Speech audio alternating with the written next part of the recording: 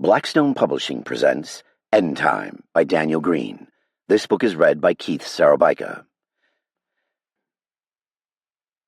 To my parents, for instilling in me the power to dream. To Jennifer, for allowing me to never give up that dream. Joseph.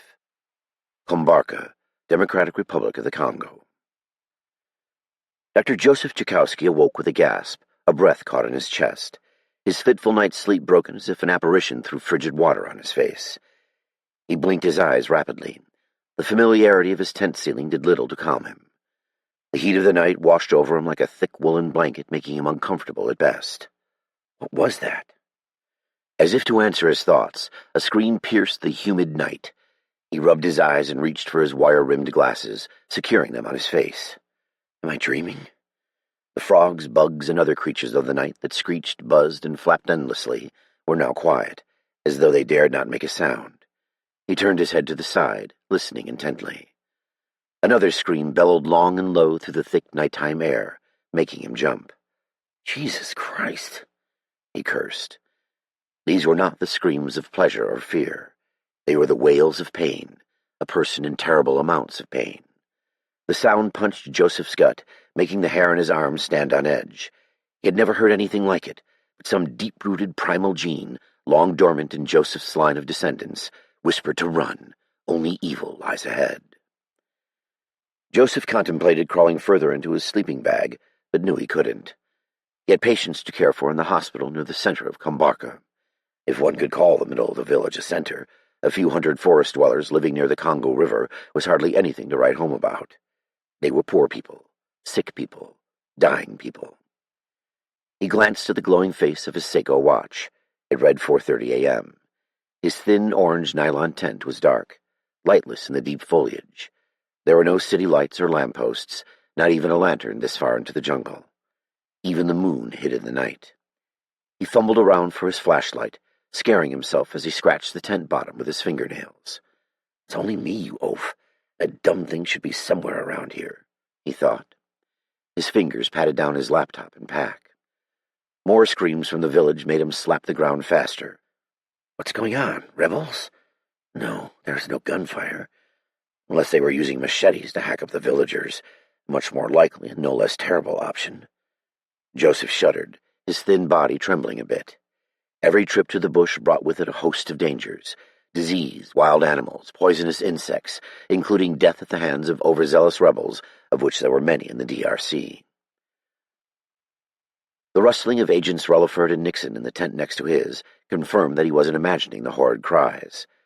The screams were not some sort of delusional manifestation brought upon by dehydration, or even worse, the virus that had brought him to this horrible heart of darkness called Kombarka. The agents were there to provide security, but their presence avoided him no solace from the calls for help below and provided him with no protection from the deadly microbe that had ravaged his patients' bodies. It was unlike any virus he had seen, so he observed only tepidly at a distance. The symptoms were similar to that of monkeypox, a rash, swollen lymph nodes, fever, and dysentery. The most notable exception that he had discovered within a few days was that the timetables had been more accelerated than any other disease surveillance deployment he had been on for the U.S. Centers for Disease Control and Prevention. It chilled him to the bone, because nothing he had done even remotely slowed down the rapid progression of the disease. The first patient had died early in the night, and he knew it wouldn't be the last. Joseph pulled on his pants awkwardly in the dark, unable to stand totally upright in his low-hanging tent. He felt for the zipper to his tent. Succeeding, he unzipped it and peered out into the darkness. Countryside dark, the kind of pitch black that can only be found beyond a city's limits. Wish I could have found that flashlight, he thought. Ahead he could just make out the large white hospital tent, and to his right he could hardly see the diplomatic security special agent's matching tent next to him, only a faint orange mound protruding from the dark. They always had to share a tent during disease surveillance expeditions. He was sure the two men loved that. A mosquito buzzed past his ear, and Joseph slapped at the infuriating creature, but was rewarded with only a stinging handprint on the back of his neck. No matter how much the chemical-laden industrial bug spray he put on, they still came for him. He knew that they were attracted to the steroids or cholesterol on the surface of the skin. With his impeccable vegetarian diet, he found it hard to believe he emitted such chemicals. These prehistoric monsters must be immune to modern insect repellent, he thought, swatting at another winged creature.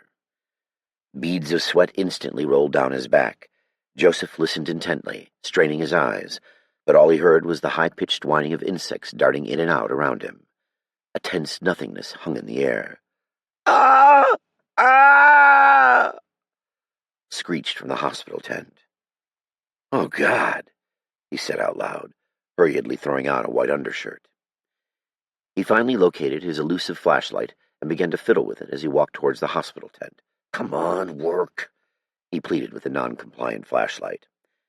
He short-stepped toward the hospital tent, trying not to fall or, worse, break an ankle. A cool hand grabbed him from behind, surprising him. "What?" he gasped, spinning quickly. "Hold on there, partner. You shouldn't be running around in the dark by yourself," Agent Nixon said, his normally jovial voice tremulous. Joseph exhaled loudly. "Jesus, you scared me." He breathed and squinted at the outline of the agent in the dark. He could hardly make out the man's frame, but he sensed that the cocky bastard was smiling in the dark. Nixon was a new member to the embassy security detail, and the two men had only met a week ago. His first impression of the man was less than favorable. Agent Nixon had shown up late for their departure to the field. This wasn't a horrible slight in itself, but the fact that the man had been fraternizing with female members of the embassy staff made it unacceptable. "Something is going on in the hospital. I must check on the patients," Joseph said, staring at the man impatiently. "I know, Joseph. Let's wait on Agent Drago before we go running off into the night getting ourselves in a lick of trouble," Agent Nixon said. But despite his continued jest at Agent Relaford's appearance, Nixon sounded tense. "It is Dr. Jakowski, please. I earned that title, and this is an emergency. People's lives are in danger," Joseph said. He waited, irritably staring at the white Red Cross hospital tent, crossing and rubbing his arms in an effort to brush away the mosquitoes. In danger from what? A shadow moved across the tent, outlined by the white material, making his gut churn. Something is out here. His attention came back to his escort as Agent Relaford and his interpreter Bawali sauntered up from their tents. The contrast between the two was stark. Relaford was tall, white, and muscular. Bawali was short, black, and thin. "It seems that we're waiting on you this time, Agent Relaford. Your team has made a habit of being late." He didn't care if he was rude. These agents were getting in the way of his research, something that a man of his caliber had no time for. "I don't have time to waste waiting on your team to do their job," he added. "We have a protocol for this type of thing, Doctor," Agent Relaford said. He glanced down at Joseph, brow furrowing as he secured a small plastic earpiece around his ear. "We should have already left after the reports we received from the embassy." Even in the dark, the large man wore his trademark scowl. "If it's rebels, we'll exfiltrate back to the consulate. Nixon, switch communications to Channel 2. Joseph looked at him furiously. More seconds escaped into the night. "Are you finished with your lecture?" Agent Relaford stared through him. "I'm sorry, but your safety is paramount. We are sticking to the book on this one." The doctor returned his stone-cold gaze and then averted his eyes. "Fine, but hurry. These people are depending on me. This may be vital to my research." Ahead of them, a small hovel, cobbled together with a host of random materials, burst into flames. The sudden singular brightness bloomed a miniature sun in the dark. "Fucking A," Nixon cursed. Shadows moved in and around the hovels, trying to put out the flames. "I'll make a quick circuit around the village and see if they need help. Nixon, make sure nothing happens to Dr. Jakowski," Relaford said, heading off into the night. Joseph could taste the smoke in the night air, and he breathed it in as he ran to the hospital tent. It stung his eyes and burned his throat. Joseph ripped open the mosquito mesh door and ran straight into a man in dirty, torn clothes. The emaciated man fell backwards clumsily onto the floor. Agent Nixon, a step behind, caught Joseph as he stumbled.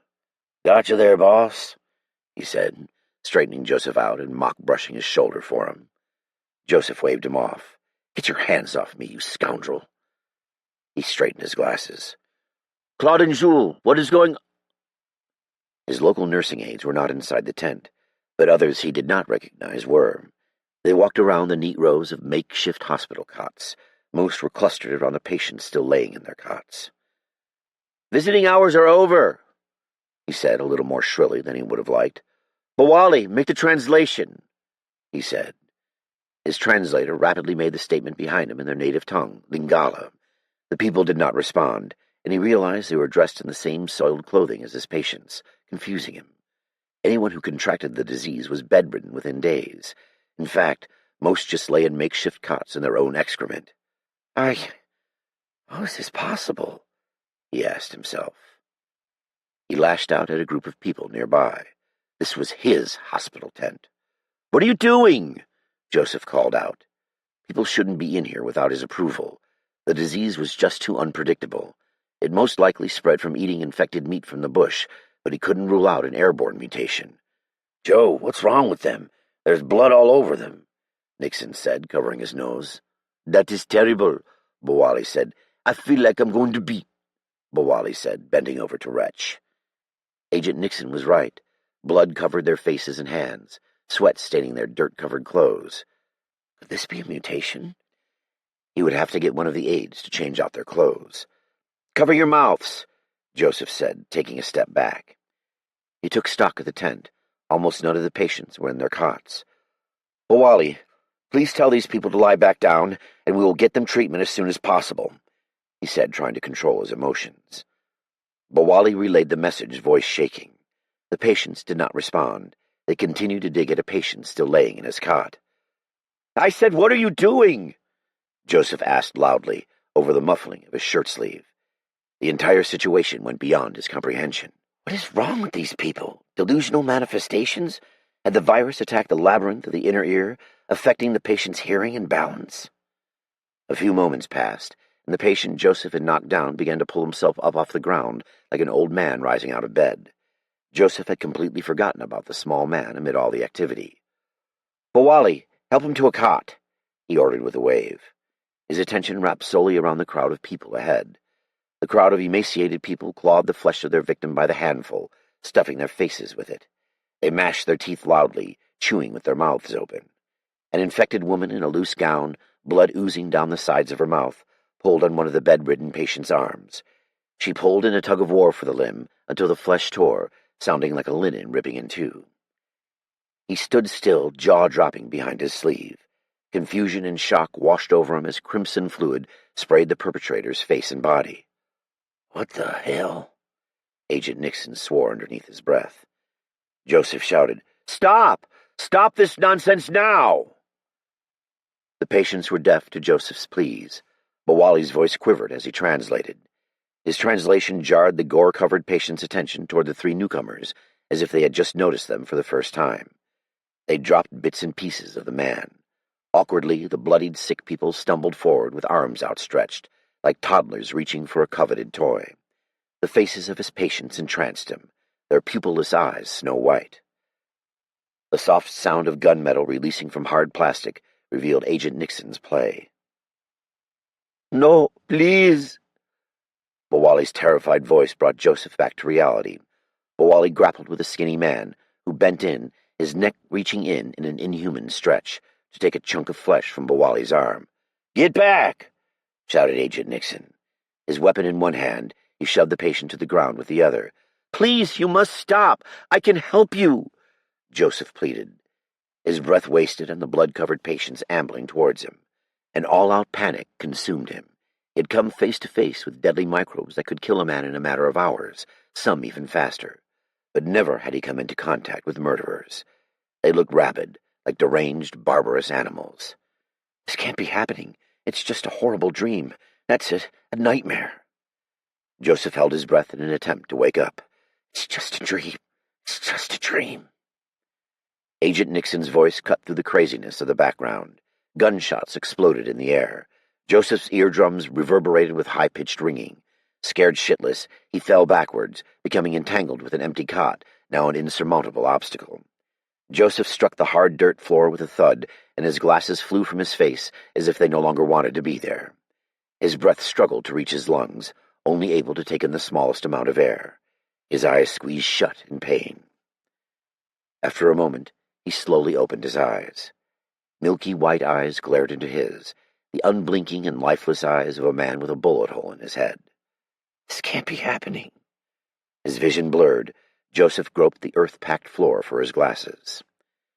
Any second now, the crazed patients would be all over him, biting and chewing him to pieces. He wet himself as two hands slammed into his shoulders and dug into his sweaty skin. "No, please," he begged, curling into a ball. A great strength pulled him to his feet. Joseph opened his eyes with hesitation, anticipating a macabre face inching toward his. "Joseph?" a voice entreated. Agent Nixon stood close to him, his face flushed with agitation. "Are you okay? We need to leave." Nixon's eyes darted back and forth. "I got no comms with Rutherford. We are going back to the vehicle." Nixon stuck his head through the tent door. "I don't know what's going on here, but I don't want to stay around to find out," he said, removing some sort of bullet holder from his gun. The agent looked closely at the bullets before slamming them back in the gun. Joseph had never understood guns. He turned to study Bawali standing there holding his forearm. A dumbfounded look scrawled across his face. He held his arm close to his body as if he were afraid he was going to lose it, redness seeping between his fingers. "He bit me. Doctor, he bit me," Bawali said, gritting his teeth. Joseph snapped back into his role as a man of medicine. Although trauma care wasn't his specialty in the medical community, he had more than enough training. Bawali's hand shook as he removed it from his wound, revealing the imprint of a human bite. Puncture wounds revealed white bone exposed from where the teeth had sawed all the way through the muscle. "A thorough cleaning and some stitches and you'll be fine," Joseph said, dismissing the severity of the injury. Although a human bite could carry high quantities of bacteria, Bawali's bite was medically superficial. In their current situation, his bite could be much worse. His ears still faintly ringing, Joseph said loudly, "Wrap it in this towel. I'll clean it in a moment." He tossed a rag to Bawali, who pressed it into his arm. Joseph surveyed the blood-spattered room in shock. His research hospital utterly destroyed, looking like a horrific slaughterhouse. Bodies were strewn about what should have been a place of healing. "What have you done? You shot these people!" he yelled at Nixon, gesturing madly. "Couldn't you have done anything else?" "Listen, Joe, I don't know if you saw what those people were doing, but they were gutting that guy," Nixon shouted, his voice rising in a frenzy. "It doesn't matter. We have a responsibility to help them. It's possible this was only a symptom of the disease. Maybe it could be treated." Joseph rushed over to the bodies of the fallen patients and began to palpate the carotids for signs of life. He would never be able to save them here. He would most likely be ostracized from his medical community for allowing his patients to be killed. Joseph rolled over the nearest body to examine the wounds. Shredded flesh protruded from the man's wounds like he had eaten an exploding mushroom. Poor bastard, Joseph thought. Well, at least he won't suffer anymore. Joseph glanced up as Nixon's radio went off. "This is Rutherford. Oh, shit, get back!"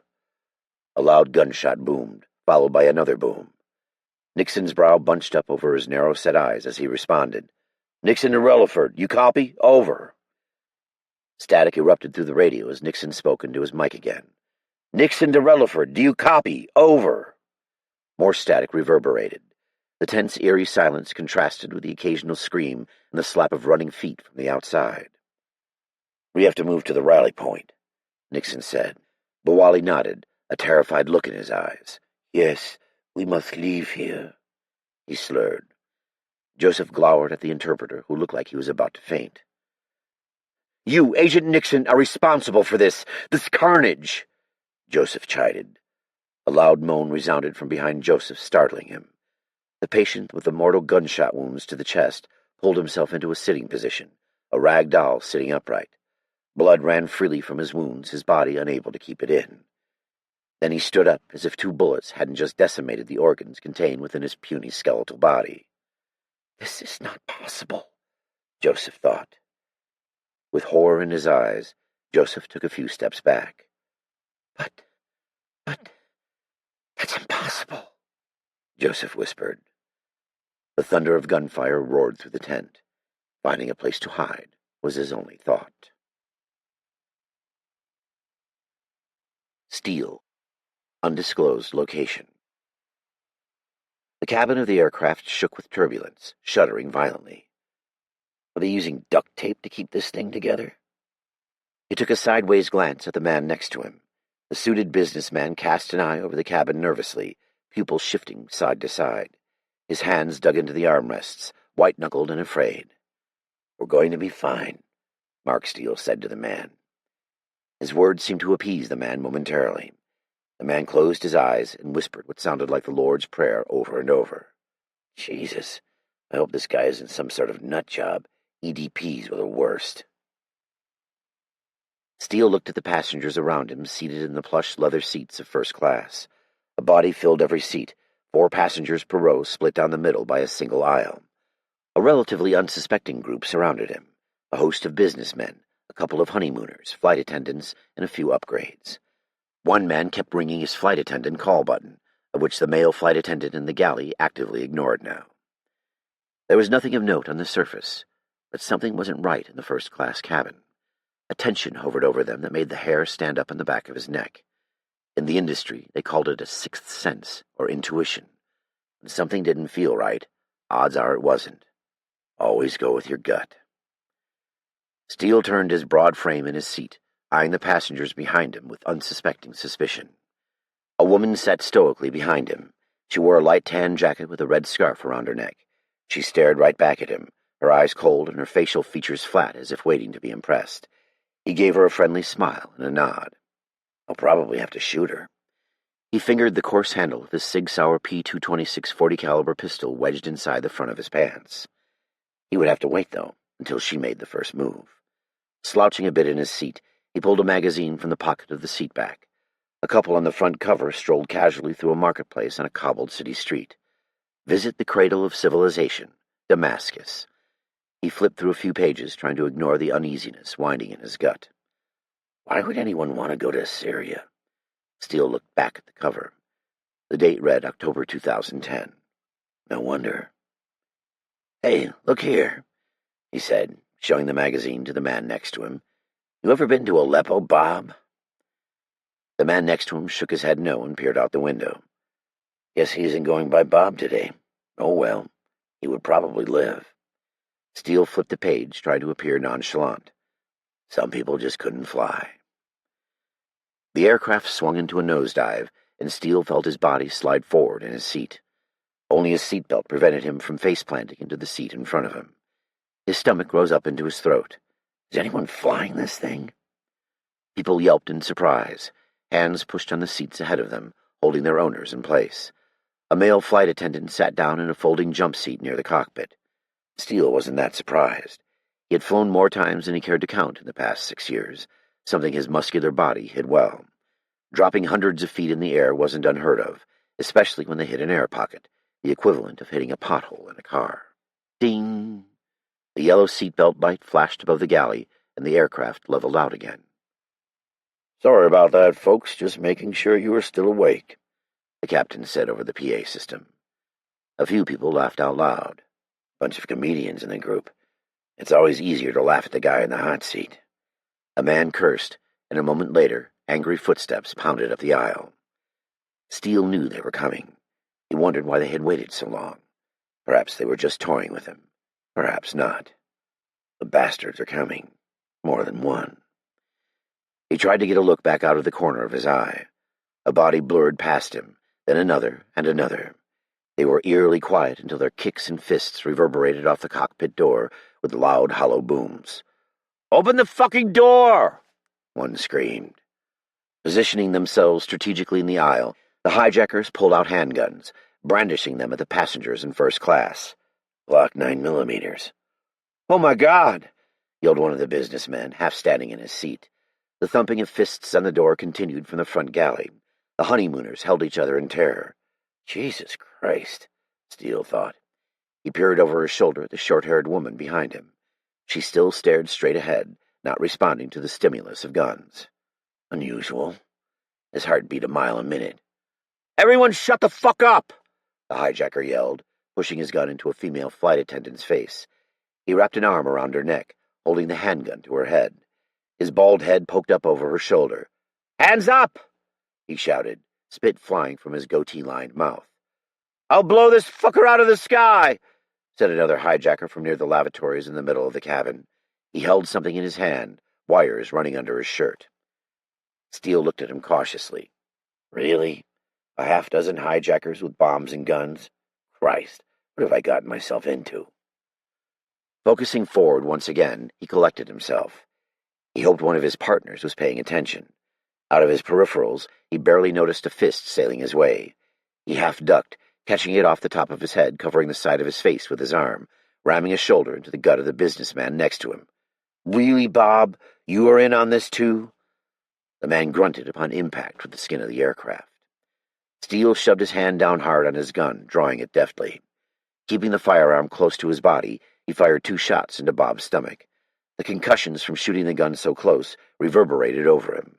Steele ignored the ringing in his ears and leaned across the seatbacks, popping the guy wearing the suicide bomb vest with 2 rounds to the face. He collapsed without a sound. More gunfire erupted from the front of the cabin, and one of the male flight attendants took down a hijacker at the cockpit door, gun in hand, apron hanging loosely around his neck. Steele breathed heavily. White smoke filled the cabin, and his ears continued to buzz from the gunfire. He scanned for more threats, and it appeared as though all the bad guys were down. He exhaled a bit, momentarily relaxing, a decision he immediately regretted. A fiery singe of pain raked down his left side. He twisted in his seat. The straight-faced woman behind him swung wildly with a knife that blazed. He dodged her swing, throwing himself backwards into the seat in front of him, and put 2 rounds in her. She writhed in pain and sat still in her seat. "That sneaky bitch." "Are we clear?" called a gun-toting flight attendant from the front. "We're clear," Steele called out, taking the skin of the aircraft. The smoke settled in the cabin. "Okay, everyone out of roll," called the instructor. Steele holstered his gun, showing his hands to the masked instructor wearing a red shirt with an eagled badge on the breast. The man loomed near the back of first class, where he observed the entire scenario. He nodded to Steele, prompting him to help Bob up. "Everyone is clear," the muscled man with the clipboard yelled out. Steele took in the clean air, finally released from the confines of his claustrophobic protective helmet. "Shit, you almost knocked me out with that sucker punch," Steele said with a smile to the role player. Bob returned the smile, letting him know there were no hard feelings. "Jesus, what have you been taking? Or maybe I'm just getting too old for this," he said, rubbing his sternum. "We sweat more now, so we bleed less later. Besides, how long have you been doing this?" Steele said with a laugh. "I've been helping young bucks like you get ready for the real world for much too long," he said, wiping the pink paint off his shirt where Steele had shot him point blank with the simulation rounds. Steele rounded on the cold-eyed female role player. "Claire, I swear to God, do you not have a soul?" The short, blonde-haired woman shrugged her shoulders, removing her protective mask. "Per our wager, you owe me lunch," she said, lips curving upward. "I said you'd get lunch if you eliminated me from the scenario. I was still in the fight when Instructor Mitchell called out of roll," Steele said, raising a finger in objection. No, no, no. You aren't getting out of this that easy. Another few minutes and you would have been down for the count." "It was merely a flesh wound," he smiled triumphantly. "Next time, then," she said. "Role players take 10. All the agents with me," shouted the chisel-jawed instructor. He wore a navy blue hat with an American flag stuck to the front. Instructor Mitchell always looked pissed, even when they performed well. Steele rubbed his side where Claire had taken the stun knife to him. He lifted up his shirt, revealing a nasty red line. The pink skin stung, irritated by the 10,000 volts that had zapped through his flesh during the hijacking scenario. That wound would have left him in a world of hurt in the sky. Going to have to tighten it up in the field. The 3 counterterrorism agents gathered outside the simulator, a mock aircraft they use for training. "Thank God we are done with this training for the year," Blake said, taking off his flight attendant apron. "Definitely safer in the field," Steele said with a grin, turning in the red gun used to shoot the simulation rounds. Rounds that flew at a slower speed than real rounds with paint-filled tips. They stung, often leaving scars when they dug into the flesh. The welts were a painful reminder to check your 6 before you made a move. "Bring it in," Instructor Mitchell said. He reviewed his clipboard, running a pen down the side, then stopped. "Everything looked pretty good out there until Steele got stabbed," he said, eyeing Steele disapprovingly. "There's only so much I can do. I stopped 2 sleepers and the bomb guy." The other members of the team chuckled. "Let's try and stay alive out there," Mitchell said, glancing back down at his clipboard. His strict scrutiny was cut short by a PA announcement. "Attention in the office. Agent Steele, please report to operations," echoed over the loudspeakers. "Saved by the bell," said a honeymooner in disguise, Agent Andrea Carling. She gave him a slight look of contempt. Probably got busted for something. "Attention in the office. Agent Carling, please report to operations," the voice echoed. "Ha! Looks like you're busted too," Steele said. The short brunette, who couldn't have been more than 5 feet tall, smiled. "It must be a pay raise if they're calling me. Come on, knuckle-dragger. Let's go see what they want." "Have fun getting your hands dirty. I'll see you in a couple of weeks," Instructor Mitchell added, flipping a page. "We got a special week-long course coming up with the Secret Service on protection details the 5th through the 10th, then a survival, evasion, resistance, escape course with our Devil Dog buddies at Quantico on the 12th, and last but not least, a prisoner transportation course with U.S. Marshals on the 13th. "Yuck," Blake said. "It's all part of the job," Mitchell reiterated. "Extradition doesn't work if we can't move the subjects," he said, showing some teeth in place of a smile. His finger ran down the clipboard. "I almost forgot. After that, I get some alone time with you guys in the mat room. Andrea, bring your A-game. I heard you won that Brazilian jiu-jitsu tournament last weekend. I want to see what you got," he said, making a fist in the air. "That shouldn't be a problem," she said, and Instructor Mitchell dismissed the agents with a curt nod. Agents Steele and Carling marched through the facility. Framed pictures adorned the off-white walls of men and women shooting guns, fighting in hand-to-hand combat, and exercising. They had been on the same squad for more than a year. They rounded the computer room. A few agents sat in front of screens. Steele saluted a giant blond man as he hunted and pecked his keyboard, his brow furrowed in deep concentration. "Jarl, keep up the good work," Steele said. "Ah, fuck you, Steele," the hulking brute retorted with a glower through his beard. "They should really get him a bigger keyboard," Andrea said, grinning. "I know. No wonder he's angry all the time," Steele said. They passed a giant counterterrorism division seal that hung on the wall, a gold shield emblazoned with a bald eagle, talons gripping a sword soaring above a globe. The division, as it was called by people in the know, was a joint counterterrorism organization. It existed to defeat all terrorist entities worldwide, and the best personnel from every corner of the government and military belonged to it. Military Special Operations, CIA, FBI, NSA, even the Treasury Department had personnel in the division. If you wanted to be on the front-line fight against terrorism, you strove for a position within their ranks. Steele's team had been re-upping their certification in aviation security and tactics over the last 3 months. They spent an extensive amount of time training for every plausible shit-hits-the-fan scenario that some twisted mothers could come up with. After 9/11, the counterterrorism agents were made to certify every 3 years to ensure they were up to speed with the latest threats and ready to deploy at a moment's notice. It fell in line with being the federal agents who would go anywhere, track anyone, and win against all odds. When the federal government wanted to be eyes-on but unseen, it called the CT agents to action. They were tucked away from the public, absconded by layers of bureaucracy. There had been rumors that they existed, but nobody really knew for sure. The internet teemed with conspiracy theories. They were the Watchers, silent swords in the darkness, poised ready to strike evildoers worldwide. Glass doors slid open as they entered operations, a horseshoe ring of people on computers, all facing a host of wall-sized flat-screen TVs. The televisions depicted every event of interest to the division taking place in real time. A heavy-set man in business-casual attire waved them over from behind a computer screen. He plopped down into his seat and shoved part of a submarine sandwich in his mouth. "Micah, what have you got for us?" Steele probed. "Better be something good. Last time I had to sit in a safe house near the Chennai airport for 3 days." "Sorry, pal. Nothing I could do on that one, but I hear they have a wonderful curry dish there," Micah said, licking his lips. "Jesus, man, you are literally eating," Steele thought. He rolled his eyes at Andrea, who laughed under her breath. Micah squinted over his computer at them. Tossing down his sandwich next to him, he smashed away at his keyboard with a slight frown. "You two picked up a special protection detail coming from Kinshasa," he said, staring at his screen. "Kinshasa? What's at Kinshasa?" Steele asked, running a hand through his thick blond beard. Ha ha, it's the capital of the Democratic Republic of the Congo. Neither democratic nor republic, but most definitely the Congo.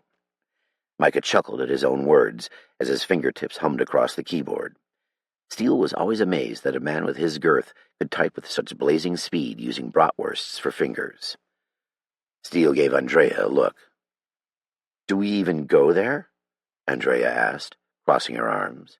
She raised her eyebrows at Steele, questioning the legality of the operation. Steele shrugged his shoulders. He was used to going places that he had only read about. "What do you do now?" Micah said. "Came down this morning. A couple of pen strokes from the president, and off we go. Team lead Wheeler wants you back here by 1700, and make sure Mauser knows, too." It was already 1300. It figures that they would let him train all day and then give him an extended mission. Steele thanked Micah and walked out with Andrea.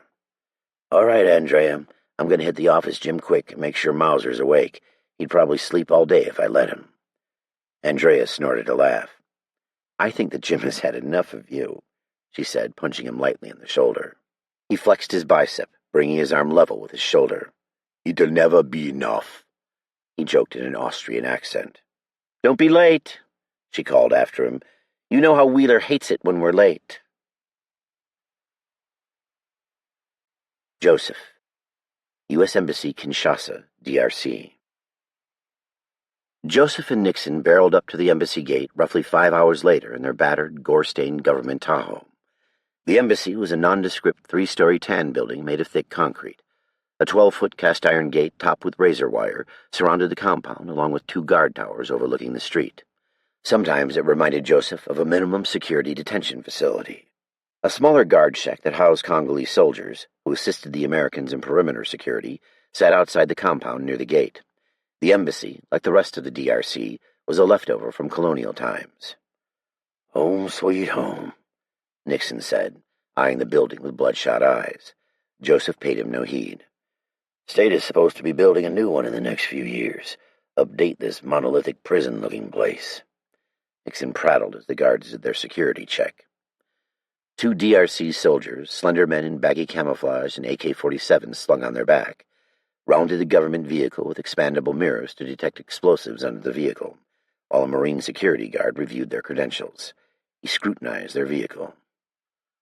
"What did you hit, deer?" the clean-shaven Marine guard with a vanilla Iowa accent asked. He poked at a chunk of pink flesh on the cracked windshield with his finger. "Please don't touch that. It could be contaminated," Joseph said. The Marine pulled his hand away as if it had been slapped. "Diseased with what?"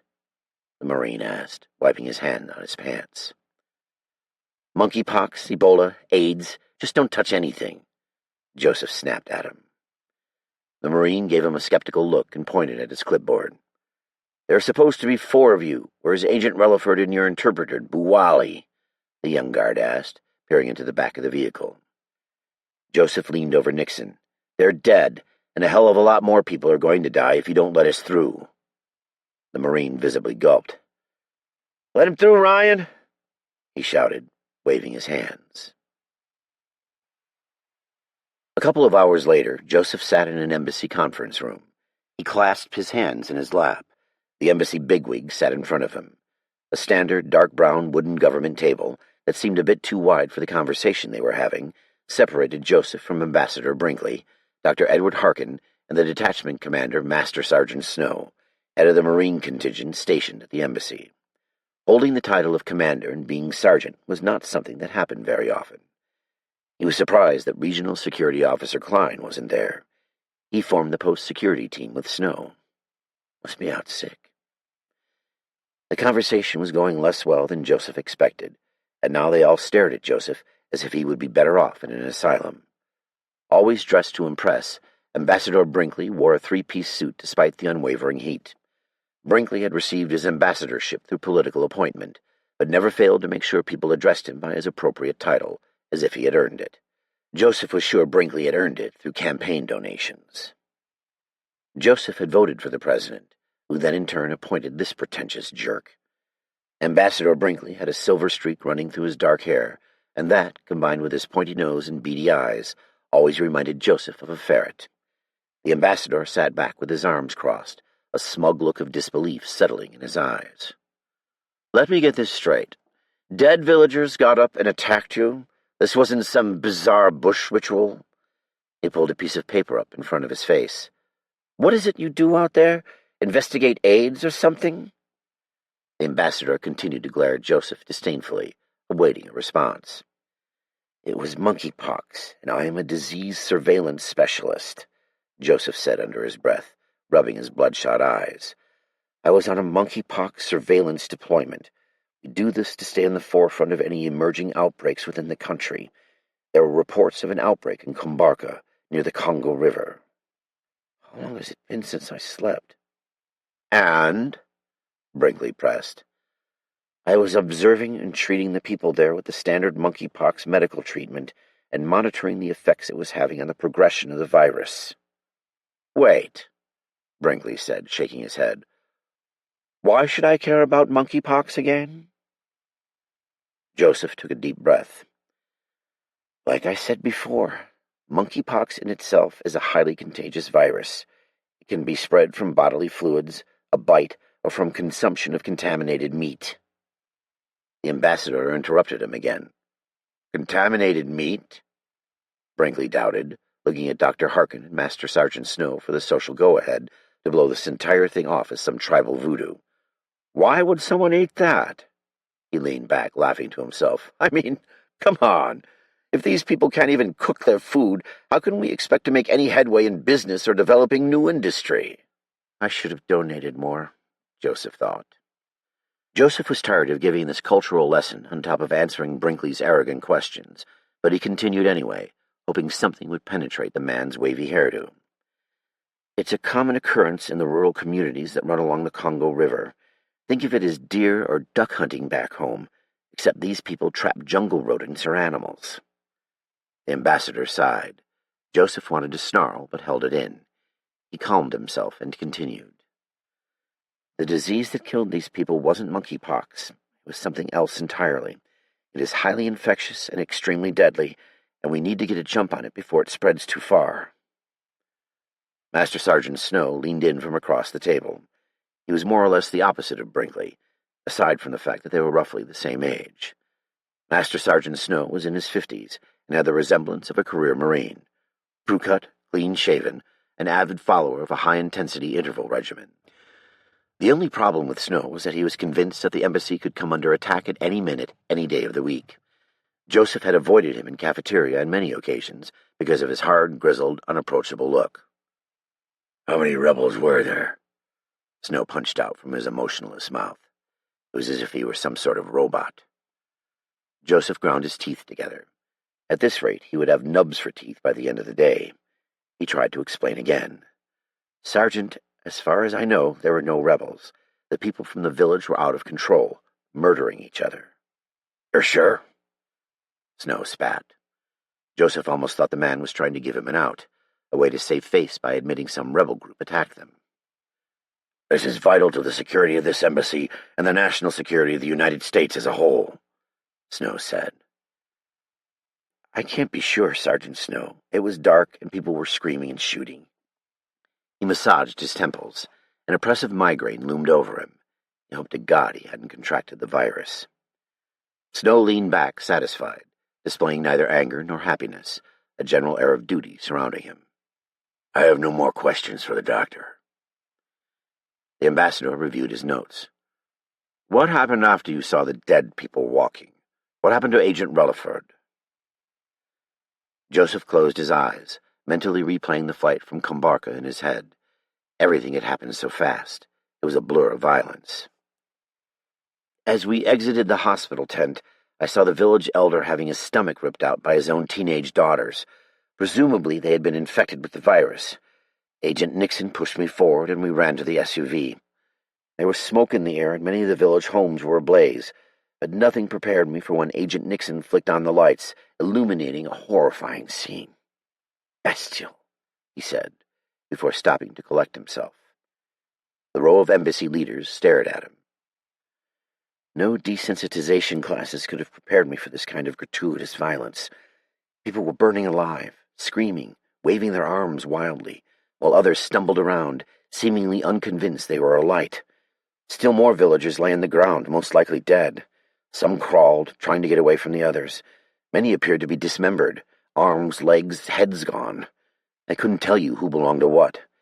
Other villagers, whom I deemed infected, moved in small packs from corpse to corpse. After the encounter in the hospital tent, I realized they were consuming the fallen. I believe it is a symptom of the virus infecting the brain and nervous system, he said, shaking his head.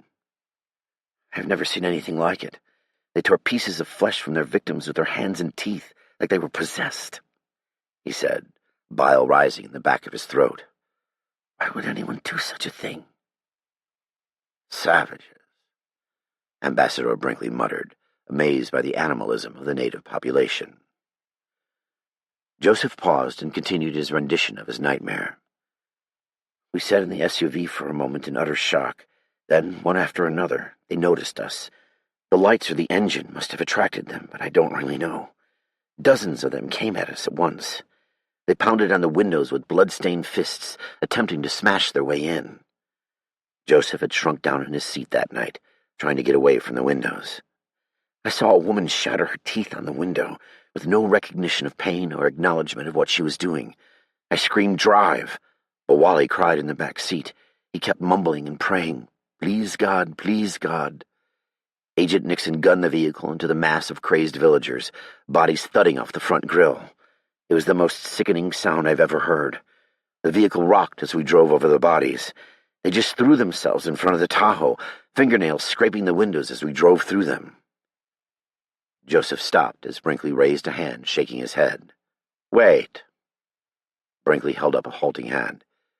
Diplomatic Security Agent Nixon ran over a group of Congolese citizens in a government vehicle. Brinkley wondered. He waved over an aide and whispered in her ear. The aide scurried from the room. Master Sergeant Snow appeared amused. The only thing Joseph could fathom he was thinking was that he would have done the same thing in Nixon's position.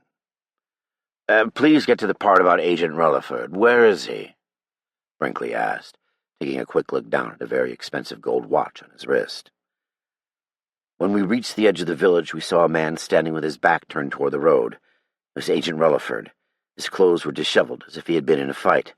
We couldn't tell at the time, but he had been infected. We should have known, thought Joseph. Agent Nixon pulled the SUV alongside him, and Bawali opened the door. When he turned toward us, we could see it was too late. His face had been disfigured with multiple horrific human bite marks, and he was bleeding profusely from a severe neck wound to his carotid artery. Joseph could feel the tears forming at the corner of his eyes as he continued. Agent Rutherford leapt. He leapt so fast he pulled Bawali from the back seat by his feet. Bawali never really stood a chance. He kicked and screamed, but nothing mattered. Joseph stopped. The sound of Bawali's screams would never leave him. Agent Rutherford tore him apart with his bloodied fists, and then he bent low, ripping out Bawali's tongue with his teeth. There was nothing I could do. Agent Rutherford is twice my size. "How did Agent Rutherford die?" Snow asked. "Agent Nixon shot him." Joseph paused. "He shot him in the head." He finished. Snow and Brinkley exchanged a glance. "On the local embassy employee, Bawali?" Snow asked. He sustained extensive trauma to his face and neck. Nixon gunned the truck and left him. However, as we drove away, I saw him stand up. I've never seen anything like it. Joseph recalled. "You left Bawali on the side of the road?" Brinkley questioned. "Yes, we did." Joseph closed his eyes. Joseph's supervisor, Dr. Harkin, was his only hope in understanding what had happened. Harkin simply stared at Joseph, wide-eyed behind his black-rimmed glasses. Joseph was not one to tell tall tales. He believed in science, logic, and evidence, and it was incredibly frustrating to have these men, including his mentor, doubt him. Joseph stared directly at Harkin. "Believe me," Joseph pleaded with his eyes. Harkin returned his gaze, concern written on his intelligent face. "We're glad you're safe, Joseph. I'm sure the ambassador will investigate this event thoroughly at a later date," he said. Joseph rose shakily from his chair, relieved to have the Grand Inquisition over. "Wait," Brinkley interrupted, holding up a hand. "How do we know you aren't carrying the disease?" he asked, cut short by gunfire rattling from outside. Master Sergeant Snow leered past Joseph, a slight frown on his statuesque face. He slowly stood up, fully erect, and staring out the window toward the sound of gunfire. "What in God's name? We do not have any reacts scheduled." He pointed at another Marine who stood near the door. "I need a full report from Post 1 on what the hell is going on out there," Sergeant Snow ordered. A Marine raced from the room. Master Sergeant Snow turned toward the ambassador, his face slightly perturbed. "Ambassador, we need to implement Evacuation Alpha and get you to a secondary location while we figure out what's happening out there." The two didn't even bother to dismiss Joseph. They just stormed from the room, a Marine accompanying the pair. Joseph shuffled together his notes from the table where Dr. Harkin waited. "We should make our way to the emergency rally point. Talk to me along the way, Joseph. What are we dealing with?" Harkin asked as they walked. He was Joseph's senior, and although they shared a mutual respect for one another, Joseph still considered the older colleague a mentor. Joseph shook his head. "I don't know, Ed.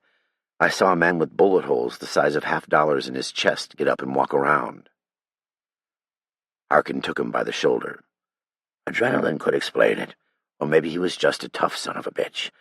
The human body is an amazing system, incredibly resilient, yet so vulnerable at the same time." No, adrenaline could not explain this. Neither could toughness. The villagers' actions were inhuman, non-human, lacking any piece of humanity, abominations, corruptions of men. Joseph's blood rushed to his face. The man was dead. I checked his pulse and those of the other patients with gunshot wounds, and even if he had somehow been alive, he only weighed about 100 pounds. That trauma would have ruined him. "I believe you. But what was it? There must be a scientific explanation as to how this happened." Joseph racked his memory about all he had observed of the disease. It had to be some manifestation of the virus, but how? Other people walked quickly down the hallway to the emergency rally point. He closed his eyes as he tried to think. "It's not monkeypox, at least not the strain we know. I can't be sure. We just need to do more testing. The only thing I'm sure of is that the virus spread rapidly through oral transmission." A couple of Marine guards ran down the hallway, rifles in hand. This didn't seem like a drill. "Interesting. The virus is in the saliva like rabies, Ebola, or monkeypox. Is it possible that monkeypox manifested violent tendencies in the patients, causing them to act this way?" Harkin inquired out loud. Joseph sighed, unable to find the answer. "Maybe it mutated or melded DNA strains with another virus, or somehow changed its DNA pattern. It's not implausible," he said, eyeing Harkin for confirmation. Dr. Harkin looked troubled behind his glasses. "Let's get you some rest. I overheard the ambassador say that when you and the DS agent arrived, they went into a code yellow, which is a soft evacuation of the embassy. We'll be back in the U.S. soon, where it's safe." Joseph felt a little better. Maybe going home for a while was the best option. He could visit his parents for a couple of weeks down in Raleigh. They were his only family. "All staff, please report to the main cafeteria," an announcement boomed. His momentary hope eroded, and an uncontrollable panic set about pummeling his gut, as though his stomach had decided to do continual somersaults. Harkin looked at Joseph worriedly. "I'd like to see your blood samples when we get a chance. It appears we might get out of here sooner than expected." Joseph followed his supervisor into the cafeteria as more gunfire echoed from outside. Steele, Fairfax, Virginia. Steele raced home down VA Route 50. Per usual, traffic had already started to pick up in Northern Virginia. He gunned it around a vehicle putting along, blocking a lane of traffic. Survival of the fittest on the Nova roadways. It was the old 3 o'clock traffic, a seemingly endless stream of people constantly flowing into and out of the district. His annoyance with his fellow drivers faded quickly when he pulled in front of his gray townhouse and saw her, a beautiful blonde in tight yoga pants, leaving only a little mystery about what lay underneath. She stretched in the front yard, arms extended over her head. "Gwen," he said, closing the car door with a smile. She smiled. It was an infectious smile. One couldn't help but fall in love with her. Many previous admirers deeply regretted letting that smile fade from their lives. She bent at the waist, stretching her hamstrings. "I didn't expect you back so early. I would have waited for you to go running," she said. He threw his pack over her shoulder, watching as she reached down to the ground toward one leg and then the other. "I picked up an SPD," he said, embracing her. Special protection details were hard to come by, only reserved for the best or well-connected. However, most of the time it boiled down to babysitting some spoiled politician. The opportunity presented a chance for him to stand out a bit to the agency. Check the box on a mission accomplished. They momentarily locked lips before she quickly pulled away. "I hate that thing," she complained, rubbing her chin. He laughed at her. His beard always bothered her. "Listen, it's my baby." He tugged on it a bit. "Do you know how long it took me to perfect this? It's an art." Just a bit shorter than some of his buddies' beards who were special operators, he wore it to cover his identity in foreign countries, as well as to blend in where it was customary to have facial hair. "Where?" she asked, a look of unease registering in her sparkling green eyes. "Somewhere in Africa," he said. The corners of her mouth drooped, making his heart droop a bit. Making her upset was on the bottom of his to-do list. "The Red Cross International Division is swamped. Africa is going wild right now. We've gotten at least a dozen requests for aid in the last 24 hours.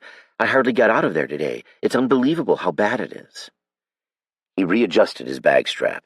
The danger didn't concern him. Worrying her did. "At least it's not the Middle East," he said, looking at her hopefully. She hated it the most when he deployed there. He understood. It was one of the more dangerous places he deployed. Too many variables and too many people who were waiting for a chance to stick it to the great Satan. "I don't even know if we'll be able to deploy enough resources," she said, trailing off in her own worry. "Everything will work out," he said reassuringly. He wrapped his arm around her and walked with her to the house. They went inside, finding their roommate, a reddish-haired man with a grizzled 5 o'clock shadow in his late 30s, sitting on their couch. He leaned over a disassembled Sig Sauer P226 40 caliber, vigorously scrubbing the smoky barrel. "Mauser, what's up, man? Did Ops call you?" Steele asked. Mauser's anchor-tattooed hand set down the barrel as he turned his attention to the frame of the gun. The muscles in his forearm were lean and sinewy, like they were made with steel suspension cords. Completely consumed by his work, he didn't look up. "Just polishing up the smoke wagon here before we head out." "Excellent. Give me a few minutes and I'll be ready to go," he said, hurrying up the stairs. "Gwen, can you fix up some chow? You know how much I hate airport food." Steele shouted down the stairs. He crossed his fingers as he dug through his clothing drawers.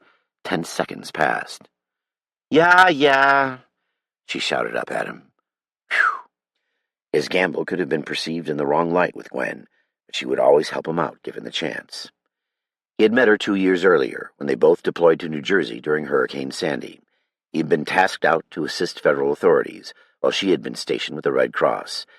It had felt like fate, a ray of sunshine amidst a whirlwind of disaster, bringing two dedicated public servants together. One who rendered aid like a saint, the other who protected his community like a shepherd his flock.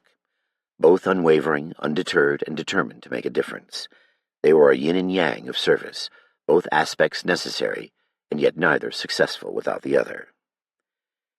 He gathered handfuls of underwear, socks, shirts, and pants, the standard amount of clothing for a few nights. Sometimes when things didn't go according to plans, he could get stuck somewhere. Across the hall sat his office, a room he had turned into a shrine of duty. A large old wooden table his grandmother had left him sat in the corner, holding all his gear. A faded "Don't Tread on Me" naval flag hung above the gear table, a prized possession from his father's service to his nation. It hung alongside a painting of several firefighters hoisting the American flag at Ground Zero, a reminder of Steele's service to his nation. Both he and his father had answered their nation's call to service in its time of need, his father in the Persian Gulf, and Steele years after 9/11. Service ran deep in his veins. Next to the flag sat a picture of his graduating academy class, a dozen agents lined up in their black suits and black ties. Mauser's red head poked up alongside Steele's in the back row, grinning obnoxiously. The academy. Steele could recall every moment of his first day, including how he met Benjamin Mauser. The butterflies danced in his stomach as he stepped into a whitewashed conference room wearing his finest suit. Pictures of agents in plain clothes or in tactical gear lined the room. His eyes were drawn to a plaque dedicated to the agents who had died in the line of duty. Steele started to count the stars, each gold star representing a fallen agent. Stopping at 20, he found himself looking for a seat in the midst of soon-to-be peers. About 25 men and women had clustered in small groups, speaking softly to one another. The candidates had sized one another up, judging each other's worthiness. A couple of guys in the back talked loudly about their previous military exploits. The whole scene reminded him of a grade school bus ride with the cool kids in the back, the nerds up front, and nowhere to sit except next to the weird guy in the middle. Steele cut across the row, only realizing as he sat down why no one sat by this lone, shaggy-haired recruit. The only man in the entire group dressed in jeans and a black and red sweatshirt bottomed off with sneakers. Steele was beside himself. Just the kind of person I don't want to be associated with. Tentatively, he watched the man from the corners of his eyes, panicking a bit when the out-of-policy cadet turned his way. He squirmed under the cadet's gaze. Desperately, Steele thumbed through his paperwork, trying not to be noticed. "Please don't make contact." The underdressed man leaned over to Steele, reached out a worn, calloused hand, and, with a loud, booming voice, said, "Hi, I'm Ben Mauser. It's good to meet you." It sounded like Mauser was trying to explain directions to a person who didn't understand English. Damn, contact. He politely took Mauser's hand in his and said, "I'm Mark Steele. It's good to meet you." Steele promptly flipped back open his orientation package, trying to find a way to avoid any continued conversation. Either this guy hadn't received the memo, or he had a big parrot-ified dress code on the first day. There's no way this guy is going to be here long. Their orientation coordinator shouted from the back of the room, cutting Steele's mental critique short. "Attention! Special agent in charge on deck!" The cadet stood at attention, or what Steele imagined standing at attention looked like. The special agent in charge, or SAC, strode into the room looking like $1,000,000, surveying his new recruits.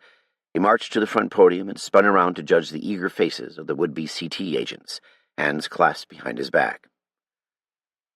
60% of cadets fail out of the academy. He paused for emphasis.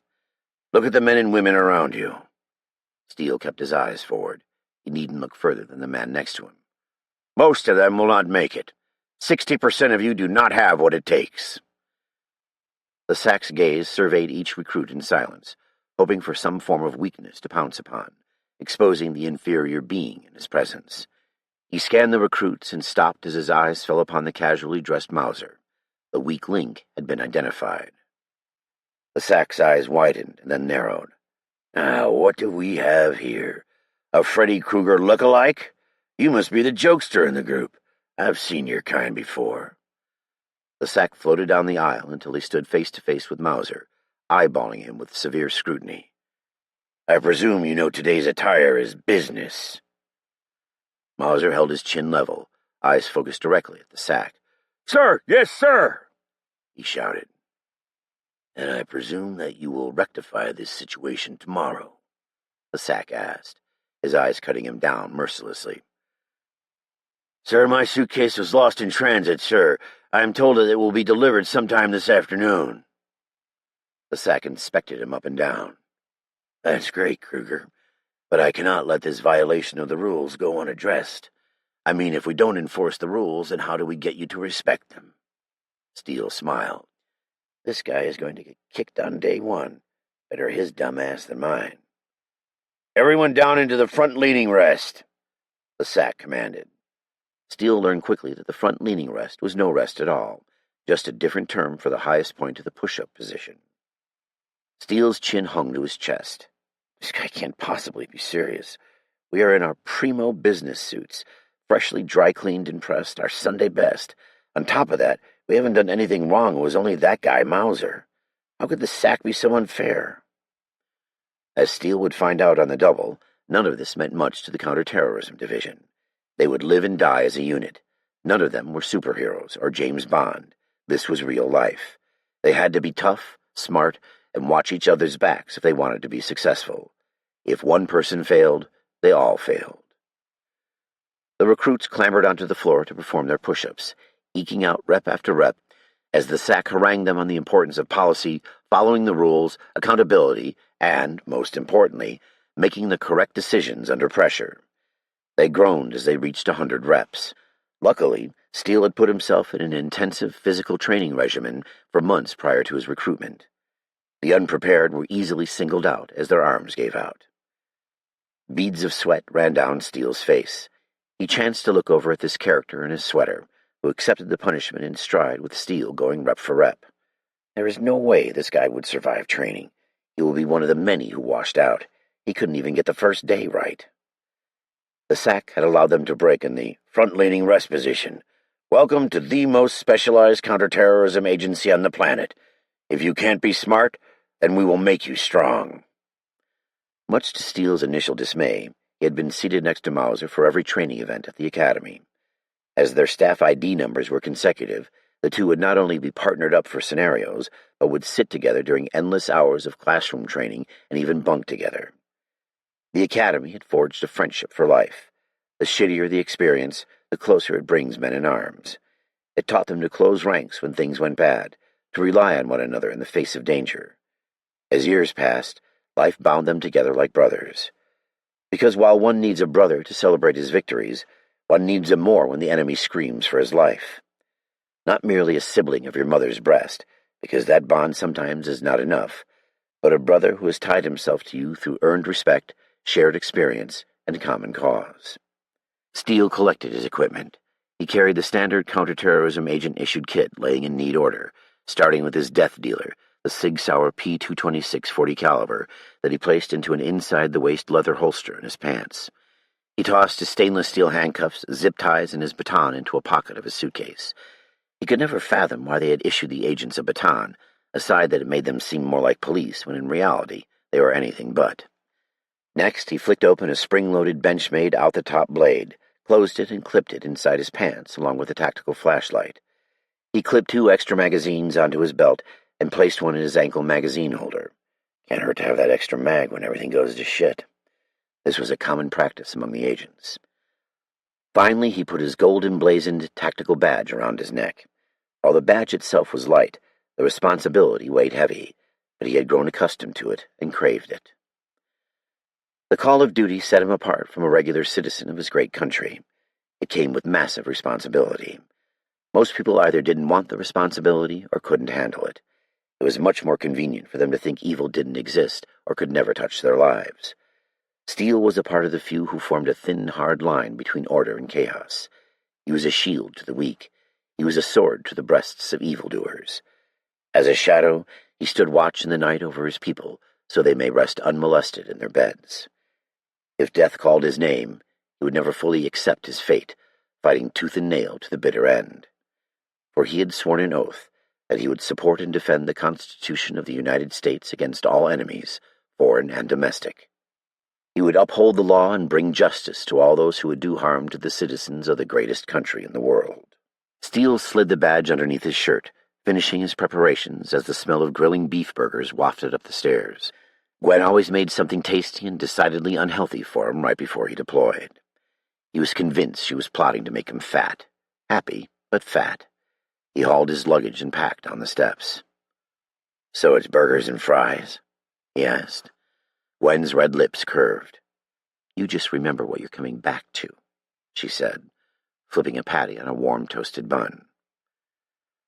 "I'll think about it," he teased, not waiting to tear into the burger.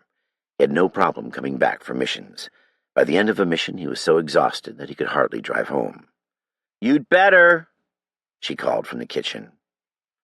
"Man, I wish I had something to eat," Mauser prattled, opening the fridge and rummaging around.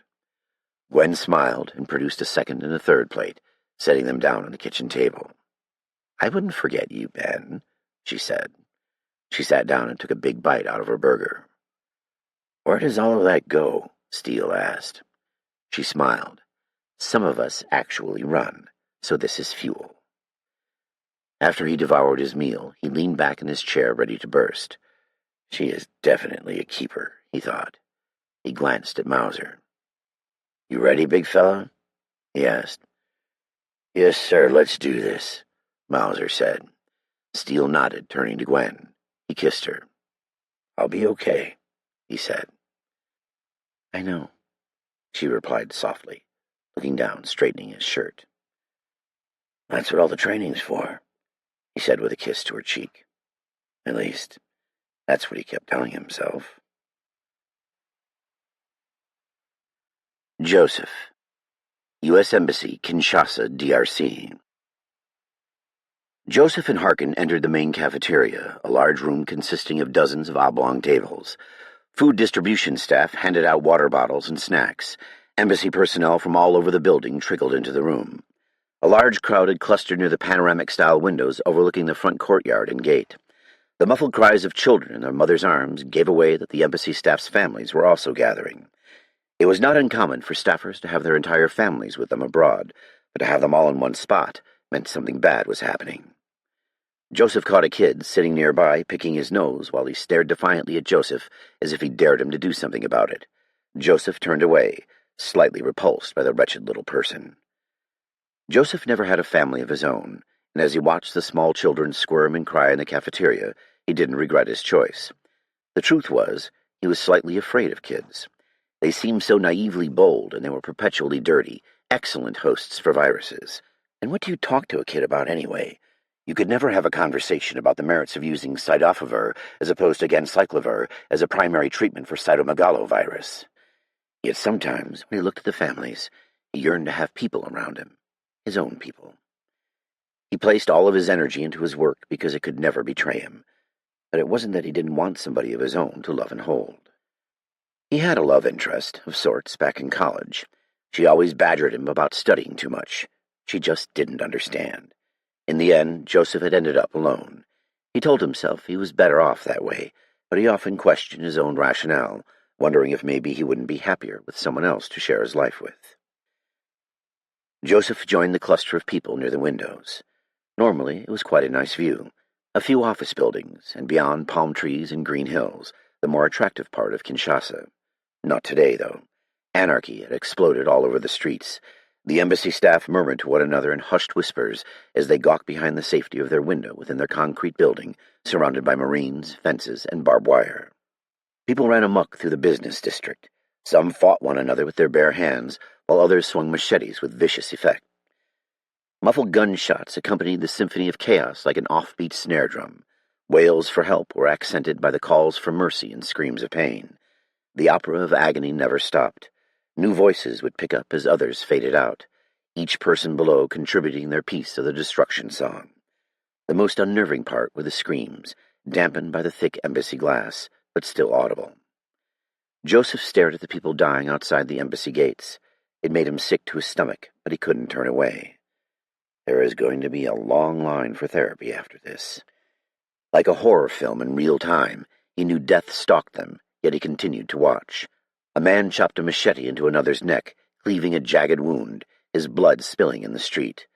The woman next to him covered her mouth in horror. A man placed a hand over his daughter's eyes, turning her away from the ghastly scene. "Joseph, maybe this isn't a good time. When we get you back home, we will get you to see the department psychologist. Let's take a seat," Harkin said, pulling him back toward the tables like a child. "Not now, Harkin," Joseph mumbled. He brushed off Harkin's hand. He wanted to see it. It drew him in. Humanity collapsed, and he had a front-row seat. Joseph stared in silence as the violence continued to unfold in front of him. Marine guards shot tear gas into the streets, the canisters clinking off the pavement. "Please disperse."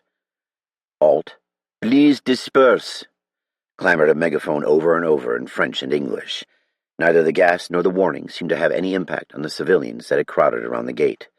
Arms reached through the gate, trying to grasp the Marines that defended the compound. The DRC's military detachment to the embassy had abandoned their post. No sign of them remained. A body dangled from the concertina razor wire, blood flowing freely from numerous bullet wounds. Marines scrambled below with their gas masks on. However, their numbers were small compared with the swarms of people outside. Not enough if they break through. A mere speed bump in the face of a tidal wave of people. He glanced over at Deborah, a Foreign Service officer, crying into the sleeve of John, a tall linguist. She bore her face into his arm, terrified. Joseph would never be the rock for someone. He just didn't have the machismo to be considered a pillar of strength in times of danger. The whispers of alarm grew louder as 4 more Marine guards rushed toward the gates, lashing out with the butts of their rifles at hands that stretched wantonly for them through the fence. "Attention!" boomed Master Sergeant Snow, his presence startling Joseph. He had entered the room quietly, flanked on either side by 2 Marines and 2 DS agents in civilian clothing covered with tactical vests and Heckler & Koch MP5 9mm. Gas masks hung at their waists. Snow continued. "As you've been watching outside, things are getting pretty bad. It looks like we have an all-out civil war on our hands. We have currently evacuated the ambassador to the airport with his detail. We tried to get as many people out as early as possible, but this situation escalated quickly. You will all be evacuated to safety in due time. You have my word that no one will be left behind." His hands clasped behind his back, his stance wide and powerful. Things were getting bad was an understatement.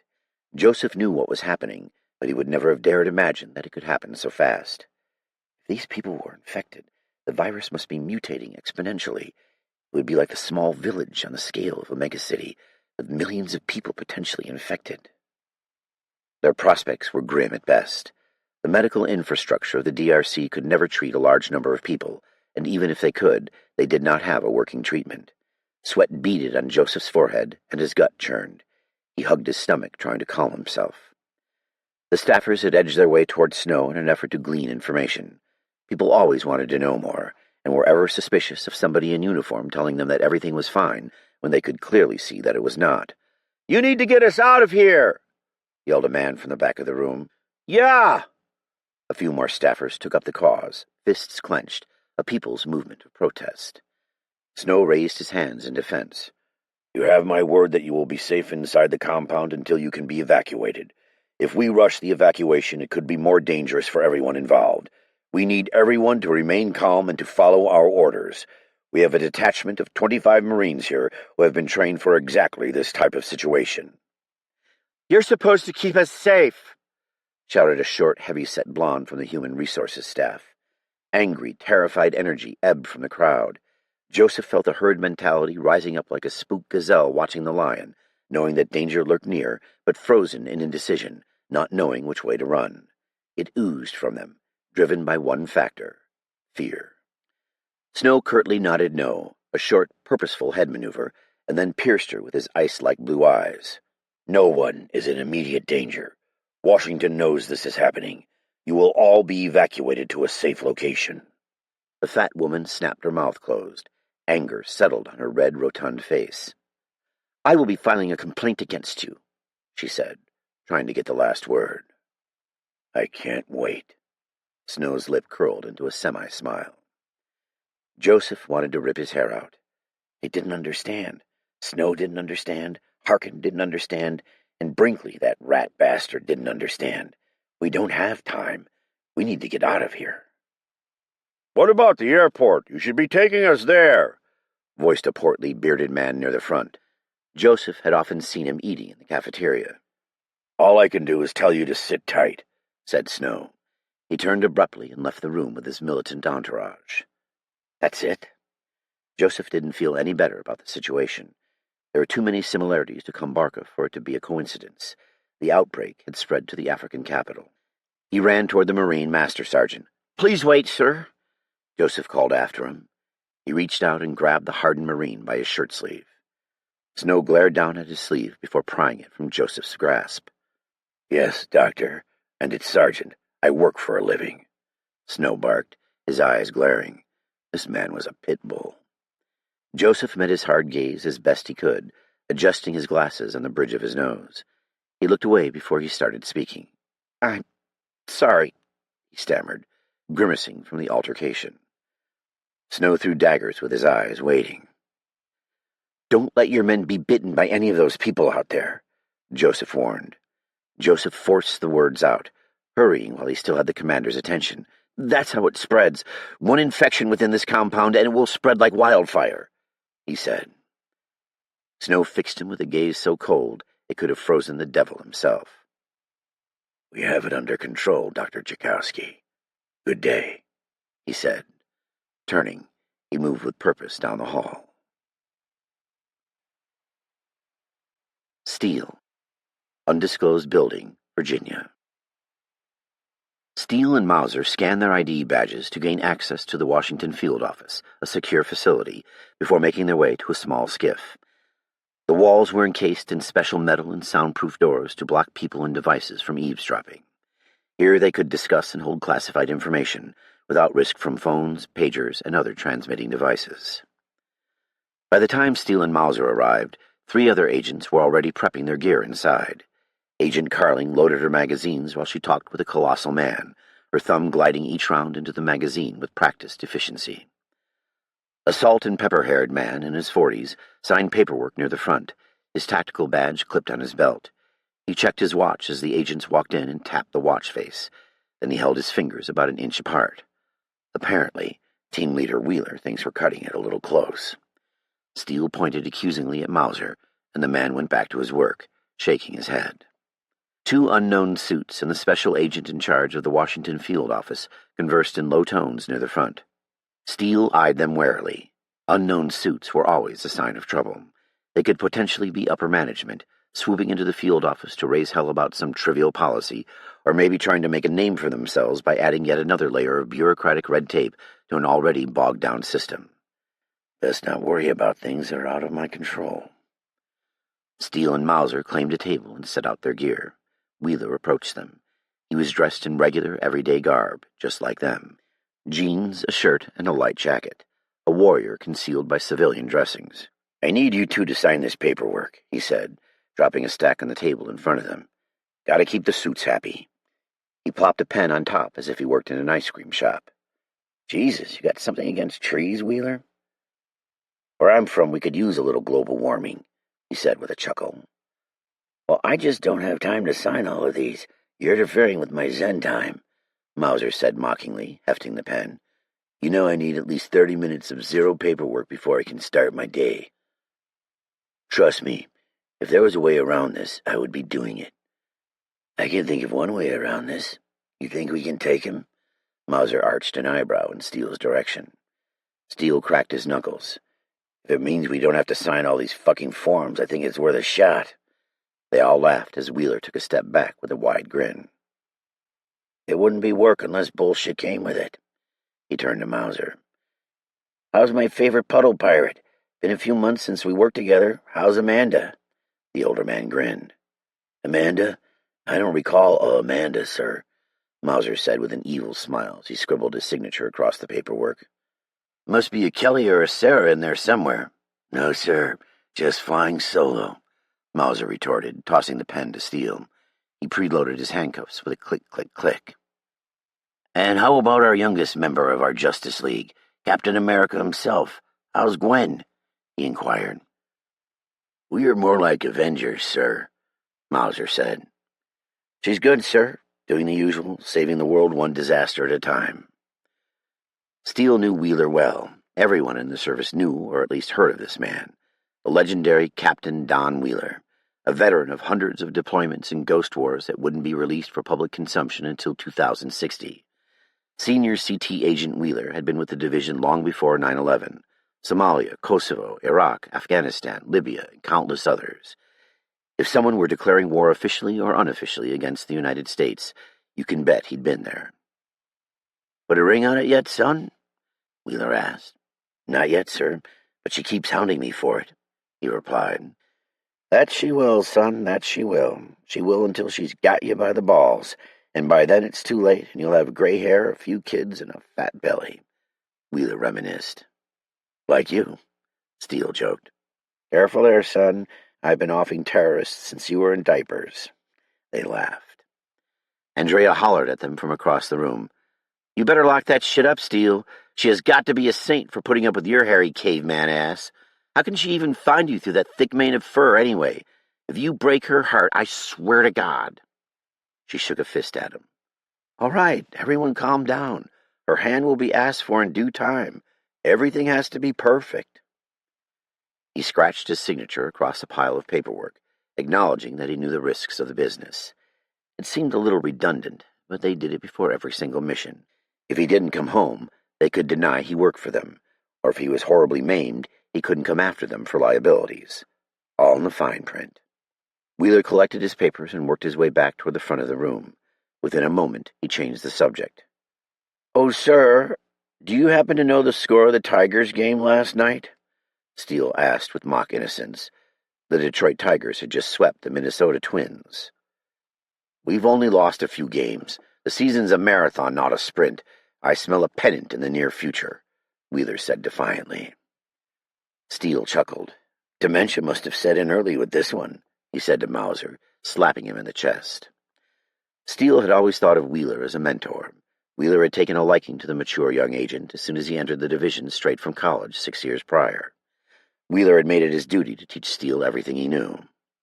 "Oh, yeah, I almost forgot. Steele, come on up here. There is something I need to talk to you about." Mauser gave his friend a wide-eyed look. "Shut up, I'll be back." Steele approached Wheeler uninhibited. He trusted this man. "What's up?" Steele asked. Wheeler's posture emitted a seriousness that made Steele straighten up. He can't possibly be mad about the previous exchange. "This mission is vital to national security. Where we're headed isn't nice, and we can't accept anything other than success. But I would expect no less from you. This is for real. The big boys are out to play. That's why I've chosen you to be my assistant team leader." Steele beamed. He had been waiting for this opportunity. The ATL spot usually went to an older, more experienced agent. This meant Steele never got the opportunity because of his age, but he knew that as long as he stayed locked on, it would happen. "Now, if you can't handle it, it's okay. No one will think less of you," Wheeler started. Steele nodded. No, of course I can handle it. You know the rules. If I go down, you're in charge. Complete the mission at all costs." "I got it, Cap," Steele said. "Good, because I picked you all for a reason. You to be my number 2, Jarl for his experience in protection details, Andrea for her ability to blend in, and Mauser for his—" Wheeler hesitated, thinking of something to say. "And Mauser for his charming good looks. I'll let you conduct your checks," he said with a nod, taking his leave. Steele surveyed his teammates. They were a strong unit. Each could hold his or her own in the shit, but together they were a terrorist's nightmare. Smart, discreet, and ready to broach any conflict with speed, surprise, and aggression. Inwardly, Steele smiled at Wheeler's choices, as they were almost definitely against the SAC's preferences. Everyone at WFO knew that the SAC didn't get along with Wheeler, and would much rather have handpicked his cronies for this priority mission, given the opportunity. Contrary to set standards, favoritism ran deep throughout the government, even within the elite counterterrorism division.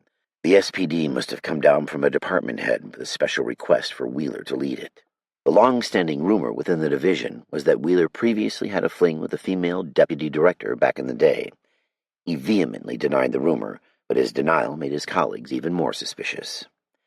As a backup to Wheeler, Steele's responsibility was to complete any rudimentary administrative tasks that Wheeler didn't want to do.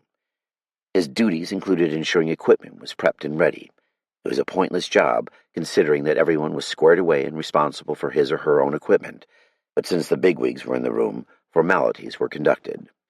After safety-checking Mauser's gear, Steele walked over to the giant of a man wearing a black compression Under Armour shirt. He had 22-inch arms covered in Norse runic inscription tattoos. 2 black ravens flew on his arm, one upward and the other downward on either side of a symbol of 3 interlocking triangles, which in turn interlocked on each other. He could have been a fabled Viking warrior like Bjorn Ironside or Ragnar Lothbrok. He towered head and shoulders above everyone else in the room. "Glad this guy is on our team." "What's up, Jarl? I thought Chip was rolling out with us," he said, inspecting the man's gear. Jarl peered down at Steele through a bushy beard. "Boar tusk," he boomed, placing a meaty paw on Steele's shoulder. "Boar tusk, friend," Steele repeated. The term boar tusk had become a greeting between the two men. They would utter it to one another like a secret password into their warrior society. Jarl claimed the ancient saying originated from his family's homeland, Sweden. "It's good to see you, brother. Wheeler say Chip's sick," Jarl said with an accent. "How's that book I saw you writing earlier coming?" Steele poked at the man. "You know I hate computers, but my boss keeps making me do action reports." Jarl growled, a scowl settling across his face at the thought of writing more reports. "I feel you, man.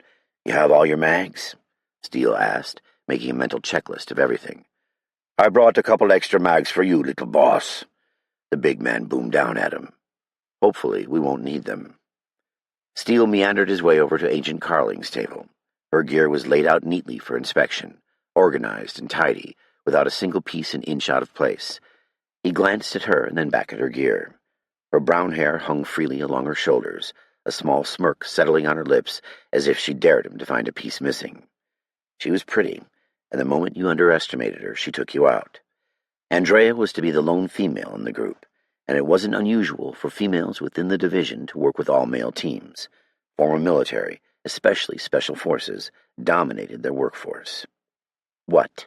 she said, folding her arms across her chest as she glared at him. "Nothing. I wonder if Wheeler has a backup blade for you." Anger steamed from her.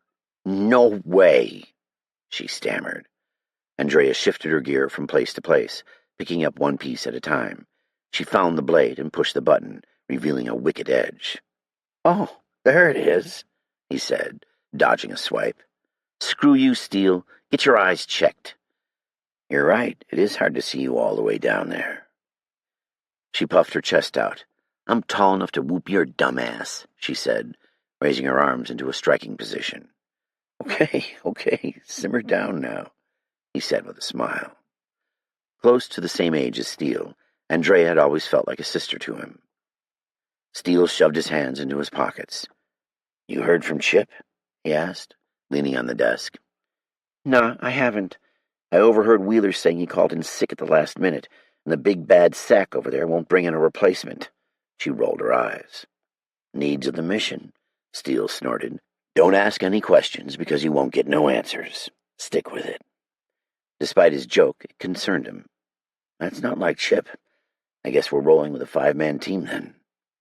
"I think you mean 5-person team," she corrected with a smile, extending her baton and swinging it back and forth as if testing to make sure it worked. Steele took a step back. 5-person team, he said carefully. She grunted, closing the expandable baton back down by slamming it vertically onto the floor, shrinking it to normal size. "I'm not too worried about it." Andrea stopped talking as the sack ambled to the front of the room, drawing everyone's attention. "Here we go." Joseph. U.S. Embassy, Kinshasa, DRC. 30 agonizing seconds passed since the last time Joseph had glanced at the mocking white clock on the cafeteria wall. The walls were plain and beige, generating an overall emotionlessness feeling to the room. He had moved over to a chair at a round table, away from the window, but it hadn't made him any less anxious. Is it worse seeing them in the streets, or knowing they were out there and ignoring them? His insides turned over and over. Waiting was the worst feeling.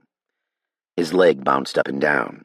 A swig from his water bottle did nothing to quench his dry throat and roiling stomach. He wished the cries from outside the embassy would just stop, but they wouldn't. The crisis outside had gone from bad to worse. The crowd of locals at the gate had thickened, and hundreds of people were now pushed up against the fence. Their arms and faces pressed painfully against the iron bars, trying to push their way through. The fence held, but it was only a matter of time before it gave way to the mass of humanity on the other side. Earlier, a few people had tried to climb the fence. One skinny Congolese man in a torn weathered t-shirt and shorts had almost made it. Joseph had watched as he frantically kicked at the people below him. Just before he made it to the top, a hand caught his foot and pulled him down into the expectant hands of the crowd below. No one else had tried to climb the fence since. Harkin pulled up a chair next to Joseph, moving his extra girth with surprising efficiency. "Joseph, how are you holding up?" he asked, hands clasped in front of him like a trusting therapist. "Okay, I guess. This is madness, Ed. I know it's related to the virus." Harkin leaned forward. "There's nothing to worry about. All of this is just standard procedure. We both know that since Benghazi, the policy of protecting diplomats from hazardous crowds in consulates or embassies is a top priority. Anything that resembles even a protest like this is viewed as a direct threat and is treated like a potential terror attack." Joseph took another drink of his water, swishing it around in his mouth. "Doesn't seem to be going too well." Joseph eyed his colleague. "I assure you the new sex state has everything beefed up. As lead of the scientific mission here, I have to sit on all of embassy operational meetings. We have more embassy guard units and diplomatic security details, and they work closely with intelligence services across the board: CIA, DIA, NGA, NSA, and the FBI. Harkin rested a hand on Joseph's shoulder. It will be fine. Well, what about Dr. Gao and Dr. Nichols and Dr. Sherman? Where are they? He hadn't seen the other 3 members of his team since he had returned. They had all gone out into the field at about the same time as him. A full deployment of the CDC staff was highly unusual, even for the beginning of the fall rainy season. The rainy season brought with it a surge in the spread of infectious diseases, including monkeypox, but never like this. Harkin took a deep breath, leaning back. I haven't told you yet, but we lost contact with them 2 days ago. Best intelligence they've given us is that their communications equipment has gone out. RSO Klein took a detail and went to check it out. As you can see, he hasn't returned either. I'm sorry I didn't tell you earlier. I just thought you had enough on your plate. Enough on my plate? So they could still be out there and we're just going to leave them? Joseph asked, suddenly getting angry. That could have been me out there. I'm sorry, but my hands are tied. The acting DS agent in charge told me a full investigation's underway. Someone help! A doctor, please! A staffer shouted from the other side of the cafeteria. People huddled around a woman on the ground. Harkin perked up, but Joseph felt a little like lying down. Oh, God, what now? Surely this isn't related to the virus. I'm not supposed to be treating people. I'm supposed to be researching and studying diseases at a distance. He wished he had a shell like a hermit crab to crawl into. Harkin stood up. I'll take care of it, Joseph. Just relax, he said, waving a hand at Joseph to stay seated, and then moving over to help a woman lying on the ground. Relax? How can I relax? My entire staff is most likely massacred, and the city is boiling over into an all-out riot. Every minute, more and more people crowd the gate. A ticking time bomb. It isn't if, it's when. We need to get out of here now. Joseph surveyed the room nervously. Harkin attended the sick woman, while others sat around on chairs, on the floor, or sprawled out in various stages of distress. Maybe Joseph should help Harkin. After all, he was a doctor. He stood up, thinking about making his way over. The woman looked as though she was about to throw up. He sat back down. Harkin could handle it himself. Joseph's gaze fell upon a man seated against the cafeteria wall. Why is this happening? He said loudly, staring into space. As if God had answered his prayers, Joseph heard the prominent swoosh, swoosh, swoosh of a helicopter, and the building shuddered as it set down on the rooftop helipad. There was hope. There would always be hope. People glanced up with light in their eyes. They would make it, after all. This disaster would come to an end. The wagons were circled, and now the cavalry had arrived. People rose up and flooded toward the exit, and Joseph found himself in the middle. People jostled into the hallway, bumping each other's shoulders, appearing polite but on edge. I need everyone to go to the roof in an orderly fashion, yelled a helmeted Marine guard in full battle dress. He elbowed open the door to the stairwell, his long gun slung across his body as he directed them. Blood-red floodlights coated the stairwell and dimly lit the way. It was as if the darkness would hide their actions. They ignored the guard's instructions, and as soon as they hit the stairs, they started running in a state of panic. They pushed and shoved, scrambling for position as they sprinted up the stairs. Joseph got caught up in the rush and lost sight of Harkin. Shoulders, arms, and hands drove him forward.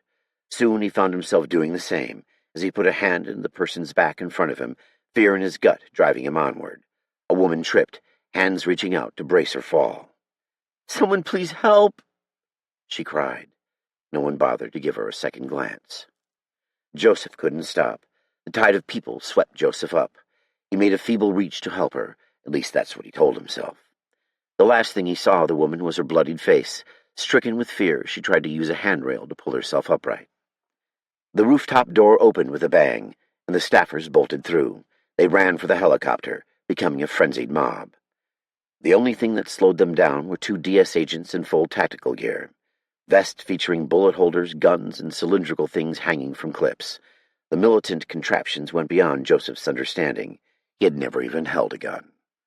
The agents held up their hands. Stop! They shouted, attempting to bring order to the mob. Joseph recognized Agent Yang from an earlier deployment. Keep your heads down! They yelled over the rotor blades. hands cupped to their mouths. "Women and children first!" shouted the other agent. "Get in line!" shouted Agent Yang. One man led his family aboard the aircraft, and then another. The number of seats dwindled rapidly like the worst game of musical chairs he had ever played in his life. Joseph could feel a swell of panicked energy from the civilians around him.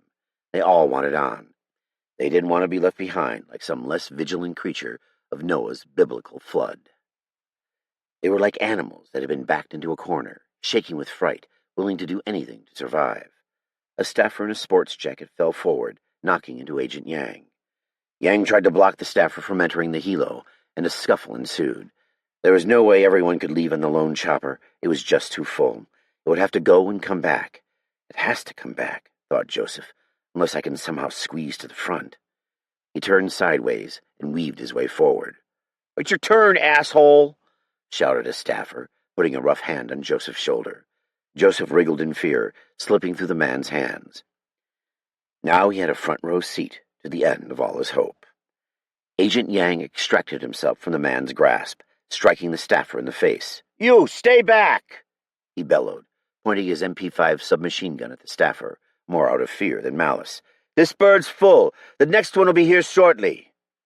The man clutched his face where he had been struck, crinkling in hate. "Fuck you! I want on this one!"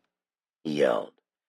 He lunged for Yang's gun and, caught off guard, Yang fell backward, excitedly ripping a few rounds into the crowd before losing his grip on the weapon. The two men rolled around on the ground, fighting for control.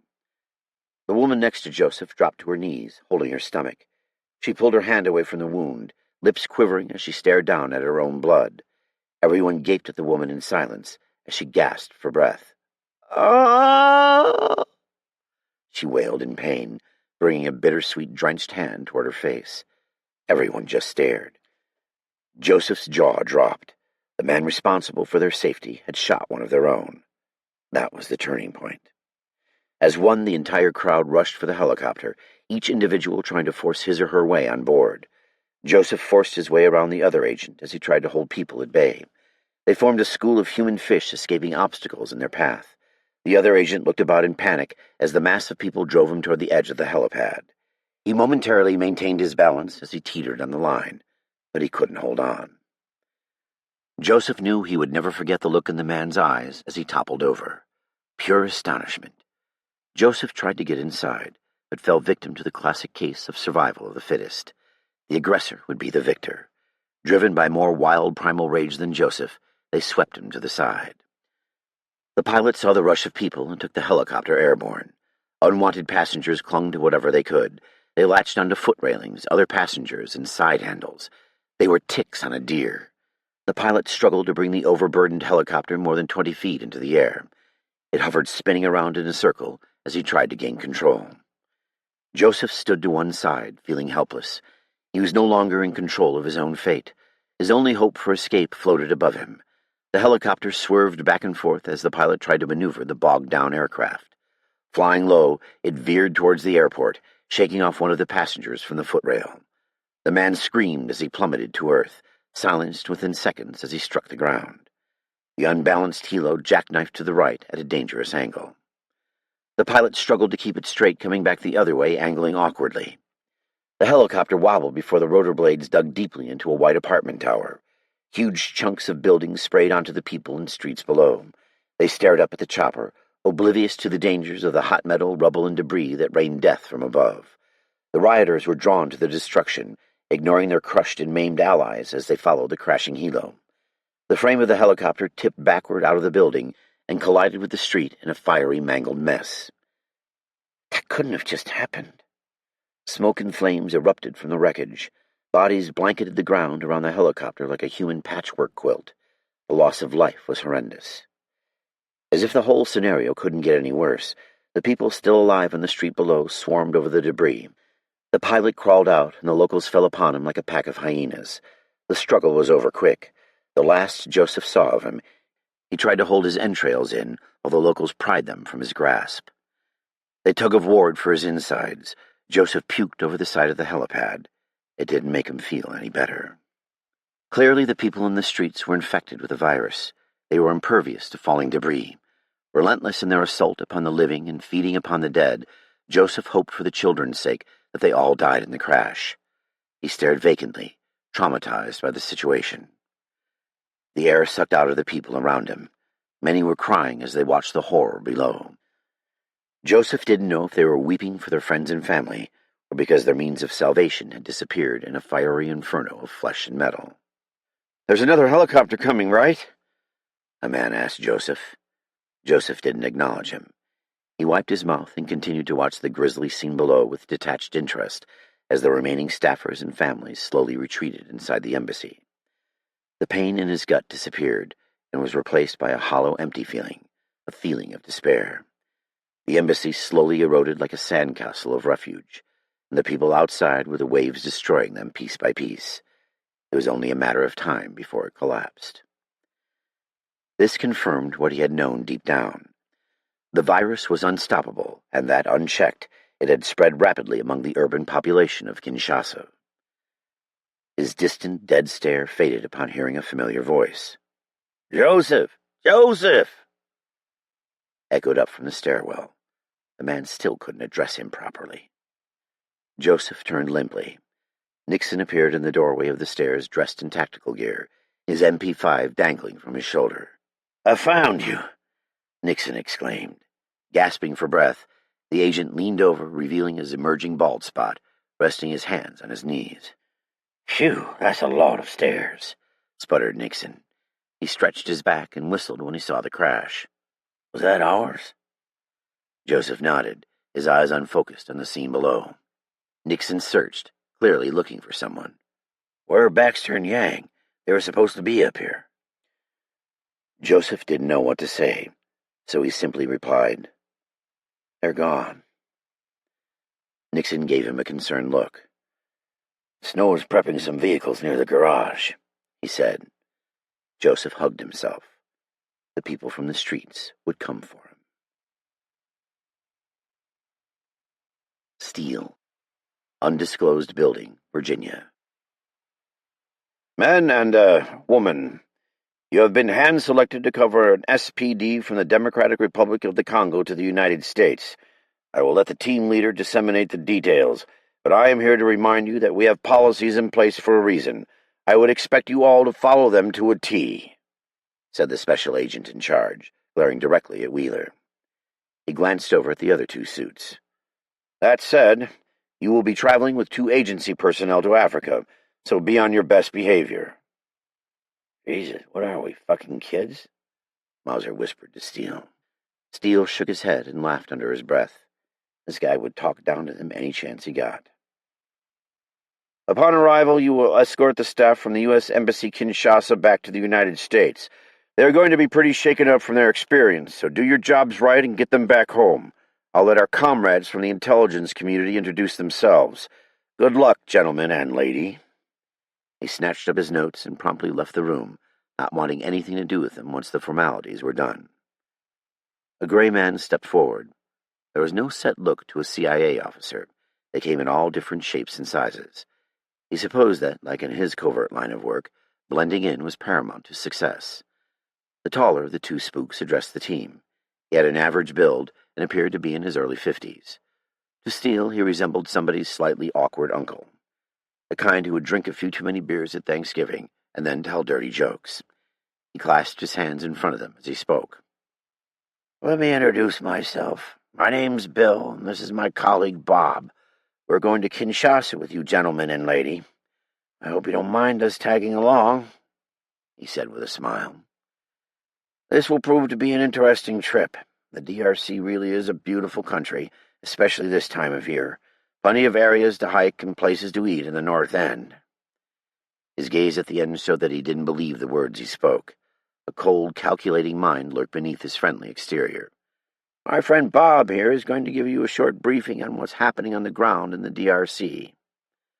Bob, a shorter version of Bill, made his way to the front of the room. He spoke with a Texan accent. "Hi, y'all. Thanks for having us. We're going into a very dangerous region. We have intelligence from the ground that the country is suffering from multiple rebel insurgencies. A bit of a hot spot, but not unsurprising, considering the weakness of their democratic institutions. However, it is concerning to us that all these factions are active at once.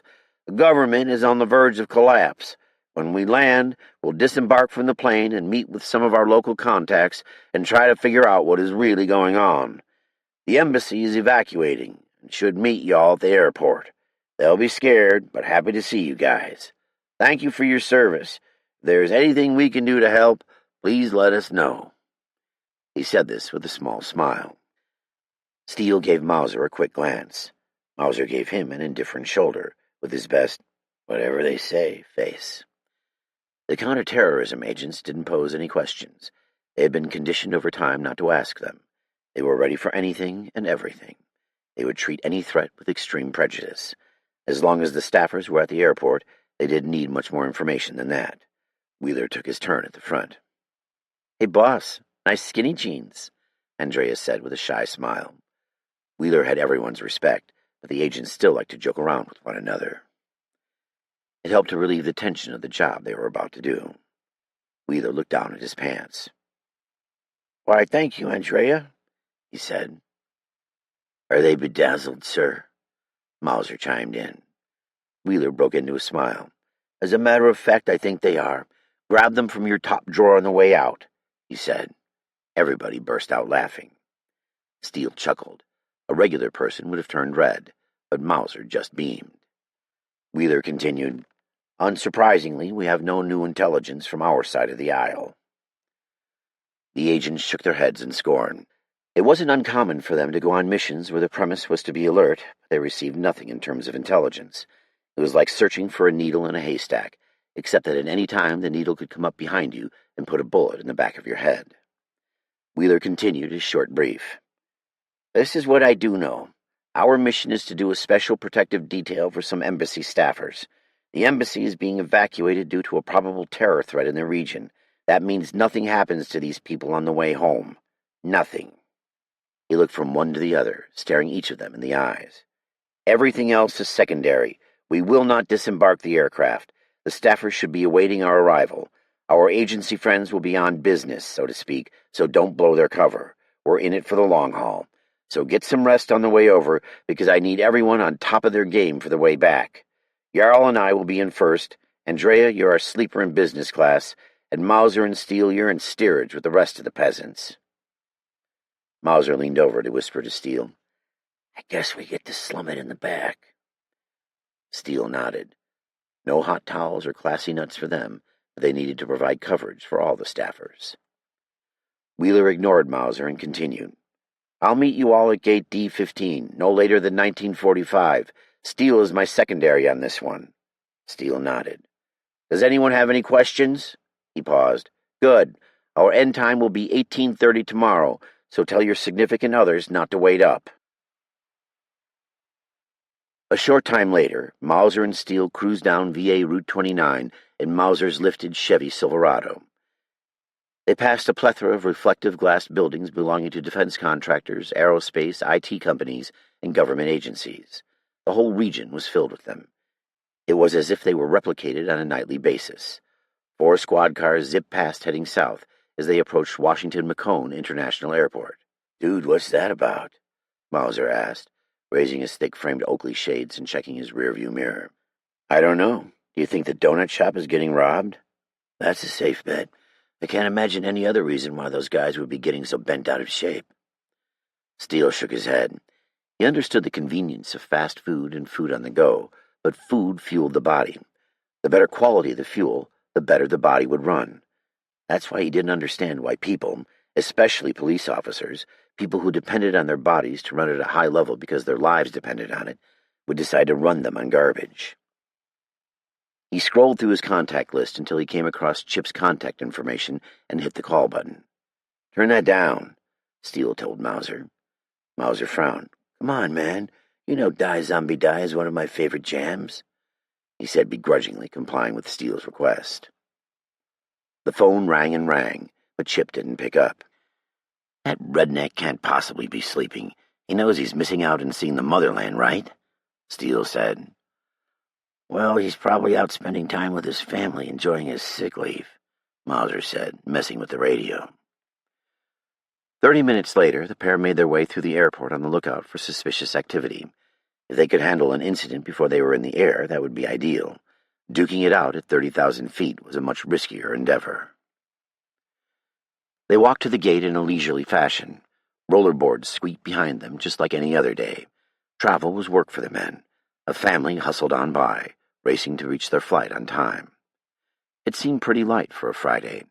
The blue-shirted security stood around waiting for patrons to pass through their checkpoints.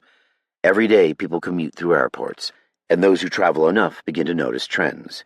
As a frequent traveler, Steele noticed that something about today was off.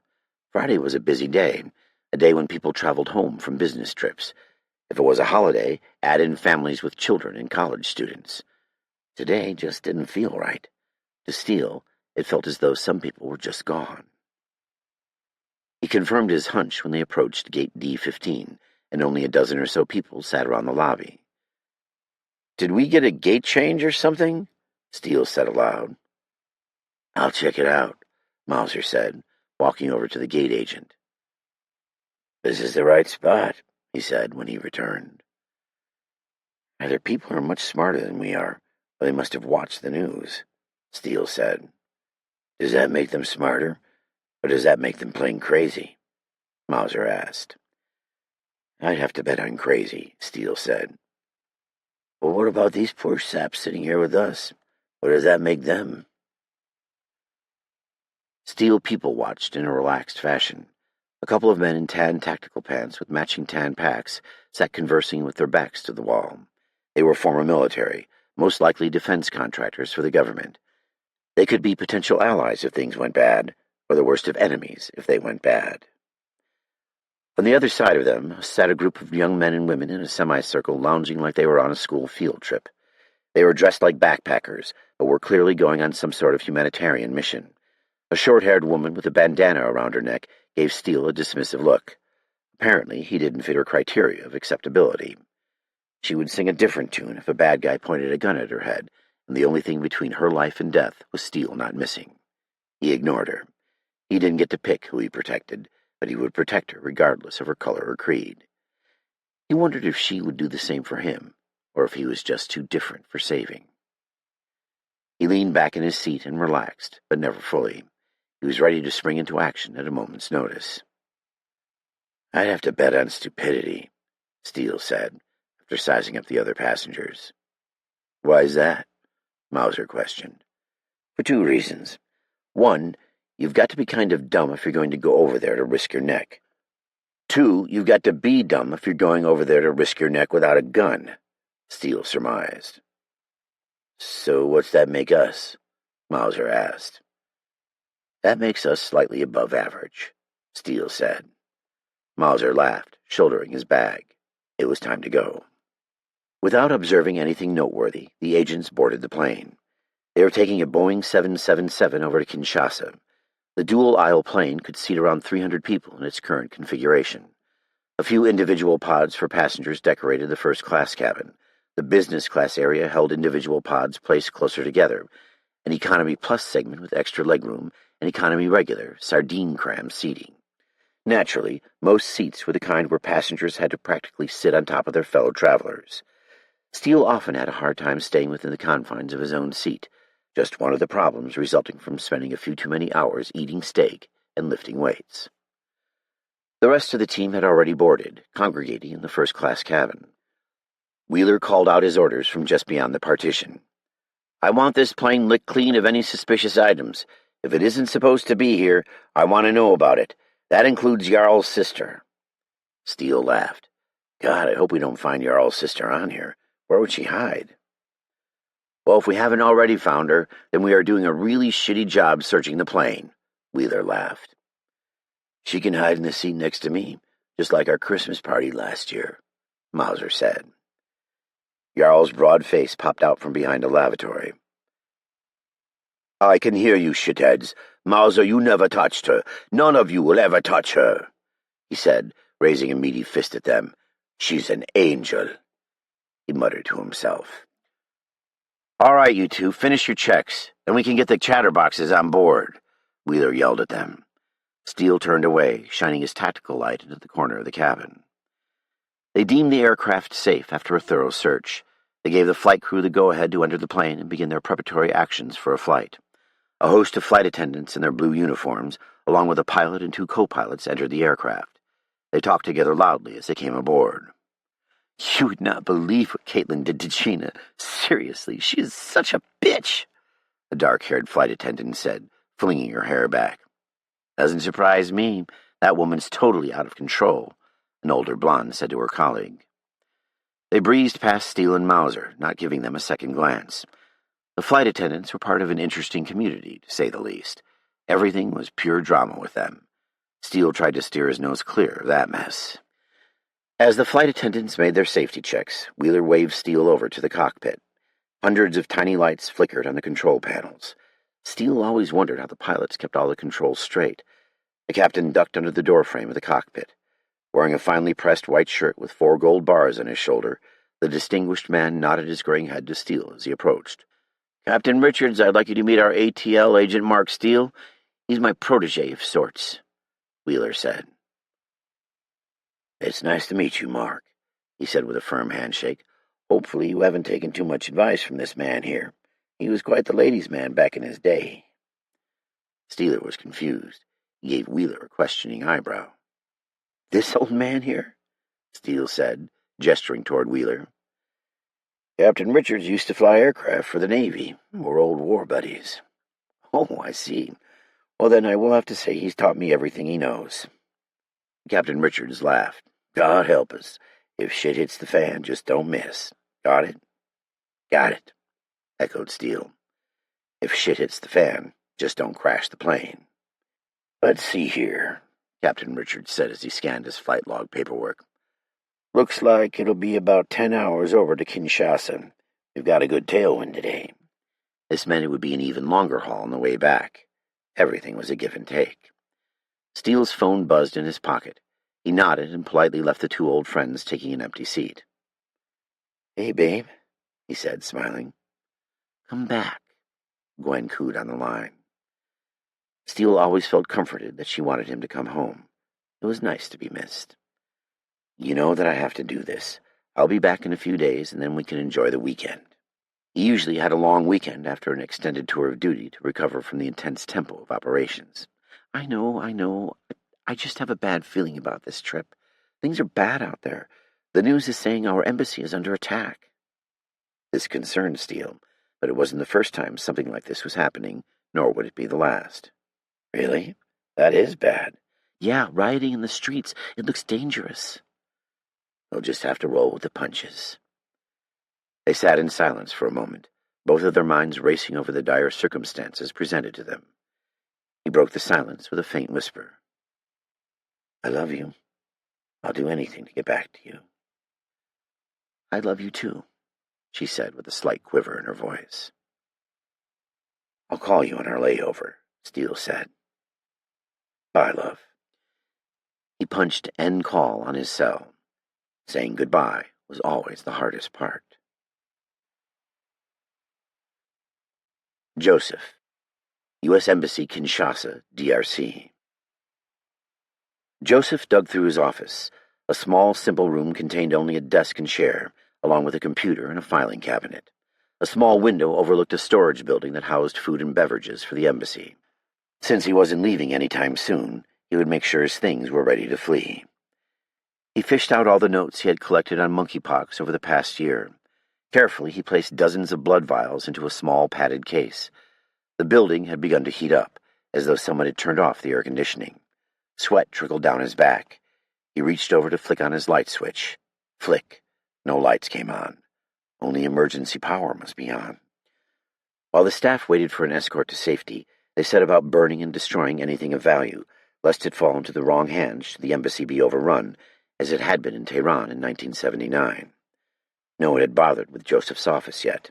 Not that the people outside were interested in his research, but even if they were, it was not high on the list of national security priorities. His collections on monkeypox were shared liberally with the public, as well as the University of Kinshasa School of Public Health. He thought hard, trying to remember everything he would need to take with him. Sweat stung his eyes, causing them to tear up. He plopped down in his chair. He must be ready to run when Nixon came back. His eyelids dipped low, his body feeling as though it weighed 1,000 pounds. Unable to keep his eyes open any longer, Joseph laid his head down on his desk, using his arms as a pillow. Maybe just a quick nap. I can rest my eyes for just a moment. Sleep took him quickly. Bloody faces plagued his dreams. He couldn't escape their greedy hands and gory mouths. Agent Rutherford's tooth-gouged face and neck, dripping blood, loomed close as he grabbed Joseph in a vice-like grip. Joseph twisted out of Rutherford's hands, only to be pulled in the direction of Bawali's face, a mangled mess beyond repair. The only distinguishing mark that remained was the small metal crucifix hanging from Bawali's neck. Rutherford and Bawali struggled over Joseph's body. Red hands yanked him side to side in a battle for his limbs. Joseph lacked any control over his body. Now his patients were there, skinny, emaciated Congolese tearing his flesh in revenge for not saving their lives.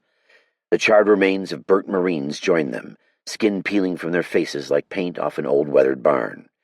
His mouth opened as he tried to scream, and the stench of the dead filled his nostrils as their oppressive weight smothered down upon him. The building shook, rumbling Joseph out of his horrid dream with a cloud of dust. He sat up, attempting to catch his breath, eyes still groggy from his uncomfortable sleep. How long have I been out? Has another helicopter landed on the roof? He listened intently, but couldn't make out the twirl of the rotor blades. His window provided him with no view, so he walked into the hallway. Oh my God. The remains of one of the guard towers smoldered thick black smoke. Rubble covered the manicured front lawn, along with the remains of 3 or 4 Marines. It was hard to tell among the wreckage. One held his face thrashing in the grass. He ducked down below the window as another explosion decimated the second tower. The tower blazed into a fiery inferno, flames engulfing the small building. The burning forms of the men inside collapsed onto the ground, smoke rising from their bodies. Joseph put his hands to his head. There were men in there. Our men. Men that I talked to every day when I entered the compound. An extremely large truck, one that must have survived World War II, rammed through the crowd of people at the gate, pushing them to the side like a V-shaped cattle catcher on an old locomotive. The truck didn't stop as it struck the gate. Bodies writhed and squirmed, pinned between the gate and the truck as the vehicle bore them forward into the compound. The truck screeched to a halt, sending the still alive and probably infected people sailing across the embassy lawn. They slowly got to their feet, now with mangled, irreparably bent torsos and broken limbs. Infected. 2 large army transports followed closely behind the first. Bodies splattered under the large trucks following the carved path of the first. They appeared even older than the original truck, perhaps left over from the Belgian colonial period. Gunfire sprayed into the people in the streets from the back of the trucks. Guns rattled the bullets point blank into their faces, exploding the heads of the attackers into the street. The scene went beyond horrific. So much death. When will it end? Blood-spattered people climbed onto the back of one of the transports. Bullets punched through their bodies with no effect, spraying their insides all over the other rioters. Some fell down, never to get up again, but many others stood back up with gaping holes in their bodies. Men screamed piteously as they had nowhere to run, but were forced to face the jaws of death. The remaining Marines retreated to the front of the embassy. Using doorways and concrete pillars as cover, they fired at the infected protesters that flooded into the compound from the street. Constant gunfire did nothing to deaden their mad rush. This fight will be over quickly, thought Joseph. The lead transport turfed the once beautiful lawn as it spun its wheels in reverse, speedily backing into place between the compound and the infected. The Marines stopped firing as the trucks physically blocked the people on the street from entering the compound. Men dressed in faded camouflage hastily replaced the infected. The Congolese army had come to rescue them. The army, he said aloud, affirming his belief. A ragged cheer went up from the begrudged Marines. One Marine strode forward, waving at the Congolese soldiers. The staff could escape in those large trucks. A glimmer of hope shone through the most depressing of events. A door swung open on the lead truck, and a soldier leaned outside, popping his sidearm. The Marine fell backwards, clutching his neck. He writhed in pain as Congolese troops jumped down from their trucks, guns blazing, but instead of shooting the infected, they attacked the Marines. The soldiers bolted toward the main embassy building, firing their guns on full auto, spraying bullets everywhere. The glass next to Joseph shattered inward. He fell awkwardly, trying to get out of the way, glass landing all around him. Joseph crawled back into his office on his hands and knees, hastily shoving thumb drives and more books into his satchel. His hands continued to shake and his heart beat feverishly. The booms of gunfire echoed in the courtyard. Using his hands as earmuffs, he covered his ears and pushed his back against the wall. Closing his eyes, he prayed for everything to stop. When he opened them, Agent Nixon's beet-red face hovered next to him. His mouth moved, but Joseph couldn't make out the words. Nixon's mouth moved furiously, and he looked around urgently. The agent hauled him up and pushed him toward his office door. Joseph tripped as he tried to get to the door, the satchel of materials and briefcase tangled in between his legs and albatross around his neck. His mind ran blank, unable to think straight. Like a painting of himself, he froze in time while everything around him moved in fast forward. Bullet holes drilled through the wall next to him as gunfire banged down the hallway, and Joseph stood frozen in the doorway. People are shooting at me? How can we escape now that the enemy soldiers were here and the infected loomed at the gate? Dread settled upon him. Gunfire sang out its staccato tune in one of the stairwells. Nixon dragged him back inside the office by the collar of his shirt, poking his head out into the hallway and quickly slamming Joseph's office door. "I know that sound anywhere. It's an AK-47, a Kalashnikov," he said. Joseph didn't want to hear that. "What does that mean?" he asked. "It means there are men in the building that don't belong," Nixon said, pulling the metal top piece back on his weapon, making a clinking sound. Joseph didn't have any understanding of how guns worked. They made him uneasy at best, and the fact that there were men in the building that wanted to use them on him made his bladder want to release. "Stay quiet," Nixon breathed, holding a shaky finger up to his lips. Joseph's breath came out raggedly and loudly, with his heartbeat resounding in his head. The silence made his breathing seem all the louder. He knew that the anticipation of what was to come was always worse than the actual fact, that fear always made action so much worse. Joseph couldn't handle the anticipation. He stood unsteadily and opened the office door. "The fuck are you doing?" Agent Nixon called out hoarsely. The agent reached for Joseph, but his hand missed, not quite quick enough to catch him. Joseph gaped down the hallway, illuminated by red emergency floodlights. A large African man in an officer's uniform strode brazenly down the middle, brandishing a handgun. Rough-looking soldiers in berets flanked him on either side like a gang. Joseph allowed himself to be pulled back into the room, and Nixon quickly closed the door before leaning his back against the wall. "You idiot! We might have been able to hide," he spat. Nixon glowered at him, daunted by the sequence of bad events. He wiped the matted brown hair sticking to his forehead, resting his gun barrel against it as if he were praying to his gun. Joseph felt an odd surge of euphoria, as though he were sitting on a cloud, a sense of detachment from the events that were unfolding around him. Nixon gripped his weapon with fierce hands that were white with the effort. Joseph wondered whether Nixon would fight. He pictured an unimaginable attempt at male bravado, ending with Nixon going down in a hail of gunfire. Joseph could never imagine such a thing for himself. Living was just too preferable to death, no matter the cause. The loud, echoing footsteps slowed and stopped. A low-pitched, accented voice echoed down the hall. "Surrender and we will show you mercy. You will have 5 seconds to make up your mind or we will kill you." Joseph desperately wanted to pass out. Nixon, U.S. Embassy, Kinshasa, DRC. Nixon slid his SIG P-229 and MP5 submachine gun into the hallway. He gave Joseph a shoulder squeeze. The doctor looked shell-shocked. "Just do what they say, okay, Joe?" Joseph nodded slowly, his eyes vacant. Nixon knew he couldn't win this fight, and if whoever was in the hallway wanted to kill them, they wouldn't have bothered negotiating. At least, he hoped not. One of his greatest fears was ending up on some jihadi website in an orange jumpsuit reading a script written by an extremist nutjob just before they hacked his head off with a machete. He prayed they would just shoot him before it came to that. Just one of the perks of being an American. Quick-booted footsteps raced down the hall. African soldiers rounded the corner with AKs pressed loosely to their shoulders. "Obtenez sur vos genoux!" the Congolese man screamed. Nixon had no idea what the scrawny man in the ill-fitting, blood-covered fatigues yelled. It resembled a little boy playing dress-up with his dad's clothes. A couple more AKs were shoved in his face to gain compliance. They didn't even need to bother with Joseph. Nixon held his hands in the air. "All right, guys, take it easy." "Get down on knees! Get down on knees!" A skinny soldier screamed at him in broken English, with wide yellow-tinted eyes. Nixon complied. He didn't want to give the man an excuse to shoot him. "Just take it easy now," he said as they zip-tied his wrists. The soldier pushed his head. "Tagul!" The yellow-teethed soldier smiled as he shoved a dirty rag into Nixon's mouth. "Did this come off the guy's sweaty-ass foot?"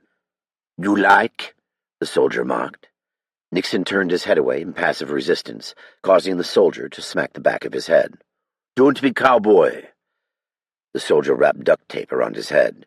"That's going to be a bitch to take off." He preferred to keep what hair he had remaining on his head because he wasn't getting any younger.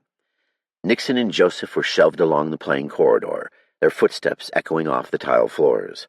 Gunfire bursts from outside the compound sounded like firecrackers on the 4th of July. They were driven to the back of the cafeteria, now a detention center. A soldier indicated he wanted them to sit with the rest of the hostages by cross-checking Nixon with his gun across his spine, causing Nixon to fall to his knees.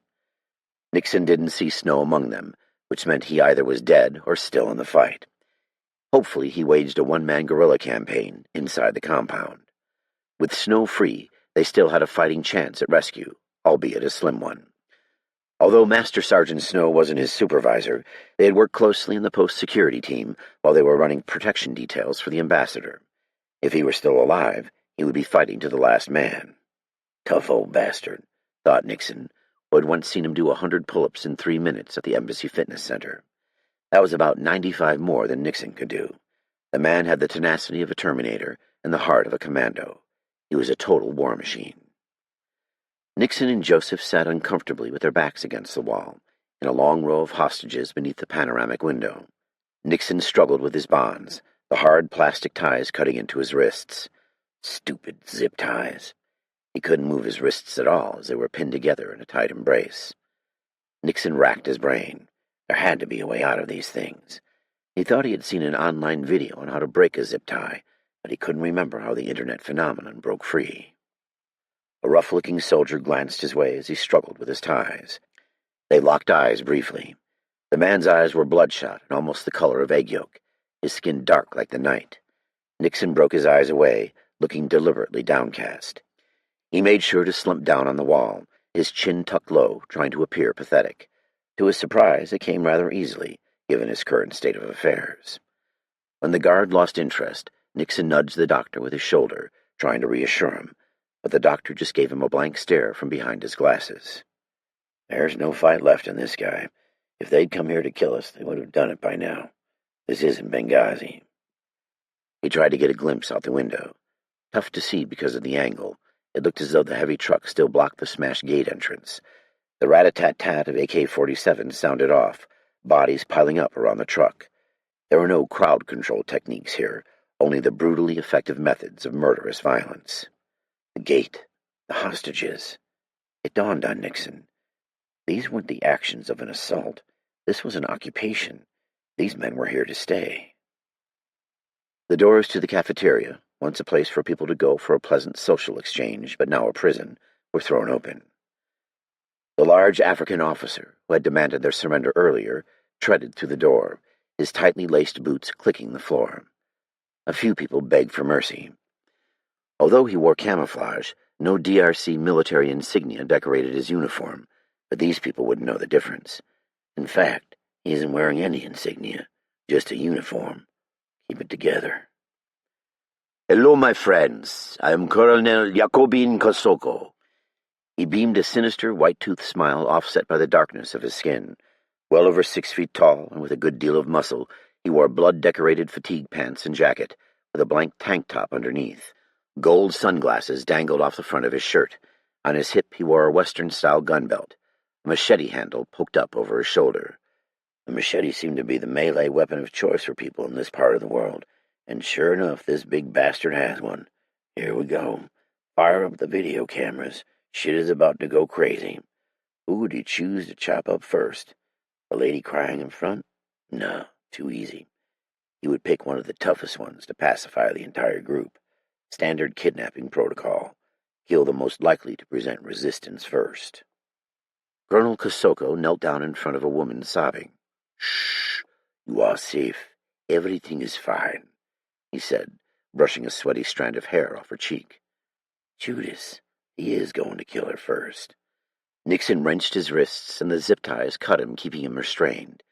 He was no hero, but he couldn't sit by while this massacre took place. Nixon strained his legs upright, making his knees feel like they were going to pop. He must do something. What do I do now? He let out a muffled cry through his gag, trying to look fierce with his hands tied behind his back. He took a step forward, getting ready to throw himself at the man. Kosoko didn't even release the woman. A wood stock cracked into his belly. The air rushed from his lungs, and he fell back on his ass. "That's where you belong," he told himself. The soldier with the yellow eyes stared down at him, and Nixon stared up through the eye of a long gray metal AK-47. "No, no John Wayne." The soldier grinned yellow-stained teeth. The woman stopped sobbing, sniffling back her tears as Kosoko pet her face. Good, my pretty lady," Kosoko said, rising. Nixon's hope faded as the goateed officer paced in front of him, stopping. Looking Nixon in the eyes, he stared with no remorse. Kosoko ruled the roost, the leader of the pack. Nixon bowed his eyes, his pathetic fight lost. What could he possibly do? Kosoko continued to pace. His right cheekbone was sunken in as if it had been broken and never properly fixed. He eyed them all. Kosoko sniffed out the poor in spirit, those who would give him what he wanted. "There is nothing to fear. I assure you that you are safe for the time being. Please cooperate with myself and my men, and we will have you out of here in no time at all." Wait a second. Where do I know that name from? Nixon had heard it before. It had come up during some stuffy briefing he had probably nodded off in. Think. It was during a country briefing. Yes, a country briefing on rebel groups. Caved inside of his face. That was very distinctive. Jacobin. Kosoko Jacobin. It struck him like a bolt of lightning. Jacobin Kosoko was the military chief of the Free Congolese Brigade, a rebel group based in eastern areas of the DRC. That was it. The Free Congolese Brigade had been added to the State Department's list of foreign terrorist organizations in November 2012 for beheading 40 captured DRC soldiers. Kosoko had denied accusations that the Free Congolese Brigade had conducted such heinous crimes, until a video popped up online showing him hacking off the head of a soldier with 3 mighty swings. 3 powerful machete swings, probably with the same damn machete that hung menacingly on his back. We're fucked. I tried to stop him. I'm fucked. This was one mean hombre. His faction had broken away from the other political leader, Jean David Kapeni, which had led to tremendous suffering and bloodshed among the local population of the North Kivu province. He was a long way from there. Kinshasa must be over 1,500 miles from North Kivu. But if you do actually resist, he paused, as if to mock Nixon in his effort, like your Sergeant Snow has, I have no problem feeding you to those who will hold no breath outside. Please stand. Stand up! Stand up! Shouted a guard, gesturing wildly. People cried out as the soldiers lashed out with the wooden stocks of their assault rifles. Nixon helped Joseph up with an elbow. They faced the panoramic window. Was this it? Was the plan just to capture them and then shoot them in the back? The diplomats of the world's greatest superpower, helpless and with no aid or succor from their government, were to be executed for the whole world to see. He had never thought it would be like this. He also never thought he would have to shoot his partner in the head because he was eating their interpreter. Alas, he was not in control of his own fate. Every second ticked by like an hour. People sobbed in their pathetic line, faces red with pitiful dismay. Nixon would leave them to their last moments, not judging how they spent their last seconds on Earth. Nixon steadied his breathing, saying a quick prayer in case the big man upstairs was listening. He tensely awaited the hot rounds from an AK-47 to rip through his back and explode out his front, like mini mushroom clouds of pink mist. Any moment now he would be riddled with bullets executed in a cowardly fashion. 30 seconds agonizingly ticked by. The air stuck in his chest as if his last breath hid from the outside world. It was as if his body were greedily hoarding the air, waiting for the bullets to present the escape route. Cries filled the room. What were they waiting for? Nixon saw them below. A group of Congolese soldiers led a man in Marine Corps combat utility uniform toward the courtyard. He could make out the gray hair and the chevrons on his sleeves. The man marched erect toward the fence with his chin upward, unafraid. It was Sergeant Snow. No one else at the embassy was like him. He was alive and had been captured. Snow's hands were tied, preventing any sort of aggressive action. "Ah, yes, there is your hero, Sergeant Snow," Colonel Kosoko said in his bass voice. "He was a difficult man to capture, but his detainment was inevitable." The group stopped near the fence. One of the soldiers turned around, looking up at Kosoko for approval. "Come on, Snow, do something." Kosoko nodded his head, giving his men the signal. "Watch carefully, my friends," Kosoko commanded. Snow wouldn't go down without a fight, not the old war machine himself. As the soldiers pushed him close to the fence, his posture changed dramatically. He dropped his weight low and drove his shoulder up into a rebel soldier, knocking him backward into a truck. The embassy staffers cried out as the battle unfolded. Snow front-kicked the other guard, sending him flying onto the lawn. "Attaboy, give them hell." Snow turned to the fence, scanning for an escape route, but the only reprieve offered were infected hands that reached for him. Their faces pressed through the bars, mouths clamping together like an ocean of land piranhas. He spun away and made a run for the heavy troop transport truck. Two more soldiers emerged on the scene swinging their rifles. Snow juked back and forth, bringing the heel of his boot into one of their knees, sending the soldiers screaming to the ground. Yes, the war machine strikes again. Nixon couldn't hide his excitement, standing up on his tiptoes to get a better view of the fight. The remaining militiaman tried to cross-check Snow in the face with his rifle, but Snow sidestepped the man's attack, crashing the top of his forehead into the soldier's jaw, knocking him out. Nixon silently cheered him on through his duct-taped mouth. He had to make it. Someone had to make it. If anybody could get out of this situation, it was him. He was a devil dog to the core.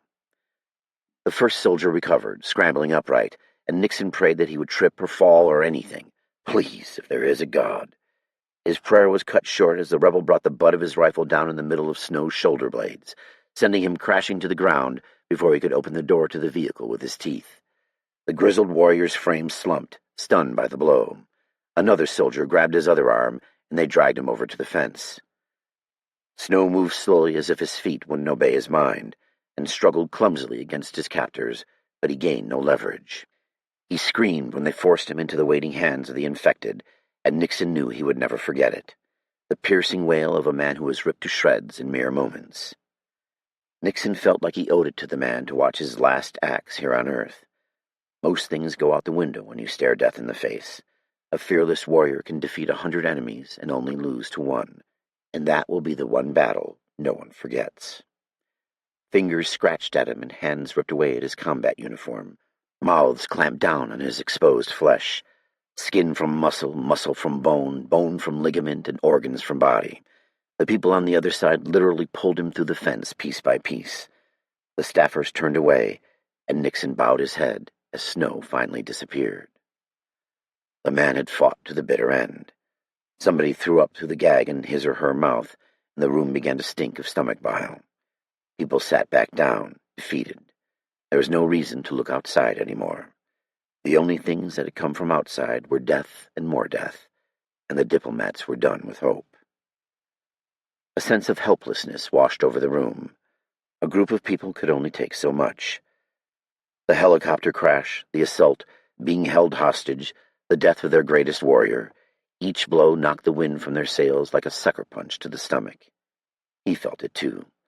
The weariness of the past few days had been too much. After 30 seconds, Colonel Kosoko spoke softly and somberly. "I need to speak to one of you who is a doctor." The blood visibly drained from Joseph's face. "I know there must be at least one doctor here." Joseph looked terrified, but nodded and stood. At least Joseph isn't just lying there in fear as the terrorist executes more hostages. The commander removed Joseph's gag. "You must be the man I am looking for," Kosoko said, wrapping an arm around Joseph's shoulders. Joseph gave Nixon a backward glance and nodded timidly. "Yes," he mumbled. "Very good. No reason to be so down, Joseph. You have done a very good thing. You saved everyone from some very unpleasant circumstances." Kosoko, U.S. Embassy, Kinshasa, DRC. Colonel Jacobin Kosoko pushed the fear-stricken doctor ahead of him into the embassy kitchen. Why were doctors always so frail? Maybe it had something to do with their immense intelligence, or perhaps they neglected their bodies as they were so consumed with the knowledge of others. A couple of his Free Congolese Brigade guardsmen, each wearing a different colored beret, saluted as he walked by. He guessed the protocol gave them something to hold on to, some semblance of order.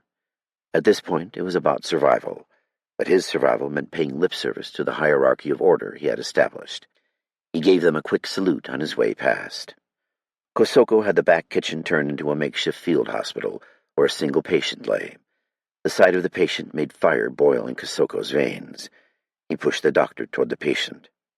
"Help him." He pointed at his son, who was a lankier version of himself. Kosoko wanted to shout with rage, seeing him lying there strapped to the stainless steel kitchen table, tied down like a dog. His people were not dogs. They were not meant to be bound, muzzled, and caged. They were meant to be free and wild. They were the princes of this world. Kosoko's son, Ajani, strained against thick leather belts, turned restraints, his feet, heads, hand, and body pushing against them. Bloody bandages hung limply around his arm and neck. He deserved better. He deserved life. The American doctor would help him. The Americans had powerful medicines. "Remove his gag," Kosoko commanded. His soldiers gave him a fearful look, contemplating whether his wrath was worth getting close to his sick son. "Do I not speak plainly? Remove his gag!"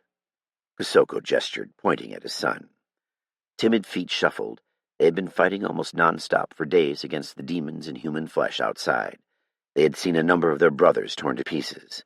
His men were not stupid. They knew a bite from one of the creatures would be their doom. "Remove his gag, or I will remove your hands." His machete scraped free from its sheath. Kosoko could almost hear it cry for insolent blood. The men hesitantly set about loosening Ajani's gag. One of his men's hands shook, spinelessly trying to loosen the gag without getting close. Ajani pulled hard on his restraint, taking a chunk out of the coward's hand. Blood streamed out of the wound. The soldier fled backwards, eyeing his hand as if it had betrayed him. Kosoko fletched his hand, gripping his machete handle. "Idiot." "No, please, Colonel, I'll be fine." Kosoko cut off his insulting remark by swinging his machete deep into the man's neck. The soldier's eyes widened in shock as his blood spurted forth, free from the confines of his body. Kosoko swung again harder, anger driving him, releasing the soldier's head from his torso. Weaklings couldn't get anything right. He bent down, wiping the blade on the soldier's uniform. They would all be dead by now if he hadn't led them out. Enough of them had already been killed. He dismissed the other militiaman who was eager to find a task to take him out of sight. The doctor stood there, jaw gaping. "You understand the necessity of such action, do you not?" he said, standing upright, sheathing his blade. The doctor nodded dumbly. He swept a hand over Ajani's cool, graying forehead, not fearing a bite from his son. "Many of my men have had to be executed in such fashion to contain the spread of the curse. But the order doesn't apply to my son. The American doctor would fix Ajani.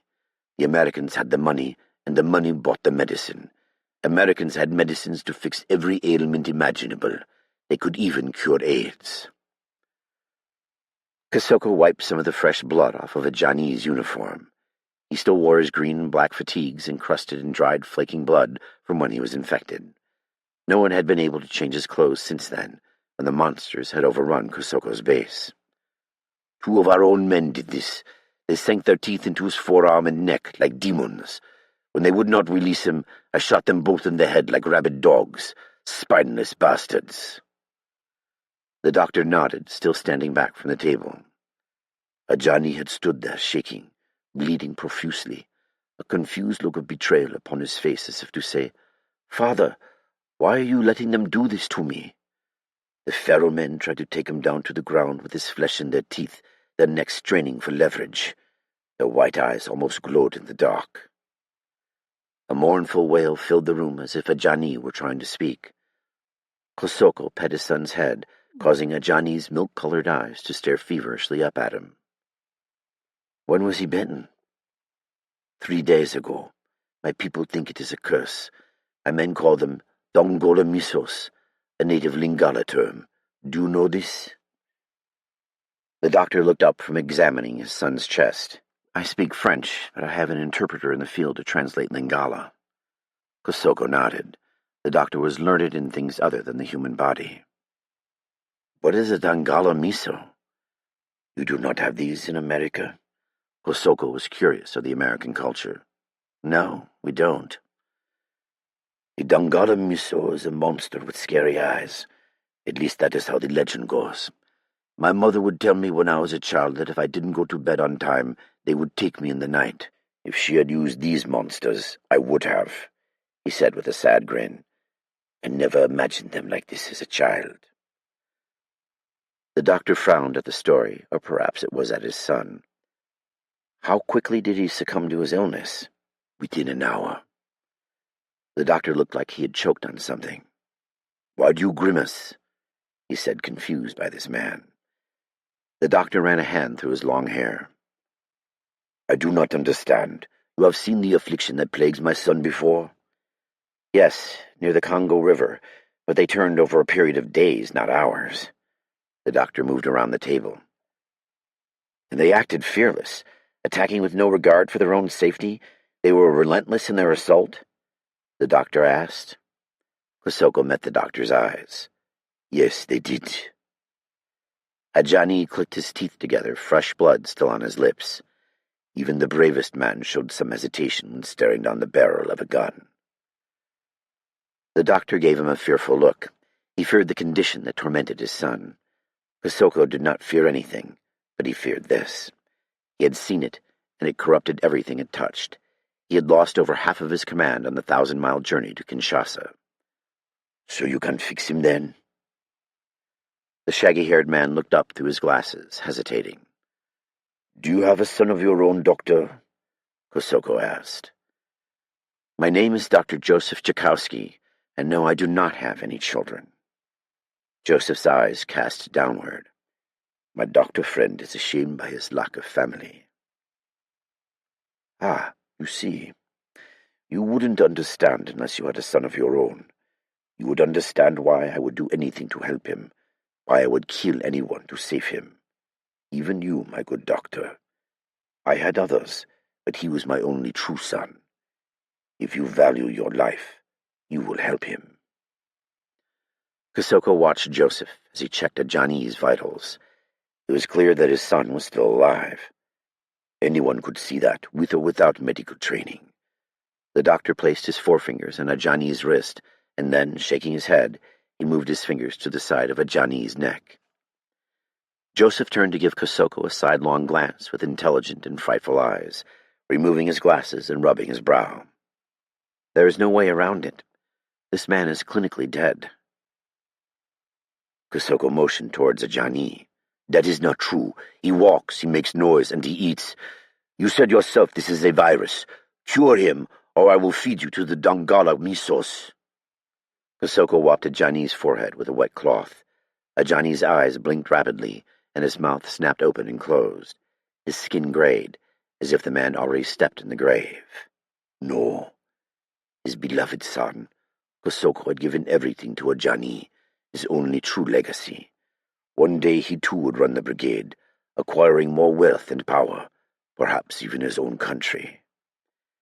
His son's eyes flickered wildly as Kosoko's hand moved closer. He has no heartbeat. He is not breathing. Unfortunately, I know of no cure. Many things could cause such a response. The body can continue to fire neurons through the nervous system after death. I can't explain this disease, but I may be able to figure out how it works given enough time, Joseph told him. Figure it out over time? I want you to fix him now, Kosoko growled, throwing the cloth. He didn't look at Joseph as he spoke. If you cannot help him, then I have no use for you. He snapped his fingers, and the guardsman grabbed the doctor by the arms. "Wait, please." Kusoko signaled for them to take him away. "Wait, wait!" he shouted as they dragged him out of the room. "Bring his head back without his body. It will provide me with more value than the two pieces together." Kusoko would trade the American hostages for the medicine, and if they didn't want to trade, he would kill the hostages and wait for his next opportunity. The doctor stuttered.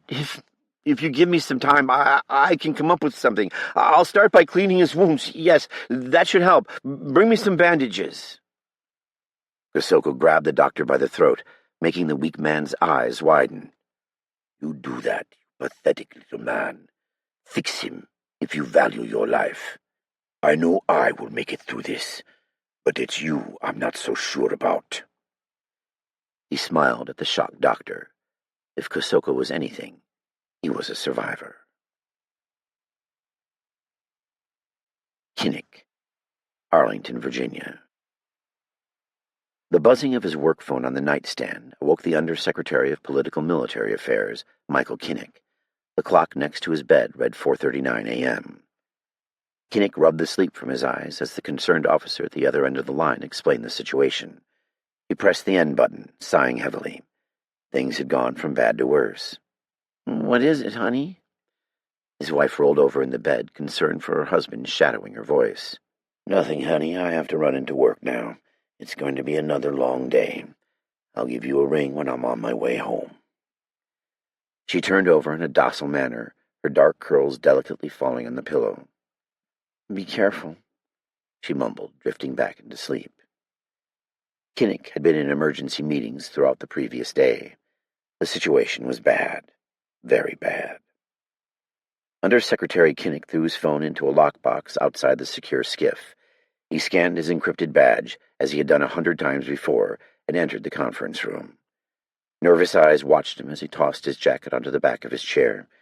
His team sat around a long, oval-shaped table. Everyone avoided his eye contact. Papers shuffled, somebody coughed nervously. Their body language told him they were skittish, uncomfortable at best. Kinnick had very little patience for waiting. Ignoring what he considered to be their piss-poor body language, he broke the ice. "What have you got for me?" He leafed through an intelligence file.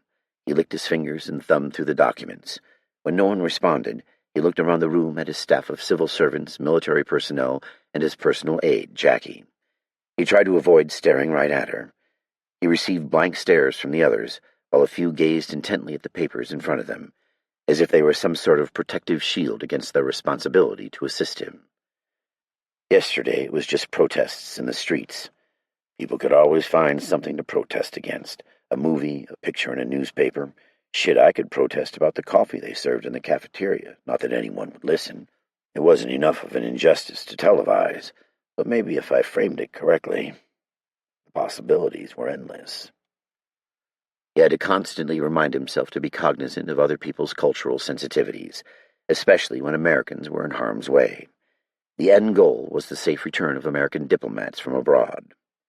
He took a deep breath. "Okay, let's start small. Who's responsible for the attack?" A young intern with gelled hair spoke up from the back, surprising Kinnick. He tried to remember his name. Hunter or something. "The country has been experiencing significant unrest. There are 5 large unrelated rebel groups, along with a dozen or so insignificant parties. Our best guess is it's one of them." "One of 5, great. Okay, has the Congolese government sent us anything from their side?" Sometimes he had to spoon-feed them until they could get the ball rolling on their own. Hillary, a civil servant in her 30s showing a bit too much cleavage, said, "I've been trying to contact various government entities there since this came down the pike. I haven't gotten any straight answers. One said it's Muslim rioters in the streets, another said rebels have taken the capital, still another said a military coup. They stopped answering the phone about 4 hours ago." Muslim rioters in the streets, military coup, rebels in the capital, all spell potential disaster. "Hillary, I'm going to need you to confirm the lead that there are Muslim rioters in the streets, or that this is in some way connected to Al-Qaeda, seeing as 96% of the DRC's population is Christian." She gave him a shy nod, which Kinnick ignored. Either way, they had already taken the initiative to evacuate the staff and military units posted at the embassy. Christian or Muslim, if his colleagues were in danger, he wanted them out of there. He nodded at Jackie for another cup of terrible coffee, who hopped to it immediately. She looked a bit bookish, but performed her job adequately. Kinnick had been in the Air Force for 21 years before he crossed over from Department of Defense to Department of State. He had achieved the rank of colonel, so he was no novice to conflicts in failing states. He had served in Somalia in the 90s before the shit hit the fan in Mogadishu, or as the soldiers had named it, the Mog. He had switched over to the State Department in 2003, after his country had become embroiled in the affairs of two other conflicts. The differences between the cultures of state and defense were dynamic, but he had always felt a little more diplomatic than his peers at defense. It comforted him to know he could open a can of whoop-ass on anyone of his staff. He continued to eyeball some of the smartest people he knew. They had the information for him, but he would have to pry it from them piece by piece. What do we know for sure here? Terrorists have overrun our embassy, and there are an unknown number of American hostages. Do they have the ambassador? Kinnick turned toward his most senior analyst, expecting to be impressed. We don't know, sir, Aaron replied. A lot of good that Ivy League education is doing us now. Has there been any chatter online from anybody claiming the attack? His senior analyst answered again. No traffic from the usual suspects. At least he knows what we don't know, which is a hell of a lot. Kinnick massaged his temples. It's going to be another long day.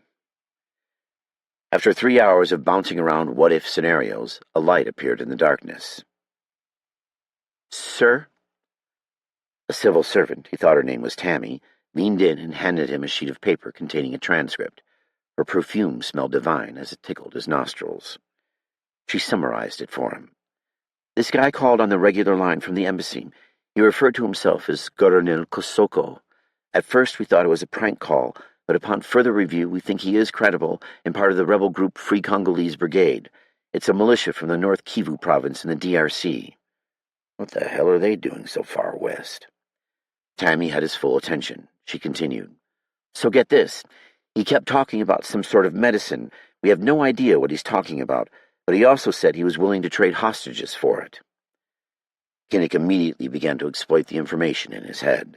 He turned to Michelle, one of his intelligence analysts. I want a full report on these guys. Leadership profile, numbers, where they sleep, what they eat, and where they shit. And I need it yesterday, Kinnick said firmly. Michelle nodded, scrambling from her chair to send out feelers to the other intelligence agencies. An hour later, Jackie set another piping hot cup of coffee in front of Kinnick. He was getting a little jittery from the caffeine, and his head had started to throb. Maybe some food would help. He snagged a donut from the middle of the table. There were only glazed ones left, none of his favorite powdered sugar variety. I guess it would do for now. He still knew too little about this Jacobin Kosoko and his Free Congolese Brigade. Apparently, Kosoko was the military chief of a rebel group that had broken away from the government. Nobody knew exactly how many men he had under him, or how large a force held the embassy. He would kill for a subject matter expert, but the one person in his department who would know was out sick. Somebody get Peter on the phone. Tell him he can't be sick today. Michelle, keep reaching out to the intelligence community. Somebody has to know something about this guy. You're doing a great job. Keep it up. She flashed him a pretty, dimpled smile. Kinnick sipped his coffee as he reviewed the militia profile.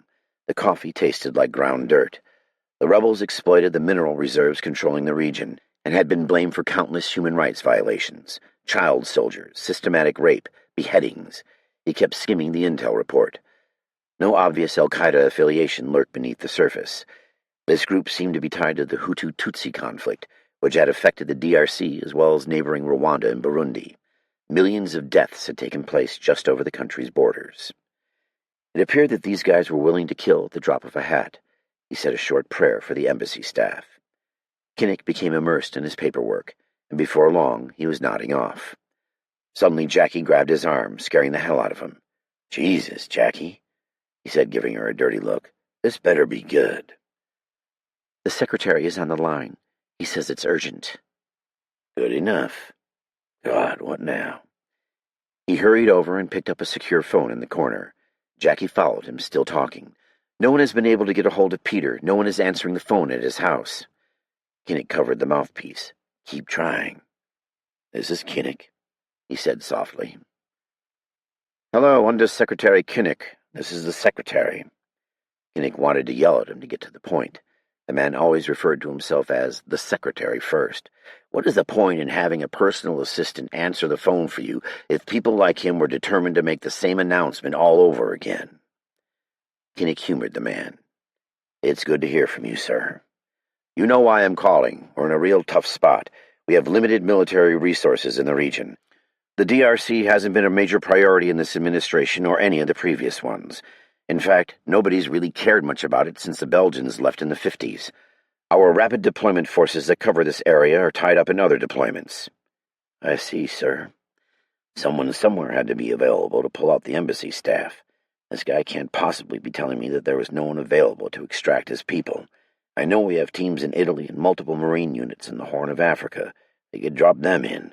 Shit, it wouldn't take long to get a ship to the coast of the DRC. A week, max." They didn't have a week. "We want this to go away quietly. No Benghazi, no publicity." "What are you saying?" Kinnick murmured. He didn't like where this was going. "Apparently there's some sort of outbreak, flu or disease or something, and we have a team of doctors being held hostage as part of the embassy staff. This is coming down from the top." "The top, thought Kinnick. "The only higher rung on this ladder is the president himself." "We're going to negotiate with this rebel group and give them what they want, so make the calls and get the operation underway. We've coordinated with the Counterterrorism Division, and they've already deployed a team of CT agents to escort the embassy staff back to the U.S. A couple of CIA officers are headed to the DRC as well. The problem we have is that neither of these groups knows about the trade. I suggest you contact them and get them to work out the details. I know we are asking a lot of everyone, but people's lives are at stake. We just don't have the military assets in the region to assist, so we're going to play ball with what we've got. Do you understand?" Kinnick rubbed his brow. "Yes, I do. We'll move right away." He hung up the phone and rejoined his staff at the table. "They were officially up shit creek. How am I supposed to make this trade happen when we don't have anything to trade? This is a huge risk, but we're going to have to throw the dice. I have no choice." He waved, gaining their attention, hand on hip. "All right, everybody. This guy Jacobin Kosoko wants to make a deal, and the administration wants to move forward with it." His team eyed each other nervously. "I know. I wasn't expecting this either." The previous administration probably would have gone in with guns blazing. This administration had shown some constraint. Kinnick's job wasn't to question the decision. It was to make sure it happened. They could not afford another Benghazi. It would destroy the administration and make the American people lose faith in their government, more so than they already had. He knew that if this went bad, it would be one of the worst public relations nightmares in American history, and he knew who would be sitting in the hot seat during that congressional hearing. "I want to be in touch with this Kosoko fellow, now. Yes, call him back. We need to see what we can offer him. Jackie, get me in touch with the director of the Central Intelligence Agency and the director of the Counterterrorism Division. We need to contact their people and get them on board. Our people are coming home." Kosoko, U.S. Embassy, Kinshasa, DRC. Kosoko lounged in the ambassador's office, inspecting the man's crystal liquor decanter. Pouring himself a glass of the brown oaky liquid, he stuck a thumb in the spirit and licked it. "Not bad, ambassador, not bad." His situation was favorable at the moment. The American compound was secure. His men had rounded up all the American diplomats, the best hostages in the world, and his soldiers had swept up the rest of the Marine Guards. One of those bastards had fragged a dozen of his men in a stairwell, leaving pieces of the maimed and slain everywhere. It was a mess. Kosoko had wanted him taken alive to be made an example out of, but his men had been a bit overzealous, riddling his body with bullets. He threw his booted feet up onto the ambassador's desk and lit up a Cuban cigar. Stupid Americans. If they only knew what they were missing, insisting on an embargo with Cuba. The Cubans truly made the best cigars. The Nicaraguans made good cigars, but nothing beat a Cuban. The rich tobacco smoke filled his mouth, and he exhaled a light gray plume. Leaning back in the ambassador's luxurious maroon chair, he rubbed the soft leather with the palm of his hand. He closed his eyes. The slums of Kinshasa were a distant memory. a blur of uncertainty in his past, memories that only brought him pain, but reminders of how far he had come. Kosoko had never known his father. According to his mother, he had died soon after Kosoko's birth. To this day, Kosoko never knew the truth, but it was safe to say that if his father had been alive all this time, he was dead now. Most of his childhood he struggled to get enough food in his belly. At the age of 12, and despite his meager efforts to save her, his mother became ill and died. He had no one to turn to. Begging by day, he turned to thievery by night. It was easy to be overlooked in a city with 7 million inhabitants, where the average income was less than $1.25 per day. He ran with a pack of thugs as he grew older, other orphans, castaways, and abused youth. Being the leader required brutal efficiency, and it grew more natural over time. He constantly had to be the meanest, and the most willing to gamble it all in a heartbeat. When he turned 18, he got caught up in a police shakedown at a local brothel and mouthed off to the wrong officer, who had beaten him within an inch of his life. The police were no more than an armed gang with uniforms. The only difference was they had better weapons. The right side of his face had been broken and healed poorly, leaving him disfigured. He was lucky to be alive. Before he blacked out, he remembered only one thing: the laughing policemen pissing on his battered face, too injured to move out of the way. Kosoko opened his eyes, running a hand along his scarred face. He gazed around the ambassador's rich brown mahogany desk, admiring the luxury of the finished wood.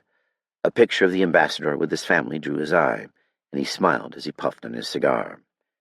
It was the typical American family. He had seen these families in movies. One son, one daughter, and a beautiful wife, sitting on a beach somewhere dressed in white. Cute daughter. He smiled inwardly as he remembered the day when he finally caught up with the officer who had wronged him, the man who brought shame upon him. It had been a moonless night, and bugs buzzed around the single floodlight outside the officer's home. Kosoko had joined the military and risen to the rank of colonel. A bribe in the right place could work wonders for a career. Kosoko and a squad of soldiers surrounded the police officer's front door, and Kosoko kicked the door in himself. The officer pissed himself when Kosoko burst into the room with a squad of troopers at his back. To his superiors, it was an anti-terrorism operation. Kosoko knocked the man's revolver out of his grasp. They quickly corralled the man's screaming family in the one-room apartment. There was nowhere to hide, nowhere to flee to. The officer huddled his arms around his wife and daughter, holding one another, sobbing. Please, please let my family go. There's money under the floorboard, the police officer said, desperately gesturing toward the corner of the room. Shh. Kosoko pressed a finger to his lips. He crouched down in front of the terrified family, addressing the father. Do you remember me? His lips curved upward in a cruel smile. 20 years had taken a toll on the older officer, turning his hair almost white. The aged officer stared up at him through his tears. I don't know. Please. Think harder. Kosoko waved his sergeant forward, holding a baseball bat. I don't know. Please let us go. I always loved American baseball. Kosoko gave the bat a test swing. The man held his wife and daughter close as they wept. Kosoko knelt down in front of the officer. Look closely, old man. I used to live in the East End, and you gave me this as a present. Using the bat, he touched his crushed face. He stood to his feet, slowly wagging his bat back and forth. Baseball is such a beautiful game. So much strategy, and yet an entire game can change with just one swing of the bat. He swung the bat downward onto the man's knee, exploding his left kneecap with a loud pop. The man screamed, grabbing his destroyed joint. Do you remember me?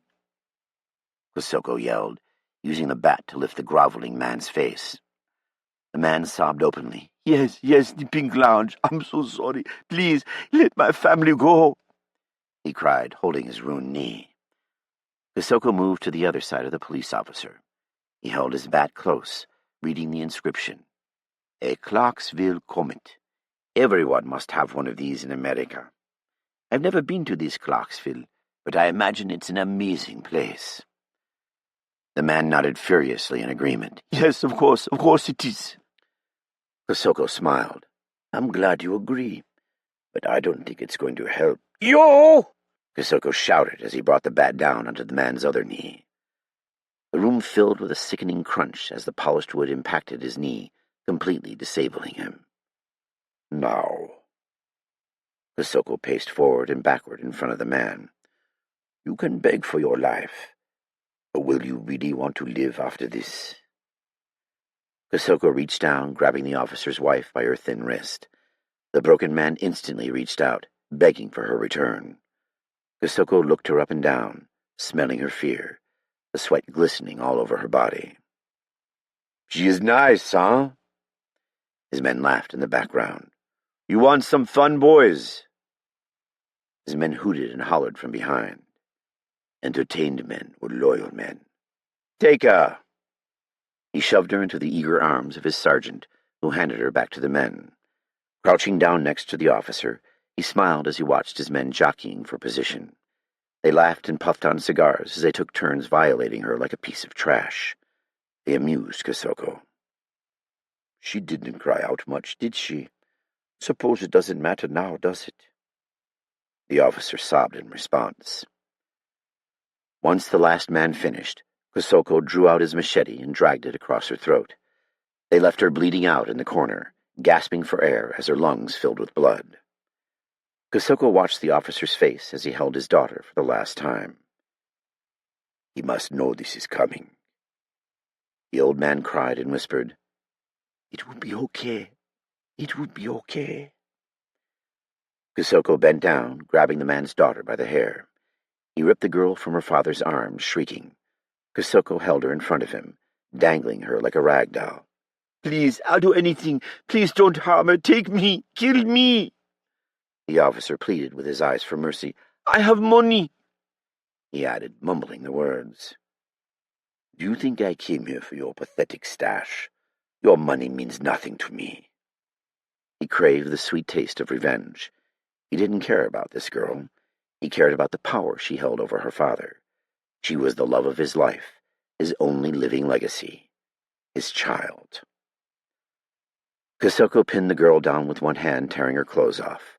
She lay quiet, while the officer begged for him to spare her, to be allowed to die in her place. No, please stop. A short time later, Kosoko finished and zipped up his pants. "Now that I have ruined everything you love, you may die." He granted her father's request by hacking the man's head off with his machete. Revenge tasted as sweet as honey to Kosoko. His eyes darted over to the secure phone in the ambassador's office. It sat plainly on his desk, a thick brick of a phone next to the regular one. The Americans had not reached out to him. All this time had passed, and they hadn't called him back. He felt it odd for them to be so unconcerned with their building and their precious people. The world had been conditioned to believe that an American life was valued so much higher than everyone else's. "How many people have I seen die during my lifetime? 50? 100? 1,000? How many people have died in civil war, tribal conflicts, and cleansing since Congo's independence? 4 million? 5 million? Maybe more? How many news stations covered any murder in my city? None." That would never happen in America, where every individual was worth so much. Yet he had captured their embassy, and no one seemed to care. He had expected more from the land of plenty. The Americans would have to be more careful, or they would end up like the DRC, corrupt, poor, and weak, at least for the majority of the Congolese. Kosoko chuckled out loud. Americans loved their liberty and their freedom too much for that. It had been totally different when Kosoko and his men defected from the military. "But am I not the same as the Americans? I wanted the freedom and liberty to do as I pleased. In reality, the American dream was about money." Something Kosoko understood all too well. Kosoko and his men hadn't been paid for more than a year when they rebelled against the government. He had already set himself up as a criminal kingpin in the province by dominating the diamond exports in the region. This way he didn't have to pay tribute to the corrupt government for his extracurricular activities. He simply kept everything he made for himself. That is the American way, right? Create more revenue by cutting out the middleman. Kosoko easily convinced his men they would be better off running their own little fiefdom. They turned their backs on the government at the drop of a hat. They called themselves the Free Congolese Brigade. They were free men, and they had done well. Now he sat inside the American embassy. He was safe for the time being, but at this point, only one thing scared him, and it, or they, were threatening to fill the courtyard below. The secure phone rang. Kosoko's mouth slowly curved upward. So they, the Americans, have something to say. Choose your words wisely, my friends. His hand fell hovering above the receiver. He let it ring a few times before he picked up the phone. This is Colonel Kosoko. Steel, somewhere over the Atlantic. The flight had been uneventful. A spattering of heads decorated the economy-class cabin, most laying unmoving on their headrests asleep. Since the team moved into position for their special protection detail, they were technically off the clock. A boring prospect filled with magazines, tablets, and music, but even being off the clock, Steele could never really fully relax. Steele plowed through his Muscle and Fitness magazine, taking notes on how to perfect his deadlift, and moved on to The Economist. Often CT agents worked 24-hour days, especially when they deployed on international missions. He used his time to catch up on his reading. Finding a chill song, he opened his magazine. He perused several articles as he listened. Steele grew bored reading an article about how the U.S. was starting to engage the Afghan Taliban in talks. He turned the page and browsed an article about how Detroit was bankrupt and unable to pay its city employees. It was so bad the city had stopped turning on street lamps. The Motor City was in rough shape. Steele had grown up in Bloomfield Hills, a northern Detroit suburb. The suburbs around Detroit were very nice, and as long as the auto industry had thrived, these affluent areas had done the same. When the auto industry collapsed in 2008 and needed a bailout, many people had moved out of state, leaving the region stripped of good-paying jobs. After he left for college, his parents retreated to their second home on the sand dunes of Lake Michigan in an effort to get away from the sinkhole of Detroit. They lived in a beautiful log cabin surrounded by deep woods on one side and the lake on the other. Long, beautiful beaches stretched either way as far as the eye could see, every inch covered in clean gold sand. Clear fresh water touched the horizon with blue fingers, contrasting and complementing the beach at the same time. It was like living on a privately owned freshwater ocean. 5 hours in, Steele's eyes were dried out and strained from staring at a screen for so long. He stood up, stretched, squeezed some drops in his eyes, and joined Mauser, who stood in the back galley with an attractive flight attendant. The frequent globetrotting made hookups easy for both groups. Steele had dated one in the past, and decided that once was enough. He smiled as he watched his friend. "You old dog, you." "Can I get you anything, sweetheart?" the red-haired pixie-cut flight attendant asked. "Just some coffee, ma'am. Thank you." She handed Steele his coffee, which he sipped as he listened to Mauser laying it on thick. "Yeah, I remember my first rescue. It was a lady with her baby stranded at sea. Their sailboat capsized, and we arrived too late to save the father." Mauser shook his head, really playing it up. "The winds were whipping the Hilo something fierce. We just couldn't keep the chopper over the wreck. The pilot screamed that it was too rough to go in, but I couldn't let them die. I just couldn't have lived with myself with their deaths on my conscience. So I launched myself from the helicopter door, dropping feet first into the 20-foot crashing waves." The flight attendant gazed at him, free hand covering her mouth. Mauser had this one in the bag. Steele shook his head and looked out the exit door porthole. The vast, dark ocean sprawled out beneath him. At 35,000 feet, it was possible to make out tiny ships and, on closer inspection, itty-bitty whitecaps. Steele had been returning home with Jarl from an international mission, tracking a Hezbollah cell, when a crazed passenger tried to pry open the emergency exit door. It was just the kind of thing they didn't want to deal with when they were trying to get back home. I have to get out of here," the man yelled, standing in his seat. The balding passenger, in a sweat-stained business suit with a loosened tie, leapt from his seat and sprinted up to the front galley. Steele made eye contact with Jarl, whose lip curled upward on his face. Steele almost laughed aloud at his partner's expression, but held it together. It wasn't humanly possible for the man to open the door mid-flight.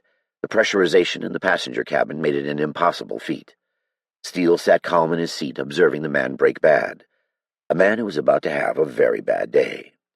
The psychotic businessman shoved a flight attendant to the ground and threw all his weight into the aircraft door lever. It always seemed to Steele that if he wanted to see people's IQs drop 40 points, the best way was to hand them a boarding pass. Instant lobotomy. This guy is in for a world of hurt. Unsuccessful at prying open the door, the man once again threw his weight onto the lever, trying to force the door open. This has gone on long enough. With a flick of his wrist, he unbelted himself and moved with speed to the front galley. "Don't move!" Steele shouted. The crazed passenger looked right through him with a 1,000-yard stare, heaving even harder on the door.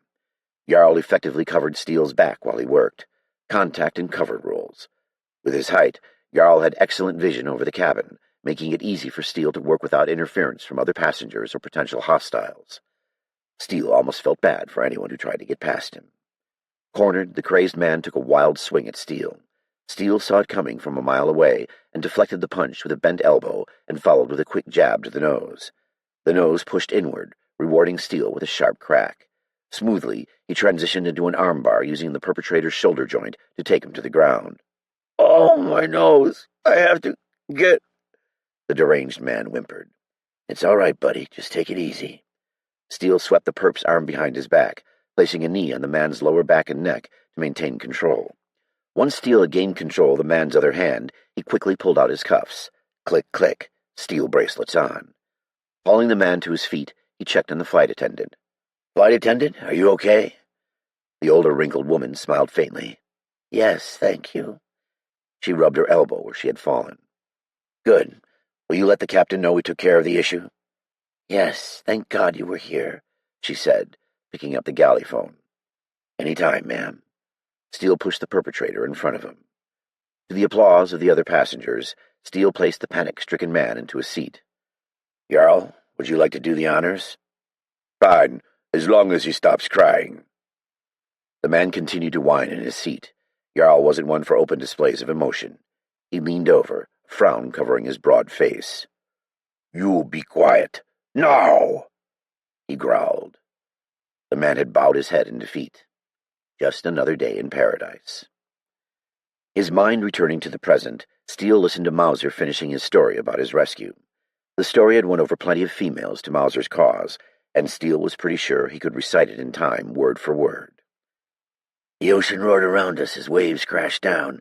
The babies screamed bloody murder, but I kept us afloat. Baby in one arm and mother in the other. I kicked and drove all the way to the helo basket. They both survived. I received the Coast Guard medal and became the child's godfather at her christening. Little Lucy calls me Uncle Ben now. It's the least I could do for the family." He finished by breathing on his nails and brushing them off on his shirt. Her name tag read Crystal. Pinned above her name tag was a flight attendant union pin. "You just take this and call me when we get back. I'd love to grab a drink with you and hear more about your rescues," she said, a mischievous smile spreading across her red lips. "You got it, babe," Mauser said, tucking the number into his jeans as if he were going to lose the small piece of paper. "I've got to go hand out this water, but I'll talk to you later," she said, moseying down the aisle, hips swaying. "You're disgusting," Steele said, shaking his head. "She could be the one. Yeah, one of the many. Come on, man. You know they're the bane of my existence." Choppy air rocked the cabin up and down. "Another 5 hours to go," Steele lamented. "I better catch some sleep then." Mauser eyed his seat from the galley. Yeah, I'll take first watch." Steele settled into his seat, wishing it didn't feel like his back was supported by a piece of cardboard. An hour later, Steele sat playing a turn-based strategy game on his iPad. He just couldn't conquer all of North America. Damn green armies, they are like a never-ending horde. He had a weird feeling that someone watched him. Steele perused the little mounds of heads sprinkled throughout Coach. Nobody eyed him with malice. Something in the back of his skull made him uneasy, as if someone were sneaking up on him. Out of the far reaches of his peripheral vision, he could see a man standing almost behind him. It startled him at first, and the man reached out to grab him. Steele spun and immediately recognized the graying man as Wheeler. His presence was still concerning to Steele. Only an issue of serious magnitude would bring the TL to the back of economy. Wheeler motioned him to the back galley, his face grave. "We need to talk. Just got word from the operations center that our marching orders have changed." "They couldn't have changed too much. We'll still be sitting on a plane at 36,000 feet for the next few hours." "What's going on?" Wheeler leaned in close. "It looks like we're still going to pick up the staffers. They're being held hostage by some sort of terrorist group." At the mention of the word terrorist, Steele looked around at the handful of passengers scattered about economy. A terrorist? AQIM? Al-Shabaab? Boko? He wanted to know what they were up against. Any little bit of intelligence increased their chances of succeeding. Wheeler frowned slightly. I don't know, or more likely they didn't say. But either way, be ready for anything. Operations also relayed a message to those spooks. They started requesting med kits, so there must be wounded. This could be bad. Wheeler continued. There are some doctors in the group that have been designated priority status.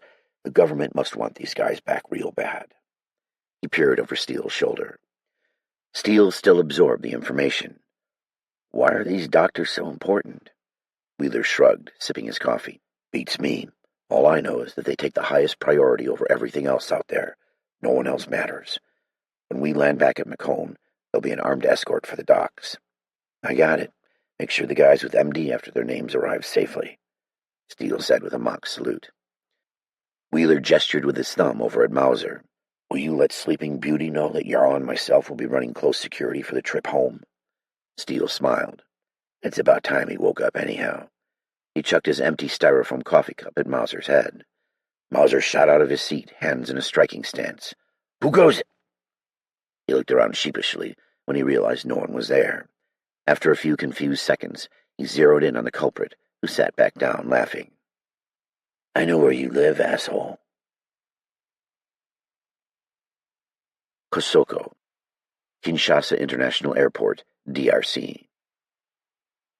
Twisting the steering wheel, Kosoko swerved around a stranded vehicle, crushing the bodies of the afflicted with his heavy transport vehicle. The bodies thudded off the sturdy steel front as even more shades roamed out of the reach of the truck's lights. A Dongala Miso clambered onto the hood, fingers hooked under the top. He was a poor bastard, clothes ragged and worn. The left side of his face was all exposed bone and tendon, making him a dead bastard. Its milky eyes stared knowingly, but somehow unknowingly, straight at him.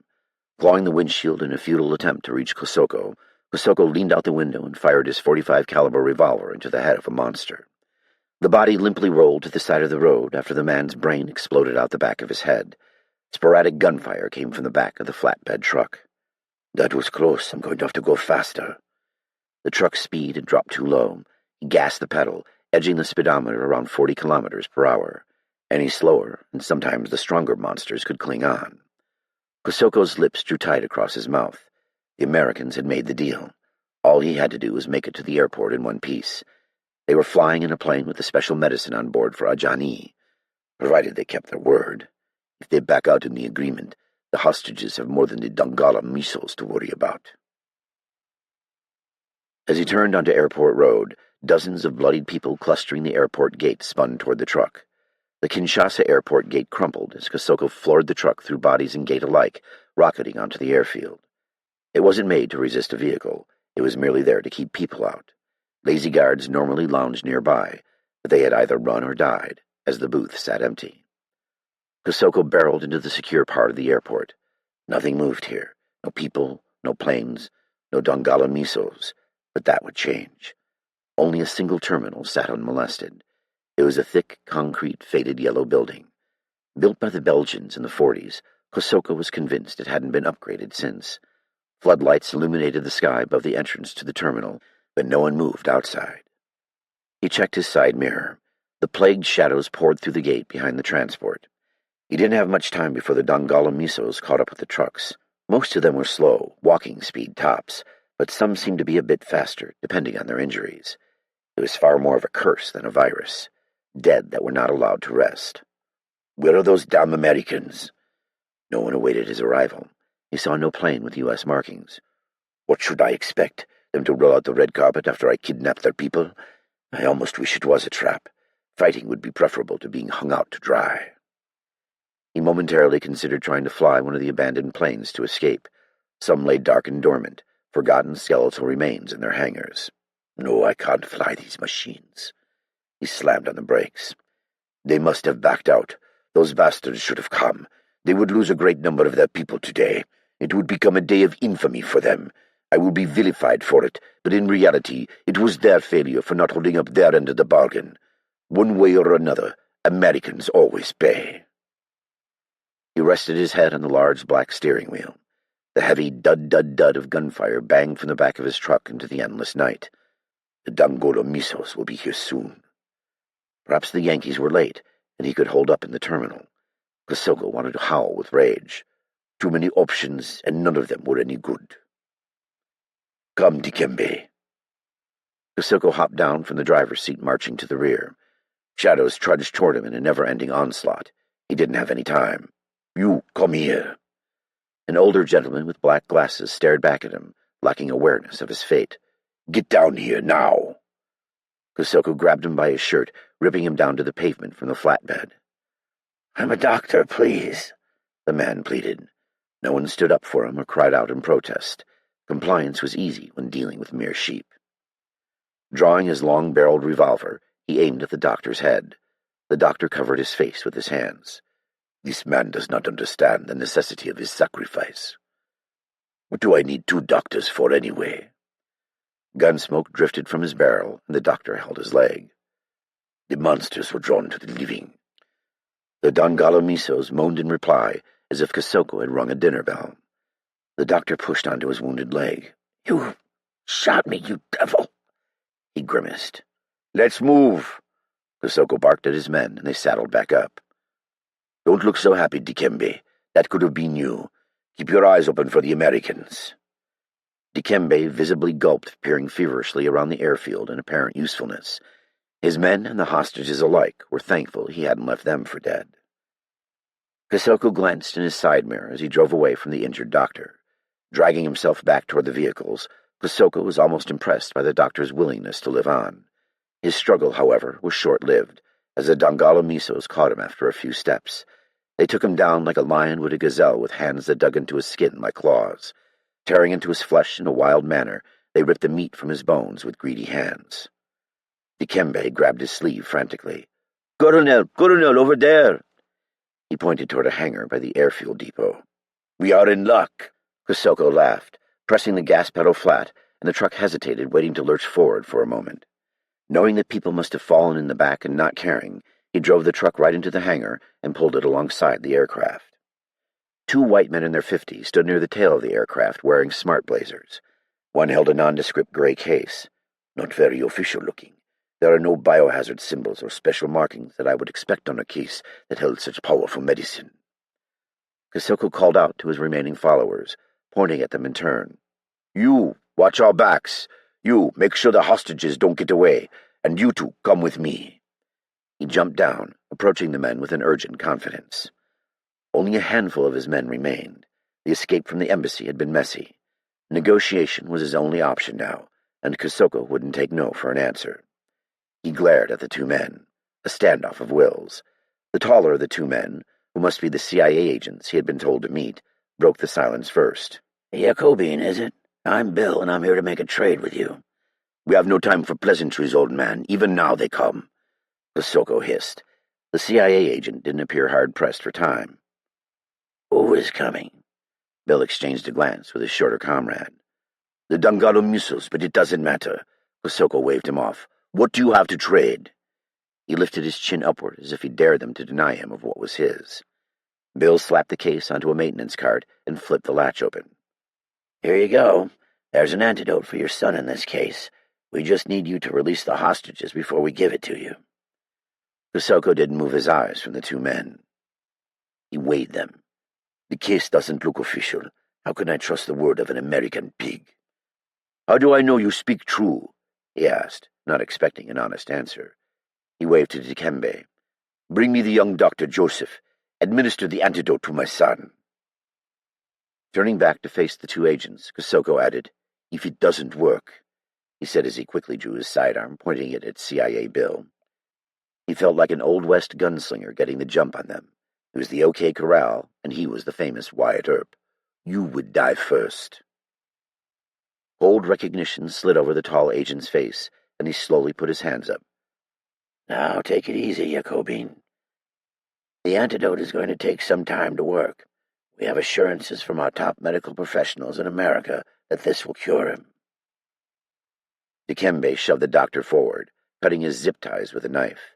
Joseph rubbed his wrists. Weakling. His men carried over Ajani, strapped to a stretcher, and laid him on the ground in between the two parties. Joseph knelt near Ajani, rummaged through the medical case, and pulled out a vial and a syringe. He gave a nervous glance back at Kosoko. "Hurry up, Dr. Joseph. Our time is short." Joseph nodded in acceptance. Ajani clapped his teeth together as Joseph neared him. "I will let Ajani feed on the doctor first if the medicine doesn't work, after I deal with the corrupt Americans." Joseph slipped the syringe into Ajani's arm, emptying the contents. Ajani squirmed against his restraints. His condition remained unchanged. His son continued to strain against his bondage. The doctor carefully checked Ajani's pulse, shaking his head, and then stood up abashed. "Ajani," Kosoko muttered. "Is he better?" The doctor held his gaze for a moment, then turned away. Fear. Kosoko was so immersed in his son's treatment that he didn't hear the approaching monsters. Gunfire rocketed from behind, and Kosoko twisted as a man wearing an orange airport vest sank his teeth into Dikembe's neck. His comrade tried to push the man away, and as he did, the Dongala Miso brought half his neck with him. Blood spurted in rhythm with Dikembe's dying heartbeat. "Damn it, Dikembe!" The hostages screamed and cursed as the front of the diseased pack made their way toward the truck. Distracted by the death of his man, Kosoko turned back toward the agents. "I have been deceived. They must die." The agents reached under their coats, drawing guns. Blackened steel barrels eyed him with malice. Time slipped into slow motion. Kosoko drove his shoulder into the ground as bullets melted through the soldiers on either side of him. Lying on his side, he leveled his aim at the shorter agent. He caught the man dead to rights, staring dumbfounded at his weapon as he pulled the trigger. Nothing happened. "A weapon malfunction. Perfect." Kosoko squeezed the trigger of his six-shooter hand cannon. The agent staggered backwards, his hands holding his chest. CIA Bill went down under AK-47 fire as one of Kosoko's soldiers fired from the window of the truck. Gunfire spewed from the plane door, and Kosoko's man in the truck fell silent. There must be more of them on board the aircraft, but he didn't have time to worry about that. The cursed surrounded him. The Dongalo Misos wandered into the hangar haphazardly. Zeroing his sights, he shot a woman with gnawed stumps for arms, wearing a toga-style dress, through the forehead. He capped another monster, realizing the futility of his struggle. "I have only one shot to leave here alive and wreak havoc upon the Americans, especially Joseph, that sniveling, useless doctor." Kosoko crawled on all fours over fallen bodies like an animal. He stopped when he came across a slain Congolese soldier, bullet wounds decorating his body like bleeding nighttime stars. Glassy white eyes stared up at Kosoko. Rushing, he stripped off the dead man's jacket. "It is covered in blood, but it would do. Everyone is covered in blood." Donning the folded green beret shoved in the soldier's belt, he stood. It would be enough. He ran to the truck holding the hostages, yanking the hatch open. "To the plane, now!" Ushering them out, he helped them down. "You are free. I am here to help." He kept his head low as the Americans scrambled out the back without a second glance, bolting toward the jetway stairs. "I will blend in with the Americans as they escape. Surely a nation founded by immigrants wouldn't reject a military refugee trying to escape his collapsing country." A monster wearing a soccer jersey grabbed his arm, and he shoved him down onto the cement. "Move!" The Americans continued to scurry. He aimed his pistol at the dead man, but before he could shoot, a sharp pain seared through his calf muscle. Infuriated, he gaped down, cocking his pistol. Ajani practically grinned as he chewed gluttonously, staring with dim white eyes. Having broken free of his restraints, he had crawled all the way across the hangar floor, still attached to his stretcher, to bite his father. Kosoko growled and kicked his son away with a heavy boot. Betrayed by his own flesh, he limped to the airliner. Joseph. Kinshasa International Airport, DRC. Joseph covered his head as bullets whizzed back and forth between the rebels and the Americans. The living dead were overwhelming the remaining rebels. Both Americans took rounds to the chest, and the dead were already making their way toward the newly fallen. A man in a soldier's uniform unloaded the hostages. The embassy staffers clambered out of the trucks. The Congolese military finally made an appearance. Joseph stood up shakily, using a luggage cart for support. "I am going to escape, just up the steps to freedom." Keeping his head low, he looked around for Kosoko. That man is diabolic. The other hostages sprinted by him, shrieking. Kosoko must have been gunned down in the shootout. We're free. He joined the cluster of embassy staffers attempting to push their way onto the plane. Sheer terror drove them forward. "Move in an orderly fashion. Remain calm," shouted a voice from inside the aircraft. Joseph had seen this type of situation before, especially with these people. It was every man for himself. Men cared little for women and children. They fought a bitter battle to get on board. Joseph had no problem shouldering his way onto the plane. "No, sir, there is no way I am going to be left behind here." Apparently, everyone else had the same idea. As he squeezed through the doors, a steely-eyed, gray-haired man grabbed his arm. "Are you a doctor?" he shouted as people pushed onto the plane and exhaustedly found seats. "Oh, God, more people who needed medical attention. Did it ever end?" Yes," he mumbled. The man was stern. "Where are the CIA officers? Are they alive?" he asked. Joseph hadn't checked their pulses, but he was pretty sure they were dead. He was tired of everyone shoving him around, demanding answers. "Dead! The last time I saw them, they had their guts torn out," Joseph snarled. "Can't just leave them," he said in Joseph's face. "They are dead, and we will be too if you let those people on this plane," Joseph shouted back. The man didn't react to his outburst. "Sit here," he said, pushing Joseph into a first-class window seat. Joseph peered out the window. The dead were following them up the stairs, climbing the steps up to the open aircraft door. "They must not be allowed on board! They're infected with a deadly disease!" he yelled at the man who had pushed him into his seat. The gray-haired man nodded to his partner, a very large blond man, who stepped out onto the platform. "Get back!" he yelled, a hammer striking an anvil. He shoved a big foot into the face of the first infected person climbing the steps. The infected toppled into the others, causing a domino effect down the stairs. He quickly stepped back inside the plane and helped a flight attendant close the door. "What's wrong with them? They're mad," he said to the older man. "I don't know, but I'm sure he does." He pointed at Joseph. The giant man plopped down next to Joseph, his shoulders taking up all the available shared space. "Don't worry, friend. We'll get you home safe," he said, speaking with an accent. Who are these guys? Some sort of special forces? A pounding sound on the aircraft door brought him back to reality. A mass of people stood at the door, and as the plane slowly rolled forward out of the hangar, the pounding stopped. Joseph exhaled. He hadn't realized he was holding his breath. The PA system crackled as the captain spoke. "Hello, everyone. This is Captain Richard speaking. It appears that the airport is in the process of shutting down, but there is no way we are staying here. We have clearance from the U.S. government to do what is necessary to leave the country.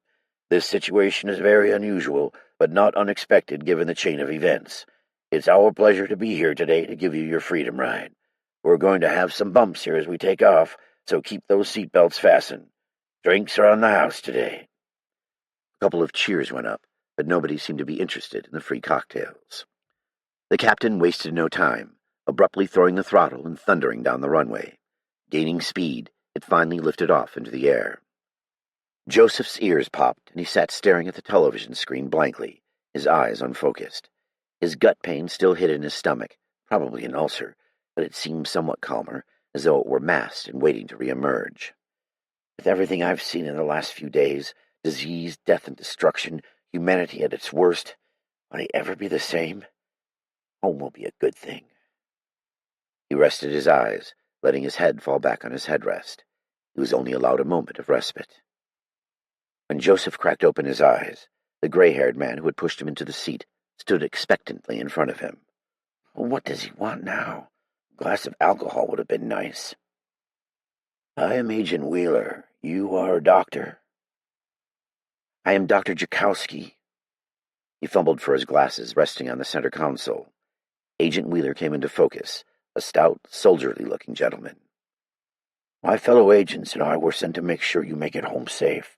We'll hand you off to another security detail when we arrive at Macomb Airport.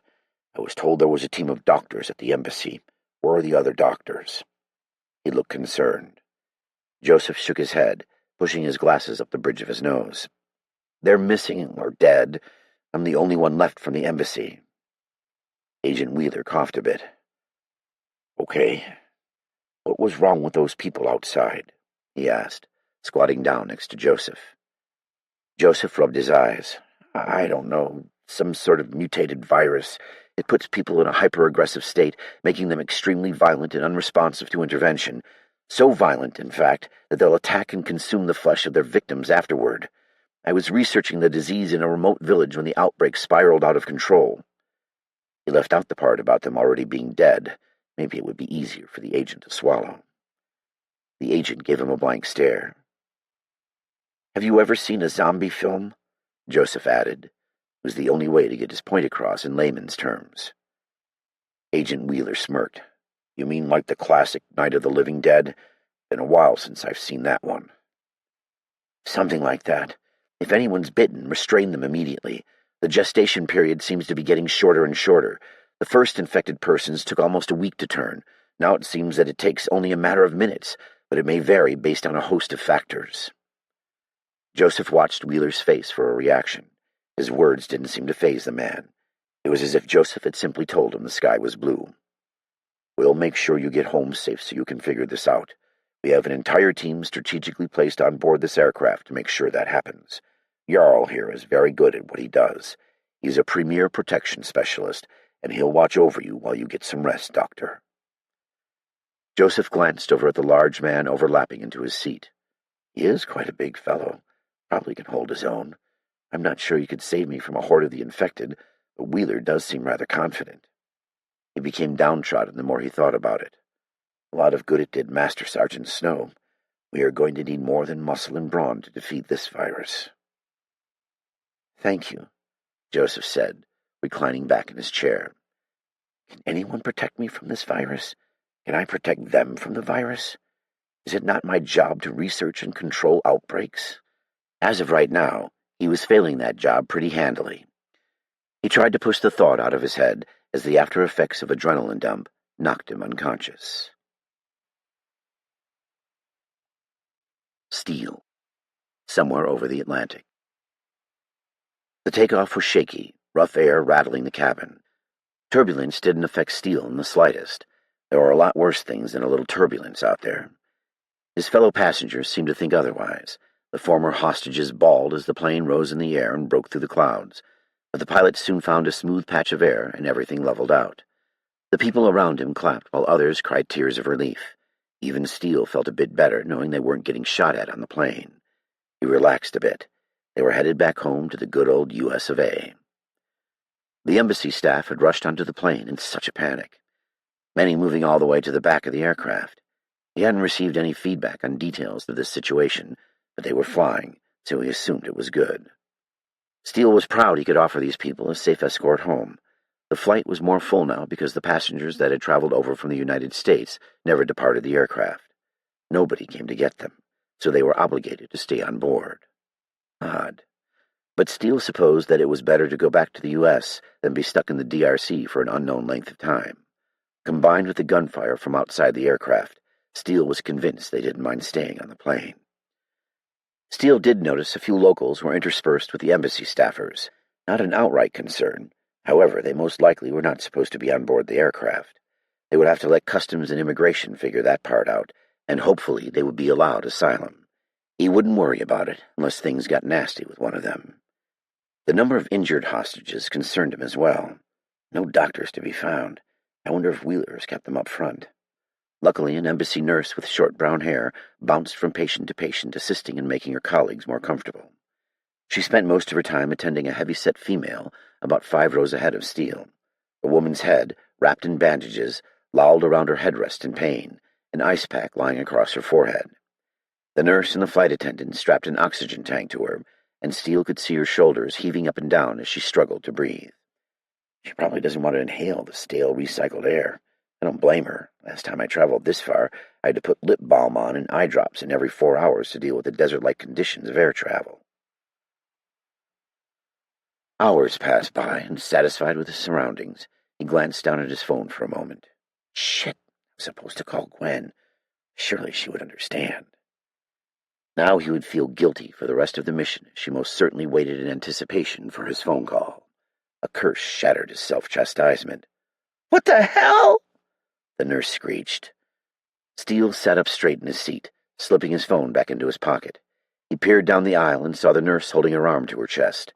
She pushed the injured woman away with her other hand. "Stay away from me! That fucking hurt!" Steele glanced over at Mauser, who had perked up at this new sound of distress. Mauser gave him a hand signal. A closed fist meant sit tight, while an open palm indicated that action was needed. A couple of flight attendants raced down the aisle toward the nurse and patient. Steele showed him an open palm and tapped his arm with 2 fingers, indicating a fight in progress involving 2 individuals. As a special protection detail, anything out of the ordinary was to be closely scrutinized. Steele checked his 6 and the passengers around him before peeling himself out of his seat and rolling away from the unfolding scene to the rear galley of the plane. He met Mauser there.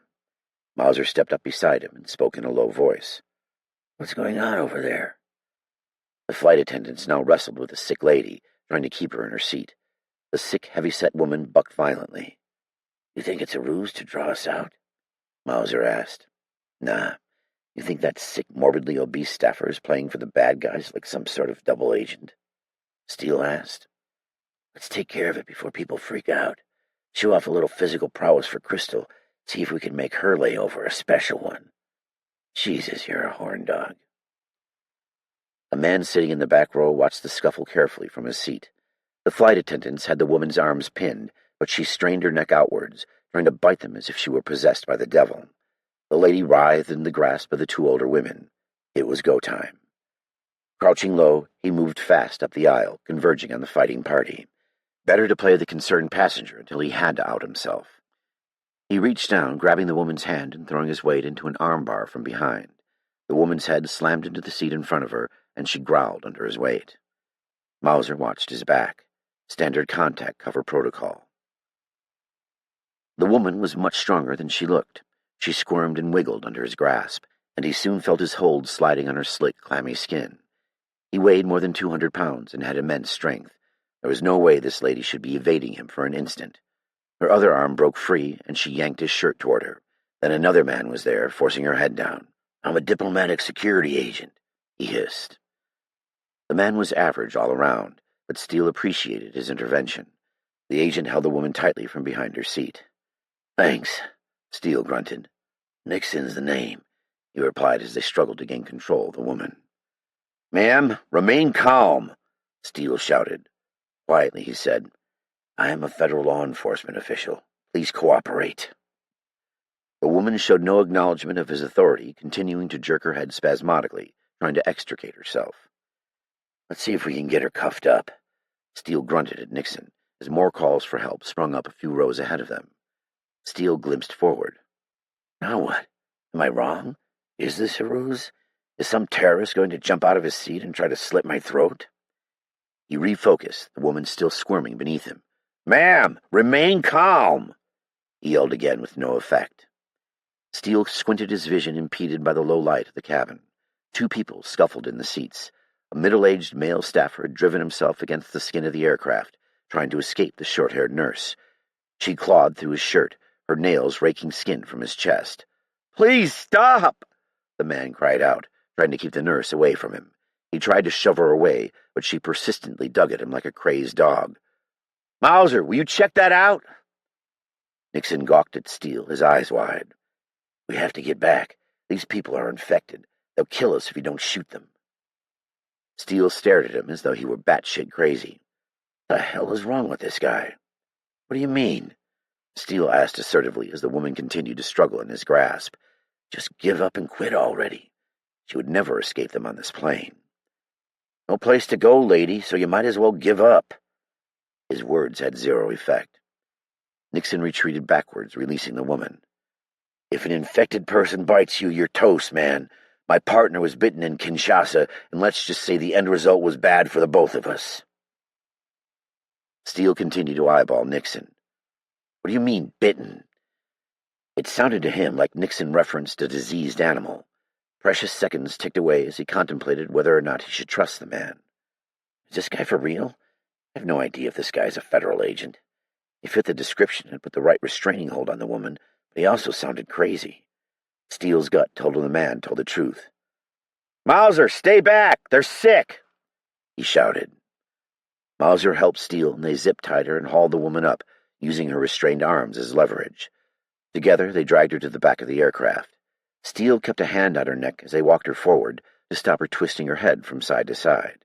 Passengers leaned away from the aisle as he pushed her forward. They acted as if she had the plague. People covered their mouths, shying away in fear. He set the lady face down in the rear galley as gently as possible. Gotta keep the lawyers happy.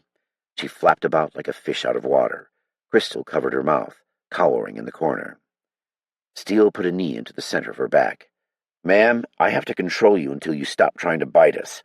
Can somebody get me something to gag her with? Crystal, you got any duct tape?" She nodded, rummaging through a galley cabinet. Mauser hopped on his cell phone, radioing the team up front. The cabin spiraled out of control. Steele turned his body to see the rest of the passengers. The nurse leapt on another man, who watched in horror as the carnage unfolded. "Somebody stop her!"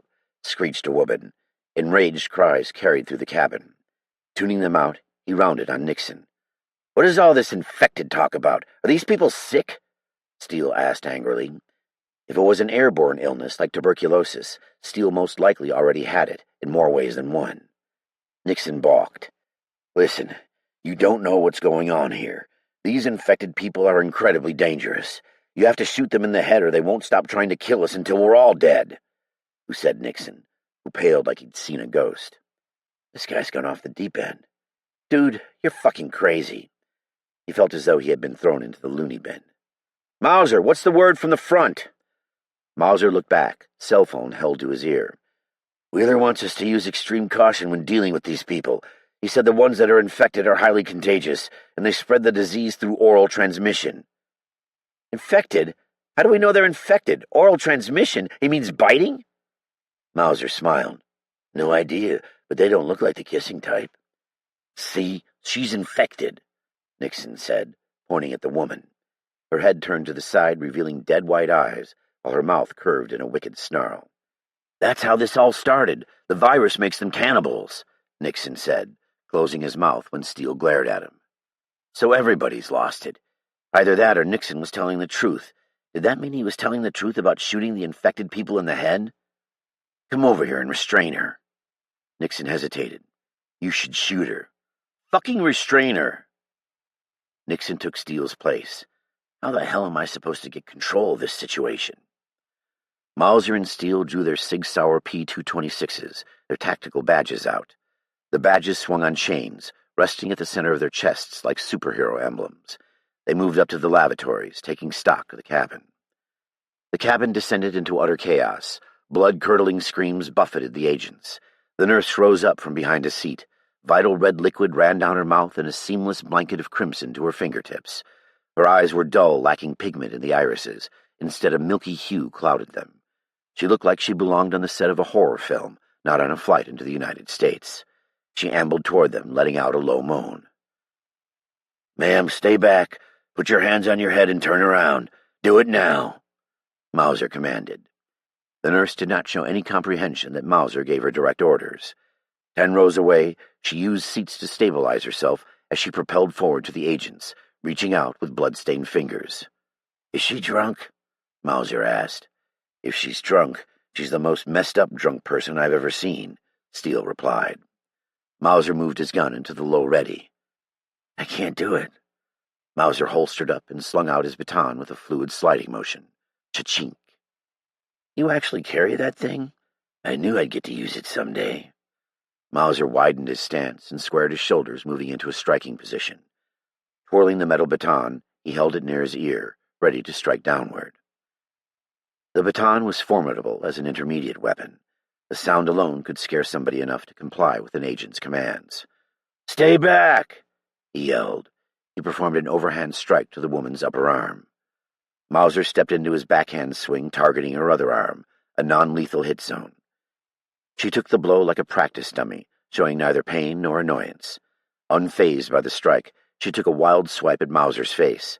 Dodging backwards, he wielded the baton into the woman's upper thigh with a loud thwack. She collapsed in a heap. "Stay down!" he screamed at her. Aggression was a key component of compliance. The more aggressive, the better, until the situation was under control. She rotated her head up slowly, blood running down her lips. The nurse crawled to her feet, and with a burst of sudden speed, she lunged for him. Mauser swung downward at her arms and was rewarded with a loud crack. Damn, Mauser had a lawsuit coming his way. He had snapped her forearm like a twig, her arm bent at a 90-degree angle, lacking the structure to maintain uniformity. Eerily, she emitted no cry of pain, as if it never happened. Jesus, Steele cussed. He watched helplessly from the back galley. There was no protocol for a situation like this. The woman was impervious to any sort of physical trauma. Passengers ran down the other aisle. Shit. Steele addressed them. Keep your hands on your heads. Move slowly. The people huddled against one another in the back galley. Shoot them! Shoot them! They are killing everyone! Mumbled a man, pointing down the aisle. Steele was stuck in limbo. Too much happened all at once, and they were losing control. I'm not sure we ever had control. He verged on Jeff Cooper's combat mindset code red, the zone in which he would have to take someone's life, and if he wasn't careful, he would blast past code red and hit code black, in which he would probably die, frozen in fear, frozen in death. Steele began losing his auditory abilities as Nixon continued to struggle with the restrained lady on the ground. Muffled cries for help tumbled from side to side in Steele's head. The man in the galley kept pointing down the aisle and screaming, and Mauser went down as the nurse tackled him to the ground, his gun still holstered. Before his back impacted the airplane aisle carpet, the crazed woman pounced upon him. Mashing her teeth, she drove her face close to his. Blood and saliva dripped from her mouth onto Mauser's face. Steele just watched in indecisive horror. Mauser got his baton up across her neck, pushing her away from his face. What the fuck, lady? Her throat crunched inward, the muscles of her neck the only thing keeping her head attached to her body. Red fingernails met his cheek, her unbroken arm tearing at his face over and over. Steele, help! Mauser barely forced out. Like a power surge, everything came back. Steele changed his mindset to action. It was time to move with direct purpose. Commands flowed from him like a practice script. Help him! Hold her down! He yelled. He lined up his sights on the woman's forehead, a cake shot from less than 3 yards. Is this the right decision? Should I take this woman's life? She has already grievously assaulted other people. She attacked Mauser, but she doesn't have a weapon. If someone with an infectious disease bites you, is that not an assault with a deadly weapon? A million other thoughts raced through his mind, second-guessing his plan of attack. Shoot her! Nixon yelled from behind. Shoot her! There was no time to think. He pressed the trigger evenly, not knowing when the gun would go off, but certain that it would. A trigger press must be smooth and never overly fast. Slow is smooth, smooth is fast, he repeated in his mind over and over. He had probably shot more than 20,000 rounds during his career as a counterterrorism agent.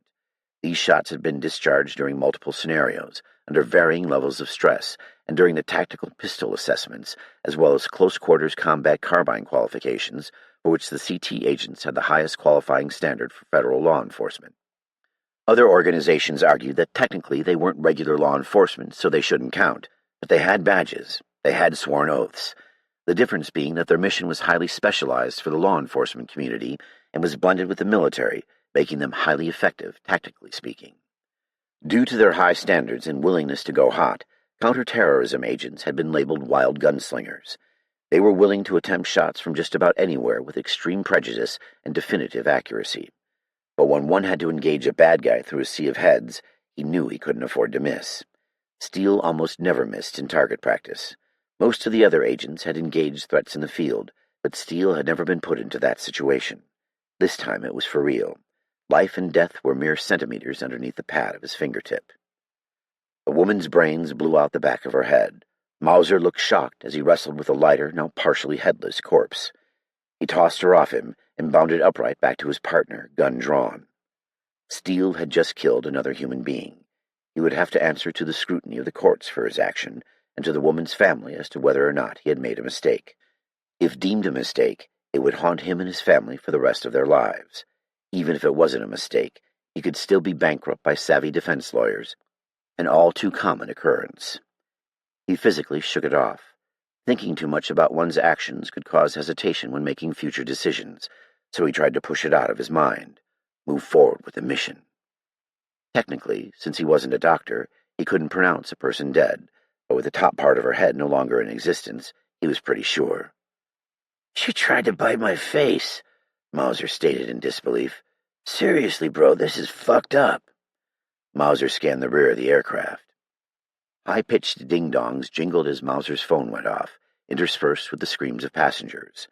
In the darkness, Steele couldn't identify clear targets to engage. It was a shadowy nightmare. "Flight attendant, hit the lights!" he shouted at Crystal, who cowered in the corner. She nodded, tapping a screen on the wall. Nothing happened. "Nothing's working. The captain must have it locked," she said frantically, pushing buttons over and over. "It's okay," Steele said. He tried not to think about what was happening out there. "That was Wheeler. He said they've secured the subject, and he wants us to move up to provide support. He said to leave everyone else behind and to grab Andrea on the way." "Why? Where's Andrea?" Steele asked urgently.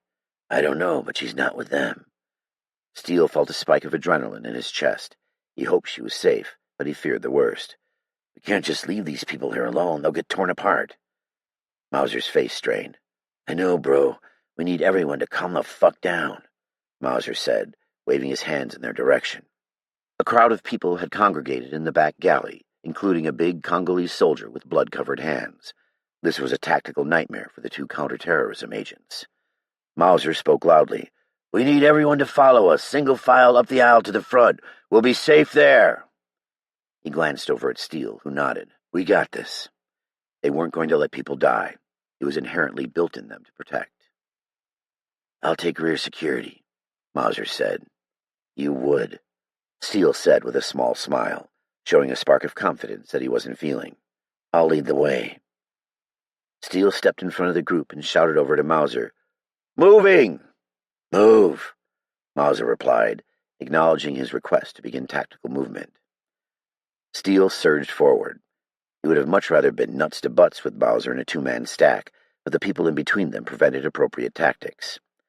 A stack was an operating term that law enforcement and military units use to tactically assault and clear rooms and buildings, predominantly in urban close-quarter combat settings. The stack allows the best 360-degree coverage of an area and provides for as many guns as possible to be pointed downrange at any given time. Ideally, they would have loved to form a stack, but nothing about this situation was ideal. They both shouted, "Hands up, heads down," as they moved forward. Compliance was out the window, but this way the passengers wouldn't jump them thinking they were terrorists. The lights flickered in the cabin but remained off. It felt like a horrible haunted house, only its evil patrons were real. Steele pulled his flashlight from his waistband, shining it left and right. He flashed it intermittently so it would be difficult for anyone to zero in on its location. "Please help!" someone called out. "No, please no! Get away!" shouted another. Steele kept moving forward. He tuned the calls for help and the moans of the dead out of his head. Steele stepped over a body in the aisle. A mangled corpse stared up at him with glassy eyes. "Body!" he called out to Mauser as he stepped over it. They moved quickly to the first bulkhead. Quickly he checked his corners, and a hand pulled him toward the wall, surprising him. A portly, bearded man in a bloodied suit leaned forward, trying to bite Steele's neck. Steele rammed an elbow into the man's throat, an instinctual reaction.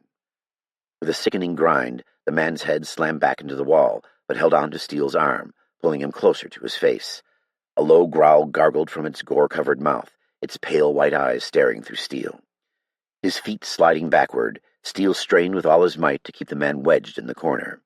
A dark shadow blurred past Steele's head, a black hand ramming a knife up into the fiend's neck, dangerously close to Steele.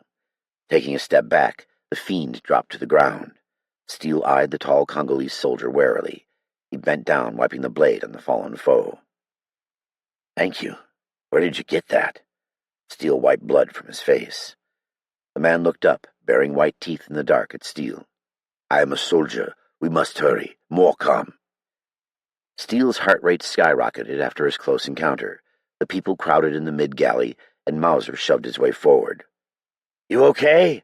Mauser shouted, eyeing the soldier for a moment. Steele nodded, breathing heavy. Adrenaline pumped through his system. Stress caused some people to break down and quit, while others lost focus and freaked out. But for Steele, it made decision-making clear. He performed best under pressure. "Let's keep moving!" Steele called out. The small group made its way through the rest of Economy Plus to business class. As they cautiously walked forward, Steele peered left and right, scanning the cabin for Agent Carling. "She has to be here somewhere." Several bodies were slumped over in their seats, while others were in their death throes. Where the hell is she? Heel to toe, heel to toe. He Groucho walked toward the front of the aircraft to keep his shooting platform steady. They called it the Groucho Walk because it closely resembled Groucho Marx's comedic walk from 50s films. Two human forms reached out for him up ahead. "Police, stay back!" he instructed. The people did not stop. He lined up his 3-dot tritium night sights. They created a flat sight picture across the front of his gun, and the shambling forms blurred out of focus. Pop, pop, pop. 2 to the body, 1 to the head. He could hear his firearms instructor repeating the phrase over and over. It was also called the 3-shot technique, or the Mozambique drill, after a mercenary discovered its effectiveness in the Mozambican War of Independence. The two forms fell to the ground and ceased all movement. In many situations, it was the only way to be sure an enemy combatant was eliminated from the fight. Even then, you couldn't be totally sure. The 2 to the body was to slow the target and to ensure that high-percentage shots in pain were going down range. The 1 to the head was supposed to put a stop to any nerve sending from the computer, the brain, to the rest of the body. Even a person with 2 gaping holes in their chest could fire a few rounds back, or worse, detonate a bomb. When aiming for a headshot, Steele aimed for the fatal T-zone, or an instant kill shot. The fatal T-zone covers an area from the eyes down through the nose and wraps all the way around the skull. It is called the fatal T to reflect the shape the nose makes with the brow line. If punctured or shot, this area will in most cases terminate the enemy's ability to continue any operations. Ah! A man crawled over the middle aisle of seats, reaching for them. Mauser silenced him with a few rounds to his left, laying the man low. Steele fumbled upon Agent Carling in her business class seat. Her eyes were glazed over, and her head reclined back against her headrest. She looked as if she were taking a nap, except for a gaping bite wound exposed her esophagus and the main arteries in her neck. Her face was pale, and her clothes were soaked with her own blood. Fuck. Steele checked her pulse, but there was nothing. Can't help her now. Steele searched Andrea's body for her firearm. He found it and ripped it from her shoulder holster before shoving it into his belt. Steele continued his steady platform movement to the first-class cabin. When he ripped the curtain back, he almost took a round to the face from Jarl, who loomed in the aisle like a giant shadow of death. "Drea's cunt, Steele. Say something, I almost shot you," Jarl said, waving them forward with a meaty paw. Steele hesitated. "We've got some passengers with us." "Move to us," Wheeler said from the front row seats. They had taken up a defensive position around the primary asset. A nerdy-looking, long-haired man crouched near the skin of the aircraft next to Wheeler's leg, making him look like an odd damsel in distress. Bounding his way past Jarl to the front galley, Steele led the passengers with Mauser to safety. 2 flight attendants and a couple of passengers poked their heads out from behind the galley, terrified. "Andrea's dead. Somebody ripped her throat out." Steele snarled in disgust as he passed Jarl. He would kill the rat bastard when he found him. "Damn it," Wheeler spat. As he pushed the asset ahead of him into the galley, Jarl closed the gap, sealing them off from the rest of the plane with his body. Steele exhaled. They had made it to the aircraft front. It was safe for now, but it was only a matter of time before the infected people from the back made their way forward in search of new victims. Nowhere to run to on a plane. "Everybody's freaking out back there. We had to shoot multiple hostiles," Steele said, airing his frustration. "Terrorists?" Wheeler asked, almost as if he were excited. "No, I don't think so. They seem to be just regular people from the embassy gone mad." The scrawny man with glasses stepped close. Steele gave him a hard look. "Who's this guy?" "This sounds like the same outbreak we were dealing with in the DRC. It's as I feared. Someone must have been infected in the embassy group. We should have screened them for infection before they boarded. We must self-quarantine when we land. Not one sick passenger must get off this plane." The conversation blew Steele's mind. "Yeah, I keep hearing about this infection. What the hell is wrong with these people, and who the fuck are you?" Steele shouted, pointing a finger at the man, his anger rising. Steele wanted to punch this smart guy in the face. "This is our protectee, Dr. Jakowski," Wheeler said, trying to calm Steele with a hand on his shoulder. The doctor looked a bit squeamish under Steele's hard gaze. "I think it's a viral strain mutated from monkeypox. People that contract it display similar symptoms, with a few exceptions. One is that conventional medicine has little or no effect on the patients. 2, the other more alarming problem is, After the patients die, they reanimate and proceed to devour the living with little regard for anything except to spread the virus. The what and the what? Steele brushed over what the doctor had said. What's he trying to say? Steele asked Wheeler. Wheeler frowned. Doctor, will a bite from these things kill us? Precisely, Agent Wheeler. And as crazy as it sounds, after they die, they come back to life as a mindless cannibal.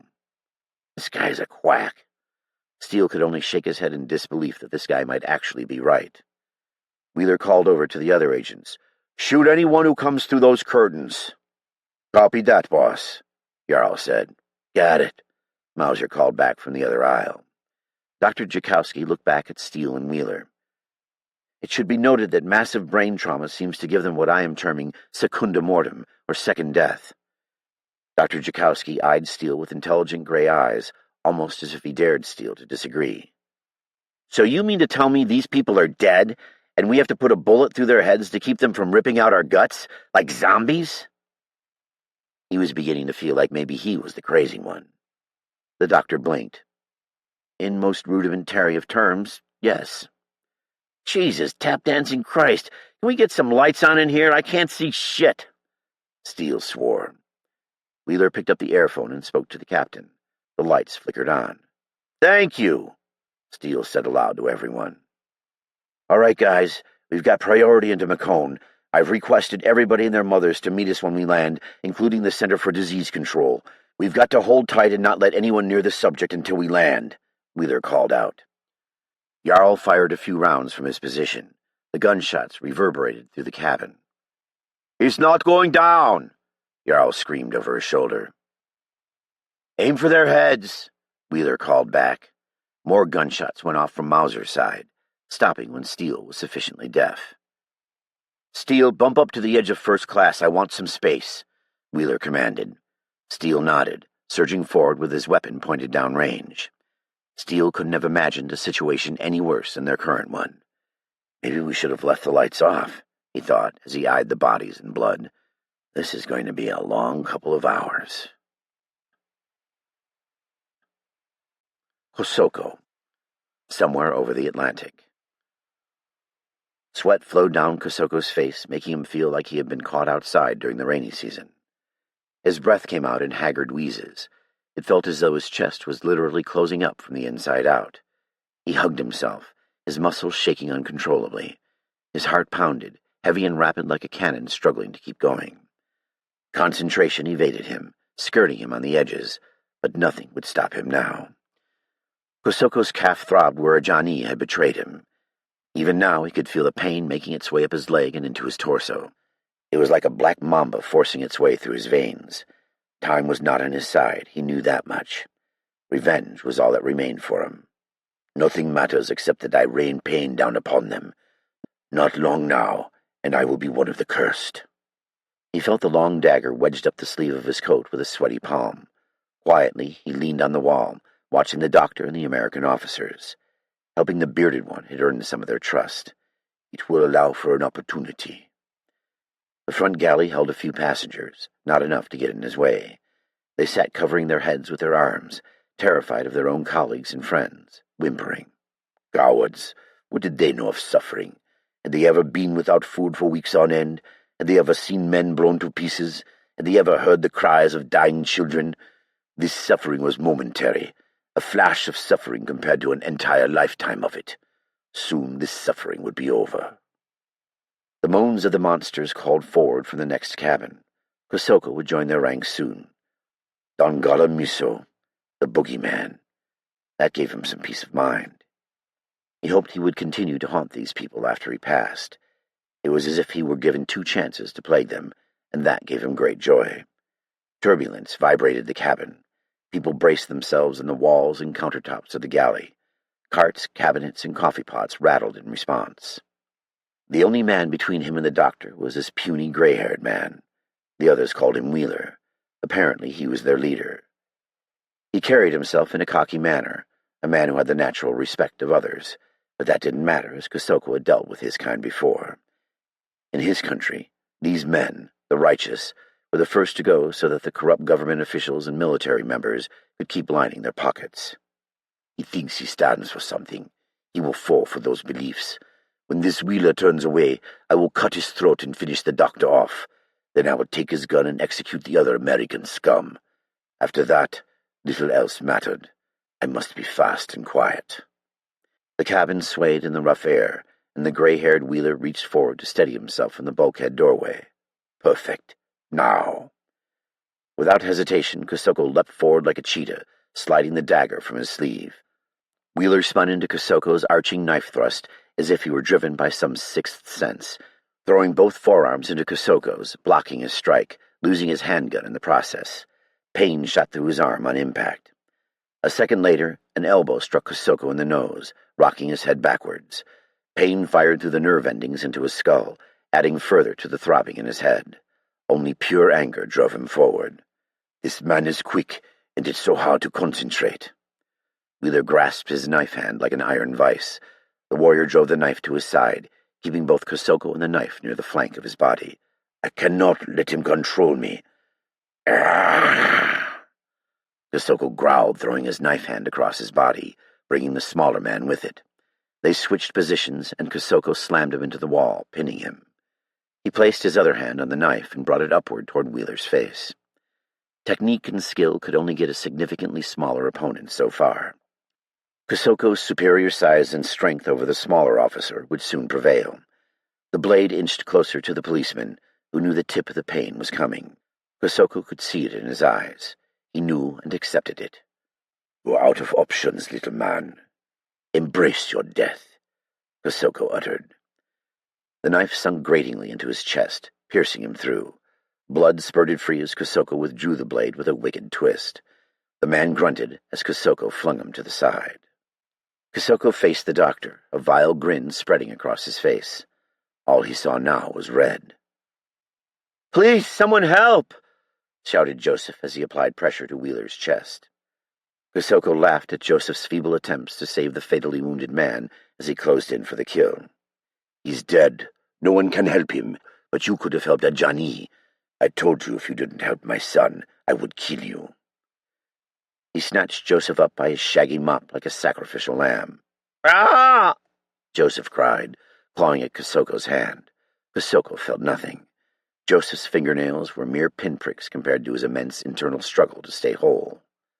"I will see you in hell," Kosoko said, drawing back his dagger to strike. Bam! Bam! Bam! Shooting between his legs while his lifeblood leaked out, Wheeler unleashed 3 rounds, each of which exploded into Kosoko's chest. Each blast felt like a 100-pound weight hitting him and sticking. He staggered backwards, reaching out for something to break his fall, and collapsed near the cockpit door. The pain erupted everywhere, and it was too hard to breathe. He hacked, trying to get air into his lungs. Pulling his hand away from his chest, sticky, bittersweet liquid covered his fingers. Every time he wheezed air, more blood flowed. Soon the coppery taste of blood filled his throat, spilling onto his face. He was drowning in his own blood. He sucked in air as hard as he could, but he couldn't draw enough in. That stupid little man. He should have been dead. As his eyes dimmed, a younger, bearded man looked down at him. "Is it my precious Ajani? Has he come to see his father to the next world like all good sons should do?" After a painful moment, staring up in hope, any thought of redemption dissipated. "The man I saved earlier. I couldn't save Ajani, but I saved him. I guess I shouldn't expect you to return the favor." He spat, spraying the man with blood. "I'll come back for you." He was sure of it. "I will rise again. Dig no grave for Kosoko." No, you won't.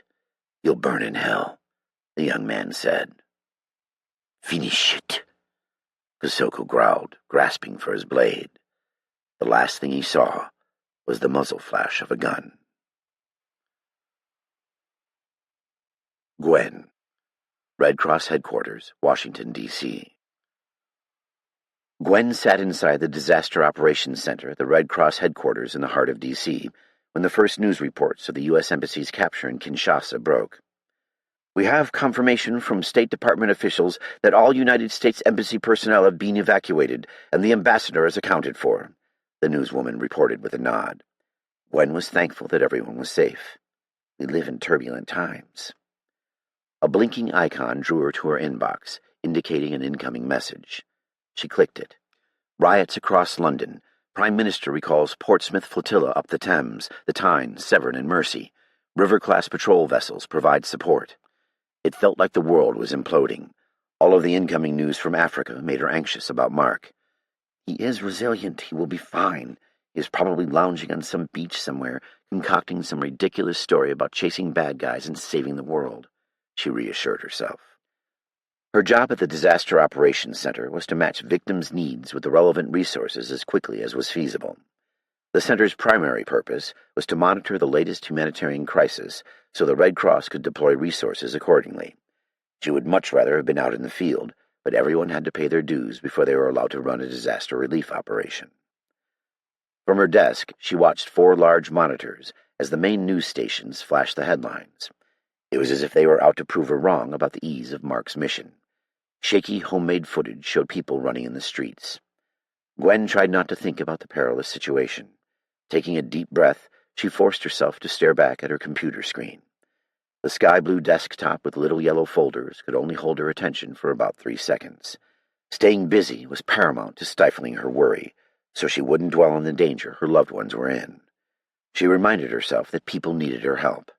Sitting and stewing about the danger my boyfriend is in isn't helping anyone. Averting her eyes, she avoided eye contact as Corey from accounting walked past her desk. Per usual, he dressed in a preppy uniform of designer clothes unnecessary for their work environment. Gwen was always surprised that he didn't carry around a compact so he could admire himself wherever he went. He tarried in front of her computer, slowing down as if he were internally debating something.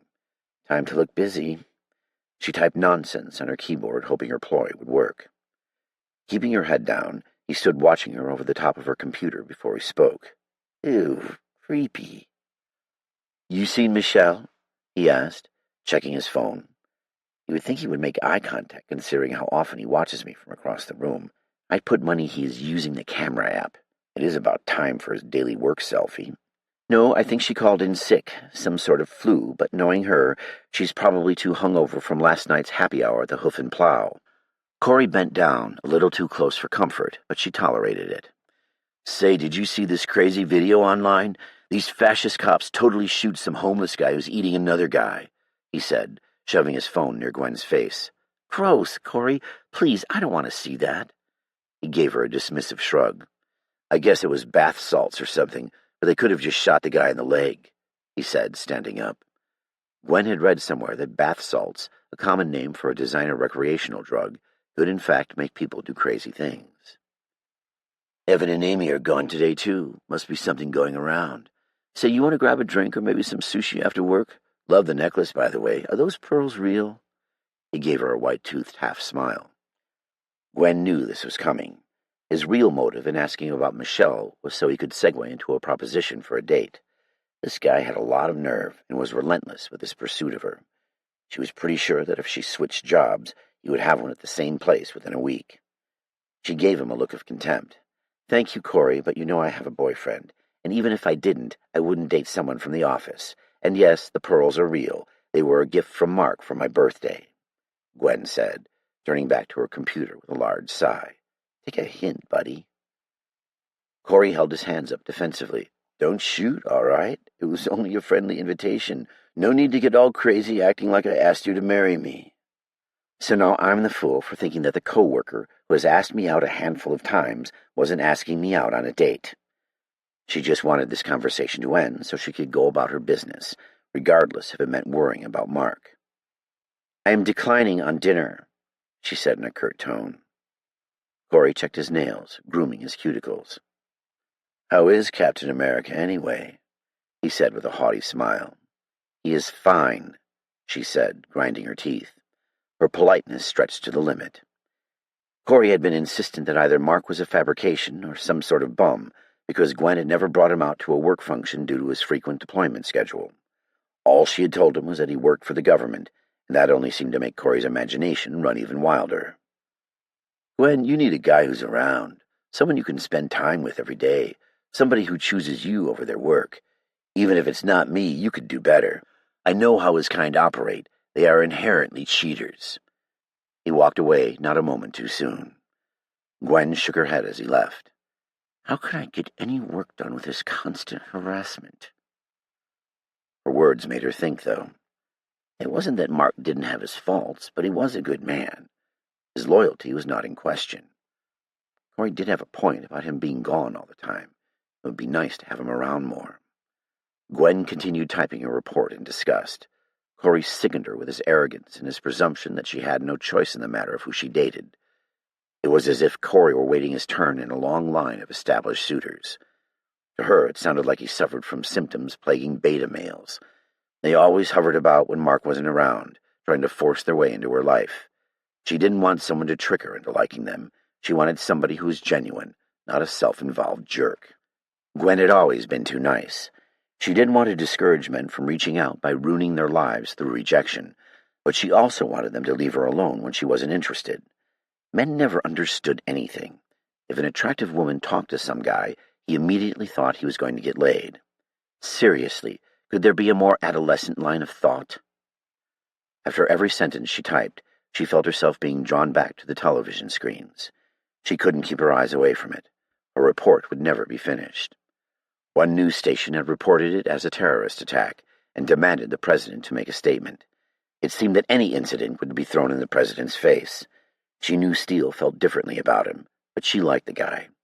The plight of regular American people seemed to be his focus. Having met him a few times through her work, she was partial toward him. She scanned the office properly for the first time. How is this place supposed to function only half-staffed? Where is everybody? They can't all be hungover from last night. Sirens blared as emergency vehicles drove past the building like the president himself going somewhere in a hurry. The disturbing footage of a large truck ramming the embassy gates shocked her. People ran into the embassy compound. Oh my God! A tingling feeling rippled down her spine. This is going to get much, much worse. A rival news station reported a breaking news story from New York. Some sort of protest was happening in Times Square, and the police were skirmishing with protesters. The footage was jumbled at first.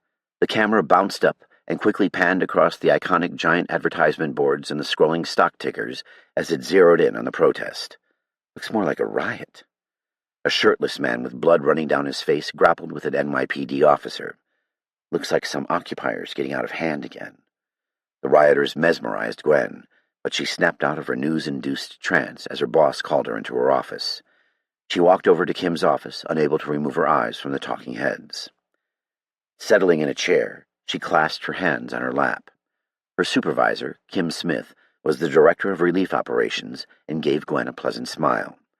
Pictures of her and various people she had helped adorned every inch of her office. Gwen, how about you head home early tonight? We will be needing you to deploy to one of these crisis zones in the next few days. Gwen frowned. She had heard of a few issues, but was unsure as to the magnitude. How many relief operations are we talking about? Well, Kim said, skimming through a stack of papers, it looks like we're having some big problems across Africa and the Middle East. Some sort of flu is overloading the limited medical infrastructure of almost the entire region. Like Ebola? Kim shook her head, flipping through papers. I don't know. It says in here somewhere. All of our incoming information has been relatively vague, but they will need assistance. Scientists are projecting a high infection rate. I just want to be prepared for anything. Kim smiled. You are on top of things. We're going to need good people on the ground to determine the severity of these situations and what resources we need to help the afflicted. So get your affairs in order because we'll need you TDY ASAP. Your division's down a few folks due to illness, so you'll be heading up the team to Guinea. Gwen beamed. Finally, she could get her hands dirty in the field. Thank you, Kim. I'll prep my bags for deployment immediately. They'd been prepped for months. Gwen could hardly stop herself from wringing her hands together in glee. Not that she would wish a disaster upon anyone, but she desperately wanted to be on the front lines against human suffering. We'll get a hold of you tomorrow with the flight details. Oh, and Gwen, keep up the good work out there. It is so nice to see someone with so much vigor and life still left in them. Gwen was beside herself with excitement. She practically sprinted out of the office. She bustled her way to the foggy-bottom metro station, elated. She trooped awkwardly down a perpetually broken escalator to the lower level of the crowded metro station. Might as well just call them metal stairs. Her heels clopped loudly on the steel-grated steps as she tiptoed gingerly down the escalator. A man brushed by her on her right-hand side, hacking a lung onto her shoulder. She was appalled, but he was impervious to her look of disdain. When she reached the bottom, the station was packed as if there were a Nationals home game that night. She called her dad first as she navigated her way toward the turnstiles. "Yes, I am taking the metro. Yes, my car is fine." Her father would never understand the merits of commuting via anything except a car. He would also never understand why she would want to live in a large city. She was beginning to question whether there may be a nugget of truth in his rantings somewhere. The mass of people were a herd of cattle moving sluggishly toward the turnstiles. Her fellow patrons' proximity to her made her claustrophobically hot. Trying her best to not sweat in her crisp, newly dry-cleaned suit, she stood on her toes to see what the holdup was. Unable to see over the people around her, she gave up trying to figure out the reasons for her delay. "Of course it'll be safe, Dad," she lied. It wouldn't be a deployment if she wasn't in at least some danger. Whether it was disease, famine, insurrection, or hostile governments, there was always something that made the deployments a challenge. Just the way she liked it. A little danger made her feel alive. Getting impatient, she fished inside her purse for her Metro pass, so, at the very least, she would be ready to scan her way through. The sound of yelling drew her interest away from her father's play-by-play rendition of his day. The police had a couple of suspects handcuffed on the ground. They appeared homeless, garbed in soiled, raggedy clothing. It wouldn't be a day in the district without its fair share of homeless. She passed them, keeping a safe distance. Locating her Metro pass, she scanned her way onto the platform.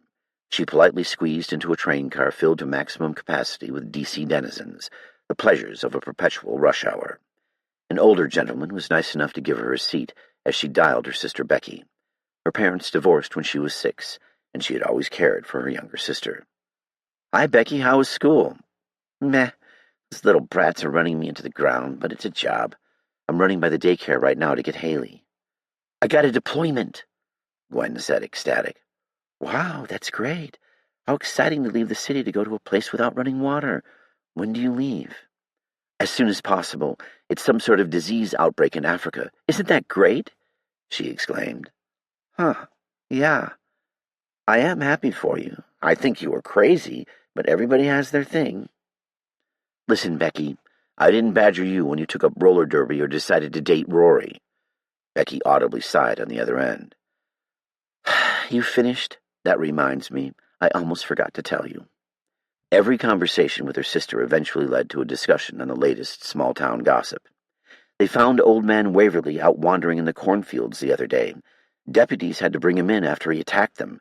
They got him up in county lockup. They say he's got something wrong with his brain, making him crazy.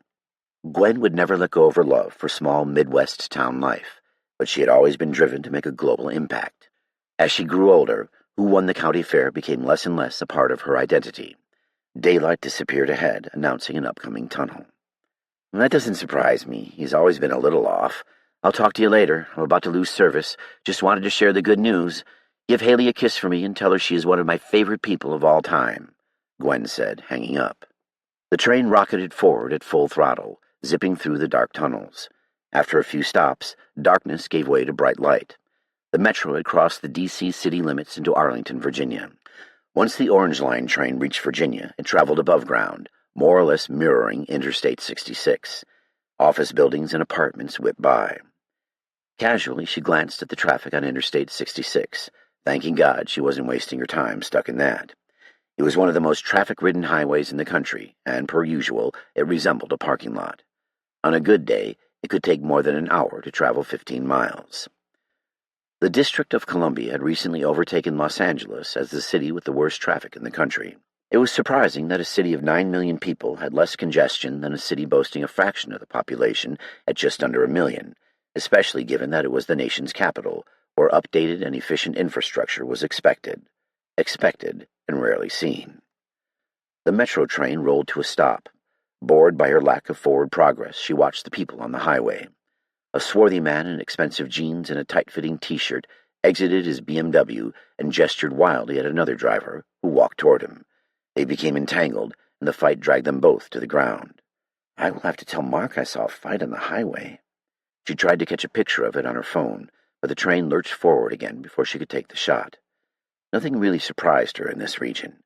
The people were so much more pretentious than in the Midwest, as though they thought being rude was a constitutional right.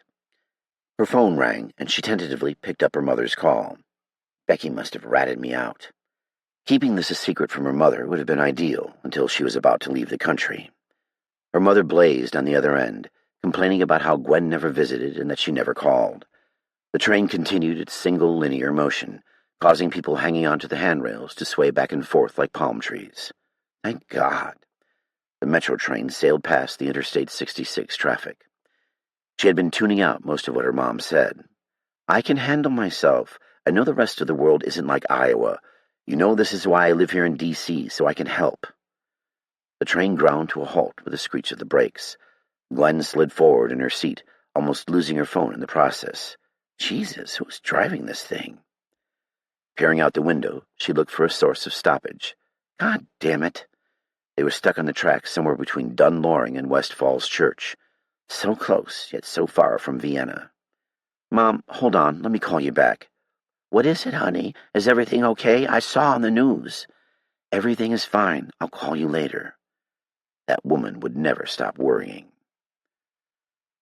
The lights flickered and sputtered out as the power disappeared from the metro car. It wasn't a big deal. It happened all the time. At least, she thought it did. The power on the metro line was sometimes shut off, and the cars would be turned off while they repaired the line.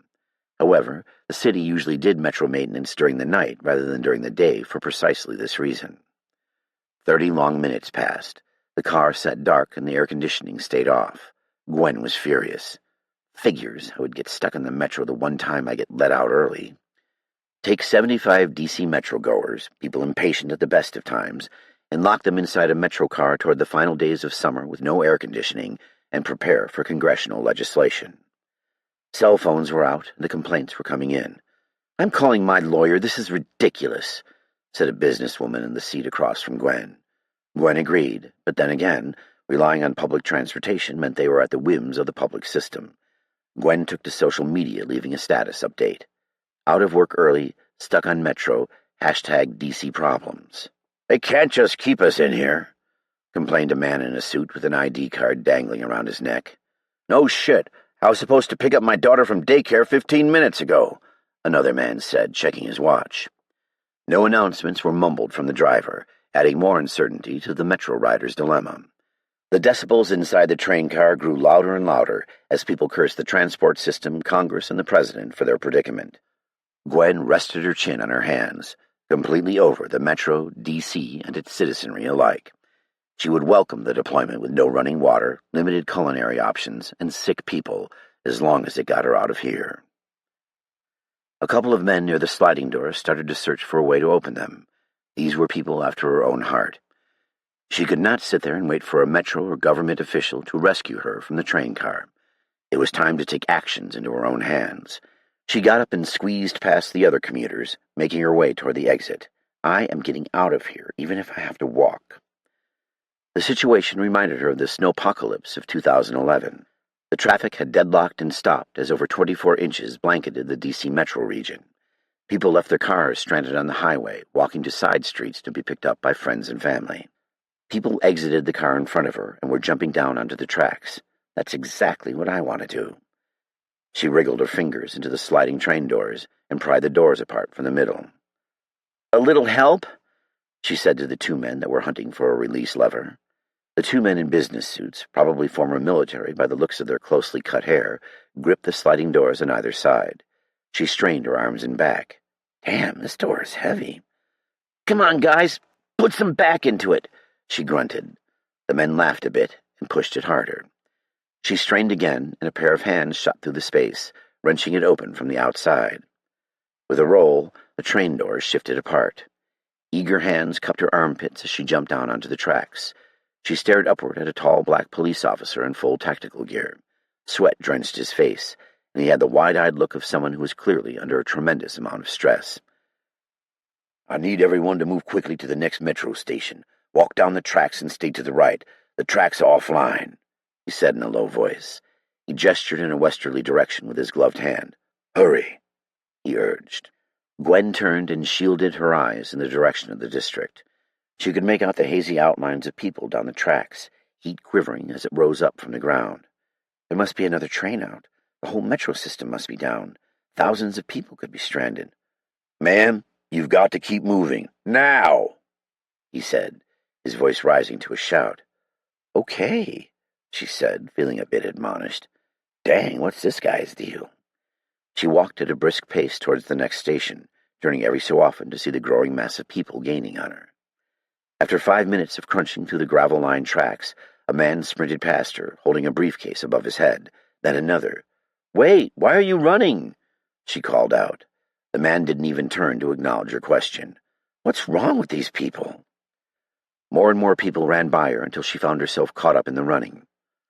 The hard, gravel-packed train track made it difficult to maneuver in her 2-inch spike heels. Afraid she would turn her ankle, she kicked up her heels one at a time. She jogged alongside a man. "Excuse me, sir, what's going on?" Sweat stained his collar. "Some sort of riot. A lynch mob, more like. They're ripping people apart back there. Haven't you been watching the news?" he said, breathing heavily. "Oh, my God, why?" she stammered. He waved her off. "Stay away from me!" He picked up his pace and ran faster away from her. A mob? Why in the hell would there be a mob on the train tracks? It angered her to have to sit and wait on the metro, but this was ridiculous. Every step made her more fearful. People ran on the highway, abandoning their cars. Who was doing this? What is happening? Her mind ran circles of dire scenarios. Gunfire boomed in the distance, adding to her angst. Sirens sang away further down the road. A helicopter circled above them. A man climbed the metro fence in an effort to get onto the tracks. So many things were happening at once she could hardly take it all in. Nails, rocks, and glass littered the tracks, and she spent almost as much time dodging those as she did half-running. Mark and she had discussed the necessity of fending for oneself in disaster scenarios, but she never thought of it as real. After all, when she went to a disaster, she helped people. An elderly woman, probably in her 60s and wearing a visor with an American flag t-shirt, toppled over in front of her. Tourist. The crowd diverted around her without stopping. Grown men in business suits ran by without a second glance. Mark's voice screamed in her head to run. Gwen stopped anyway, ignoring him. Have these people no hearts? Gripping the woman's hands, she pulled her to her feet. She was heavier than she looked. It's going to be okay, Gwen reassured her. Thank you so much. What's happening? Some men attacked my husband and he told me to run. I'll never visit D.C. again, the lady stammered. I don't know, but we have to keep moving, Gwen said, wrapping an arm around the woman to help her walk. I'm so scared. Is he all right? I can't leave him, she cried, turning back to search for her husband. Gwen ushered her forward with a hand on her back. We'll talk to the police at the next station, Gwen said, trying to comfort her. She moved as swiftly as she could, but the older woman slowed her down. The pack of metro riders dissipated in front of them as they escaped up the tracks. Gwen chanced to glance behind her. The crowd of rioters had closed the gap. She didn't care to find out what they were upset about. After a few minutes struggling forward, she finally saw her oasis, a large concrete building with a long platform running alongside the tracks. There, she pointed, the platform. Sweat drenched her gray pantsuit, creating dark patches under her armpits and around her collar. Great, I'm going to have to get this thing dry cleaned again. The humidity had to be up over 100 degrees, and there was no shade out in the middle of the metro rail. Just a little further, Gwen said to the dazed woman, although she really said it to reassure herself that this would all be over soon. The woman stopped and pointed down the tracks, forcing Gwen to stop with her. Oh, there he is. There who is? Gwen asked, easing the woman forward step by step. I see him down the tracks there. He's wearing a t-shirt just like mine. We're on a tour from Ohio. Gwen shaded her eyes. A large older man lumbered forward in a group of people. A crimson coating covered his hands and face. I think I see him. Let's wait for him in the shade of the platform, Gwen said, still edging the woman forward worriedly. She did not want to meet him or any of his friends. She was so distracted by the pack of people gaining on them that she didn't notice the man in dirty khakis stumbling from the platform. Dragging his foot behind him, his office ID badge still hung from its Virginia Tech lanyard. His foot bent sideways, collecting gravel as it dug uselessly into the earth.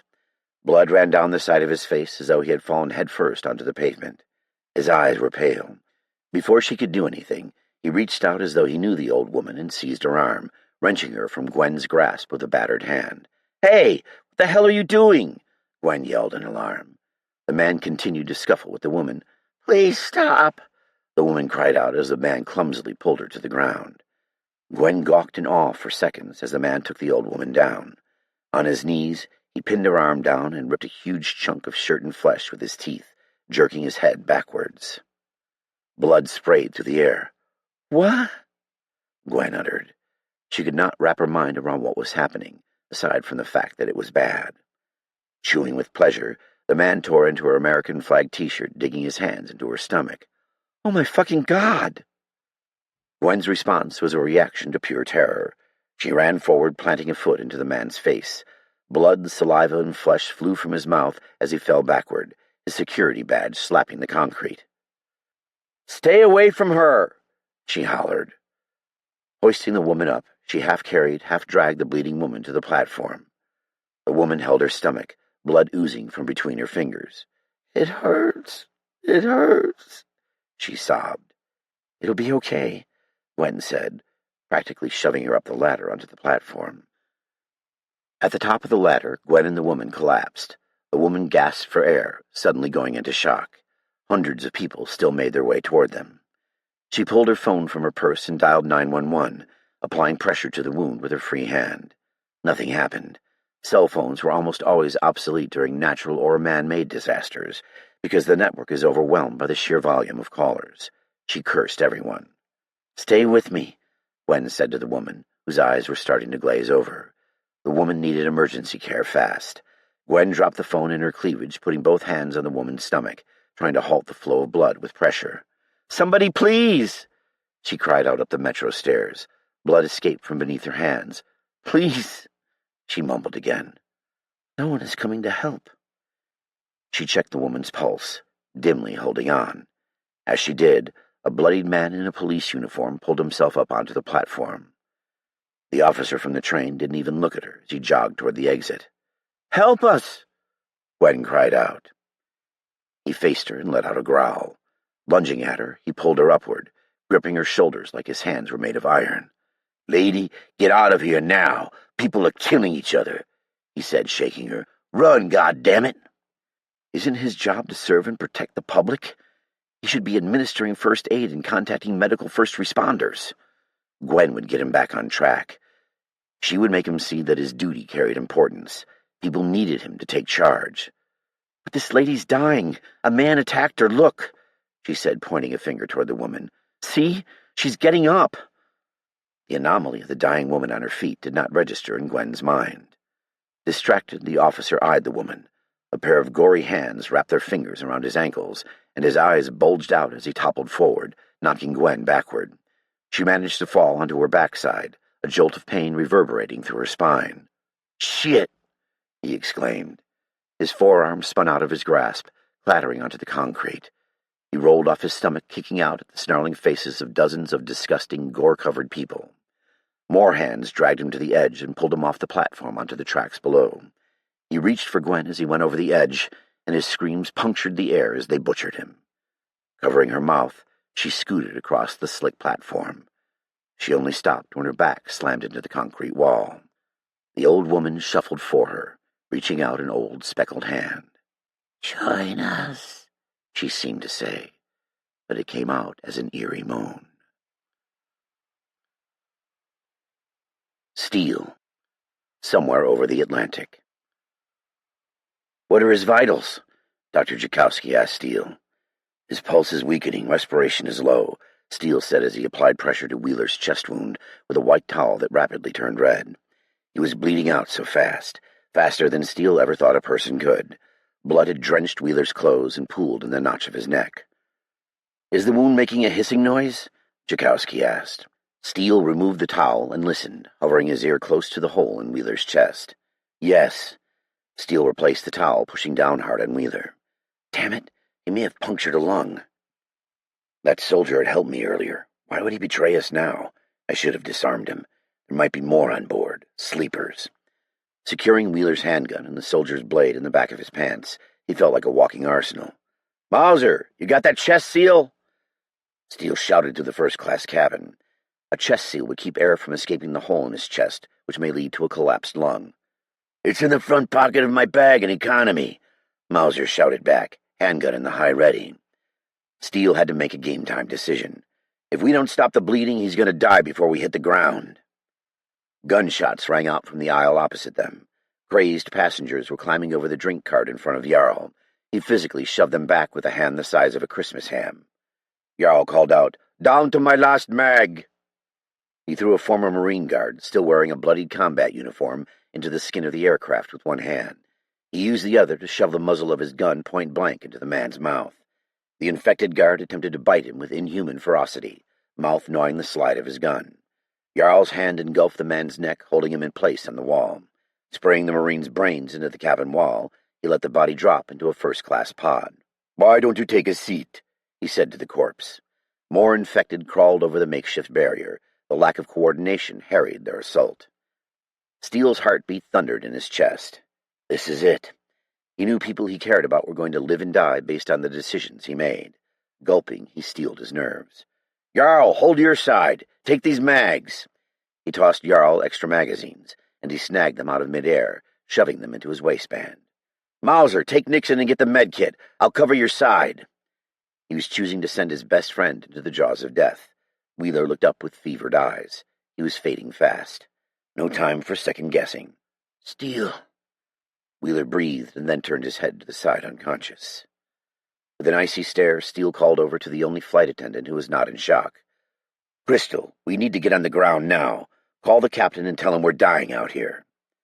Her lip quivered with fear, but she nodded and stepped tentatively over the terrorist's body, as if she expected him to reach up and grab her. She picked up the galley phone. Steele stood up, drawing his handgun from its holster. "Mauser, moving to you." "Move." Steele stacked close to Mauser's back. He glowered over his partner's shoulder at the chaos unfolding in business class. Blood and gore blanketed the seats and aisle, and legs stuck out of the mid-galley. The legs twitched and disappeared. Jesus Christ.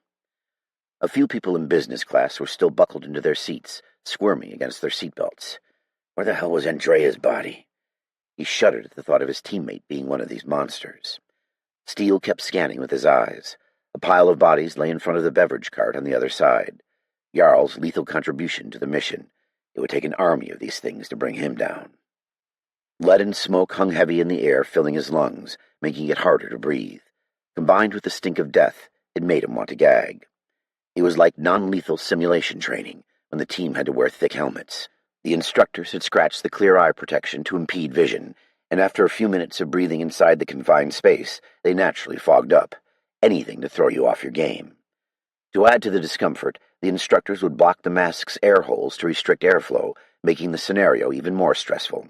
The higher the heart rate is allowed to climb, the quicker the degradation of a person's fine motor skills, trigger control, complex movements such as dialing a cell phone, and complex demands such as reading a paper. This decline in skills can be accompanied by auditory exclusion, tunnel vision, and freezing up, all of which can get a person killed in a force-on-force situation. Steele gestured to Nixon. "I need you to watch his back. If we don't get the med supplies, even more people are going to die. Do you understand? Here's Wheeler's piece." Nixon took the blood-covered weapon and looked it over. He press-checked the slide to make sure it had a round in the chamber. It was imperative to know the status of one's weapon. If you pulled the trigger and it went click, that might just be the last thing you heard. "Here's an extra mag," Steele said, handing him one of Wheeler's secondary magazines. Nixon shoved it into his belt. "Thanks. We'll be back in a jiffy," Nixon said with a little smirk, as though he didn't believe it. "Don't take too long now. We have a plane to land," Steele said. They switched positions, and Nixon stacked up on Mauser. "I'm up." Squeezing Mauser's shoulder, he gave a physical indicator that he was ready to move any time Mauser did. In a tactical stack, if the team, whether a two-man or larger team, became too spread out, it would leave lapses in sector coverage, increasing the risk of danger for the team. The more people in the stack, the less coverage individuals would be responsible for, but communication would become more difficult and even more important. The two moved rapidly through business class to economy. Speed was a key tactical element, creating confusion amongst the enemy. Steele firmly stepped into place in the aisle and resumed his watch on aircraft right. He calmed himself with a deep breath, trying to get his heart rate under control. Keeping his heart rate steady was paramount to his success. Countless hours in the gym doing high-intensity interval training with weights in the treadmill gave Steele that edge. The flight attendant called from the front. "Captain says we've got 30 minutes before we land." "Copy that," he responded, while maintaining his coverage of the cabin. "What a clusterfuck. The FBI hostage and rescue teams better be ready to meet us when we land, because this is one hell of a shit show we got ourselves tangled in." He gripped his handgun and took aim at a woman groaning as she crawled over a row of seats. Gwen. Dunloring Metro Station, Virginia. Gwen pushed herself upright against the cool concrete wall. The old woman ground her teeth together as she got close. They locked arms, wrestling for a moment. The elderly woman's hands felt stronger than they should, as if she may have been undergoing some sort of anabolic steroid therapy. "Get away from me!" Gwen shrieked. She brushed the old woman to the side, knocking her to the concrete and instantly feeling guilty. She had just beat an old woman to the ground, an old woman in need of her help, probably somebody's grandma. Hopefully no one captured that act of kindness on camera. The woman awkwardly tried to stand, slipping in her own blood and collapsing on the slick platform. It was like the whole world had gone insane, and Gwen was stuck in the middle. She needed to get out of here. Taking the steps 2 at a time, she bolted up the stairs to the Dunloring Metro Station. "Sorry," she called back at the woman. It was just too much. She hardly noticed the blood-stained handprints that covered the thick walls like a finger-painting project gone seriously wrong. She stumbled over the remains of people that looked as though they had been attacked by a pack of wild dogs. Bite marks covered their faces and necks, while dark pools of blood outlined the bodies, reminding her of twisted blood angels. The smell was horrid as she got closer to the bodies, and she involuntarily choked up the chicken salad she had for lunch. Hot bile spewed forth from her lips, splashing around her ankles.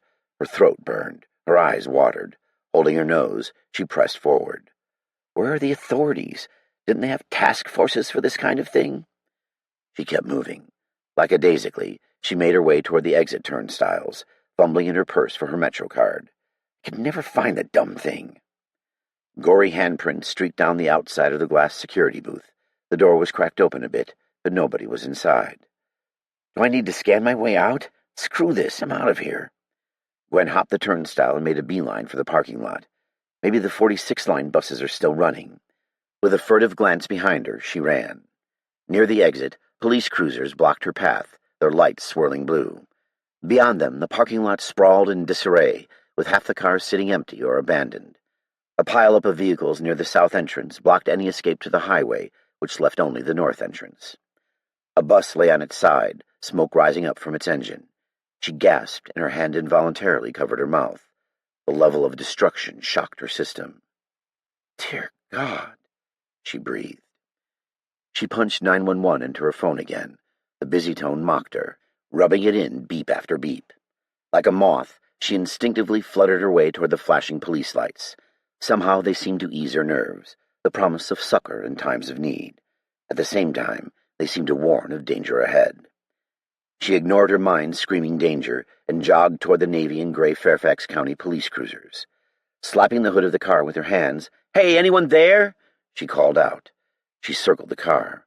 The passenger door stood ajar, but no officers were present. She stuck her head inside the squad car. "Anyone?" she muttered, scanning the area for any sign of assistance. Blood covered the sidewalk leading away from the vehicle in the direction of the bushes. She sat down in the passenger seat and grabbed the radio, pressing down on the mic. "Hello, we need help. I'm at the Dunloring Metro Station. Anyone there? Over?" "This is dispatch. This is a secure channel. Verify your identity." "I'm in a cop car at the Metro stop. There aren't any police here." "We are going to need you." The dispatcher was cut off. Thump, thump, thump. Directly behind her head, the protective glass reverberated under violent impact. Her stomach flittered a cloud of butterflies. She carefully turned her head to the back seat. Inches from her face snarled a man. Repeatedly, he rammed his head into the hard plastic window separating the front from the back seats. Blood ran down his shaved head and goatee, covering his leather biker vest. She slowly backed up as he continued to use his head as a battering ram against the squad car. The front of his head dented inwards as he did irreversible damage to his skull, oblivious to the pain. Gwen stepped away cautiously from the cruiser and headed into the commuter lot. People milled about the south exit ramp leading onto Virginia Interstate 66, while a number of others walked unhurriedly around the parked cars. They meandered through the cars, appearing not to know which way to go. Someone had to help her. Just a ride to her house or away from here. Maybe she could borrow a car. She would never consider it stealing. The owner would understand it was an emergency. If she could get home safely, she would grab her emergency go-pack and get out of town. She would take Mark's SUV. He had carpooled with Mauser. That would work. Drive to the hills of West Virginia and wait for the authorities to straighten this out. Most likely, the Red Cross would insist she deploy back into D.C., but only in a safe zone. Her thoughts quickly turned to Mark. He would be coming home later today. Thank God, he would know what to do. Wait, if McCone was anything like this, then he would be in immediate danger. I must warn him, but only after I am safe. That's how he would want it. Fueled by survival, she walked briskly toward a neighborhood of townhouses nearby. The townhouses seemed like the safest bet. Each townhouse sat 3 stories high with a garage, and were all painted off-white. Subdivisions seemed to spring up overnight in this area. Surely someone can give me a ride from there. Her head instinctively scanned from right to left, overtly searching for danger. Mark had taught her simple situational awareness techniques, but at this point there was no need to be discreet. She felt like a meerkat, tall and alert.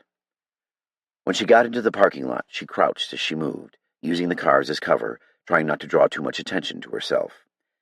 She rounded outside the mess of cars blocking her way through to the townhouses. A maze of carnage and twisted metal sprawled out before her, with people she didn't trust wandering the wreckage. The most convenient way through had the most suspicious-looking people. Right or left, or chance it up the middle with the people. Her whole body shook. Which way to go? Which way to go? A low female voice called to her. Psst! Hey you! Over here! In between 2 cars crouched a dark-haired young woman in her 20s, wearing jeans and a loose-laced flowery blouse. She gave Gwen a little wave, trying not to draw too much attention to herself. Hurrying, she hustled over to the woman, stepping over broken glass and metal from accidents in the lot before crouching down beside her. Her pants better not rip. Her suit pants were most definitely not made for any kind of athletic activity. Fuck it, she thought. I can just buy new ones when this is over. The other woman peered cautiously over the hood of the car that concealed her. Relieved to find someone else alive who wasn't trying to kill her, Gwen put her back to the car. Jesus, am I glad to find someone like you. The young woman eyed Gwen up and down. So you aren't one of them, are you? I suppose not, or you would have tried to bite me by now. Ha! She gave Gwen a sheepish smile. Gwen thought most guys would have called her cute, but not necessarily pretty. Gwen stuttered, No, I'm just trying to get out of here. My car's at the Vienna Metro, and everything's going insane. I've seen a policeman murdered and a woman eaten alive, and I just want to get out of here. The young woman peeped back over the car again. I know, she whispered. Crazies have been crawling all over this parking lot. They killed. She stopped as if she were going to cry. Moaning grew louder from the lot. The young woman's brown eyes went wide, and Gwen held her breath. She put a shaky finger to her lips. A man in a filthy black business suit knocked into the car they hid behind. He groaned a low, ominous call. Using the car as a crutch, the man gazed around and continued his morose shuffle elsewhere. Gwen exhaled heavily. She grasped the young lady's hands, giving them a squeeze. The young woman brushed tears from her eyes on her shoulder. I would help you, but there's one problem, she said, sniffling. What's that? Gwen asked urgently in a hushed whisper. My car's over there. She gestured toward a green Jeep Wrangler a few rows away. Several bloodied Metro workers in orange vests stood around it. They lumbered as if they were bored, sauntering between the cars. I tried to get to it earlier, but they chased me away until they came across a guy thrown from his car. The young woman closed her eyes for a moment, reliving the terror. Her voice shook. He couldn't even walk, and they just ripped him apart, blood all over the place. He screamed and screamed. I was so scared I didn't know what to do. It's going to be okay, but I need you to hold it together for me. My name's Gwen, she said, giving the girl her best assertive smile. We're going to get out of here.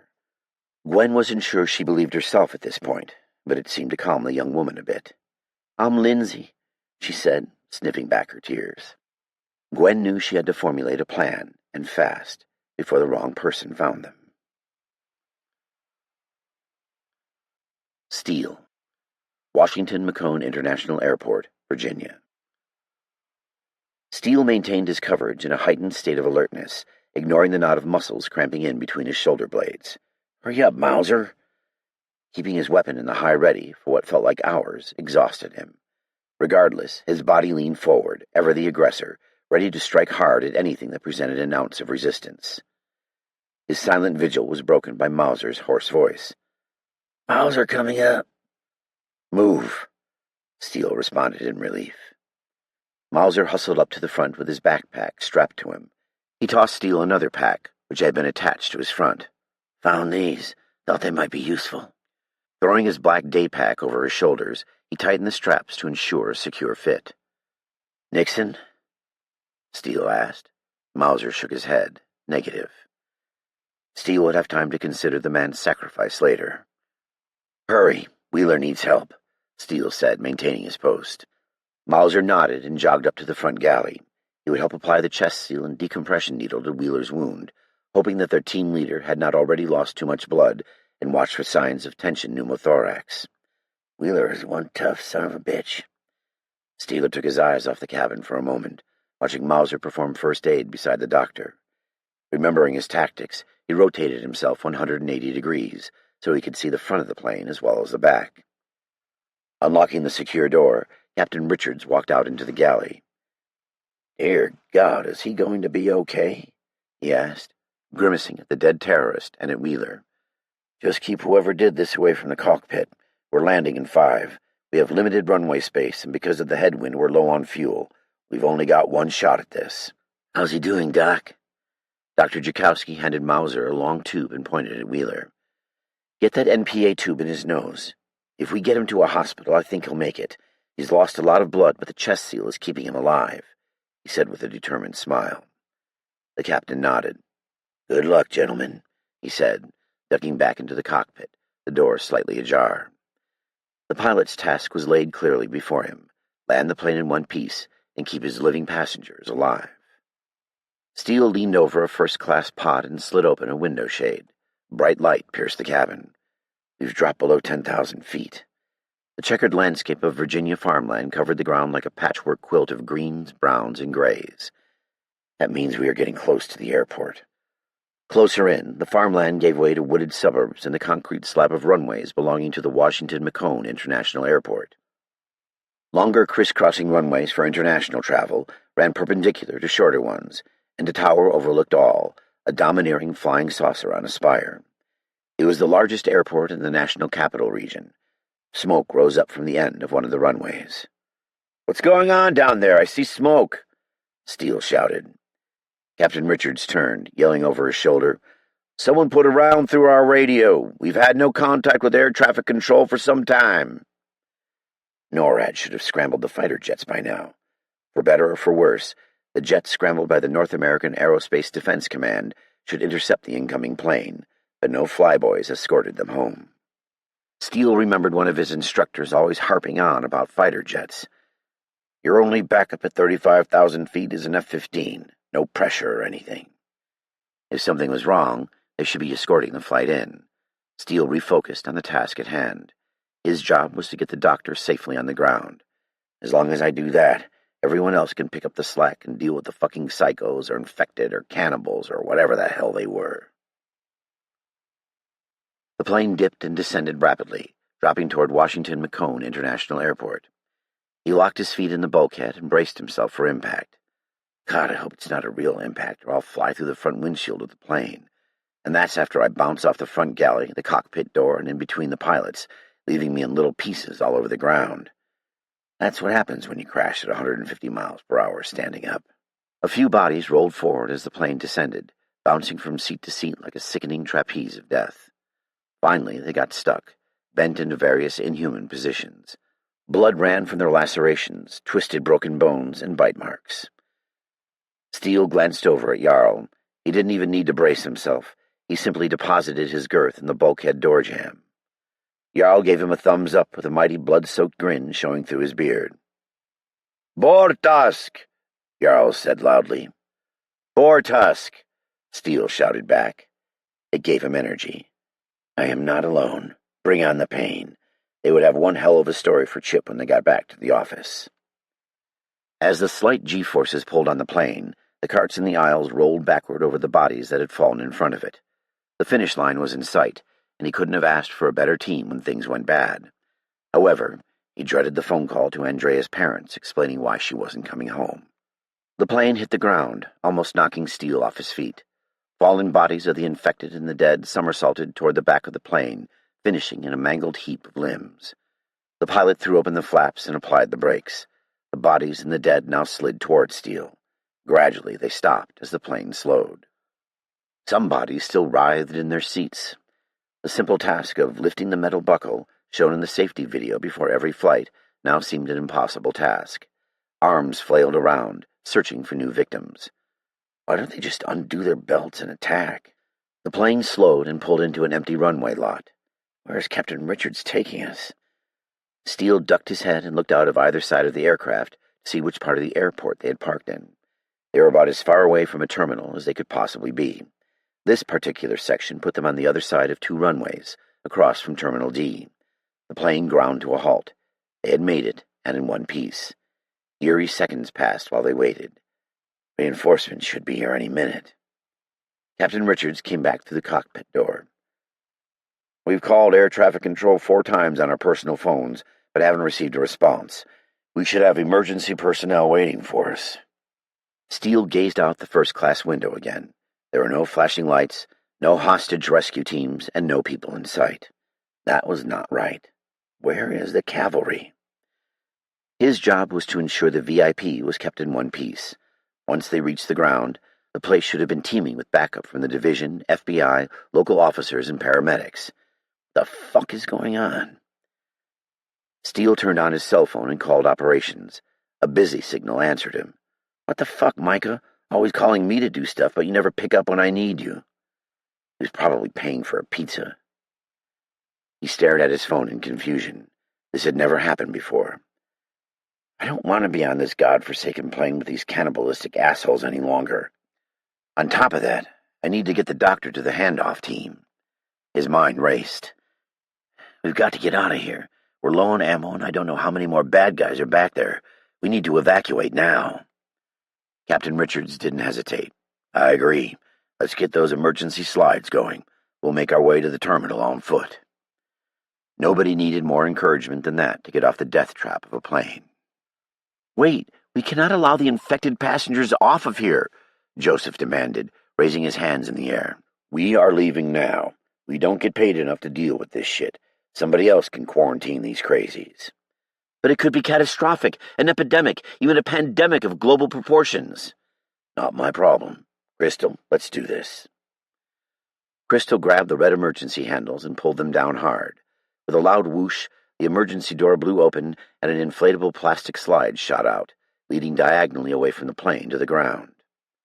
Mauser jumped first, holding his pack in front of him and shooting down the slide. He took up a kneeling position at the bottom, his weapon drawn, searching for threats. Steele covered Jarl's retreat to the bulkhead, keeping potential threats ahead of them while the surviving passengers, flight crew, and the doctor jumped down the slide, exiting the plane. Steele's jaw dropped as lifeless forms rose up throughout the plane, a puppet master playing his entire entourage. Mangled and abused, bloodied and battered, none of it mattered. They stood all the same. Dead eyes stared his way. They preached doom. Dear God. Steele gritted his teeth and yelled to Jarl, Exiting now! We'll meet again. He didn't know how true his thoughts would be. Exit, Jarl said in a gruff voice.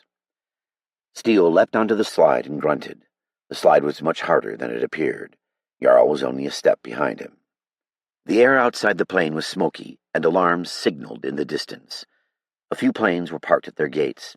Something was amiss. He shook off his gut instinct.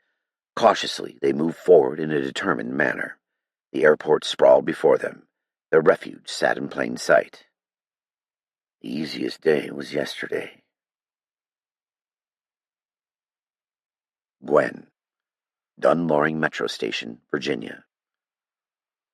Can't turn back now, Gwen thought, as she ran to the middle of the commuter lot, waving her hands in the air like she didn't care. She began to rethink her plan as gravel and rocks dug painfully into her feet while she navigated the car-filled lot.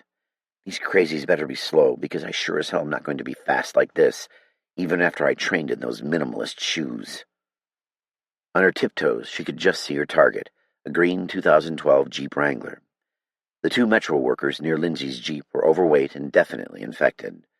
Blood caked over their neon-orange vests, and the worker on the left had a grisly, jagged stump with a protruding bone where his arm should have been. I suppose I don't look much better in my destroyed suit. More infected bodies milled around to the right of the vehicles. These men and women must have been on some sort of tour, judging by their matching DC t-shirts, the kind people tended to buy from street vendors down by the Smithsonian museums. One of the tourists appeared normal until he turned his head to face her, exposing a fleshy flap of an ear with puncture wounds from a bite. The woman next to him moaned loudly, reaching a hand out toward Gwen. Blood and gore decorated the front of her shirt, painting the cartoon caricature of Washington, D.C. a dark red. She had bites all up and down her forearms, as if she had attempted to protect her face from attack. Gwen gutted herself up. "Stay strong." "Over here," she croaked, her confidence waning. Her voice gave away how she felt, scared and alone. "Over here," she mustered. Her voice drew their attention not unlike she hailed an old friend. The woman started her awkward gait toward Gwen, and the others hastily followed suit. They moved with a herd mentality, a clan of ravenous cannibals desiring only one thing, her flesh. "Here we go. Just have to lead them away from the car long enough for Lindsay to get in, spin around, and pick me up. Provided that Lindsay does her part and the group of tourists doesn't murder her. Provided that these dozen or so people aren't fast enough to catch me. Provided that I don't twist an ankle and get eaten alive." The possibilities were endless, and if this didn't work, she would be in a world of pain, literally. She tried not to think about the bad alternatives, but they hovered over her like a dark swarm of bees. Complexity in a situation like this was the devil. She knew the acronym KISS. Keep it simple, stupid. Complex plans almost never worked out as they should. After looking over at the group of infected tourists, she thanked the gods for fatty fast food and sugary supersized drinks. The infected lumbered to her at a dragging pace. They resembled a group of late-night bar-goers, making their way for the nearest greasy burger joint. Holding her place in the open, she allowed all of them time to locate her. From all around her they moaned and reached for her, traversing the lot in an effort to reach her. "I have to get them all coming my way, or Lindsay will never make it." The infected closed in faster than she expected, an ever-forward-moving force, and she was forced to jog ahead of them in the direction of the parking garage near the south exit. She led them past the place where Lindsay hid and gave her a nod as she passed. "Keep it coming!"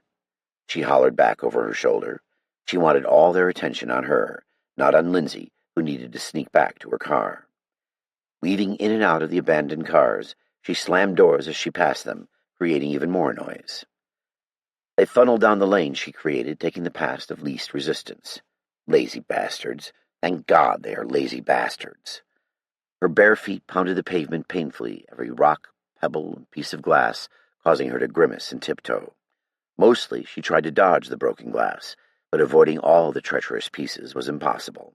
"Shit," she swore as a shard dug in deep into the pad of her foot. She jumped on one foot like a human pogo stick, rubbing the green glass off her sole with the palm of her hand. She chanced to glance back. The infected had closed, as she struggled with her feet.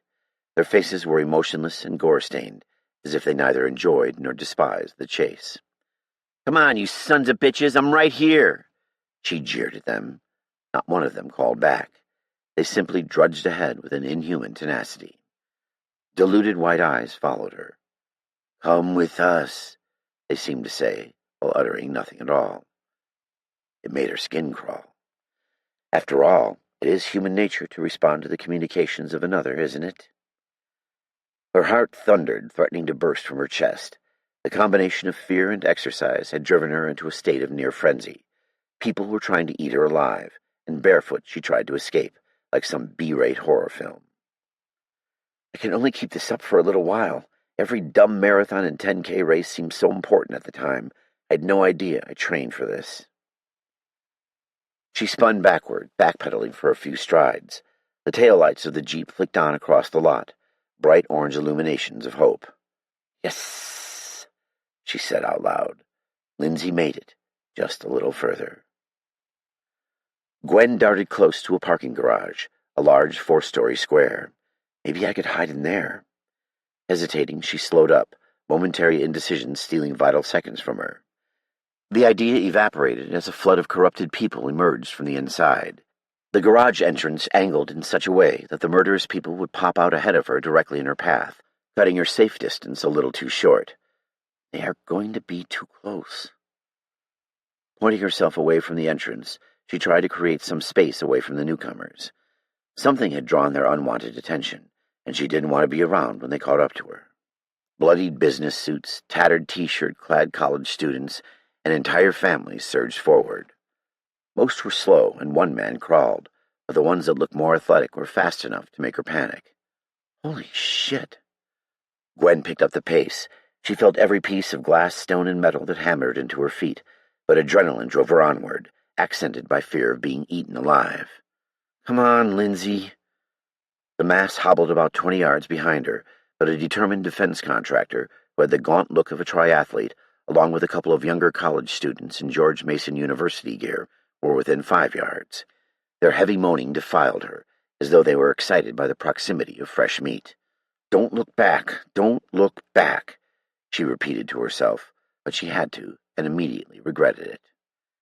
It was that odd quirk about being in danger. You always wanted to know how close you were to harm's way. The whites of their eyes unnerved her. They were inhuman, lacking a soul. Gwen felt as though she moved in slow motion, and her assailants were tireless. She lived a nightmare while she was awake.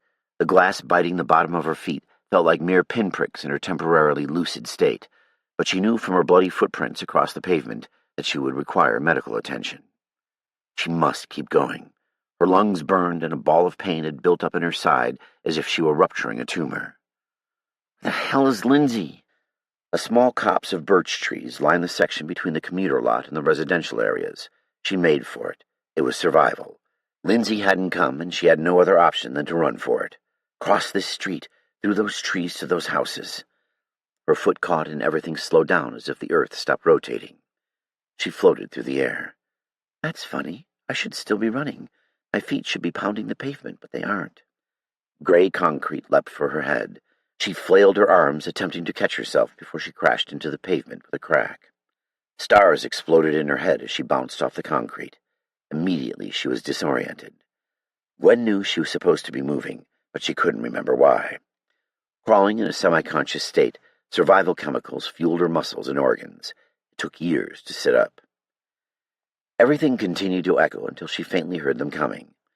The heavy tread of clumsy footwear on the pavement, the low groans voiced their desperate pleas for her flesh. Exhausted, she let her head back down on the ground and brought her hands up to her skull. That was odd. Why are my hands red? She let them fall down onto her chest. The sky is the most beautiful shade of blue. As she faded out of consciousness, her vision filled with the ugly, disgusting faces of the others. Steele, Washington McCone International Airport, Virginia. The remainder of the counterterrorism team formed a tactical diamond with Jarl at the point and Steele and Mauser on the flanks, the other survivors clustered in the middle. Only a handful of the flight crew and embassy staff remained. Under better tactical conditions, they would have someone pulling rear security, but in their dire case, the agents on the flanks took turns checking their rear. Each agent had his gun in the high ready, each warily watching his responsible sector. Where are the good guys? Steele's vision blurred, and his head ached from lack of sleep and the subsequent adrenaline dump. He was alert but tired, an excited exhaustion. He felt giddy, almost drunk, and even if he were to close his eyes, his body would jerk itself awake with involuntary muscle spasms. Having told his body to stay awake for so long, it would no longer respond when he told it to go to sleep. They marched to the terminal, allowing the Boeing 777 to shrink behind them. Dark, acidic smoke hung low, polluting the air with burning jet fuel. After about 100 yards, Steele called them to a halt. He pulled his work phone from his front pocket. He ignored the stench and scrolled through the numbers in his phone. Finding himself awkwardly using his phone and gun, he holstered up. His mind was not operating at peak efficiency. "Tighten it up, Steele. Mistakes happen when you are tired and lose focus." He found Ops and tapped the number. It immediately began to ring. Finally going to get someone on the horn. The dial tone simply rang and rang, a never-ending buzz. Then there was an insulting click. "Hello," a female robot voice echoed. "This is an emergency broadcast." It was as if she were excited by the prospect of an emergency. "The operations center is currently experiencing technical difficulties. Please contact your supervisor for further assistance. Thank you. Bye-bye." Click. End of transmission. Seriously? That robot bitch. There was never a time when operations went unstaffed. 24 hours a day, 7 days a week, 365 days a year. All holidays went covered as a support unit for agents in the field. I need assistance to hand off the package and get Wheeler to the hospital, but no one had even bothered to send a bus to pick us up. His mind struggled to wrap itself around the conundrum. This can mean only one of two things. No one knows we are here, which is impossible because we just landed a 777 at an airport, or they aren't capable of sending anyone to help. Also impossible considering the fact that we just shot half an airplane full of ravenous, disease-ridden people.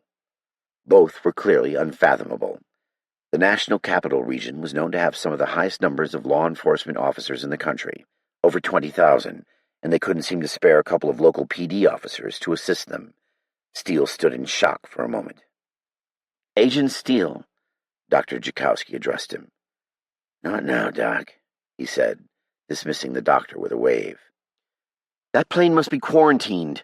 No one must be allowed to leave it." "This guy is always blathering on about some quarantine." Steele's wild eyes pierced through Dr. Jakowski. He must have looked like a barbarian with a full beard, blood-covered clothes, and a weapon stuck through his waistband. "Joseph, I can call you that, yes?" The scrawny doctor nodded. "I have to get you to another security detail, get my colleague to the hospital, and get a hold of my supervisors so I can tell them my team just shot a bunch of people, most of them Americans, on board an international aircraft. I sure as hell ain't getting the fuck back on that plane without more bullets, more guys, and a fucking hazmat suit." Joseph looked as though he had been struck, but he persisted. "No, Agent Steele, I don't think you understand.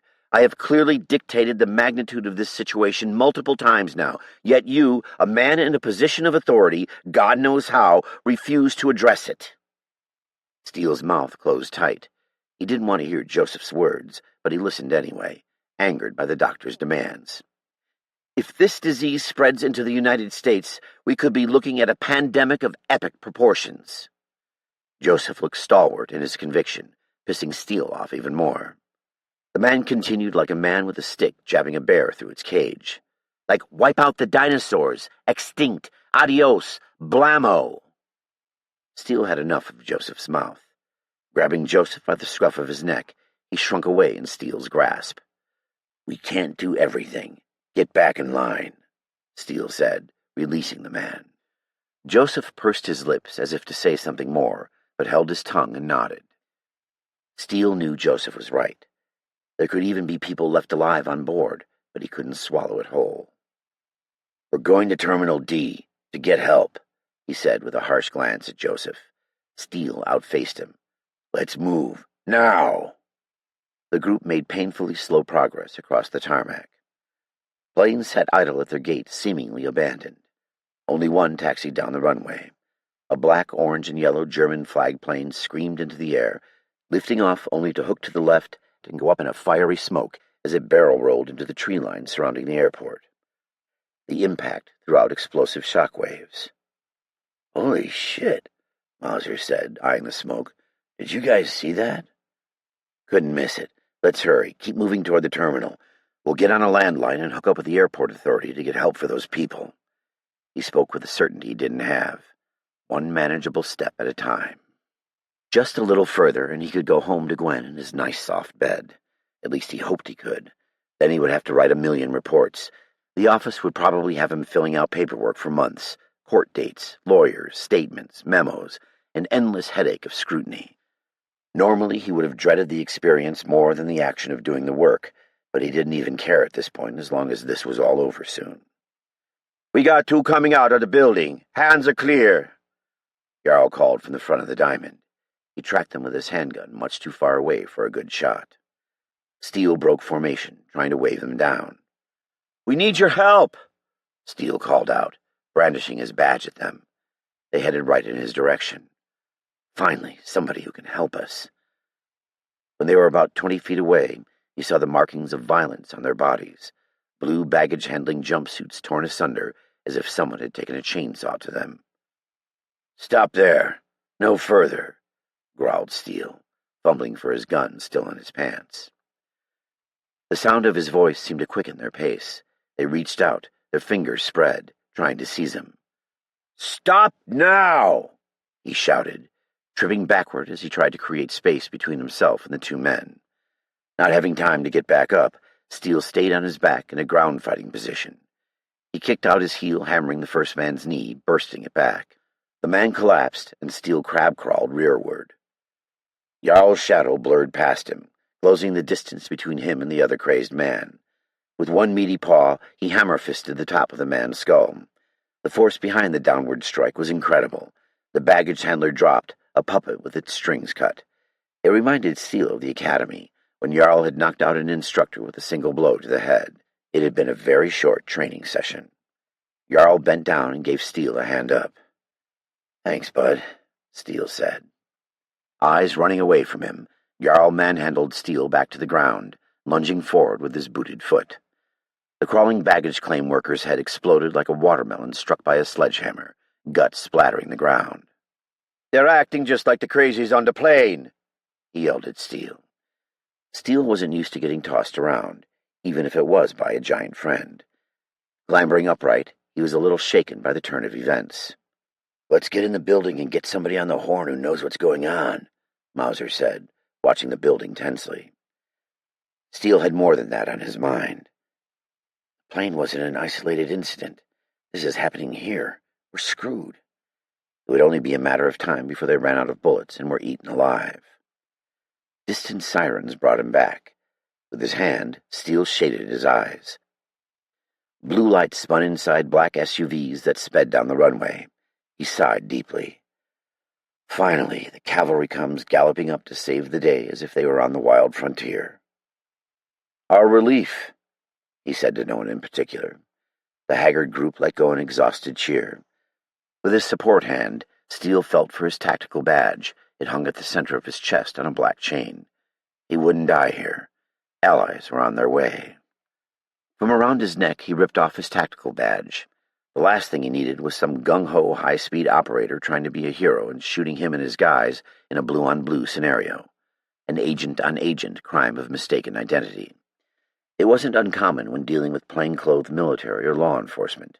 Often, in a violent scenario, law enforcement would zero in on threats, the gun, and, through visual exclusion and tunnel vision, fail to see the badge hanging from around the other officer's neck. High above his head, he held the badge along with his gun. They always look at the hands, because hands are where threats came from. The convoy of black SUVs became larger and larger, accelerating toward the small group. These bastards better not run us over. The vehicles screeched to a halt, forming a semicircle around the survivors. Doors burst outward, and men in black tactical gear wearing M50 CBRN protective gas masks pointed guns at them from behind open doors. Steele's initial assessment was at least 10-plus CQB assault rifles pointed in their direction. No cover, no concealment, not very good odds. These must be the saviors we've been waiting for. Drop the guns and turn around, boomed a voice from behind the center vehicle's door. Steele kept his hands up. We're division agents who have been escorting this doctor back from Africa. There was some sort of disease outbreak on the plane, and most of the passengers are dead. We need medical attention. A tense silence filled the air. Steele gestured with a thumb behind him. We need help. Do you have any EMTs with you? Nothing. If these assholes shoot me, I'm going to be so pissed. Drop your guns and kneel with your hands on your heads. Steele was disgusted.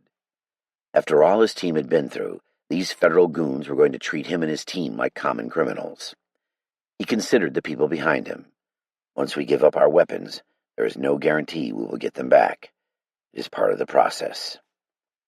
The warm wind whipped off the concrete tarmac and ruffled his tactical striped button-down. Weariness cut him to the bone. From experience, he knew that dark bags hung low beneath his eyes, and as he glanced down at his clothes, he realized he was covered in shit, piss, blood, and who knows what else. I must look like them, the dead on the plane. Squeezing his eyes shut, he tried to focus. He was almost surprised they hadn't just shot him already. But what can we do? We are at their mercy, and isn't this the mission? Retrieve the staffers and protect the doctor, the guy the government needed so badly? 3 of them had already died for it.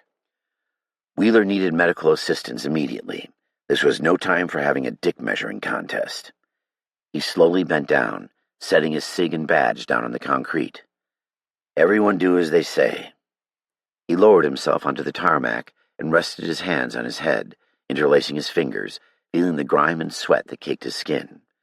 Exhaustion set in through his chest and arms from holding his weapon at the high ready for so long.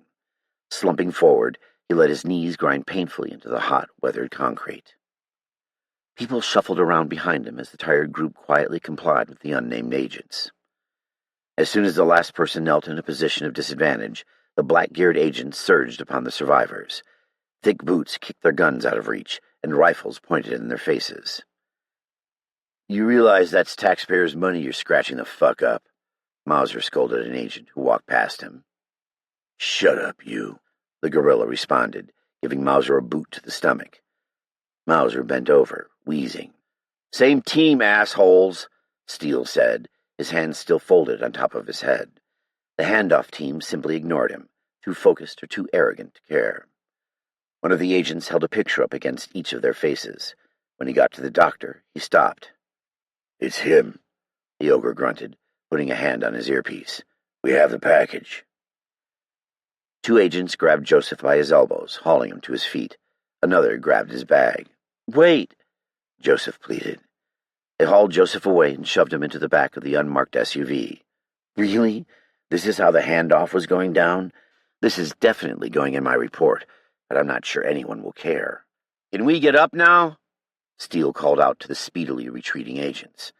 His only response was the slamming of car doors. "Where are the paramedics?" he shouted. Engines revving, the vehicles made sharp U-turns and sped back down the runway. The SUV shrank smaller and faded away altogether. Everything seemed so far away from the middle of the tarmac. The terminal buildings rising up like some mythical mountain range. It was like being on an island in a vast ocean of concrete runways. Steele collected his handgun, inspecting it for scratches and finding a deep gouge running along one side of his slide. He rubbed the groove with his thumb. That would never come out. A reminder of the time he was disrespected. "Who are those fucks?" Jarl asked. His English always became more broken and his accent more pronounced when he was tired or had a few too many beers. "I assume they're the handoff team, or we're as good as fired," Steele said, looking up at his hulking colleague. "They hung us out to dry, too. Didn't even call the paramedics." He ripped out his phone and dialed operations again. Busy. Then he dialed his boss. Busy. Then he dialed 911. Busy. What the hell, man? At this point, they should have had upper management calling for their badges and guns for shooting civilians, even if it was justified, even if the bad guys were eating the other passengers. Steele was still trying to get his head around all the virus talk the doctor had been babbling. Secunda mortem. It sounded like a drink you could get at the swim-up bar at a Mexican resort. Could there already have been a widespread outbreak in the United States? The virus couldn't be connected to the phone outage in operations. There is no way it could have spread so fast. It just isn't possible. But things are bad, and no one is responding. "What do we do now?" Captain Richards queried. "Where should we go?" asked Mauser. Steele simply didn't know anymore. Everything that was supposed to be wasn't. Desperate faces stared back at him, but he ignored them and dialed a number on his phone. Gwen. Oh, God, was she all right? The woman who made him a better man. Checking his recent calls, he scrolled to her name and hit dial. "Please pick up, honey." Silence. "Please get through. Please get through." A low ringing buzzed through his phone. "Yes!" he exclaimed. He had gotten through. The phone buzzed and buzzed, but no one picked up. "Damn it, Gwen!" The deadline battered his worn spirit. What now? He squatted down in exhaustion, anger, and frustration. Heat rose from the tarmac in wavy lines. We are alone. The whole thing is foobarred, fucked up beyond all recognition, and we are in the middle. I'm not going to stand around here while Junior makes personal phone calls, the co-pilot said, hands on hips. Steele gave him a dirty look. Feel free to do whatever you want, Steele said, standing upright. He had no problem smacking this guy in the face. The co-pilot stood upright, raising his chin, a posturing move to seem taller, but if he were a fighter, he would have tucked his chin down lower. Mauser drew Steele back from the edge. We've got some people coming toward us. He pointed to the edge of the terminal. A group of people half walked, half stumbled toward them. There was no strategy to their approach. Look at him, Mauser said in disbelief. Just like the infected on the airplane. Steele barely got out. The pack was led by a man in a Steelers jersey, whose head hung limply to the side as if the tendons in his neck had been severed, but he continued to move along with the others as if he were going to a game.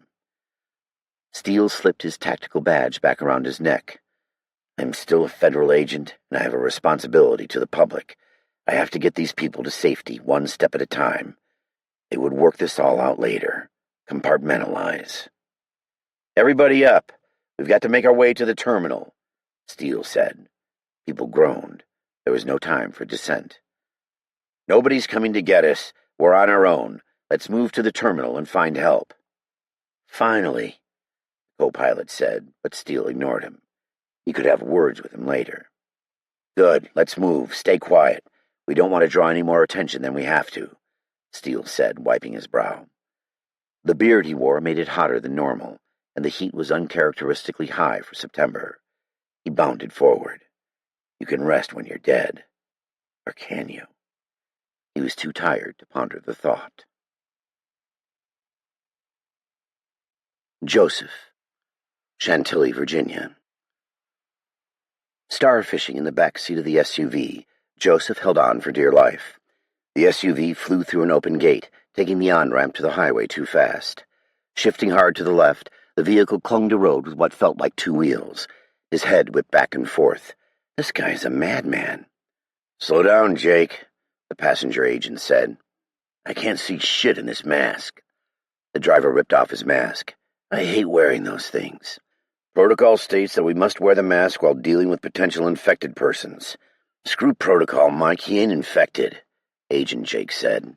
They each gave him untrusting glances. Joseph adjusted his glasses, trying to compose himself. I'm not infected. I would have already turned at the current mutation rate. The agent said nothing. Why did you leave the other team? We just left them standing there. Who could know their fate now? The two men on the runway were infected.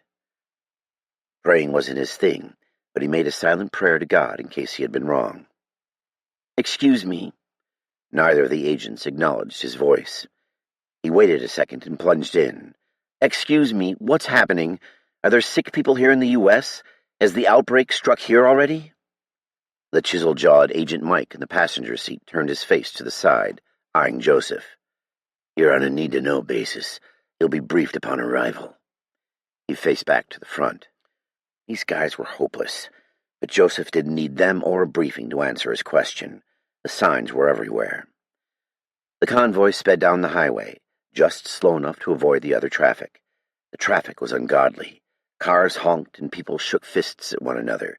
People rushed to leave the area. It is already happening. People are panicking. Then he saw them. They moved without grace or conformity and stumbled from car to car, slapping windows with gore-covered fists. Joseph pulled his safety belt around his waist, clicking it closed. Traveling upward of 50 miles per hour, as fast as possible in the congestion, the G-Ride avoided other traffic, but the flashing lights of the lead SUV had little impact on the passing civilians. People tried to wave them down, but the government vehicles flew on by, black, sleek, and unfeeling. The driver swerved into the grassy median to get around the people at the side of the road, causing Joseph to bounce around the back seat.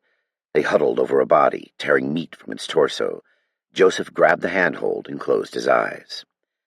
The infection was here in the United States. That was clear. His eyes shot open.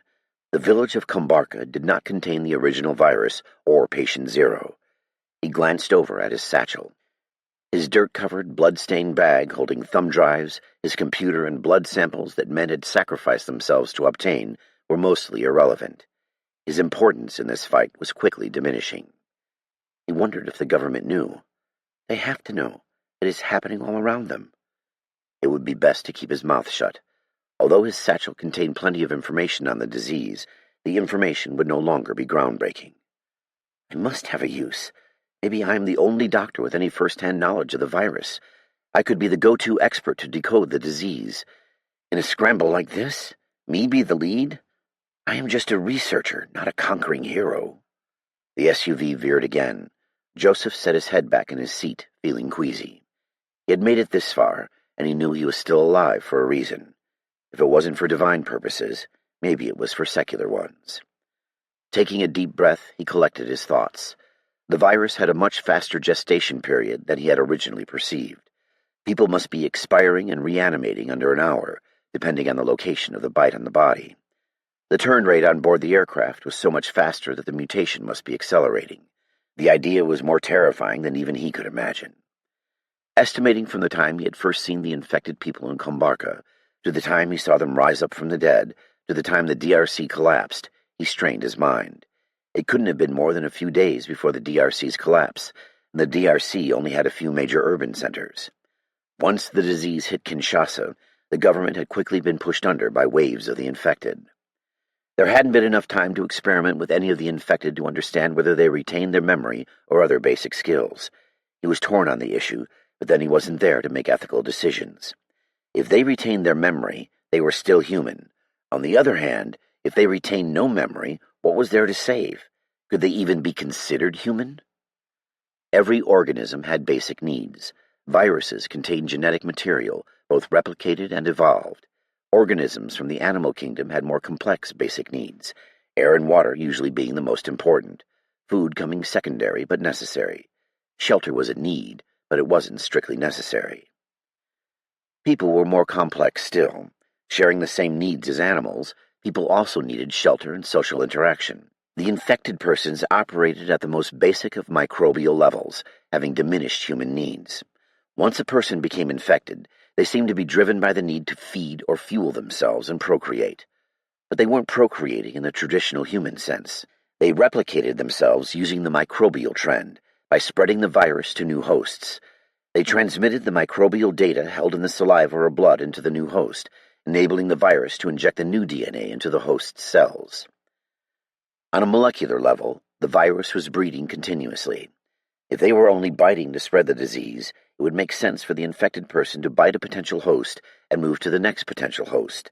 Therefore, he could infer that the infected must acquire some energy transfer from the consumption of human flesh, or it could be a byproduct, side effect, or symptom of the disease, much like rabies. Take the host away, and it could force the infected to either eat other animals or to face starvation. Maybe they would eat each other. He speculated that this would not be the case, but he didn't know. A man stepped into the road. He waved his hands over his head, trying to flag down the speeding vehicle. "Look!" Joseph shouted, pointing forward. "Shit!" The driver cursed. He turned the wheel hard. The SUV swerved and clipped the man, slamming Joseph's head against the tinted glass window. It was a painful reminder of the horror of the situation. The vehicle threw the man to the side like dirty laundry, and the driver struggled to straighten it out. Joseph thought back to Agent Rutherford's attack. Rutherford had retained much of his impressive strength and speed during his assault on Bawali, while the weakened villagers were still slow and debilitated from the illness that had wreaked havoc on their bodies. The agent had exhibited no recognition or sympathy for the man he once knew. Joseph would have to make notes about that in his research. They needed more time and more experimentation on the infected to find out whether any of his assumptions were true. Given all of these facts, his aircraft must not have been the first to transport the infected to the United States. Considering the number of large cities combined with the landmass of the United States, the U.S. probably had less than a month before the entire nation was overrun. Combined with international travel from other countries, the infection could potentially spread even quicker. The infection would spread slower in rural areas, but it would still spread, creeping anywhere a person could go. Had the government known anything at all? Was I even supposed to come out alive? The thought made him a little more suspicious of his new acquaintances. There were too many questions and not enough time. As if to accentuate the fact, they passed 4 police officers that were beating a man with nightsticks. It spread so fast. They needed to warn people to stay inside, avoid the infected, and stockpile food. Hospitals needed to be prepped for safely treating infected people. Police and military needed to be briefed to deal with mass evacuation and safe handling of infected persons. Anything, whatever emergency plan the government had, it needed to activate now. When did you first see the infection here? The agents exchanged a look. Sir, no more questions, please, until we reach the facility, Agent Jake said. Joseph shook his head. Zero help from these goons. But off the record, the first Zulu I saw was 3 days ago, he said. Zulu? What does Zulu mean? It's what we call them. Zombies. The passenger agent stared ahead, not acknowledging his partner. Thank you, Joseph said. For what? Agent Jake said. Joseph nodded. The conversation had never happened. This was very bad. Mentally, he envisioned a map of the United States with D.C. and other East Coast cities on which small red dots represented infection. As the weeks went by, the dots grew in diameter, with wider and wider circles spreading across the country until the U.S. was one big blood-red outline. He squeezed his eyes shut. Oh, God. This disease could have the same dramatic effects smallpox, influenza, bubonic plague, and other diseases had had upon Native American populations during the first European contacts. Except those had killed 90% of indigenous people over hundreds of years, and those who had died stayed dead. And when the Europeans had first interacted with the Native Americans, people weren't living nearly as close together. He had to stop the microbe, or there would be no world left. He needed to be updated on what was happening elsewhere. A new sense of urgency took hold of him. The 2 agents sat in silence as they drove. Where are we going? Agent Jake turned his head halfway toward Joseph. A secure location, he said, taking the car into a ditch and gunning it, causing the turf to fly up from the grassy center median. They flew by cars that were stuck in traffic. Nowhere would be secure for long if they couldn't come up with a way to combat the virus. These guys have no idea, thought Joseph. How much longer before we get there? We're 30 minutes out. People will be wanting to talk to you when we arrive, Agent Mike said. Joseph folded his arms across his chest, sulking down in his seat a little. I bet they will, he murmured under his breath. He closed his eyes, shutting out the chaos that zipped past him.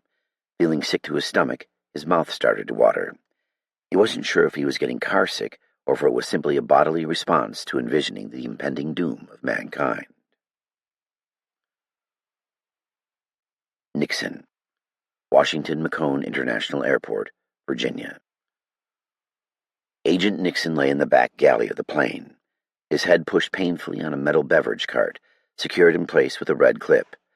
Bright red blood pumped from his veins with every beat of his heart. The deep bites covering his body burned like fire. He lifted himself into an almost upright position. Pain shot through his limbs like 1,000 knives sticking him.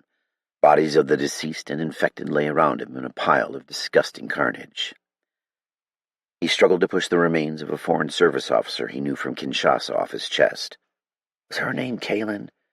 Putting thoughts together is like fumbling through a dense fog. Breathing is hard. No matter now. The FSO's eyes looked like a doll's, lifeless and open, seeing but not. When the plane engaged its final landing sequence, many of the dead had been pulled backwards by the G-force, causing the bodies to tumble, slide, or roll into the rear galley. He had tried to cover himself as they all started toward the galley, but he couldn't stop the tortured bodies from landing on him. He was a mere child swiping at falling rocks. Sharp pain plagued his legs, but he was unable to pinpoint the source, as if his legs were broken into tiny pieces. Every movement was a monumental task. Picking his head up, he tried to see his legs. A young woman, her throat chewed out, looked up at him. He couldn't say she had made eye contact, but they had made a connection on some sort of animalistic level. Hunter and prey. Flesh hung loosely from her neck, exposing her pink ringed trachea and damaged vital arteries. Her pale white eyes stared blankly, with no recognition that he was either human or alive. She chewed noisily through her macabre face. A chain hung around her neck, and a shiny gold shield dangled from it. "That is familiar. I should know what it is." "Ah!" he managed to put out instead. She cocked her head to the side like an inquisitive dog and bent back down close to his body, but all he felt was pain. Exhausted, he laid his head back down. Acid rose in his throat, and he turned to the left and spat. A frothy reddish globule spattered onto what remained of the upper half of a male flight attendant, his lower half gone. Agent Nixon thought about his partner, Agent Relaford. He had shot Relaford in the head as he tore apart their interpreter. Who? For me? Soon he would join his stiff comrade. He had known he was a goner the second he was hauled into one of the lavatories. Bastard. Must have taken a shit. The monster's pants had been down around his ankles, and if Nixon hadn't been within arm's reach, the half-naked man wouldn't have been able to bite him or even pursue him.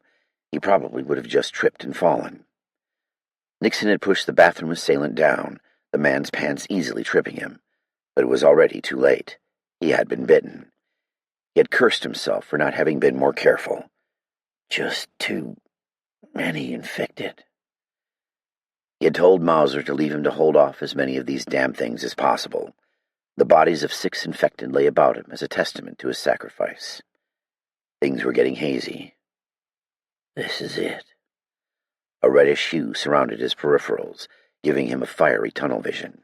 His blood boiled in his veins, but oddly enough, he felt as though he were getting better. He embraced the painlessness. It had to be the virus. Nixon wanted to laugh, and he wanted to die. Instead, he gave out a pathetic, bloody cough. He tried to finger the gun that lay at his side, slick with blood. Is that my blood? I must have 1 bullet. The handgun felt like it weighed 1,000 pounds in his hand, but he hefted it anyway, straining to point it as close to his left temple as he could. 1 effort. Peace. His fingers shook as it depressed the trigger. Centimeter by painful centimeter it moved rearwards. Click. Damn. Would have been nice to die. Nixon pulled himself upright. Wobbling a bit, he realized something wasn't right with his legs. His entire vision was now a red blur. Hunger penetrated his entire form, the only thing driving him forward. A female stood up next to him. They ignored each other. Not prey. Having surrendered himself to the virus, Nixon had no control left over his limbs. The thing dropped from his grasp, falling with a loud thud as it hit the body of food. No need for that. It would just get in the way. Stumbling down the aisle of the plane, he dragged his non-functioning leg behind him. That didn't matter. There was no more pain. Only the need to feed. Feed. Feed. The hunger dominated him. When he reached food, he would stop and eat. He would never be full with the endless hunger that plagued him. Not knowing why, he needed to feed desperately. It was as if it had always been inside of him, a part of his DNA, but he only just realized it. Falling, he dug his hands into the food that lay in the aisle. He ate his fill, stuffing it into his mouth. He would have kept eating, but loud noises nagged him from outside. Like the siren's call, he was drawn to them. Some of the others rose up and followed him out the plane door. He pulled himself outside into the daylight. The man formerly known as Agent Nixon twisted his head left to right, listening for the sound of prey. His milky white eyes looked up at the sky. His tattered, gore-covered clothes rippled in the warm breeze that he would never acknowledge was there. Warm or cold, he felt neither. The man that was once Agent Nixon cared not if it was even possible for him to care anymore. The only thing he knew was that there was more prey up ahead. Prey always made noise. Let the feeding frenzy begin. Feed. Steele, Washington McCone International Airport, Virginia. Steele's group neared the terminal, a dark gray building 3 stories high with long windows running down its sides for air travelers to see the taxiing airplanes. A big pedestrian vehicle, unique to McCone, called a mobile lounge, sat connected to the side of the building like a loading dock. The vehicle was large, old, and ugly, and Steele had ridden in one more times than he could count. As a frequent traveler, Steele hated the thing. The people, the musty smell, the way the driver took corners, the way people's bags toppled over, the times when people wouldn't create space to fit others on board. His complaints were endless. Steele regularly found himself smashed up inside of a mobile lounge with scores of other jet-lagged travelers trying not to fall over. It was as if the airport wanted you to have just one more miserably claustrophobic experience just after you escaped the confines of the last miserable experience, the aircraft. Lazily, the airport would only send one mobile lounge to pick up incoming flights, forcing the passengers to wait and then travel in the most uncomfortable fashion possible. He exchanged looks with Mauser. "Are you thinking what I'm thinking?" Mauser asked, circling the base of the vehicle. "You know I hate these things," Steele said, kicking one of the giant 5-foot tractor tires with his boot, finding the mover sturdy. Mauser chuckled. "Funny thing is, this bastard machine might just be our ticket out of here." Since the early 60s, Washington McCone International Airport had used the latest technology of large mobile lounges to transport people from the main terminal to the outer terminals and aircraft. McCone had yet to complete its rail system, maintaining its mobile lounge transportation system for most of the airport. "Can you believe they still use these things?" Steele asked. "I don't get it either.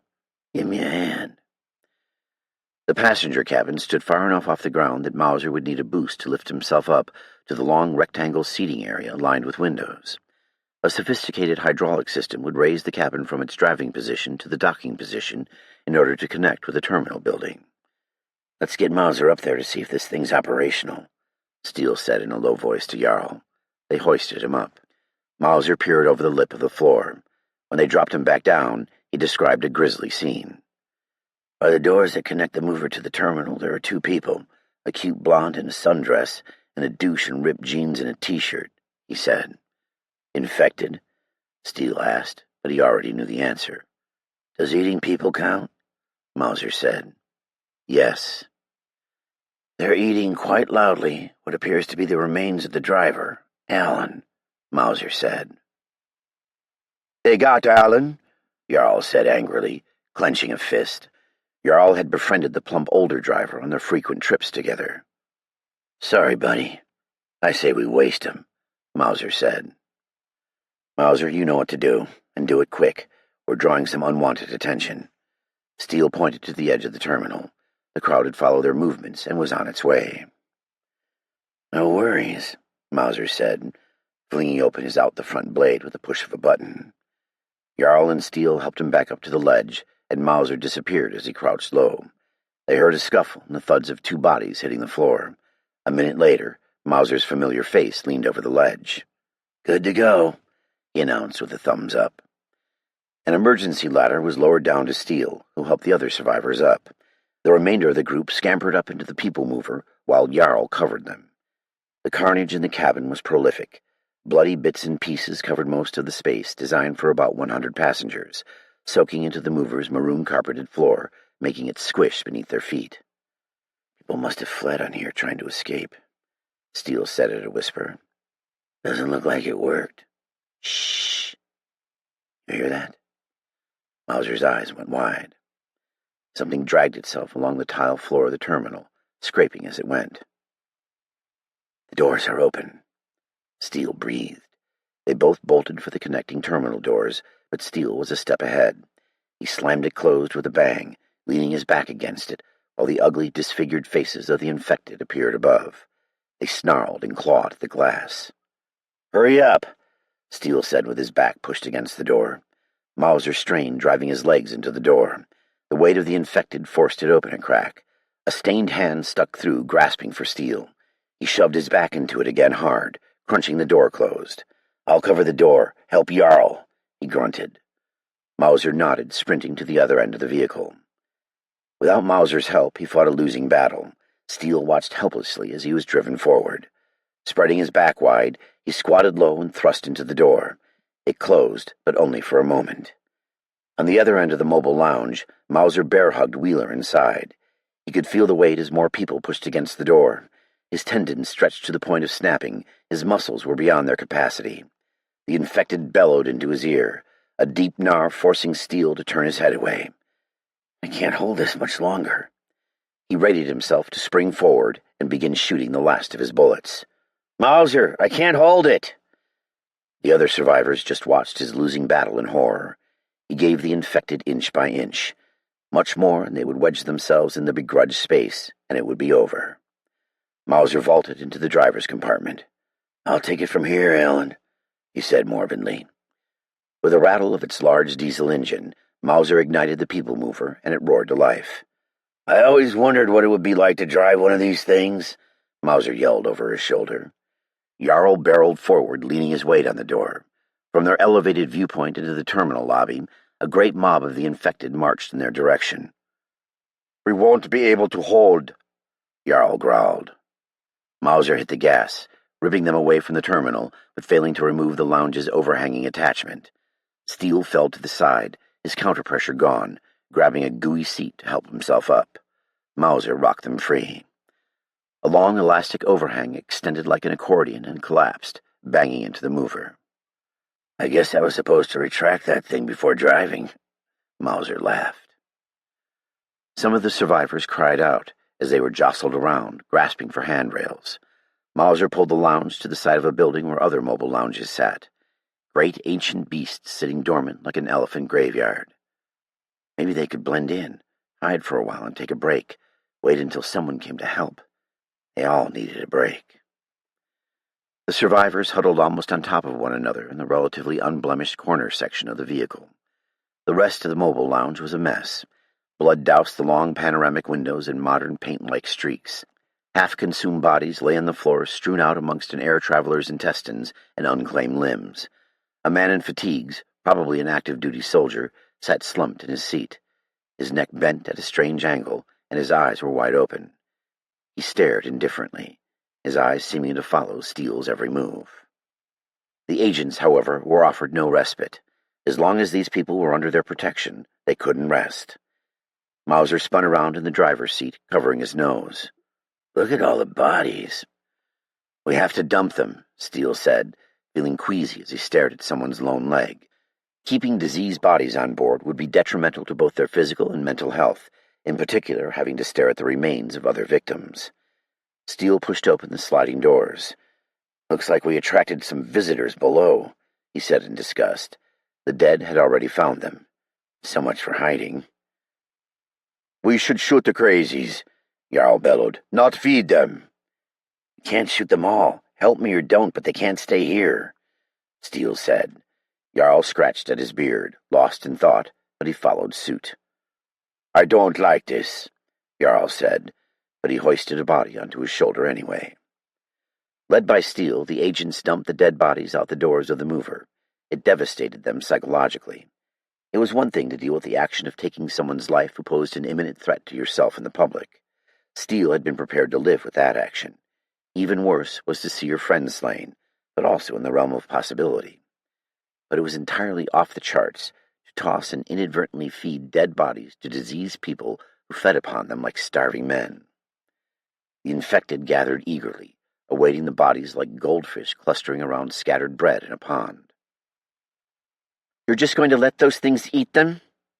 an Asian female State Department officer asked. "Yes," Steele grunted, as he and Mauser swung a body out the doors. It landed on the pavement with a loud thud. "You can't do that. It's inhumane," the female staffer said. Steele set down a woman's legs, her sundress twisted oddly. The light-flowered garment a reminder of the summer. A piece of human flesh hanging from her mouth betrayed her. Her once pleasant appearance tarnished by violence. Summer is at an end. He walked over to the State Department officer and pointed a bloody finger at her. "You're right. It is inhumane. It's one of the most depraved acts I can think of. But do you know what the alternative is? Have you thought about what would happen if we left the bodies in here?" he demanded. Her chin tilted upward. "No, but there has to be a better way," she snapped. Steele didn't have time for her politically correct bullshit. "The alternative is to leave these people in here and have them get back up and eat us. Or maybe it'll spread to us through the air. Maybe we'll catch something else altogether from the bodies, let alone the fact they stink already. No, there's nothing nice about this, but it's going to happen, so get used to it and take a seat, sweetheart." The woman sat down with a humph. "If you don't like it, you can get out," Steele said, pointing to the door. She shot him daggers with her eyes. That should shut her up for a minute. "Does she think I enjoy feeding infected cannibals with the bodies of the deceased? Does she think I want it like this? Does she think I get pleasure out of it? I am no monster.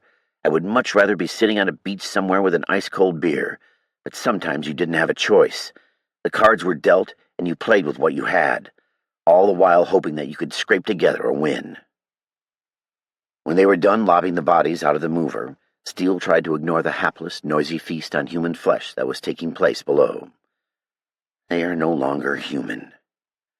Steele watched people in the terminal, more of the infected, pounding on the glass doors in an attempt to break out. Night fell over the people mover, and the survivors sat in silence. Crystal made the only noise rummaging through someone's luggage. Steele was too tired to care if she scored some new clothes. "What are you doing?" Mauser asked her in a hushed tone. "Put this on, tough guy," she laughed, throwing a lacy shirt his direction. Mauser's eyes darted back and forth, and Steele was sure he was probably blushing. "Ah, you're into some kinky kind of stuff," Mauser said, spreading it across his chest. "Yeah, do it," Steele echoed softly. Crystal giggled a bit. "Found one for you, Mark." She tossed Steele a nightgown. "I don't know what to say. I can't say I'm a fan." "It's for the seats, goofballs," she said, smiling. "Oh, gotcha," Steele said. "Thought you were going to do it," he said to Mauser, nudging him. "Me too." They wiped down the seats, windows, and handrails, making the lounge a little bit more hospitable. Plopping onto the floor, Steele tried to dodge a bloodstain. He leaned against the seat back and closed his eyes. The first rest he had had in over 24 hours. He dozed for a time, but as much as he wanted to sleep, he couldn't drift off. His mind raced, images flashing up one after another. The woman he had killed, Gwen, the infected, the doctor, the survivors, his parents, his friends from work, Andrea. His body kept involuntarily shaking him back awake, as if it knew its preservation depended on his alertness. Unable to find peace, he checked his watch and studied the infected below. The monsters had finished their unholy meal, and hundreds of hands reached for the living in the mobile lounge. They shuffled in place, each undead person staring expectantly. A sorrowful tune of pain and suffering emitted from their morbid lips. Steele turned away from his undaunted single-minded foes. We are in a tight spot. No help, no relief in sight. We're going to have to gut this one out. Mauser sat in the driver's seat, his head resting on the steering wheel. Jarl sat on a bench and gazed out the window, his large arms crossed, looking every inch the predator of men. He waited for the go-ahead to rip apart the enemy below them. Regular men wouldn't stand a chance against him. But these were no longer men.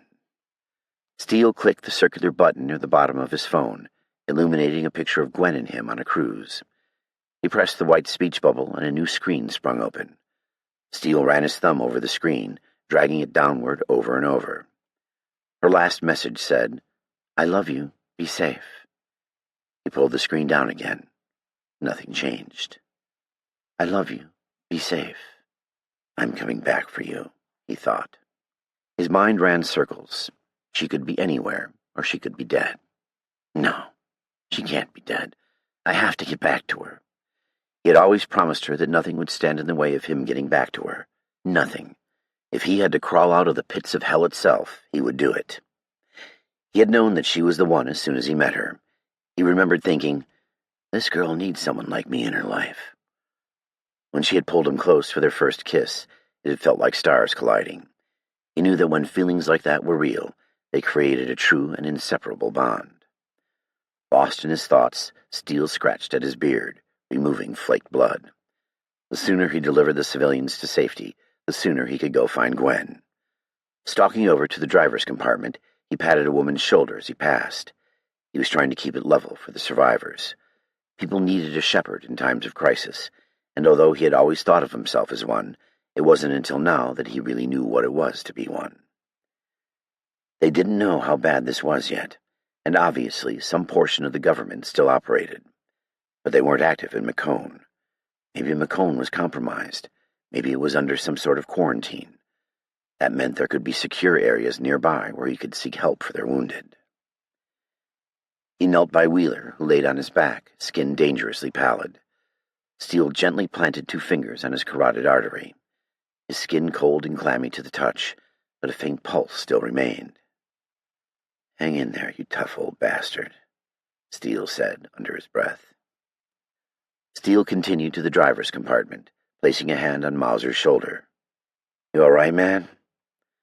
Mauser slowly sat up, blinking and staring around, wide-eyed. "What?" He wiped his mouth. "Just tired." Steele exhaled loudly. "Hang in there. How many rounds you got left?" Mauser ejected the magazine from his handgun. "Just 8, man." Steele knew Mauser could see they were in a tight spot. "Say, you want to make a trade?" Steele asked his friend. Mauser narrowed his eyes, wary of some sort of trick. "What you got?" he said cautiously. Steele rummaged around in his pockets, pulling out a spare mag. "I'll trade you 12 hollow point rounds for a chew," Steele said, placing the mag in his hand. Mauser grinned from ear to ear, pulling out a green tin from his pocket. Holding the tin in between his thumb and middle finger, he whipped his hand, letting his index finger slap the outside of the can. After packing the small granules to one side, he opened the tin with a twist. Steele preferred natural flavor, but wintergreen long cut would do in a pinch. "It's a deal," Mauser said with a tired smile, shoving the full mag in his pocket. Steele took a wad of the grainy tobacco from the tin between his forefingers and his thumb, and placed the chew into the bottom left corner of his lip.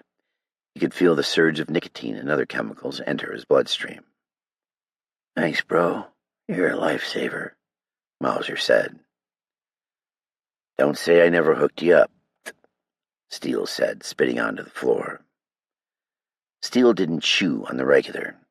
"If I'm going to stay awake any longer, I'm going to need it." Nauseousness lurked behind its invigoration. Mauser threw some into his mouth, losing some onto the front of his shirt. He wiped the black granules onto the floor. Opening a side window in the driver's compartment, he spat down onto the infected below. He was rewarded with a chorus of moans. "How do you like that?" he hollered down toward them. He turned toward Steele. Dark circles hung beneath his eyes, making him seem older than he was.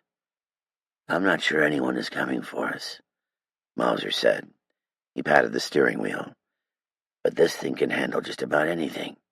We could just drive out of here." "How long's it been since we landed?" Steele asked him. "About 4 hours," he said with a glance at his big watch face. "I'm afraid to see what it looks like out there, but I think you're right. Nobody's coming," Steele replied. "Let's get everyone together and talk about our options." Steele clapped his hands quietly. "Everybody listen up," he said. Scared, eager eyes stared back at him. He stood in front of them. There was no point being nervous now. He was in charge whether he wanted to be or not. Isn't this what I wanted? A chance to prove myself? That thought made butterflies bounce even faster, along with fear of not living up to his own lofty standards. How does one empathize with the terror we have been through? Is it too soon? I'm no psychiatrist. What could you possibly say to someone who just saw their friends and family eaten alive? Wheeler would have known what to do. He would have known exactly what to do. He eyed the survivors, another pang of butterflies filling his stomach and subsiding. "For those of you who don't know me, I'm Agent Steele. Here with me are Agent Mauser, Agent Thorfinson, and Agent Wheeler, who is incapacitated at the moment. We've tried to contact the local police and paramedics, but we haven't been able to get through to them yet." He spit chew on the floor, growing confidence with every word. The staffer, who had been giving Steele hell earlier, lifted her head promptly. Her eyes bored into him, judging him like he was prized cattle on display. "Why can't we go into the terminal? I'm sure there's help inside, or at least a bathroom." "I'm sorry. What can I call you?" Steele said, taking a seat across from her. "I'm Foreign Service Officer Kim. I'm the embassy lead for financial aid programs to the DRC," she said with some pomp. "What kind of agents are you guys? Like FBI or CIA?" she asked. Steele smiled briefly. "Neither. We're part of the Counterterrorism Division. Just think of us as your guardian angels." "Well, I've never heard of that organization," she said, crossing her arms. Steele grinned. "Good, FSO Kim. That's just the way we prefer it. If you don't know we're there, it's a good day for everyone.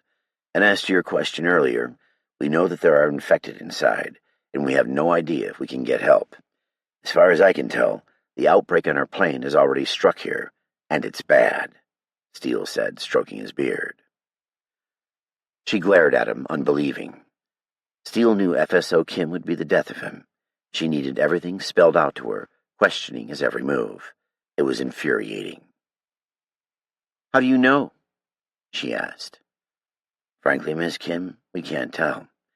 For our country's sake, I hope we are in a quarantine zone so at least we would know rescue is on the way." He jabbed his index finger at the terminal doors. An infected man with his scalp hanging loosely to one side ground his face against the glass, while others crowded around him. "I know this. Those people right there are infected, and they mean to do us harm, so we're not going in there. If the virus were airborne, we would already be infected because of the airplane's air recirculation system. We also know that the disease makes them fearless with a taste for human." Mauser chuckled from behind. "Those were our friends on the plane," a man in a blazer said, angered, sitting upright.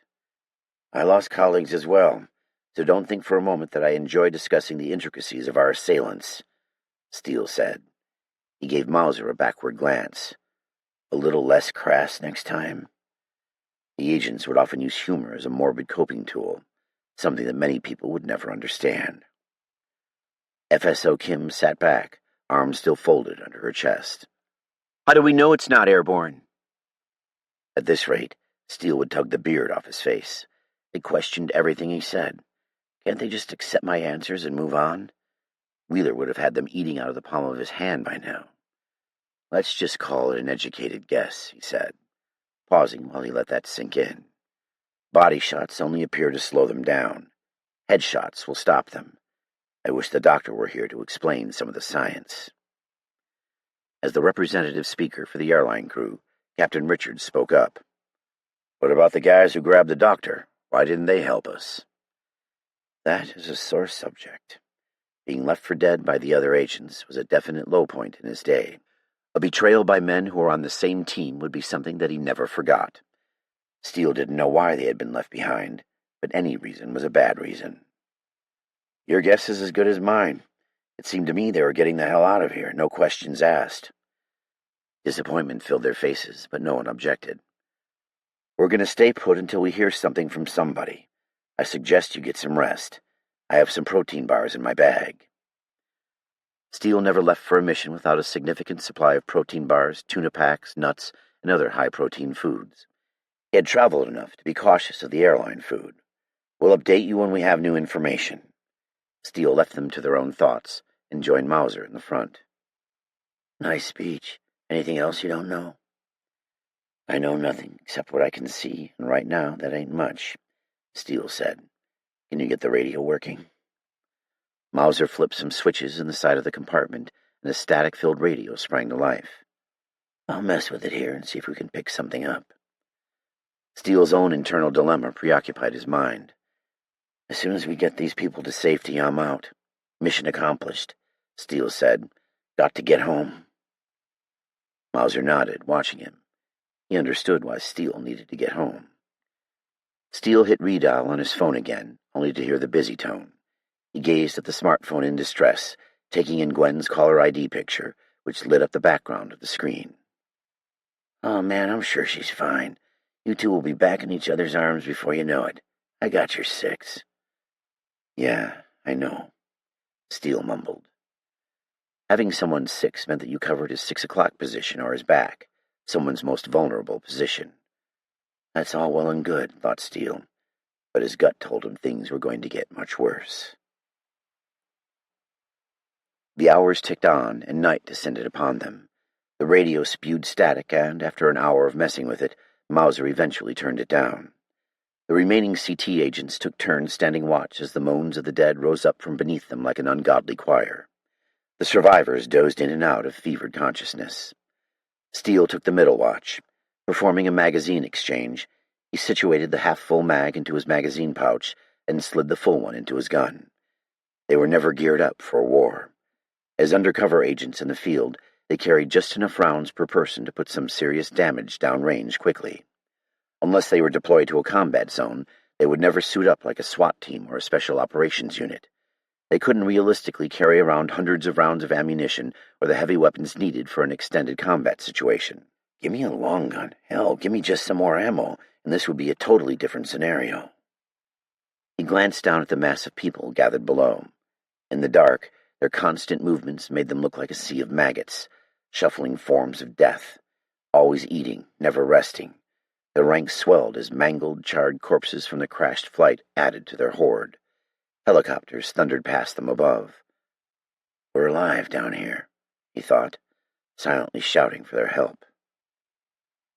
After an hour of nothing, the monotony of his watch was suddenly broken. Buzz, beep, beep. The radio lit up, abruptly coming to life. This is MWAA police. You guys all right? Anybody there? Over. Steele leapt over to the radio in the driver's compartment. Mauser beat him to it. He held down the radio microphone key. Yeah, we're live in here. This is Agent Mauser speaking. Who am I speaking? Over. 10 tense seconds passed, and they held their breath. The radio crackled. This is Officer Summerdike. We're in a utility shed on the far side of the airstrip 09L. Can you make it to us? Over. Steele exchanged looks with Mauser. Yeah, we should be able to. What's in the shed? Mauser said. It goes underground. Over. The radio fell silent. Excellent. We'll be over in a few, Mauser said, glancing at Steele, who nodded his approval.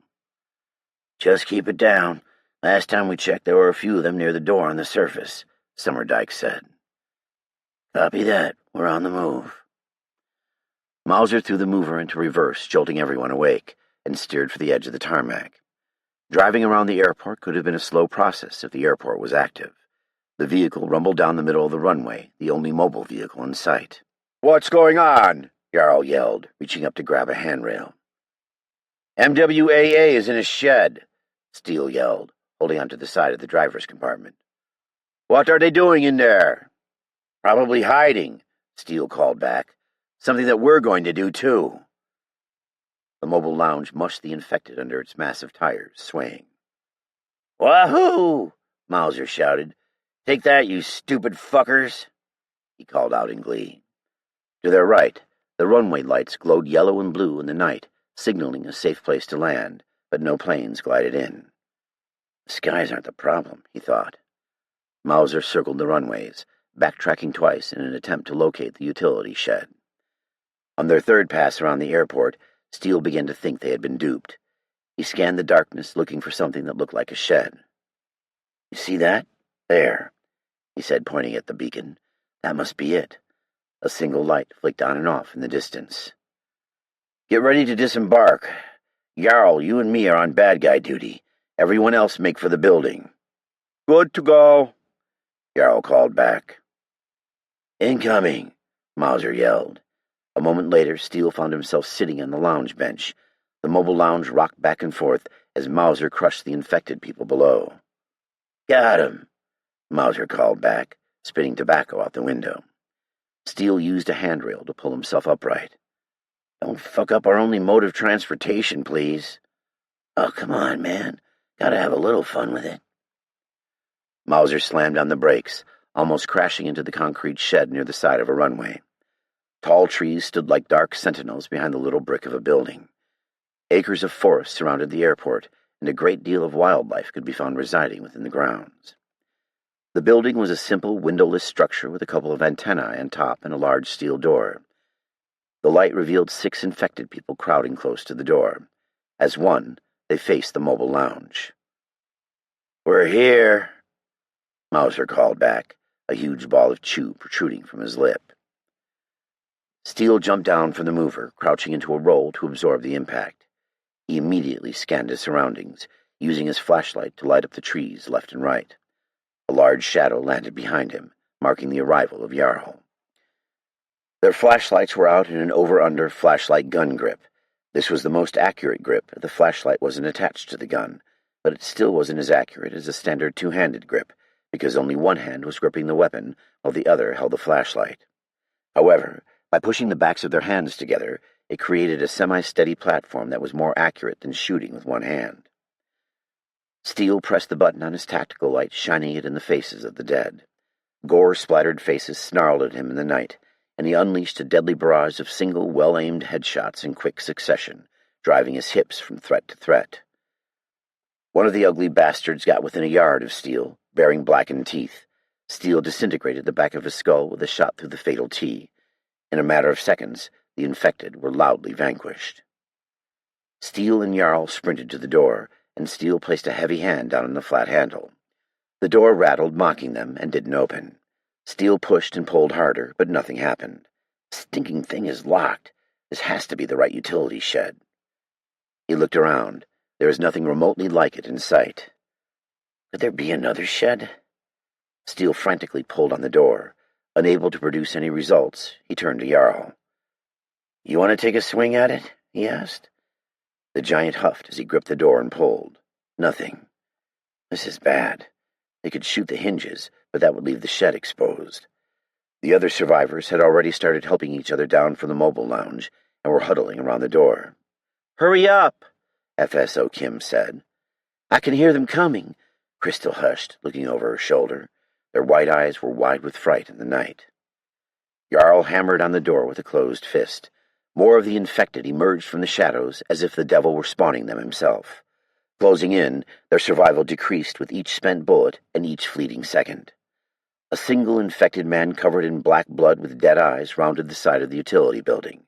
Steele saw him, but couldn't move fast enough. "Watch out!" Steele managed to sputter, but the infected pounced on a bewildered Captain Richards.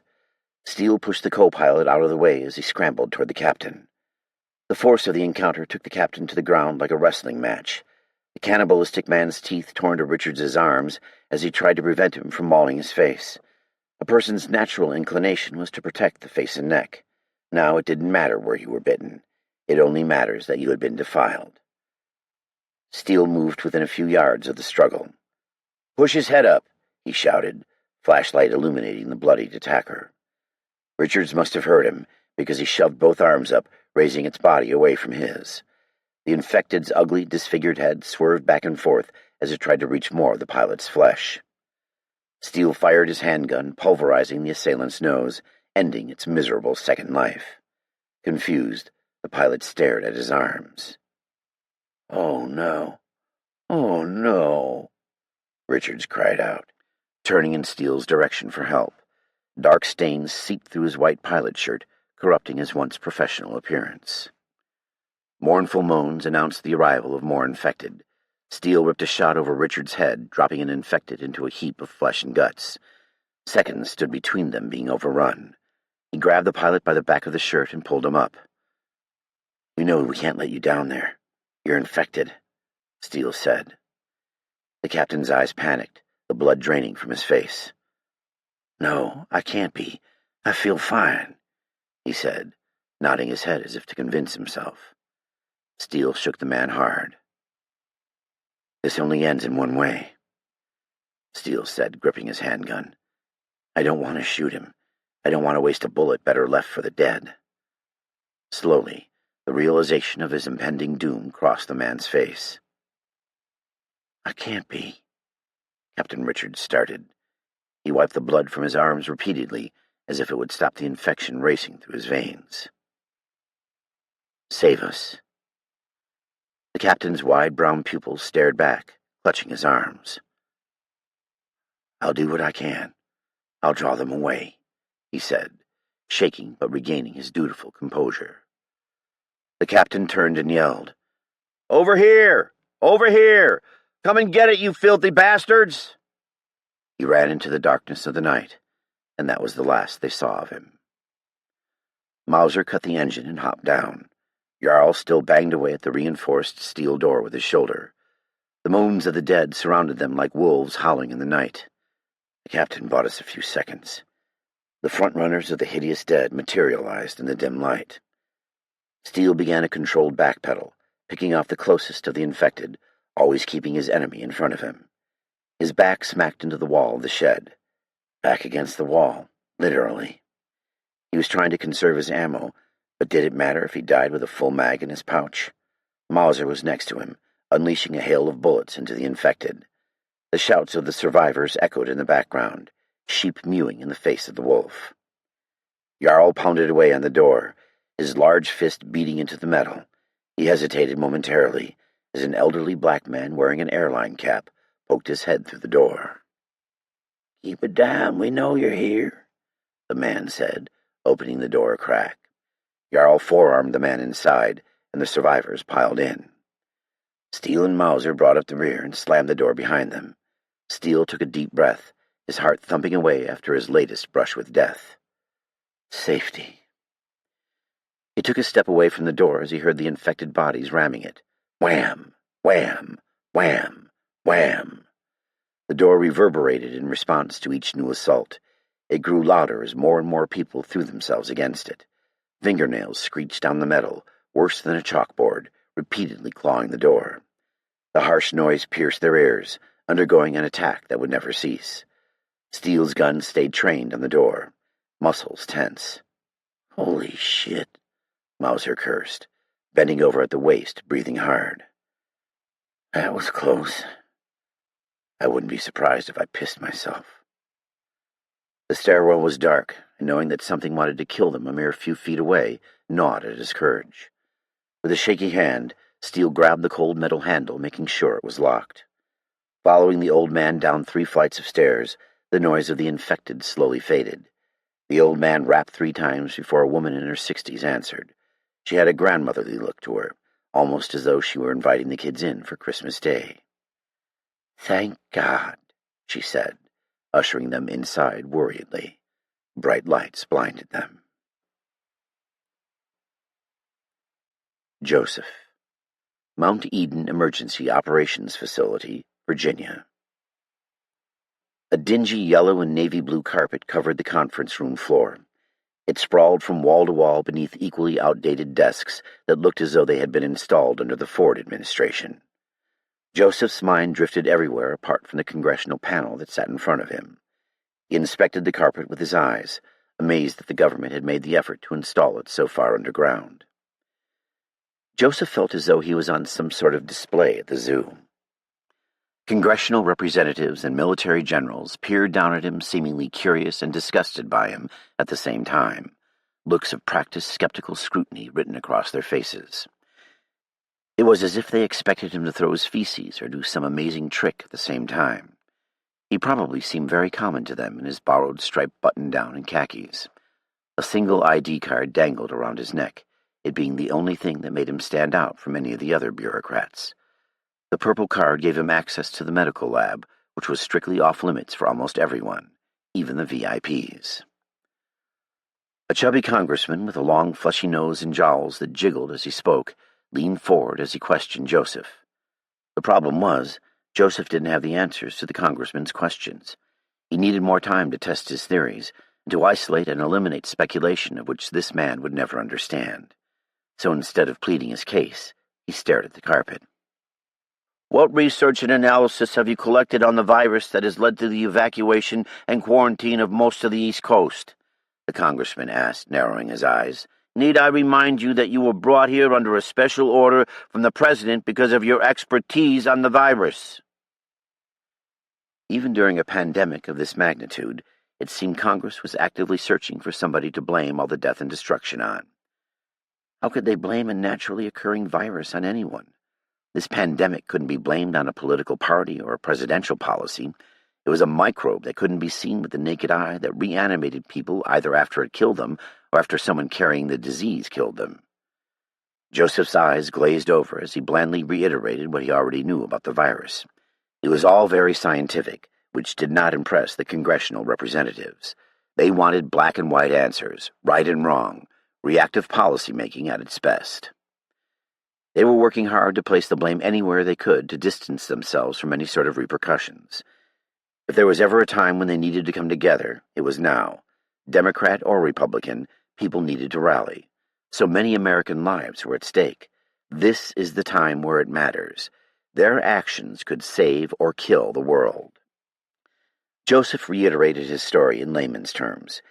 He felt as though he had to justify his existence and his presence in the protected underground bunker. After the negative response of the patients to common treatments, I became aware that I potentially monitored a new virus in the village of Kumbarka. I never imagined that it would mutate as fast as it did and incur such violent symptoms in the patients before and after death. Upon arrival in the United States, I found that the virus had already struck. After that, I only have a marginal degree of confidence in the quality of research material that I presumably acquired from the original outbreak. "You only have a marginal degree of confidence?" the congressman asked. "I don't think this is a time of marginal degrees of anything." Flashes of the horrid screams of passengers under assault on board the plane echoed in Joseph's ears. Sweat beaded on his forehead. His stomach roiled as though he was about to vomit.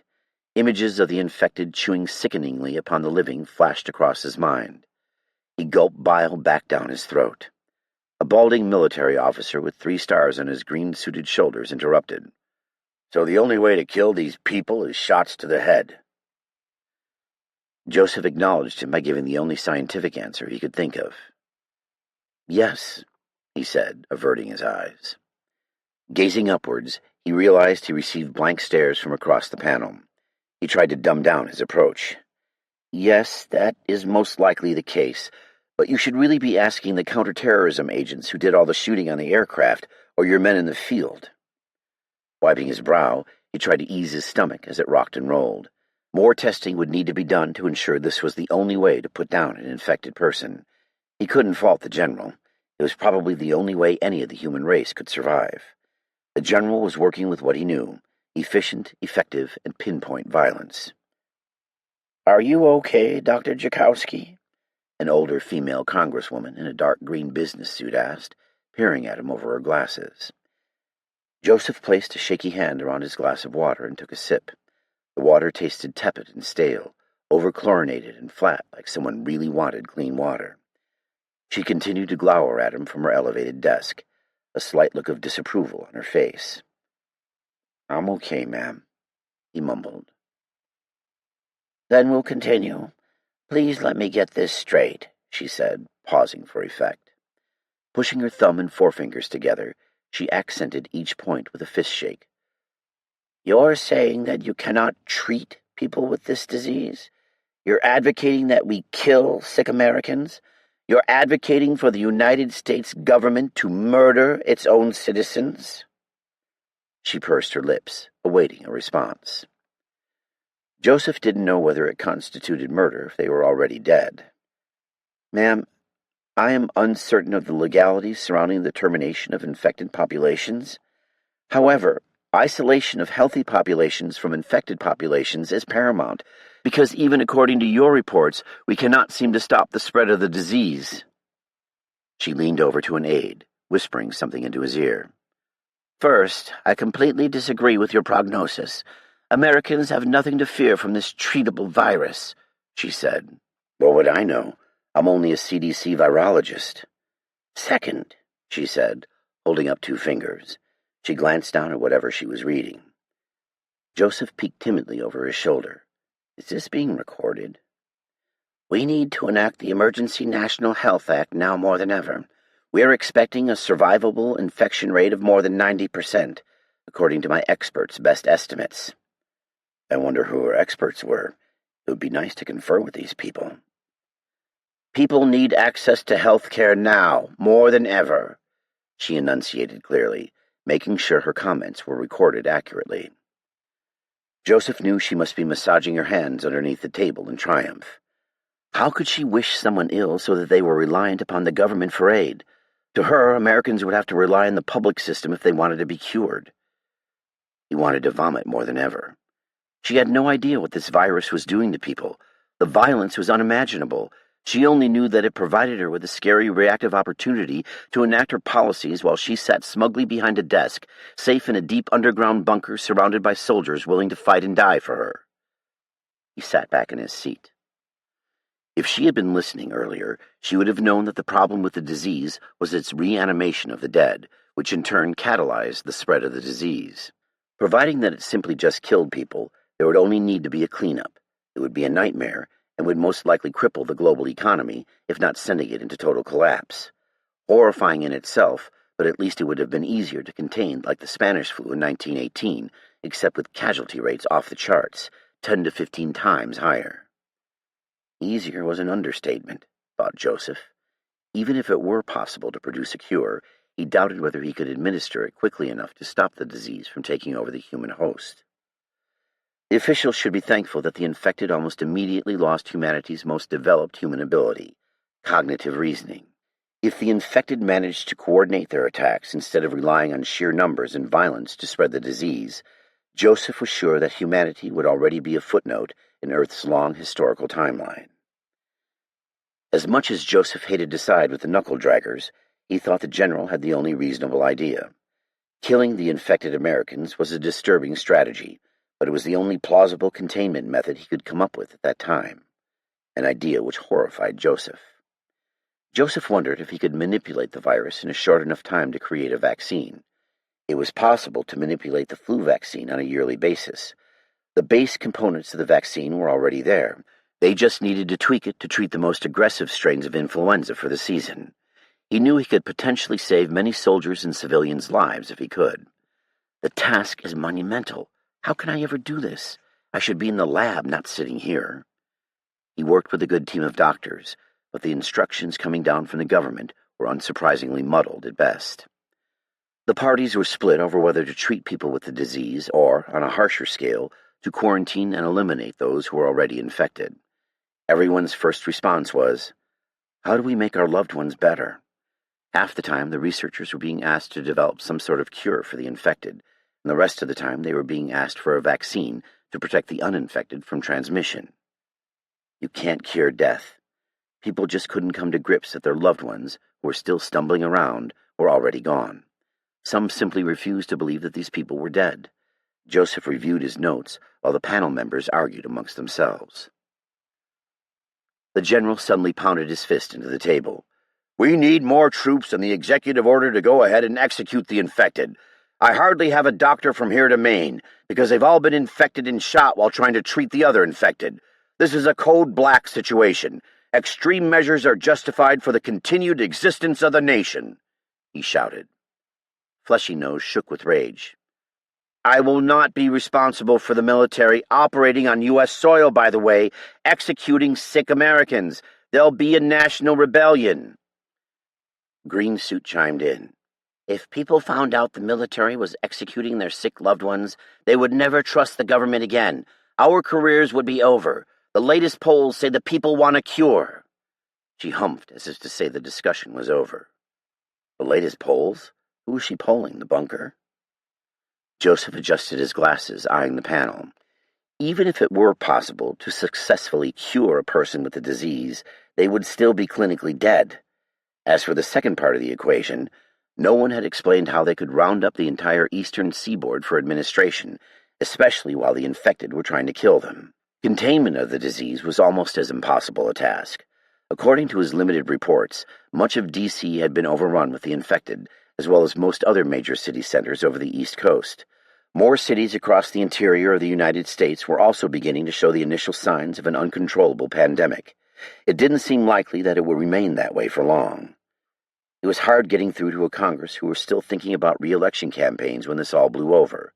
This was one problem they couldn't shift to the next Congress or generation. "There won't be anyone left for the next election," Joseph said, as he stood up. The indecisiveness of these leaders had driven him to a state he had never been in. Wide-eyed, they gaped back at him.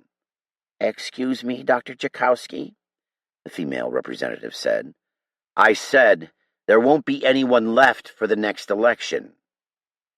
That's preposterous, Fleshy Nose jiggled. There was no way it could spread that fast.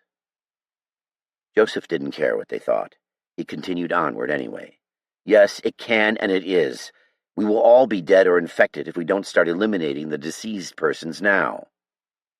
There, he'd said it. He'd spelled it out clearly for them. In my professional experience, I may be able to work on a vaccine, but I can't do that if we are overrun. The general nodded his head in affirmation. Just as I thought, he said, pointing his stubby finger at Joseph. Nonsense, Fleshy Nose yelled. He gripped paperwork as if it were Joseph's neck. You are dismissed, Doctor, Green Suit commanded. Joseph stood trembling and collected his folder of paperwork.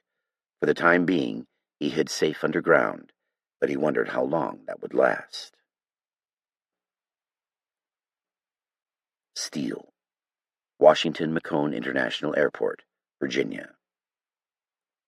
Another heavy steel door clanged shut behind Steele. The tall, steel-girded ceilings of a giant warehouse greeted them. Boxes were stacked all the way to the ceiling, resting on large metal shelving units marked with food labels, beverages, and commercial merchandise. A large section of the boxes in the middle had been cleared away, revealing a mix of air travelers, airline employees, and police officers sitting in hopeless despair.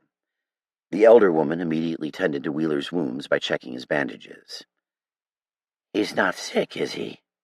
She asked with sudden seriousness, as if her natural inclinations were overshadowed by her logic. She took a step back. No, ma'am, Steele replied. He was stabbed when we were flying in. Studying him for a few moments, a sad gaze fell over her weathered face, a face that had seen too much sun in her younger years. Mary's my name. I retired from nursing about 10 years ago. I was trying to go to Florida when all this madness began. I'll do what I can, she said with a determined voice, her hands moving with practiced efficiency. Steele sighed. Thank you, Mary. He don't look so hot, does he? The man with the ball cap said, removing his hat and rubbing his bald pate. He saved a very important man's life, Steele said, glaring. I hope that shaggy-haired jerk was worth saving. I meant no disrespect. Hope he gets better. The name's Eddie. Eddie placed a worn, calloused hand in Steele's. I'm an aircraft mechanic, he said, shaking his head as he spoke. I saw a couple of the other guys huddled around one of our supervisors on the ground. Thought he'd had a heart attack or something. When I got close, they came charging after me, all covered in guts and moaning. I wasn't going to wait around to see what they were doing. I ran as fast as I could to the nearest utility shed. Those guys pounded on the door for an hour before they moved along. Steele nodded. He understood the man's fear and unknowing. I understand, Steele said. He was eager to talk to Officer Summerdike and take stock of their situation. Where are the locals? Local what, son? Local police. Officer Summerdike's the one who contacted us. Oh, the cops. They're over there, Eddie said, gesturing to a side room door. The flight survivors quickly found places to rest and made small talk with the other people. It always amazed Steele that the presence of other people could ease the suffering of a traumatic event. He'd seen people come together in the aftermath of the Boston Marathon bombings when his team rapidly deployed to track the terrorists. Just being with one another helped them. They were not alone. A husband and wife sat with their heads together whispering. A gate agent hugged Crystal, and they held each other with tears in their eyes. Steele was thankful he didn't have to babysit anyone for the moment. As Steele walked, he thought about his people. Mauser is here safe. What about my family? What about Gwen? She has to be safe. I will it. There are no other options. I will drive out of here tomorrow, and when I arrive, she will be safe at home making no-bake cookies like this shit had never happened. Creamy chocolate, peanut butter, oats, honey, and her. His stomach growled loudly to remind him that it required sustenance. Apparently, it had teamed up with his head to nag him into some sort of restful compliance. It was a struggle to focus on any one thing. He was far past the point where coffee could bring him back to life.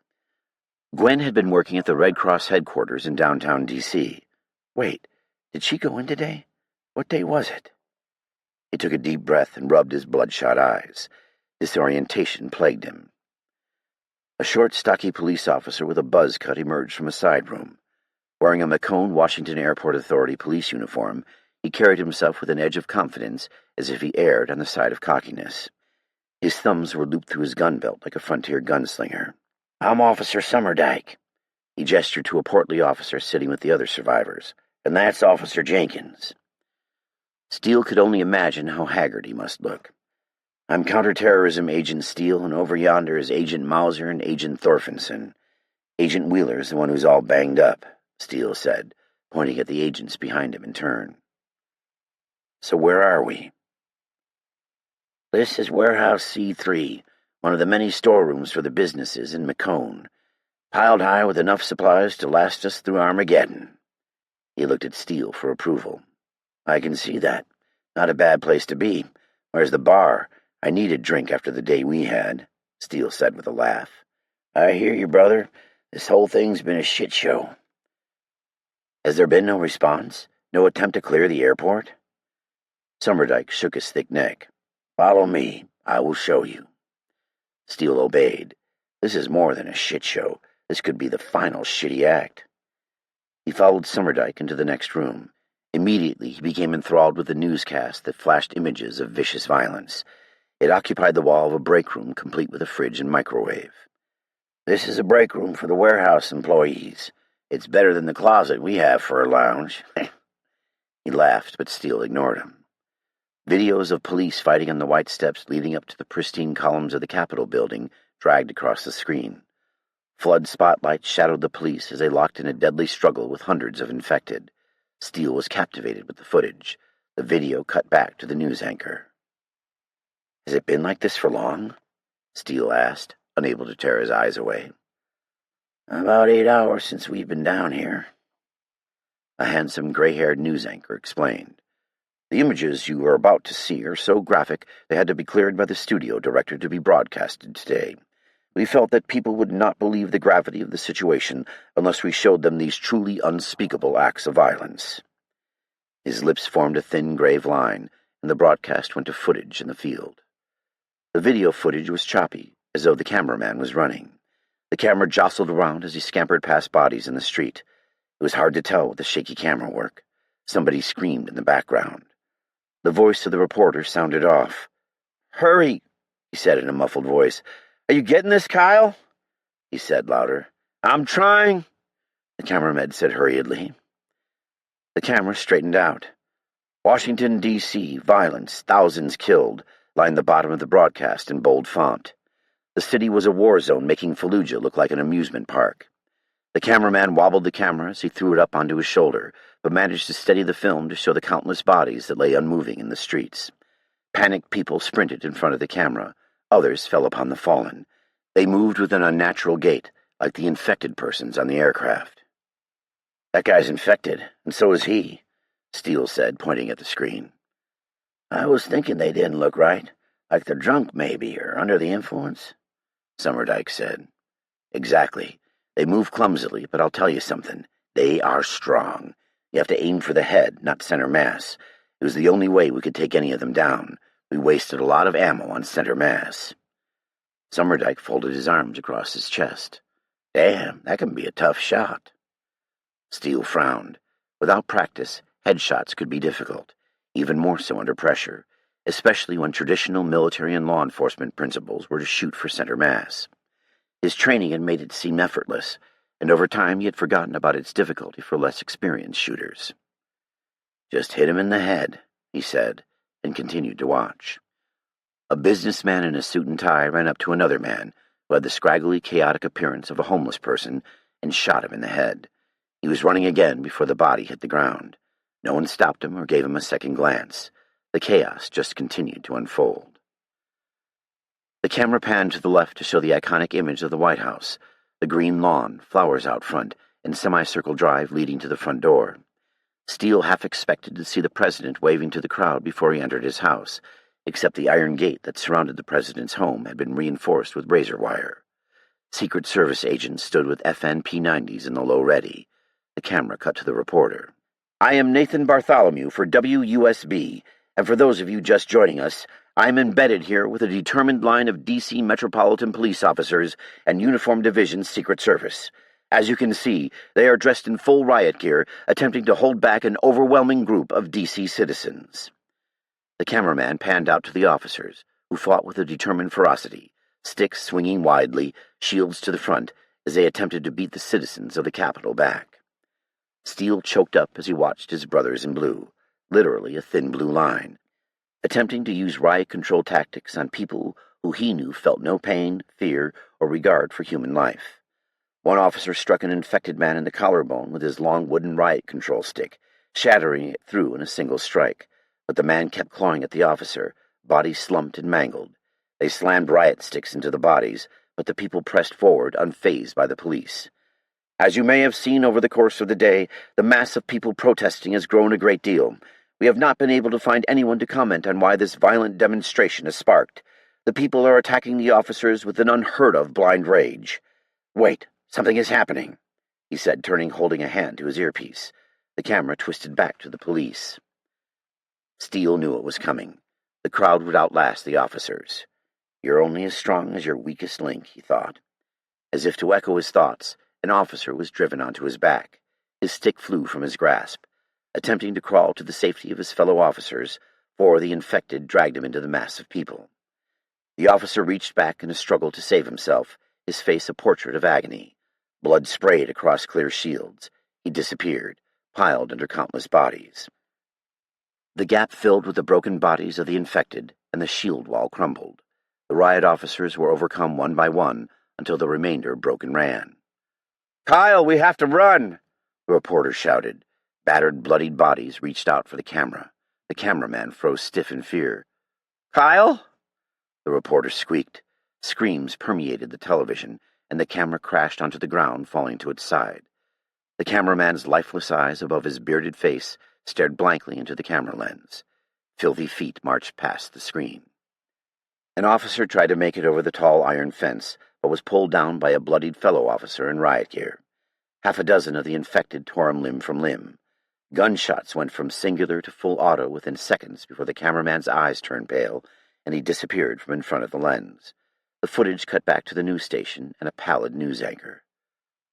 "Our hearts go out to Kyle McCarthy and Nathan Bartholomew's families. Wait, we are getting something," he said, nodding to someone off-screen. His eyes widened. "I'm not sure this is correct. Frank, can you confirm this?" The anchor looked past the camera at his producer shuffling his papers. "This is serious?" "It's real. Report it," someone called from the back. "The White House has been overrun. It is our understanding that the president has been removed to a remote, secure location before this horrific event took place. Our hearts go out to the dedicated men and women who have fallen in this senseless act of violence." The anchor gulped before he continued. "Congressional representatives have told us they are being moved to secure facilities until order can be restored in the nation's capital. The president is calling this a state of emergency. I am being reminded by the authorities to tell everyone to stay inside your homes, bolt your doors, and restrain anyone who has been bitten. That is correct. I am being told that this deadly disease is transmitted through a human bite. The authorities are working hard to regain control of New York, Atlanta, and Washington, D.C., but cannot respond efficiently to events when the streets are congested with traffic. I repeat, avoid infected persons at all costs." Summerdike muted the talking head. "Where'd you guys come in from?" He tossed Steele a sports drink from the fridge. Steele cracked it open and took a gulp, the wash of electrolytes replenishing his system, making him feel slightly better. "We were on a flight from Kinshasa. About halfway through, a sick passenger began attacking everyone. It wasn't long before most of the plane was infected. It made them extremely violent. We barely made it off the plane after we landed. We were expecting the cavalry, but I guess you guys had enough on your plate," Steele said, screwing the cap back on the drink. Officer Summerdike grimaced, leaning against a table, folding thick forearms across his chest. "You could say that. Officer Jenkins and I were patrolling the AC terminal train when things got bad in the airport. Someone must have had it coming off of some flight. We led the people from our train car onto the tracks here. I know all the nooks and crannies of the airport. Actually, from the tracks we can access multiple storage areas, including the loading dock. The situation sounded bad to Steele, but things could be worse. They could be trapped on the surface. He surveyed the surroundings. This is a pretty secure setup. Summerdike shrugged. Even if those things got onto the tracks, it's like a big fatal funnel, and there's no way they could beat down one of these doors. Steele nodded. Remember, forget center mass, aim for the head. You have any extra ammo and maybe some food? I could use some. Me and my guys are running low. We got plenty of food, but to get more ammo, we would have to make it all the way to our armory in the main terminal. It's possible, but we haven't done it yet. We also haven't heard anything from our supervisors, so our plan is to sit tight until this blows over. Steele hadn't heard from any of his supervisors either. Not having a clear direction or report station was the first problem in any disaster response. We appreciate your help. We'll spend the night and head out tomorrow. There are the plane survivors and the injured man who we can't take with us. Officer Summerdike held up his hand. Say no more. Leave them with us, and we'll take care of them the best we can. Steele extended his hand in gratitude. He had found a kindred spirit in the fellow officer. Thank you. Wheeler's a tough old bastard, but I think if we take him with us, he'll die. Summerdike led him back outside. You can crash anywhere you like. We've got some extra blankets over there. Brand new with the presidential seal right on them. They're souvenirs, but they'll keep you warm. I'll keep you posted on any important events. Steele took a seat next to Mauser in front of a stack of boxes that read Washington Monument T-shirts. They sat without saying a word, enjoying the relative silence and peace of the underground warehouse. Steele felt all of the fatigue and heaviness from the past couple of days weighing down on him. He was sore. His body felt as though he had run 3 marathons without stopping, combined with being hit by a car. Steele broke the silence. Remember when we deployed to Berlin and met those hot Russian chicks? Mauser smiled, staring off into space. Of course, we were out all night. Could hardly stay awake the next day. Wheeler was so pissed I could practically see the steam coming out of his ears. Man, that was fun, Steele said. Mauser's smile turned downward. Well, it ain't over yet. Steele sat in silence, lost in his own thoughts, uncertain of what the future held for the men. You got any of that shoe left? Steele asked. Here you go, last one. Steele smiled faintly and placed the chew on his lip. Thanks, he said. Enjoying the burning sensation, he spat some into his empty drink bottle. I'm leaving tomorrow. I'll understand if you want to stay. It's safe here. Mauser glared at him from the side angrily. You think I'd miss the ride of a lifetime during the zombie apocalypse? He shook his head. I guess they are, aren't they? Zombies. I always envisioned it differently. Unlimited ammo, taking on the hordes from an elevated position, rifle in one hand, hot chick clinging to the other. Mauser laughed. Don't matter. I'm with you to the end, brother. Besides, maybe you can still have your unlimited ammo shootout against a bunch of undead cannibals. We just have to make it back to the house. Steele grinned. So you are telling me there is a chance? He had never doubted that Mauser would come with him, but he had to give him the option. For a logical person, it would have made sense to stay in the underground warehouse, but Mauser didn't see things that way. Mauser saw sticking with his pals, regardless of safety, as more important than self-preservation. Tomorrow we go. Steele leaned his head back, hoping the realm of sleep held less horror than the realm of the walking dead. Gwen. Dunloring Metro Station, Virginia. Shadows danced around Gwen, her vision obscured as if she were enveloped by a thick fog. Her mind was stuffed cotton, unable to recall her impending danger. She frantically struck out, attempting to impede her attacker's progress. It was one of the tenets she had learned from her and Steele's Krav Maga lessons. Use everything in your power to win. Muffled yelling penetrated her brain, and a python wrapped tightly around her torso, squeezing her. The assailant's hot breath steamed onto the side of her neck. She screamed in frustration, but couldn't extract her body from its constriction. A familiar voice hushed her. Shh, it's okay. It's us. Gwen's vision sharpened slightly, revealing a long brown-haired woman. Lindsay? She reached out hesitantly for her new friend. Lindsay gave her a worried smile from the driver's seat. She shifted gears. "It's me. You scared us out there. You've been in and out all night." Lindsay swerved the Jeep around an abandoned vehicle in the center of a residential street. "You went headfirst into that curb," she said, not taking her eyes off the road. The burly arms restraining her seemed hesitant to release her. It was as if they dare not let go, for fear of never holding her again. Gwen checked herself for further injury, running her hands over her arms and legs. Her head pounded with pain in rhythm with her heart. "I think we should take you to a hospital," Lindsay said. Gwen bowed her head as she reached up, gingerly touching the lump where her head had run into the pavement and lost.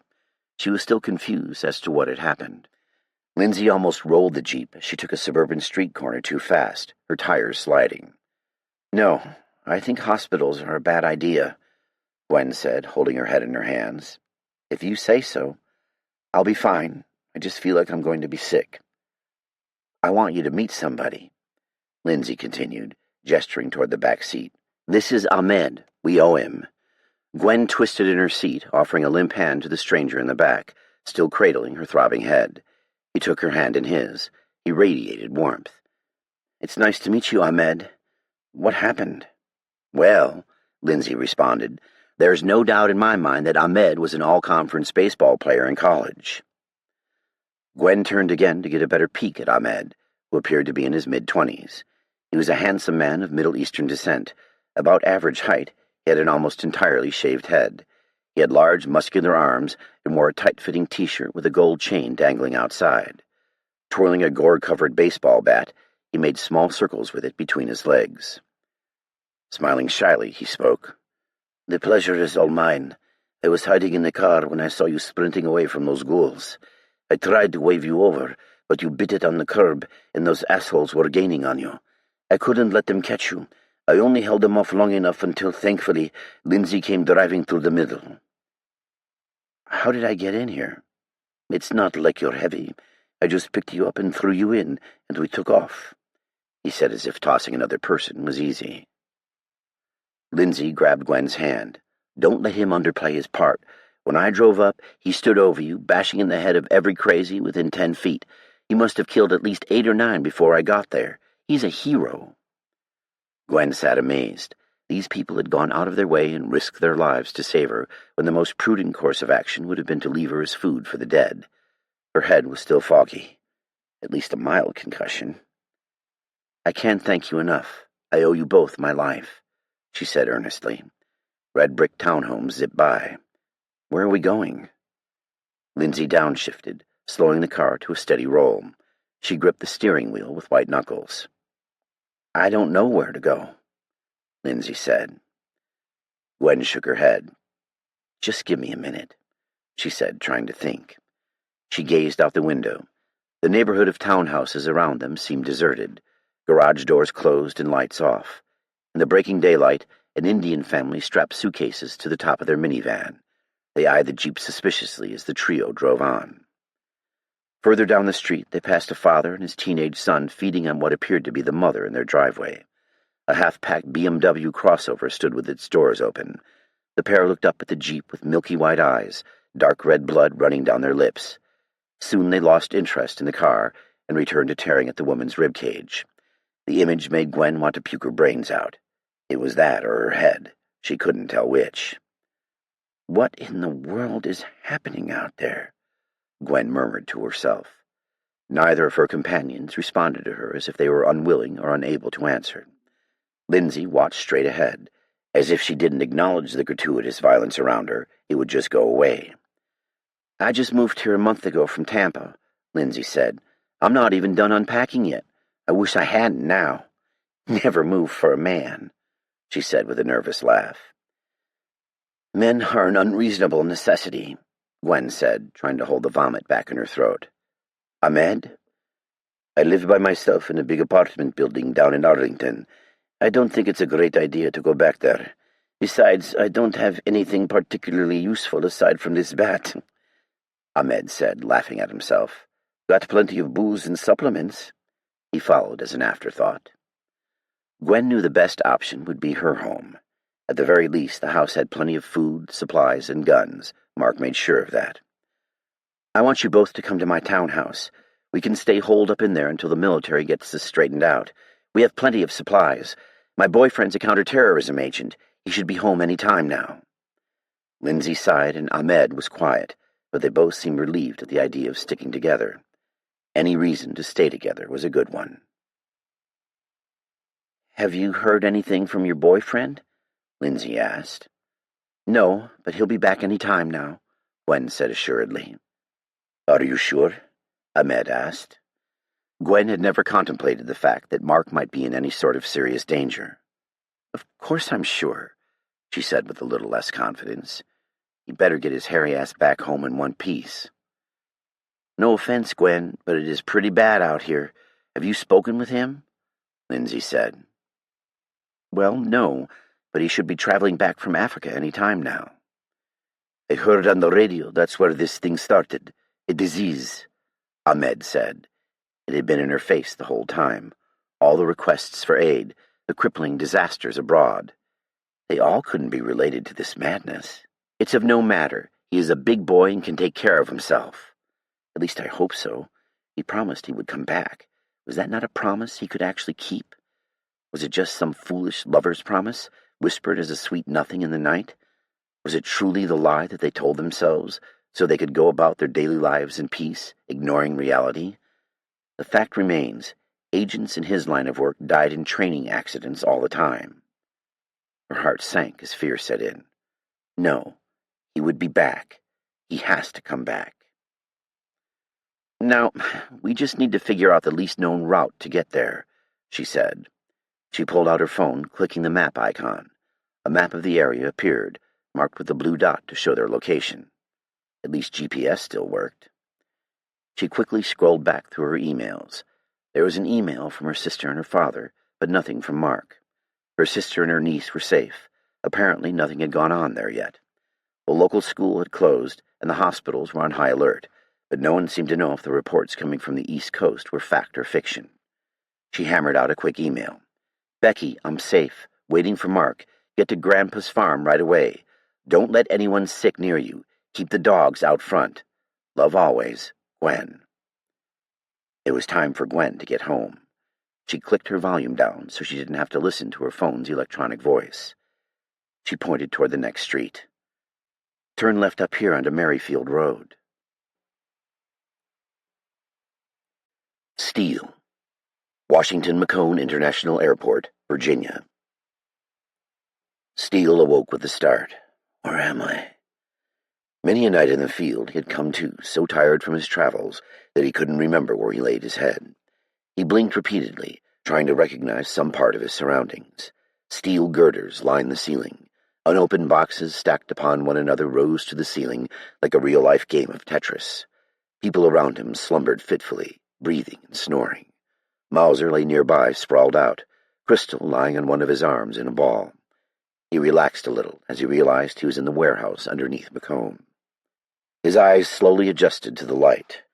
The Trigicon night sights of his pistol glowed pale green in the dark. He reached for it, finding the coarse sandpaper grip tape along the handle of the weapon soothing. The fit felt perfect, like the weapon and man were made for one another. "There are many like you, but you are mine." A scratching noise came from the corner. What is that? He pointed his Sig Sauer P-226 in the direction of the sound, his night sights forming a straight green line in the dark. He quietly shifted into a crouch. Scrape, scrape, scrape. Step after step he approached, silently stalking the offending noise. Tiptoeing over bodies, he crept until the azure steel door loomed ahead. Leading to the surface, it was an even gloomier shadow in the darkness. Hesitantly, he turned his ear to the door, listening. His ear hovered an inch from its cool surface. Something scratched along the other side. I will probably regret this. Gradually, he slid the large deadbolt free of its confines. Its soft metal faintly rasped along the door. Must be fast. If things go bad, I can use the crown bezel of the tack light to crack a skull. He took a deep breath. Gun in the high ready, he pulled the door hard. Flicking on his tactical light, he shined it into the stairwell, illuminating the darkness with 500 lumens. He checked his corners. casting bright LED light into the left and then the right, then up the stairs. Nothing moved. A heavy silence hung in the air as if it were waiting for him to breathe. He exhaled slowly, realizing that he too had been waiting to breathe. Utterly thankful that a horde of dead bodies hadn't pushed him down to the floor as they flooded into the room, he wiped his brow. Scratch, scratch. Steele jumped as he saw a rat scampering straight for him. Jesus! He cursed, regaining his composure. Something pink stuck out of either end of its mouth. Steele contemplated shooting the rodent, but decided a kick would suffice. It squealed as it flew through the air, dropping its treasure, and scrambled into the warehouse. Steele turned to watch it run into the darkness. Steele lit up the object the rodent had left behind and recognized it as a long, pale finger. A gold band decorated the base of the finger. Steele stepped back inside the warehouse, gently latching the door. He checked his watch and almost ran into Mauser. "Everything all right?" "Yeah, just some rats in the stairwell. One had a finger in its mouth." Mauser looked unsurprised. "We live in a dead zone, where eaters of the dead reign supreme." "I've got to check my phone. It's 0800 and we should start getting ready," Steele said, and Mauser nodded. The break room was the only place in the underground warehouse where Steele received a single bar of service on his work phone. Reception was spotty at best. He wanted to smash his personal phone for failing him in his time of need, but held off. Maybe it would come in use later. Steele plopped down at a table and messed with his phone. His inbox had been flooded with a host of emails from headquarters, revealing the general breakdown of the division. It started with an email to, "Please check open source reporting about protests. Airport operations have ceased in all major cities. Nobody is coming home on commercial airlines. Please state your designated rally points until further contact is made from your operations staff." Teams scattered throughout the world would find themselves in various safe houses or U.S. consulates, stranded until further notice. Personnel that are inside CONUS are to report for duty at the nearest field office. Teams that were in the continental United States were to report to the nearest field office in their area of operations, AO. Nothing from the Washington field office. He wondered how many of his colleagues were still alive. They had undergone a great deal of training, which made them tough agents in the field. At the same time, most of the agents had probably been at the focal point of any transiting outbreaks. Others would be responding with alternate federal agencies and overt tactical teams. The rest that were scattered across the globe with little to no intelligence wouldn't have known what to look for or how to stop the disease as it spread. The death toll within their ranks must be dramatically high. He tried not to worry about his brothers and sisters in arms. They would have to take care of themselves, just as he had done. Nothing from WFO. His field office must be out of commission. Perhaps they could eventually reach the Baltimore field office. His government phone buzzed, indicating another email from headquarters. "Attention. Infected persons are extremely dangerous. Avoid contact." "Thanks. A little late to the ball now, aren't we? But if the emails are going out, some aspect of the counterterrorism division must be up and running somewhere. Gwen had better have made it out of D.C. before all this shit went down. He would make sure she was safe and deal with the repercussions from work later.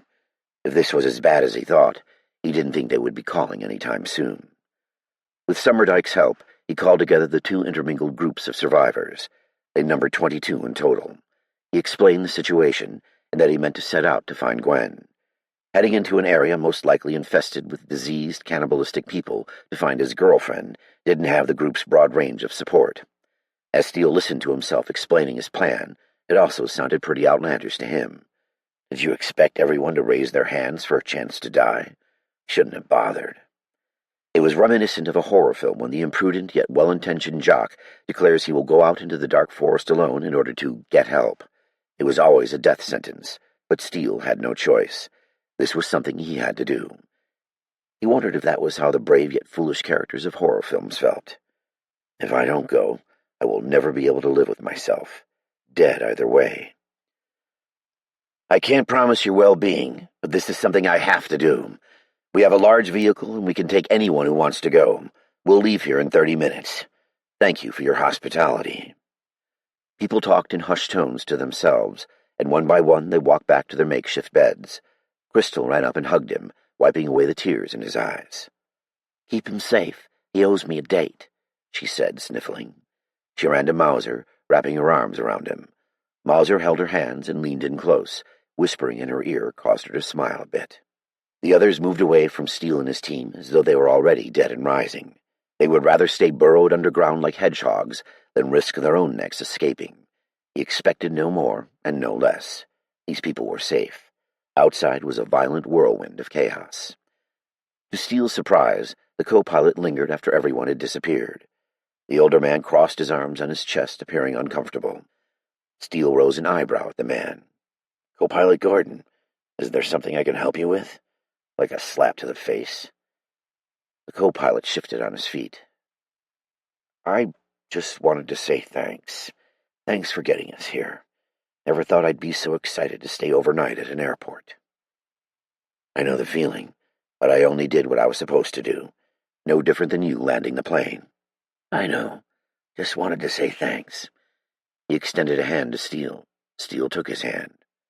"Good luck out there." The co-pilot walked away. "People surprise you every day." Steele checked his pack. The gears secure. He press-checked his handgun to ensure he had a round chambered and felt for his mag carrier touching the top of his easily accessible extra mag.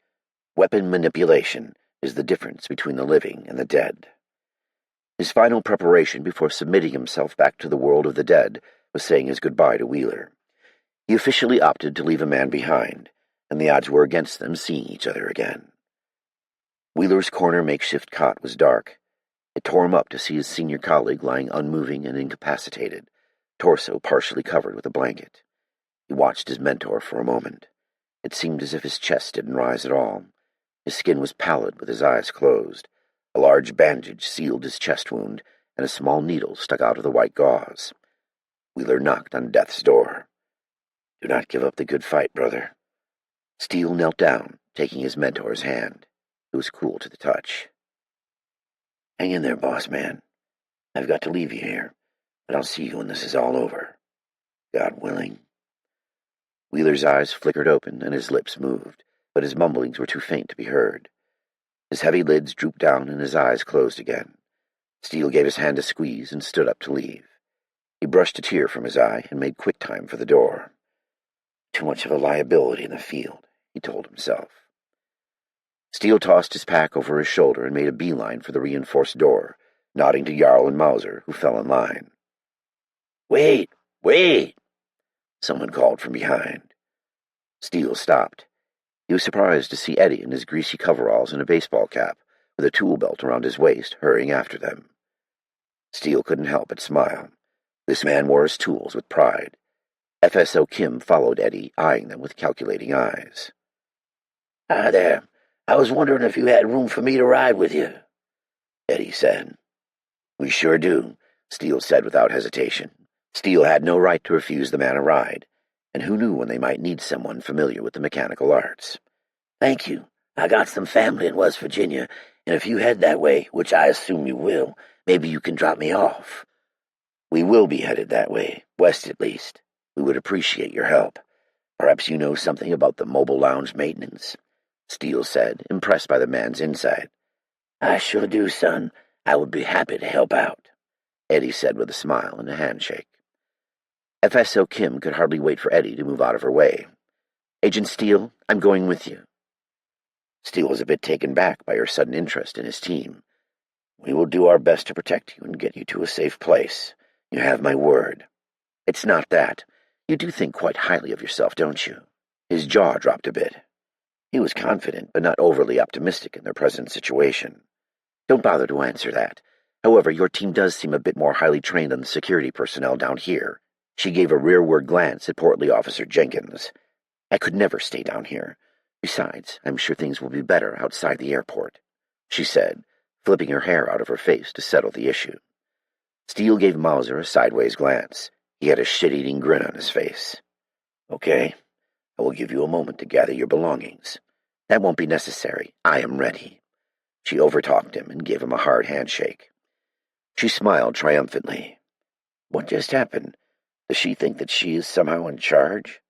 It was likely she waited to jump all over him as soon as he went to make the next decision, a constant hounding until he didn't know up from down, right from left. Feeling a few new gray hairs sprouting in anticipation, he took a deep breath. If the infected didn't kill him, Surely she would. The path he led them down most certainly meant death, but he had no choice. He couldn't sit back and wait knowing Gwen was still out there. If they wanted to follow him through hell, so be it. None of these people had to come with him. This was all voluntary. Regardless, the burden of responsibility weighed down on his shoulders like an atlas stone. Gwen, Fairfax, Virginia. Lindsay allowed the Jeep to roll to a stop, its brakes grating slightly. Please don't attract any of them. A green sign read Bircham Road. Gwen squinted at a mangled mess of cars crowding the intersection. It looked as though the accident had started with a minor fender bender, but had extended outward as other cars had tried to drive around and became entangled with each other. An SUV had wrapped itself around an oak tree, its hood scrunched up like an inchworm and the windshield spider-webbed. Pieces of wreckage lay strewn about. The driver flailed inside, pressed up against an inflated airbag. Struggle as he might, he couldn't extract himself. Gwen's first instinct was to rush over and help, but a large tree branch emerging from the center of the man's chest revealed he was one of the undead. Not everything that moved was alive. Another road blocked. We could make it on foot, plenty of daylight. Jesus, it's only a few blocks. Surely we can walk it. Her thoughts brought on a serious case of doubt. Those guys from the gas station are still back there, Ahmed said, peeping out the back window. It seemed that the more they drove around, the more the dead tried to follow them. Most gave up and wandered toward easier prey, but those assholes from the gas station were persistent. See if there's a way round, she said to Lindsay, who knuckled the steering wheel. As long as we keep moving, we seem to be okay. Lindsay edged the Jeep up over a sidewalk, trying to take it around the wreckage. A combination of trees and cars stopped them from going any further. Gwen simply didn't know what to do. She had never heard of anything like this before in history. We're only a few blocks from where I live. If we lay low and stay quiet, I think we can make it without running into any of those things, she said quickly. Gwen glanced over at Lindsay, who visibly blanched. Ahmed didn't say a word. Guys, we have food and guns at my house, so we'll be safe. We can't drive around forever because those people keep chasing us. We need a safe place to hide. We can leave the Jeep here, and if we can't make it through, we can circle our way back and get out of here. Over her shoulder, she peered at Ahmed, who had an odd look in his eye. She couldn't quite put her finger on it. He flashed a smile. I'm in. We should move fast, though, before those guys catch up, he said with a cautious glance over her shoulder. Lindsay scowled, blowing hair out of her face. Lindsay, please, we'll be safer, I promise. I have no idea if it will be safer. I don't want to go out there with those monsters. I've seen what they do to you. We should stay in the car. Tears welled in Lindsay's eyes. Trying to comfort, Gwen rubbed Lindsay's shoulder. It was tense, a fearful knot of anxiety. Time to put some of her psychology classes from college to work. All those student loans had to pay off at some point. You can stay here, but I think we'd be better off together. You know, watch each other's backs, right? Just like the Metro. We're a great team. Ahmed and I need you, and you need us.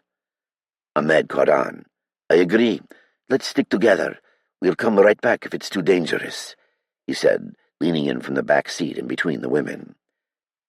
She would never have let Lindsay stay there by herself, but it would be better if she could persuade her to want to go. I can't fight, Lindsay muttered. Gwen half smiled. Ahmed and I will protect you, I promise. I will try, she thought. Will that even be good enough?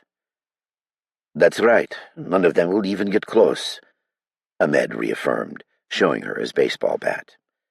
After a minute of silence, Lindsay sniffled. Okay, but if it gets scary, I'm coming back to the car, she said.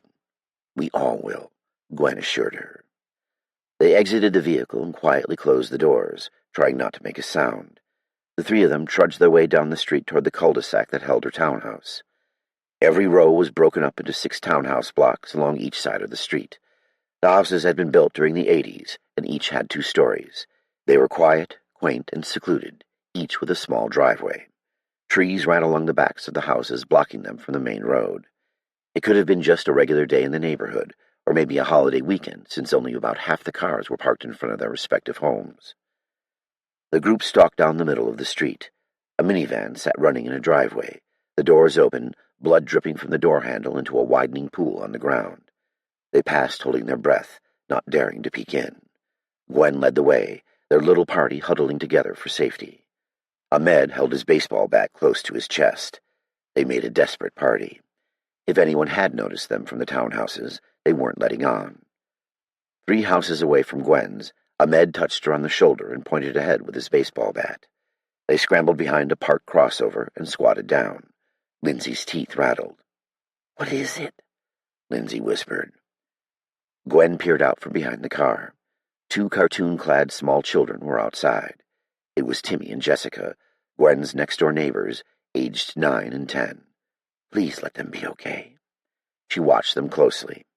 They seemed to be dancing around something on the ground, straw-colored, ringleted hair bouncing on their shoulders. Every few moments they would release a high-pitched mewing. Are they crying? Are they hurt? They bent down, tugging on a form on the ground. They must need help. If I can't bring myself to help the most vulnerable in society, who am I? I have a responsibility to aid them. She stood up, hesitantly, brushing dirt off her suit. Better to not resemble one of the infected if they need our help. Ahmed caught her by the sleeve, pulling her back down with an iron grip. "What's your problem?" she asked, shaking his hand free. His dark eyes bore into hers like black drills.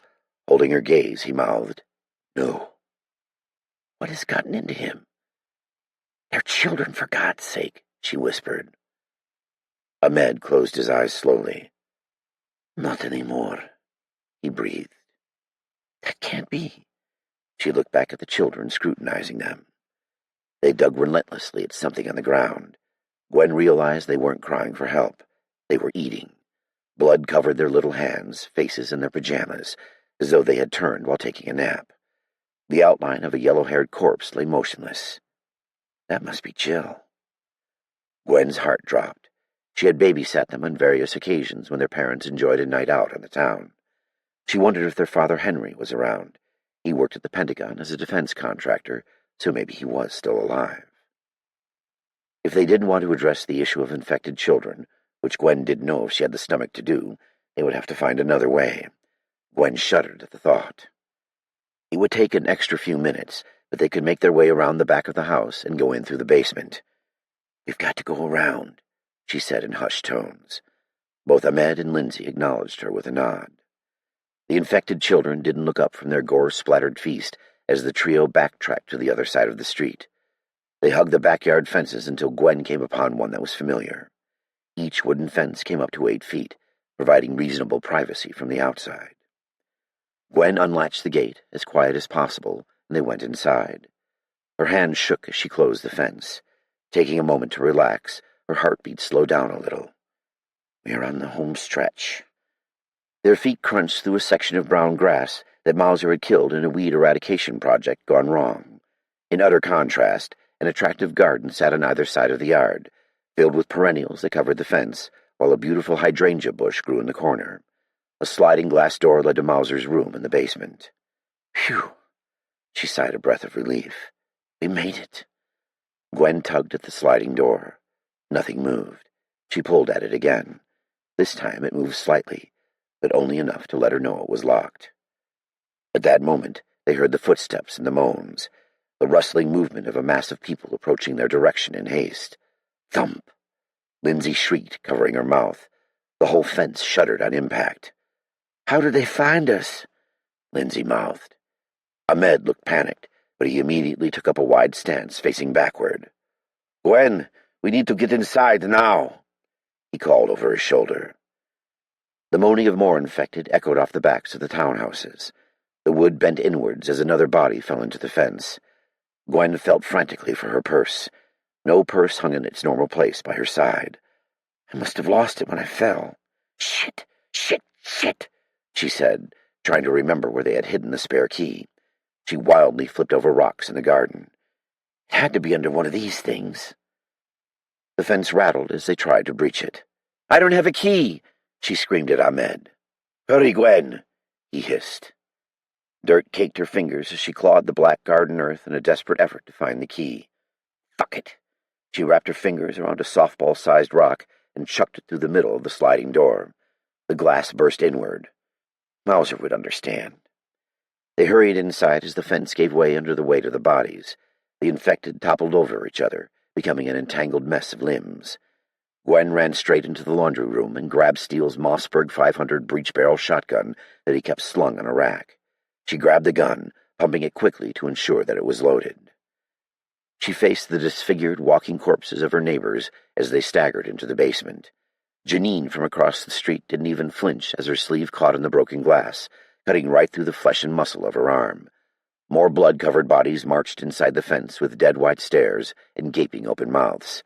"Lindsay, there's a revolver in that case over there!"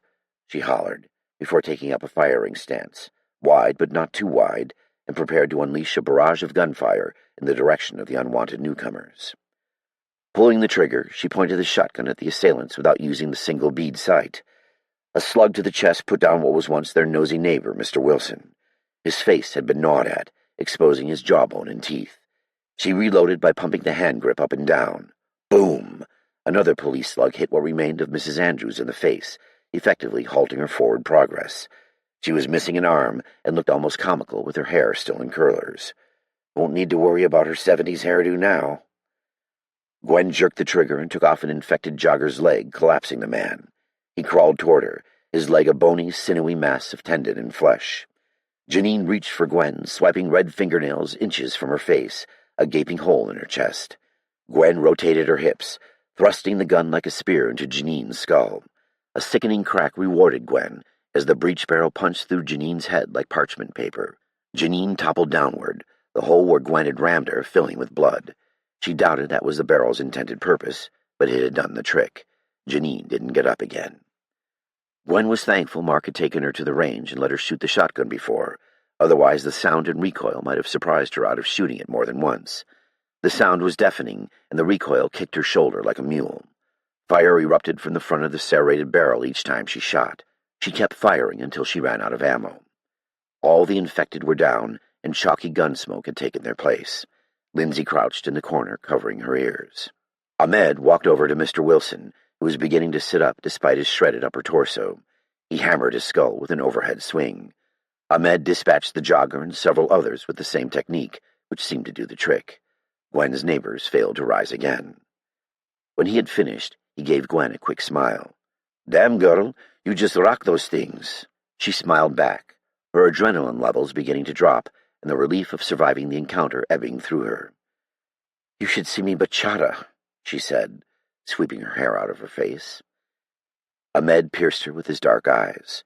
She ignored him and reached down to grab a handful of shotgun shells. One by one, she slid them into the bottom of the gun. Joseph, Mount Eden Emergency Operations Facility, Virginia. Joseph strolled to the elevators, hands in his pockets. The bottom side of Mount Eden was a dry and claustrophobic dungeon that Joseph called home. The bunker had been built in the late 60s as a fallout shelter for the President and Congress in case of a nuclear strike from the Soviet Union. It could hold over 1,000 people for 6 months without topside support. Underground reservoirs, ventilation, and air recirculation systems ensured the compound's self-sufficiency, and Joseph actively sought to leave the protective labyrinth.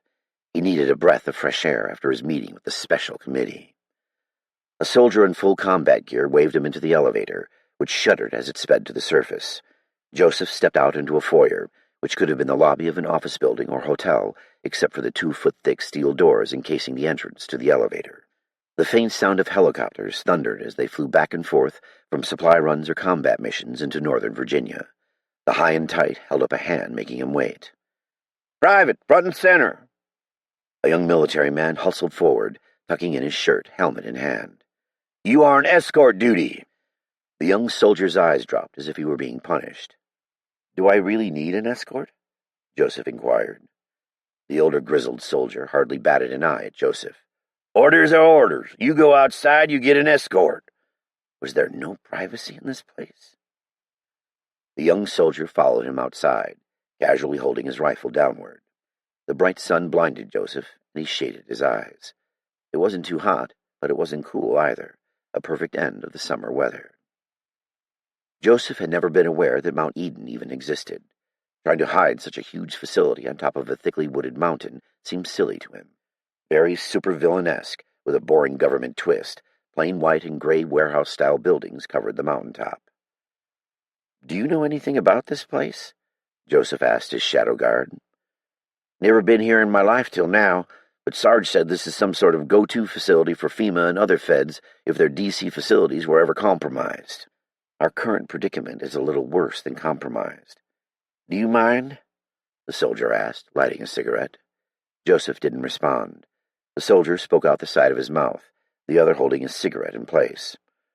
"I guess there's a bunch of underground facilities in the Washington area that hold government agencies so they can still operate in the case of a disaster." Joseph nodded. He had seen a show on television about it. "They call it continuity of government, but they don't tell me shit. Just go here, hump there, and shoot them. We got a brigade of the 82nd Airborne flown in, the 12th Aviation Battalion, and stragglers from the 3rd Infantry. The old guard had a rough time of it, being so close to the city and tasked with bringing out all those officials." Joseph nodded. All the military jargon meant little to him. Helicopters landed and took off every few minutes. Large trucks unloaded supplies and men raced back and forth. A host of buildings decorated the topside: dormitories, cafeterias, training venues, and office buildings. Now most were being utilized by the military. Organized chaos, Joseph thought. He deliberately quickened his pace away from the military encampment, stopping at a hodgepodge of tents and shelters. No uniformity. The soldier stepped next to him in a leisurely fashion, as if they were old friends at a cookout. "Refugees?" Joseph asked, but he already knew the answer. "Yep." The soldier pushed his combat helmet upward, revealing his forehead. "At first, the refugees were told they couldn't enter the secure zone, but that quickly changed when the people outside caused more problems than they would have if they'd been inside the fences," the soldier said, tossing his cigarette butt. "There are over 500 acres up here and only 2 access points." He eyed a family heating food and boiling water huddled around a small burner. Joseph thought about asking the soldier's name, but decided a name exchange might be a bad idea. He didn't have a great track record given the demise of his last chaperones. The young soldier pointed to a large tent guarded by masked soldiers with rifles. "See that over there? That's the duty nobody wants. We call it the old Rochambeau." "Why is that?" "Never mind, I don't want to know." The young soldier smiled. "Because anybody would much rather get a swift kick in the nuts than man the screening tent. You got to get up close and personal with potential biters." "I see. Screening the civilians could be a very dangerous duty, best left to the general practitioners." "After a thorough screening, the people are allowed to set up camp in any of the abandoned areas or open areas of the facility, provided it hasn't been designated mission essential."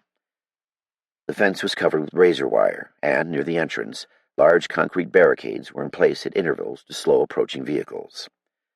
Joseph made eye contact with a little girl, who stared at him from outside the facility, awaiting clearance to enter the compound. She clung to her mother with one hand and held a dirty, torn teddy bear in the other. Staring vacantly, much like the infected, her eyes unclouded by the virus. "Say, you're a doctor, right?" the soldier said. "Damn." "Yes." He dreaded the next questions, the ones that always came. "Have you come up with a cure? You see, my daughter back home is sick." Joseph cut him off. "Please, Private whatever your name is, I came up here to get away from all that. I don't have a cure, and I don't have anything to help you or your daughter." Joseph turned away. The man stood silent for a moment. "It's Private Gordon, sir." The soldier's mouth clamped shut. Why do they always tell me their names? "I'm going back to the bottom side," Joseph said. The soldier didn't say anything. He simply followed a few steps behind. Joseph didn't look back as he quickly processed through the screening area, and a soldier escorted him back inside the bunker. The elevators led him back down 4 floors. Upon stepping out into the fluorescent light, he could take 1 of 3 corridors. One led to the Congressional Chamber and News Broadcasting Center, the last place he wanted to go back to. Attached to the Congressional Chamber were the VIP dormitories and cafeteria. He wouldn't have even known they existed, but he had taken a few meals with an energetic young Representative Baker from Indiana. Incredibly, the congressman was interested in doing something about it while they still had time. The second corridor led to the regular dormitory, where everyone, who was not important, rotated sleep in what appeared to be naval shipping bunks. It wasn't time for his sleep shift, so he couldn't go back there. It also had a larger, blander cafeteria, but no pictures of founding fathers adorned the plain walls. Next to the general cafeteria were standard showering facilities.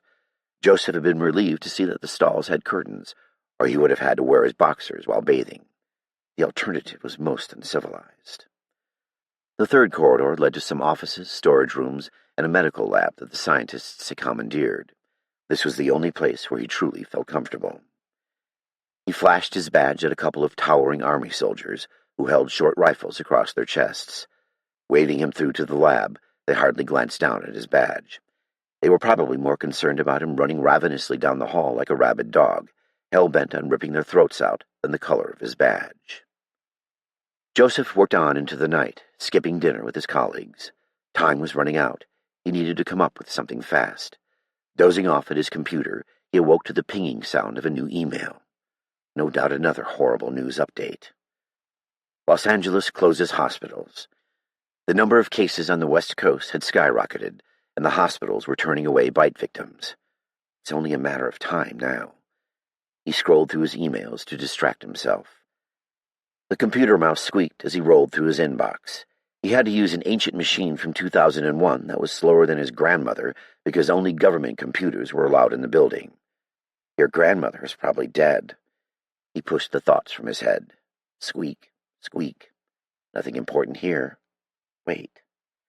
He paused, double-clicking on an email he had received a few weeks earlier from a former CDC colleague in Chicago.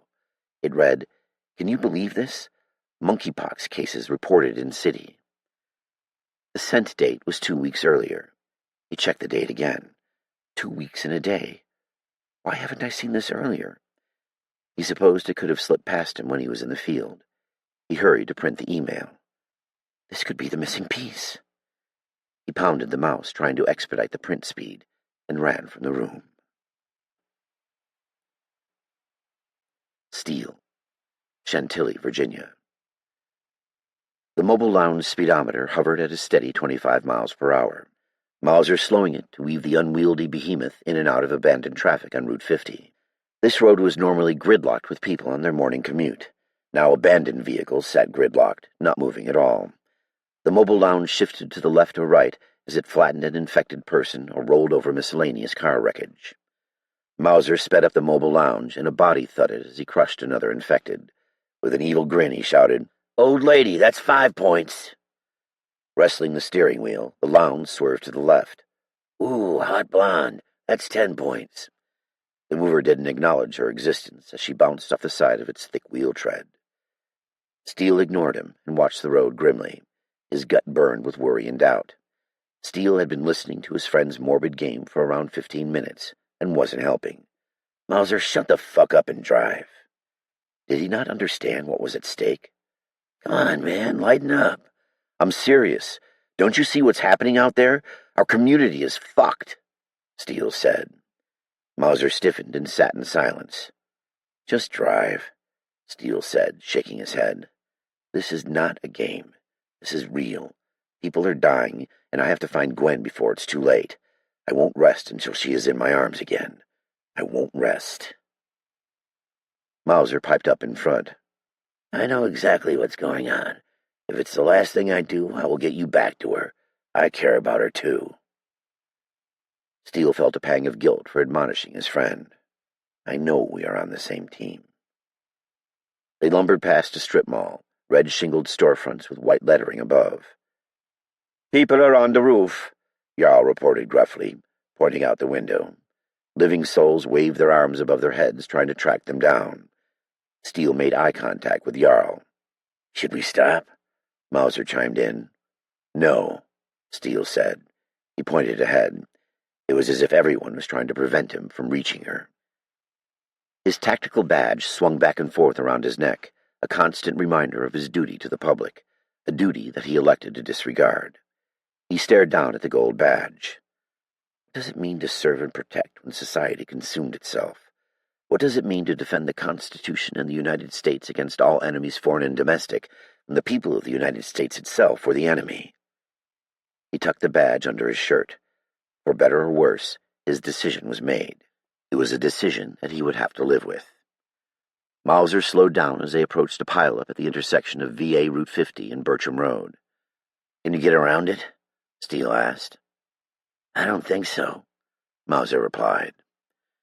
The engine idled for a minute, and they scanned the area looking for some way to improve their position. Groups of the infected navigated around the abandoned vehicles. Steele had good 360-degree vision through the mobile lounge's long, wide windows. The infected were drawn to the lounge like moths to a flame.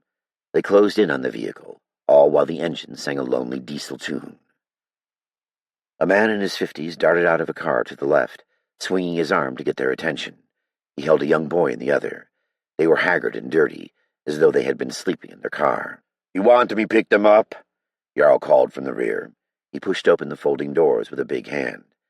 There was just enough space between the father and the infected that he might make it. He yelled as he ran, "Wait! Wait for us!" Steele ignored the call for aid. He pointed to a small gap in the pileup with some smaller vehicles. "Get some speed and drive through there," he said without a backward glance. Mauser looked up at him and back at Jarl, concern spreading over his face. "What about that guy and the kid?" he asked. The yelling grew louder. "Help us! Don't leave!" the man shouted. "He's probably infected anyway. Leave him," Steele said firmly to Mauser. "That guy is a kid, for Christ's sake. Tell me you're not serious." Mauser glowered. "Agent Steele, they need help," FSO Kim said. Steele fingered the handle of his gun. "I promised myself I would do anything to get back to her. I promised her that I would never let anything happen to her. Mauser, drive this fucking thing before I lose it." Mauser gave Steele one last chance to change his mind, glaring at him in disbelief. "This is on your head. Fine, just go." Mauser gunned it, and the lounge lurched ahead, rolling up and over the cars in the intersection. Steele could hear the cries of the man and his son as the infected brought them down like a pack of feral animals. The cries for help were replaced by the crunching of metal beneath the giant vehicle. The man's screams pulled at Steele's heartstrings, but it was the child's high-pitched bawling for his father as he was ripped apart that burrowed deep into his mind. Shoving his unrelenting thoughts to the back of his head, he tried to justify what he had done. "What if the time it takes to pick them up leads to the death of my loved ones? Haven't I done enough to help everyone else? I have risked my life, time and time again, for the doctor, the flight crew, my teammates, and the survivors sitting within this mobile lounge. Isn't it my right to protect my family and friends from harm? When does my watch over the public end? Does my watch end if there is no one to take my post? How can I do my job knowing that my loved ones are in immediate danger?" Rolling forward, they passed abandoned vehicles in the residential street, and within minutes the mover turned onto his cul-de-sac. Everyone sat in silence. No one commented on what had just taken place, too stunned to utter a word. Steele was also sure they probably hated him for it. Mauser acted pissed, but he didn't care. He was so close, he could taste it. "Drive," he commanded. Mauser put the mobile lounge right onto the front lawn. The thick tire treads tore through the green grass, leaving dark, churned earth in its place. Steele couldn't care less. His landlord probably wandered the streets hunting for someone to infect. Their brown front door swung ajar, hanging off one of its hinges. Blood covered the entrance like an ancient Passover. No. Life as he knew it crumbled around him. He stared at the door to his townhouse, not quite believing what he saw was the truth. His heart sank, any remaining hope dying inside him. "No! No! No!" Steele screamed as his frustration boiled over into blind rage. "I had willed her to be alive. This isn't happening." He shoved his way through the mobile lounge's folding doors, jumping from the vehicle before Mauser could lower the hydraulics. A shooting pain bounced up his knee as he landed. Ignoring the injury, he ripped his Sig Sauer P226 from his front waist holster as he ran toward the townhouse. No tactics were used in his approach.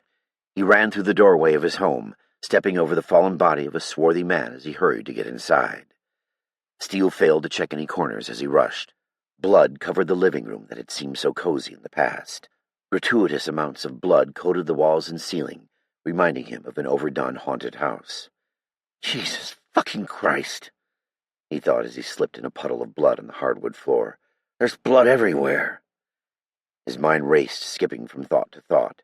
His sofa, the TV, even the lamps were varnished with a coppery liquid. Gripping the handrails on his stairs, he looked upward. Pictures on the walls tilted cockeyed, as if some prankster had thought it funny to turn them all sideways with a filthy hand. An infected body lay sprawled on the steps. She vaguely resembled his neighbor, a nurse at the nearby Innova Fairfax Hospital. Most of her head was missing from what appeared to be a shotgun slug to the head. The scrubs were the only thing that gave her away. There just wasn't much else to go on. A faint, sickly fruit odor hung around her, making him want to gag. "Gwen!" He half yelled, half whispered. He spit the bad taste from his mouth. A creak on the floorboards alerted him to an inhabitant on the top floor, and he took the steps in twos. The door to his bedroom was latched shut. "Please be in the bedroom. Please be in the bedroom." "Gwen, baby?" he said at the door. Nothing. Silence. He rested his head on the doorframe as he slowly twisted the doorknob. It was locked, and he could hear something move on the other side. "Gwen," he whispered. "Gwen, open the door. It's me." No acknowledgement echoed from the other side. She must be inside. Leaning back, the door splintered under the assault of a ferocious front kick. A rancid stench lashed at his nose as he charged inside. Precious seconds dripped by as he waited for his eyes to adjust to the darkness of the room.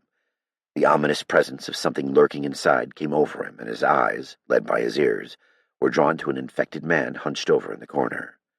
It was clear by its jerking movements that it was feeding. With a slow turn of his head, it briefly acknowledged Steele's existence, a mouthful of human meat hanging loosely from his lips. Twisting its body, the infected exposed the form of a woman. She lay proned out, limbs lifeless at her sides. Steele raged. "Stay away from her," he growled, lining up a shot through the creature's temporal lobe. He refused to believe this thing had once been human. No human could possibly be capable of such a depraved act. Letting his momentum take him straight into the fiend, he slammed the handle of his handgun into the thing's head again and again. Gore splattered the walls, the carpet, and the pictures he had taken with Gwen from their trip to St. Lucia. Unrelenting, he pounded his gun into its face until the arms of his fellow agents lifted him up and away from the beast. He kicked out one last time in blind hate as reality set in. "It's okay. It's not her," Mauser whispered in his ear. His words fell on deaf ears. Deep down, he knew it was her. Much of her body had been consumed, her clothes now a ragged mess of slippery insides. Her silver diamond necklace she received for their anniversary lay wrapped around her hand as if she held it as she was attacked. She was here, and now is gone. Steele stopped resisting his colleagues, and they set him down. If he had driven faster, fought harder, done anything differently, she would still be alive. His sequence of actions mocked him. It blew apart his whole belief system like a grenade dropped on his whole shit-covered cake of a life. He would have to live knowing he had lost his most important battle. Anything except this. 1,000 painful deaths were preferable to this. Sitting in a heap, he stared forward. His hands stroked her blood-soaked hair, now a reddish-golden hue. The others cleared the house and secured it, but he didn't care. He had failed to protect the one person he had loved above all others. Tears ran down his cheeks as he held her remains, rocking back and forth. It wasn't supposed to be like this. After what seemed like an eternity of grief, but was only a few minutes, Mauser squatted down beside him, putting a hand on his knee. "Mark, we don't know if that is her. It could have been anybody." Steele knew she was gone, and he hated that his friend would lie to him about it. "Leave me here," he said solemnly, his chin hanging down to his chest and Gwen's remains draped across his lap. Mauser gaped at him. "You can't be serious, you'll die." Steele didn't care if he died, because he was already dead inside. He didn't respond to his best friend. "Come on, we have to go before we get trapped. She could still be out there," Mauser said, giving Steele's leg a shake. Dejected, he knew his fate. He couldn't go on knowing her light had been extinguished. He broke eye contact with his friend, ashamed of his weakness. Mauser frowned. "You aren't done until I say you're done, asshole. Mauser snarled. He gripped the front of Steele's shirt and slapped him hard across the face. Spittle flew from Steele's mouth, and snot ran down his nose, his cheek stinging with fire. He made no move to defend himself. Mauser slapped him again. "Now buck up. We need you out there. Our team needs you, and, as much as I hate to say it, I need you." Mauser looked at him desperately, trying to read his eyes, searching for any will that might be left in his squad mate, his friend, his brother. Steele stared at him blankly. Fire blazed in Mauser's eyes. "You know what? Fuck you, man. I thought you were made of tougher shit than this. You got us all the way here just to give the fuck up now? You want to die here, be my guest, but I won't sit here and rot with you." He released Steele, letting him fall against the bedroom wall. Mauser stopped near the door and shook his head in disgust. "It's not safe here. They'll come for you and kill you." Steele didn't respond. "Why should I go on? Or was it written that I have to live if I have no reason to live? The infected will probably sniff me out and tear me apart just like that little boy and his father. I deserve death for letting innocents die on my watch." "Go to hell," Mauser called back at him. "Already there." Mauser went back downstairs with a dismissive wave. People argued down below, but he didn't care. He had brought them far enough. Jarl checked on him. He held a lightweight Daniel Defense AR-15 carbine with red dot sights with a 30-round mag locked in.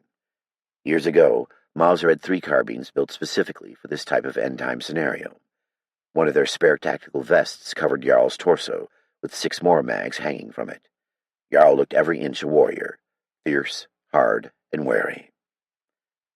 Jarl gazed down at him, an old pagan god judging the worthiness of the prostrated man below him. After a moment, he bent down, taking a silver chain from around his neck.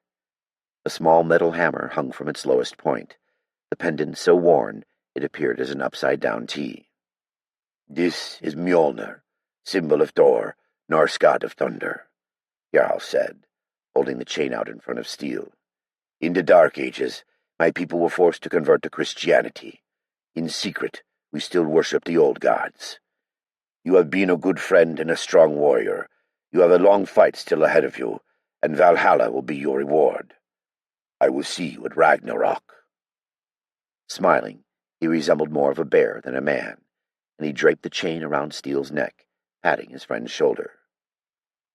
"Die well," he whispered, steel in his eyes, and he left Steele alone. Steele looked up, tears in his eyes, and then laid his head back down.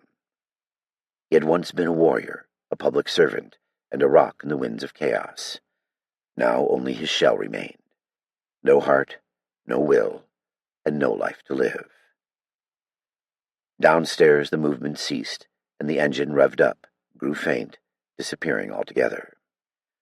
Steele had resigned himself to his dire fate, for although he yet breathed, he had joined the dead. Joseph, Mount Eden Emergency Operations Facility, Virginia. Joseph ran as fast as he could through the drab halls to the employees' sleeping quarters. His shoes slapped the tile, and he gripped a corner wall to catch himself before he shoved open the dormitory doors. Too many people were crammed into the small space, making the air hot and stifled. People lay in single bunks in various states of sleep, or, if they were like Joseph, various states of insomnia. It reminded him of an old black-and-white submarine film. The sailors were all packed inside a small metal tube, sweating and trying to scrape out some sort of life, while any mistake could bring thousands of pounds of water pressure crashing down upon them. A mere oversight effectively turning the ship into a piece of crumpled metal. The Mount Eden facility was little more than a thinly plated U-boat, but instead of water destroying them, 300,000 diseased people awaited their chance. Even a single infected unleashed among them could enlist the whole bunker into the ranks of the dead. Joseph shuddered at the thought. In the dark, he stumbled over someone's backpack as he made his way to Dr. Williams's bunk. They slept in rotations, much like being on a ship, and had been assigned bunks to share with 2 other people. He searched high and low from bunk to bunk for an old man with a ridiculous snow-white mustache. Dr. Williams was the Deputy Director for Infectious Diseases at the CDC. He had been giving a presentation to Congress on bioterrorism when he got trapped in the D.C. area due to the outbreak of the virus. As a leading expert in the field of infectious diseases, his word sparkled like gold. He was shuttled to the Mount Eden facility immediately. As a disease surveillance specialist, Joseph was far below him in the hierarchy of the organization. Dr. Williams was probably squinting through microscopes while I was running around in diapers. None of that really mattered, now that their science team could be one of the only things standing between the human race and total extinction. Joseph discovered the old man lying on his side in a bunk. He gently shook his shoulder. I don't want to startle the old buzzard. He might croak with too much excitement. Dr. Williams opened his eyes and gasped, recognizing Joseph's face. A small man with white, thinning hair, his upper lip was adorned with a wispy mustache that was usually reserved for cowboys and fine gentlemen from the Victorian era.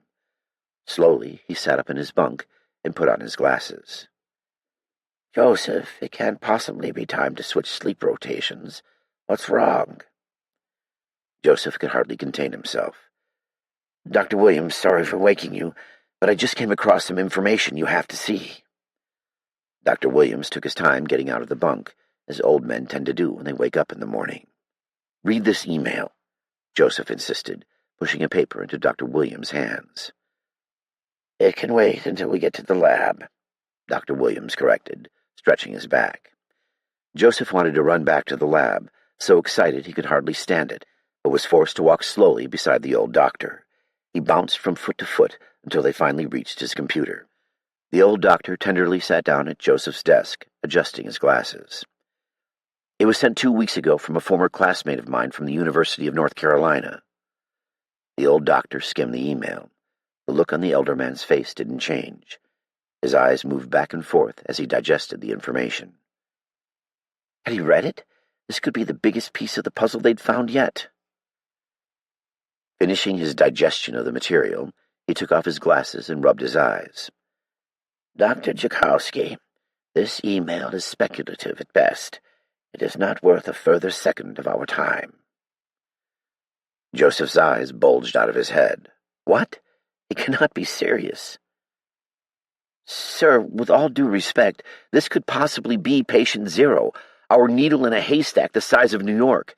If we could get our hands on a live strain of the infantile virus, we could produce a vaccine. We could save millions of lives and give ourselves a fighting chance." Joseph shoved the printout of the email into Dr. Williams's hands. He coughed impatiently, glancing at the email again. "We don't even know if this is the same virus," he said, pointing at the printout. "See right here? While the patient exhibited violent tendencies as well as fever-like symptoms, Dr. Anderson mentions nothing of the reanimation of the patient or any other information that would lead me to believe that this is anything other than common rabies or typhoid fever. When severely dehydrated or hallucinating during a fever-like state, patients can exhibit all these phenomena. In fact, it also says that the patient recovered from his condition, which is clearly not a possibility for the people outside this facility." While it might seem like a stretch, this was hardly something that could be passed over. At the very least, it deserved a thorough investigation. How could a man of this genius, a man of such caliber, not see the connection? It had so much potential, Joseph could taste it. The report stated that the patient had been to Africa. Dr. Williams continued, "I don't want you pursuing this false hope while we're working here. It will distract you from your important research into finding a cure. There are many lives at stake here, and I need everyone on the same page." He stood up and put a hand on Joseph's shoulder. Joseph leaned back. He wanted to strangle this old fool. "You can't cure this disease," he thought. "You could only hope to contain it." "You should get some rest, Joseph. By God, we all need it," Dr. Williams said, turning to leave. "You know, you're absolutely right. I shouldn't waste our time on such a foolhardy patient case. I just need some sleep," Joseph said convincingly. Inside, he boiled in anger. Dr. Williams looked him up and down, his eyes weighing the truthfulness of his words. "When we cure this, Joseph, we'll be the saviors of mankind. We'll win Nobel Prizes for sure." The old man's eyes twinkled with ambition. "Now get some rest." He patted Joseph on the shoulder again, an action Joseph was starting to despise, and he left the small research room. Joseph leered at his blank computer screen, his mind racing. Time was short. He had to get this right. Determined to pursue his lead, he hoped no one found out. Even if they did find out, he wasn't sure he would care. His fingers hammered away at the dusty keyboard. Steele, Fairfax, Virginia.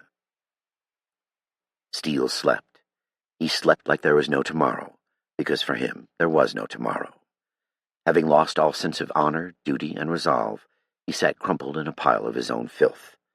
He had no one left, no friends, no love, and he figured his family was most likely gone as well. But none of that mattered. They were all going to die anyway. Thoughts of her flowed through his mind as waves fall onto a beach. Her smile, her emerald green eyes, and her sun-touched hair all rolled seamlessly into one. When he awoke, he didn't know how long he had been there. Photos of Gwen stared down from the wall, dried blood covering the frames. Her smile accused him of her death. Her cheerful eyes blamed him for her torture. Every frame simultaneously reminded him of his past life and his current state of misery. The blood caked on his skin dried into a crusty, flaky mess. It itched his skin, but he endured it.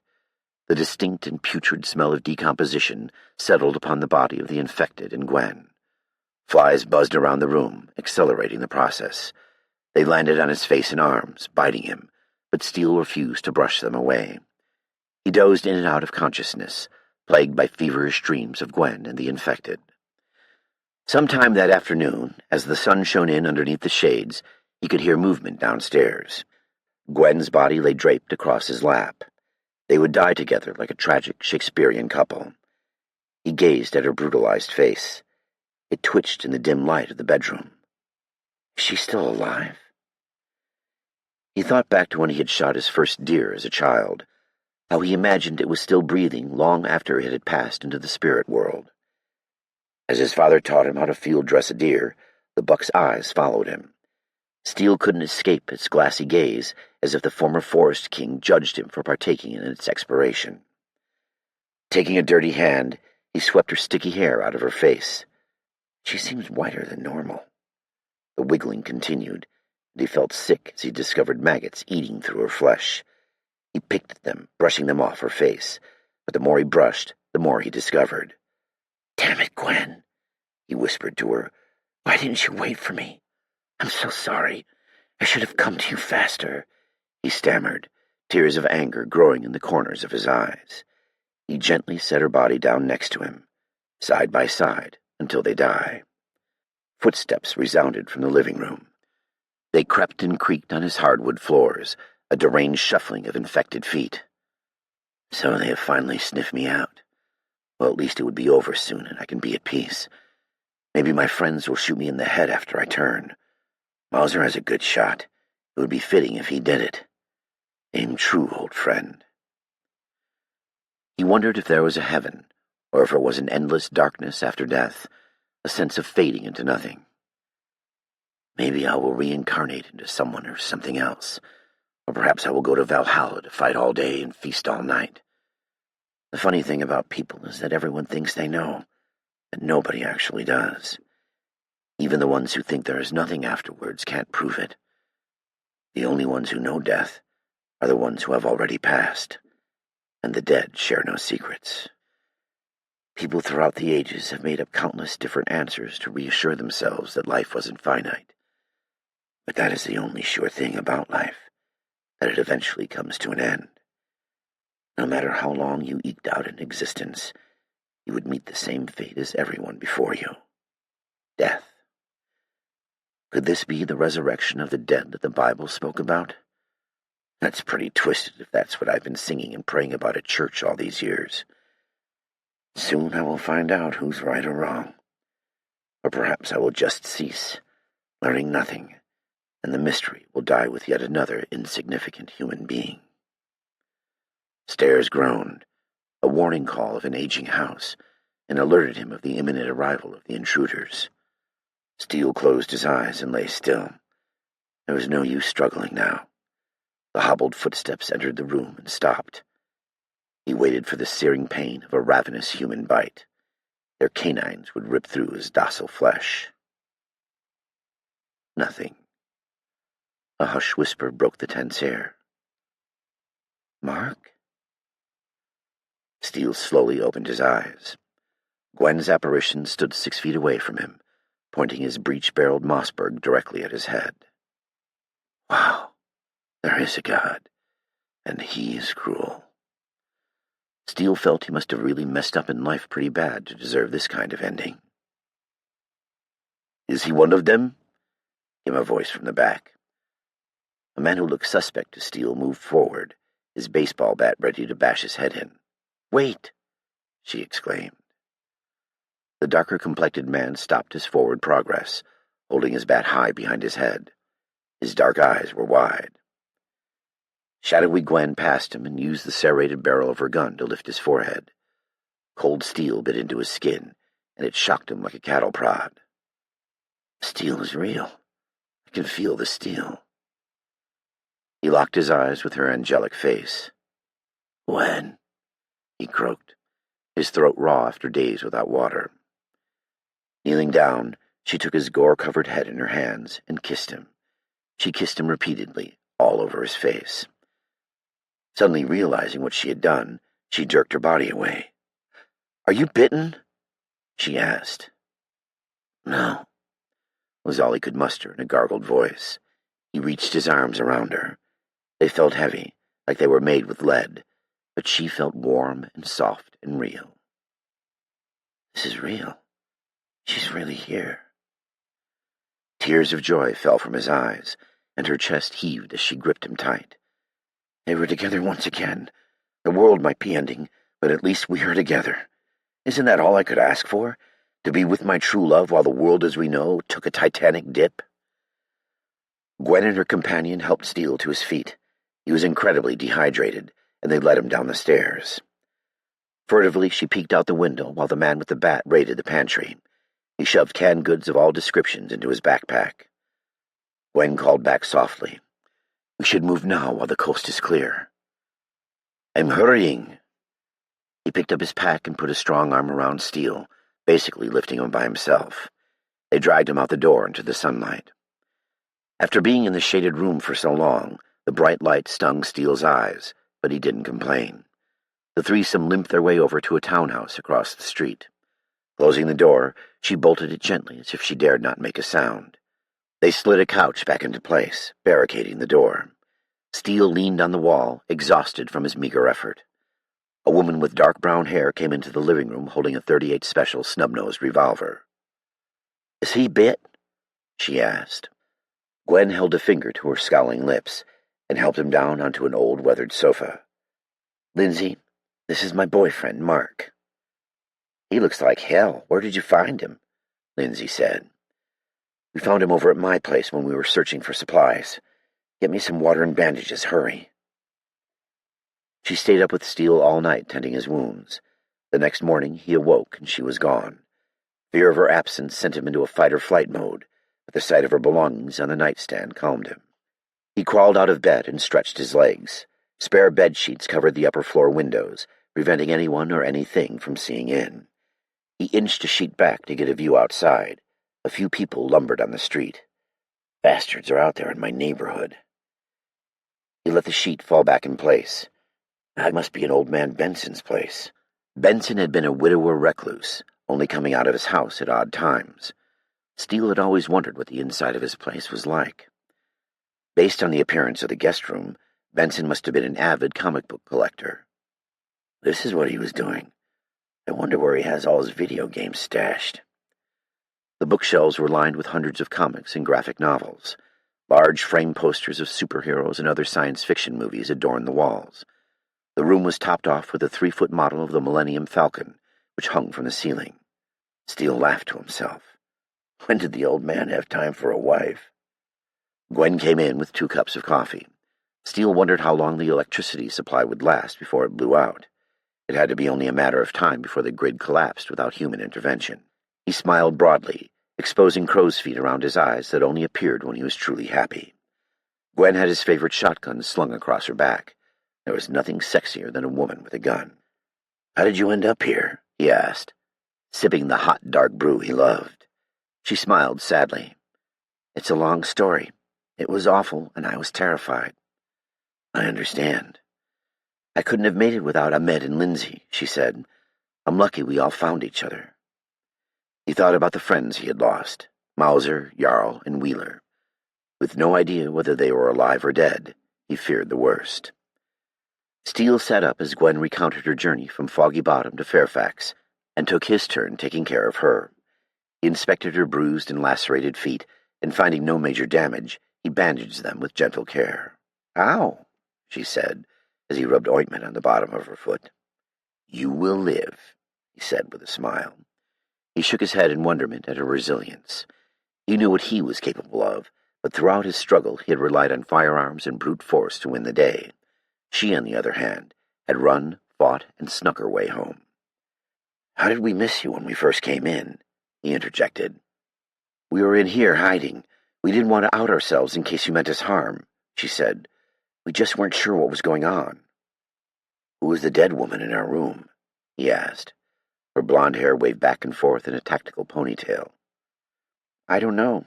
She must have been a looter or something, because I left the necklace on the dresser when I went to work the other day. I wore my pearls the day the outbreak started." The pearls had vanished from her attire. He shook his head. "I honestly thought you were dead," he said, emotion rising in his voice. He looked down, uncomfortable at his display of feelings. It wasn't common that he made himself emotionally vulnerable. "Mauser and Jarl were with me, and I quit on them." She took his hand. Warmth radiated from her. "We've all been through a lot, baby. No one blames you for anything. You made it all the way here, and now we're together again." Sticking out her bottom lip, she smiled at him. Steele averted his gaze. "People died because of me. I chose not to help them, and they died," he said, picking up his tactical badge from the bedside table next to him. It felt heavy to him, as if it repelled him. He didn't know if he still wanted it. He didn't know if he deserved to carry it. He felt 1,000 times its weight and shame. His fingers examined it, running them over the large shield with U.S. Counterterrorism Division scrawled on the front, and over the emblazoned seal of the federal government raised up in gold. Blood had filled the grooves from top to bottom, making the American bald eagle a mixture of gold and dark red. "Am I a defender of the weak when I let them die? How can I ever wear this again, knowing I failed them?" Gwen sat beside him, knowing his thoughts were weighing him down. "You saved many people, and you did what you had to do to get back home. You can't save everyone. You aren't superhuman." "I could have saved the father and son. I could have done more." "I'm scared, Mark. Where do we go now?" she asked. "So am I." He looked directly at her. "I don't know." "What are we going to do?" She rested her coffee on her lap. "What options do we have?" "I don't know," he responded again. An uncertainty filled the room, creating an air of uneasiness between them. He didn't have all the answers. How can she expect me to always know what to do? His brow clouded over with the stress and confusion of not knowing the best path to take, not seeing any suitable path at all. "We need you to get us out of here," she stammered. Tears welled up in her eyes, her lip trembling. "I need you. Those people downstairs need you. You can keep us safe." "Can I?" He inwardly doubted himself. He focused his eyes on her, taking her in. She had always given him something to believe in. She represented the good in people, a compassion and empathy for others. She spread the warmth of her goodwill to him. The world needed them. This compassion could only thrive if men like him protected it, shielded it from the refuse of society, and stood the lonely watch in the night, facing the evil and turning their backs to the good in the process. How long can you face the evil before you mirror it? She leaned in, her eyes dropping tears as he embraced her. "Shh, we're going to be fine. I promise," he whispered in her ear. "I hope. I was so scared. All these people were trying to kill us, and I shot Janine and Mr. Wilson, and Timmy and Jessica were turned," she said, struggling to get the words out. He held her, letting her overwhelming emotions release from the spot in her soul where it had been repressed. She always tempered his wariness with compassion. He gave her the tools to protect, while she engendered in him the necessity to compromise. Her words drove out in him the protecting instinct of the sheepdog, the will to fight for those who could not defend themselves against the wolves in the night. He had betrayed that trust to protect. Is there a way back? The world was changing. He had to make tough decisions to survive, but he would have to live with the decisions he made. As much as he wanted to, he couldn't crawl into a shell and hide away with her. Hiding away isn't the right thing to do, but how can we balance survival and justice? He released her and put his head in his hands. Even if he brought about just a little order and justice, it would temper some of the chaos and maybe give people some hope. Gwen leaned back on the bed and sat in the corner of the room watching him. Glistening eyes watched him, and her arms wrapped tightly around her knees, pulled up close to her chest. Some people had the need to bring order to chaos. It was ingrained in Steele. Even the chaos couldn't change it. Steele ground his thumb into the grooves of his badge and rubbed hard on the metal, chipping the blood off with his fingernail. Pain perforated in his fingertip as he pushed down harder to remove the blood from the deepest grooves. As clean as I can get it, but it will always be stained. He would have to live with that. He put the badge around his neck and tucked it into his undershirt, if only to keep it out of the way. It belonged with him. He knew that now. It was a part of him that would never die. People need me, and I will do my best to help them. It is the only way. I have to do my duty and stand up for what is right. Those who stand for nothing fall for anything. Mauser, Northern Virginia countryside. The people mover chugged along, black diesel smoke pumping out of the top exhaust pipe. The behemoth hadn't run into any obstacle it couldn't traverse, except fuel, its lifeblood, the only thing it couldn't live without. The fuel gauge needle wavered near half a tank. We should be able to make it. They had filled it up to the max. It was unsurprising to Mauser that the hulking train car and giant wheels took more than 100 gallons of diesel. Jarl and Eddie had acted as lookouts while he fed the diesel-starved machine at a small countryside convenience store that doubled as a gas station. Mauser laughed to himself when he remembered the look on the gas station owner's face when Jarl had given him his government credit card and told him to charge the $350 bill on it. Cash only, the owner had said. Jarl had flashed the owner his badge and brandished his carbine, and the man had suddenly thought better of it. Jarl had grinned through his blond beard and grabbed a big bag of beef jerky on the way out. Keep the change, Jarl said, leaving his government card behind.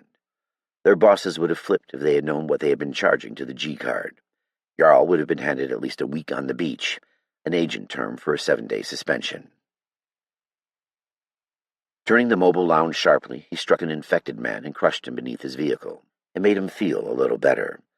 All the drama surrounding Steele made him want to scream in frustration, and mowing down some of the infected eased his pain. He tried to push his anger toward Steele from his mind, but it lingered, nagging at him. The guilt hid just beneath the surface, torturing him about abandoning his close friend. He couldn't will the man to live or fight to live in this madness. How can I expect that of anyone?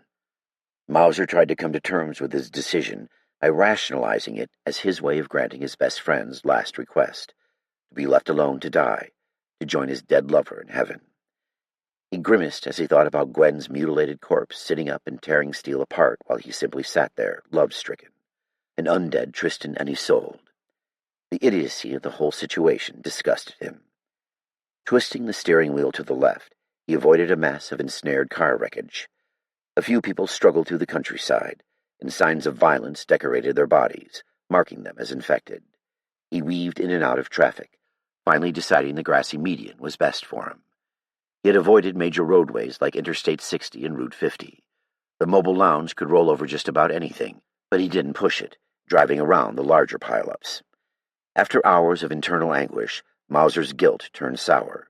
Steele was such an idiot. Screw him for quitting on us. Steele is just young, just couldn't hack it.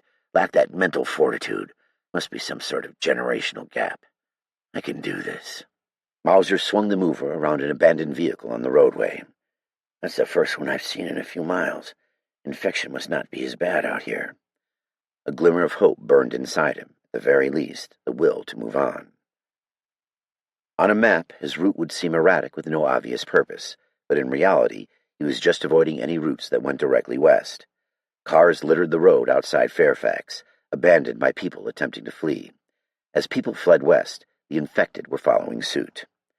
Mauser figured it would only be a matter of time before the infected from the D.C. area arrived en masse, infecting anyone who got in their way. They would be a brood of jungle army ants consuming anything in their path, a scorched earth policy that applied only to humans. But for now, the infection was still light, and that was just the way he liked it. Beautiful green rolling hills surrounded the more urban capital, where D.C.'s wealthy elite had taken up residence. He drove past mansions that sat atop acres of historic horse-breeding farmland, prime real estate. Mauser could never have dreamt of residing there, not in his pittance of a salary. On the low end, the houses cost millions of dollars, and on the high end, tens of millions. I suppose I am getting the last laugh, though. Without the warrior caste to keep them alive, I wouldn't expect them to be around for long, rich or not. Mauser realized that the funny thing about the disease was that it didn't matter how much money people had, what race, or how old they were. Everyone was the same in the disease's eyes, a great viral equalizer. All you were was a cellular host for the transmission of the disease. If a person was unfortunate enough to be bitten, he or she would succumb to the virus and try to bite anyone who wasn't already an undead asshole. Mauser let out a gruff laugh at the irony. He might have figured they would eat each other, but so far they only seemed interested in him and the remainder of the living. There had been only one place on his mind as all this went bad, a facility that was specifically designed to withstand a disaster of this magnitude. He had spoken about it with Jarl, who seemed to think it was a good idea. Jarl was the only family he had left, the only person in this group he could truly count on in a scrap and trust not to stab him in the back. He was a true warrior. No way in hell he would quit on us. Somewhere between Fairfax and Aldi, they stopped and picked up a young Hispanic family whose car had run out of gas. The Ramirez family sat quietly in the corner of the lounge, having only whispered a meager, "Thank you," when Mauser and company stopped to pick them up. They seemed to have had a rough go of it. They were cautious about the agents and spoke to no one. Probably think we were going to arrest them or something. Even if they had been prepared to talk, Mauser didn't speak Mexican. He paid them little regard because soon they would be out of his hair. That way he wouldn't have to carry the weight of their deaths on his conscience when they got themselves killed.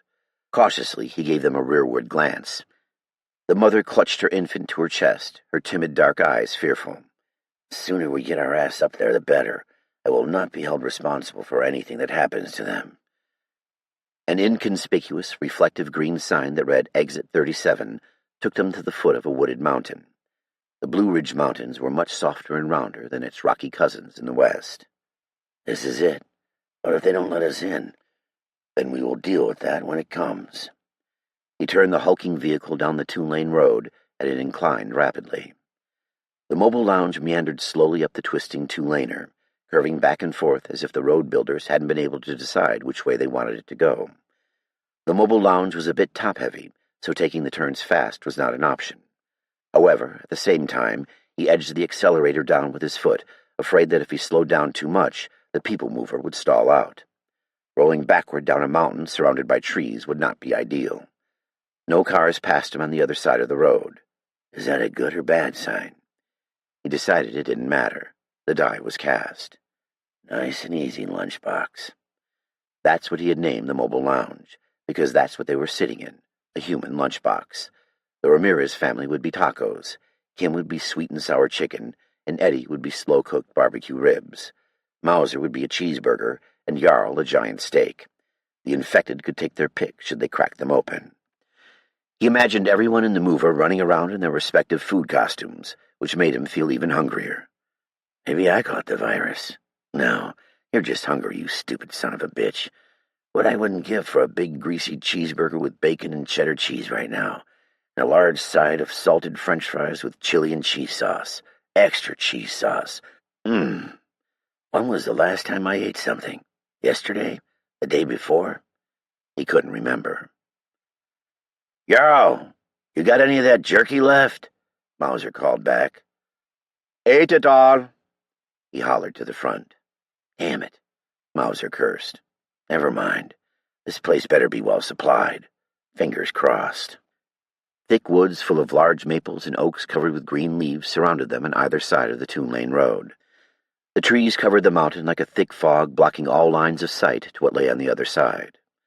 Only a few desolate houses and several small, weathered summer cabins decorated the green landscape, carving little alcoves of humanity inside the overgrown nature.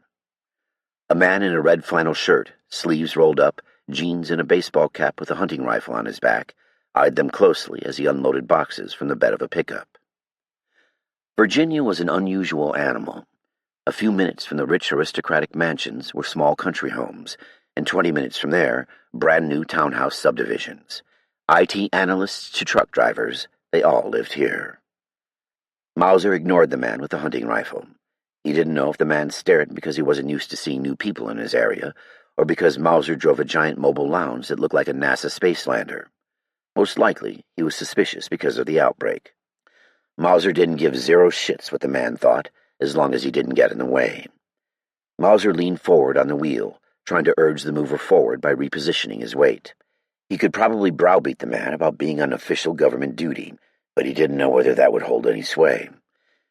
This guy probably had the news on non-stop, making him suspicious of anyone new in his neighborhood.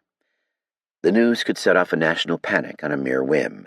An impending snowstorm sent everyone in the national capital region running to the store to clean out everything from food to ice salt. Shit, practically every day there is the storm of the century, or protesters protest something, or somebody is declared a hero. In today's world, everything is exceptional, sensational, shocking, or downright amazing, which made everything they jabbered on about exactly the opposite, regular, normal, and average. It is as if the news fed everyone a perpetual dose of clickbait, hoping that something it gave you was offending, hair-raising, or galvanizing, anything to keep you hooked on it for just a little bit longer. How could people differentiate from the extraordinary and the norm? Maybe it was just a storm or a protest, or perhaps some unlucky sap stepped the wrong way when someone slung around in his direction. Maybe being a hero was just somebody doing his or her job well. Does doing your job make you a hero? Possibly. No job description ever mentioned heroism in the list of desired skills, and if it did, it lied to you. Being a hero isn't a skill. It is a selfless act in the face of danger. The ironic part is that the news is probably right this time. Even a broken clock is right twice a day, and all hands point to end time. I just have to keep moving forward, he told himself. A tall, barbed-wired top steel chain-link fence ran along the road, announcing that they had crested the mountaintop and were close. So close. Jarl clapped him on the shoulder, jolting him. We made it, he said with a laugh. Not quite, Mauser said, pointing at the gate. A platoon of brown and gray camouflaged soldiers at the entrance peered out over concrete barricades, their M4 carbines pointed at him. Behind them, a couple of high-mobility, multi-purpose wheeled vehicles, or Humvees, with 50-caliber machine guns swiveled, turrets pointed in their direction. They don't look too friendly, Jarl said. I'm banking on them not turning us into Swiss cheese. Mauser inched the lunchbox closer and closer. He only stopped the vehicle when a loud, booming voice sounded over a megaphone. Turn off your engine. Throw your weapons down. Step forward with your hands in the air. That wasn't his favorite command to receive. He tensely eyed the soldiers with bloodshot eyes. Helmets and gas masks covered their faces. If he could see their eyes, he would stare right into them, seeing who would turn away first like a dog in the wild. Flicking a lever, he let the hydraulics depressurize, bringing the mover closer to the ground. Even if he thought he could run through the barricade, those 50 calibers would have eaten through the mover, turning everyone into red mush. Mauser turned in his chair and addressed his fellow lunchbox contents. We've arrived at a place of refuge. Follow the soldiers' commands and we'll be okay. They stared at their new leader with dark, weary eyes, scared and unconvinced. It'll be okay, he assured them, not feeling very confident. Everyone watched him as he stood up, "Follow me or stay here, but I'm going down there," he stated, pointing. Hopping down, he held his hands high. Mauser knew the drill. "Always look for the hands. It's hard for someone to hurt you when you can see his or her hands." He knelt down, placing his hands on his head. "For better or for worse, we're here." A sign that read, Mount Eden FEMA Emergency Operations Facility, stood nearby. He hoped it was for the better, as a soldier wearing a gas mask pointed an M4 carbine in his face. "Are you sick?" he screamed at Mauser. The sound of bile splattering the pavement made him cringe. Fuck. Steel, Fairfax, Virginia. Shadows labored along the asphalt, illuminated by a street lamp that flickered on the corner. From the second story, it was the easiest way to watch the ragtag mob of bloodied, battered, and disease-infected people below. The street lamp faltered again, fighting to stay aglow. After a meek struggle to stay lit, it sputtered out, allowing the darkness to prevail.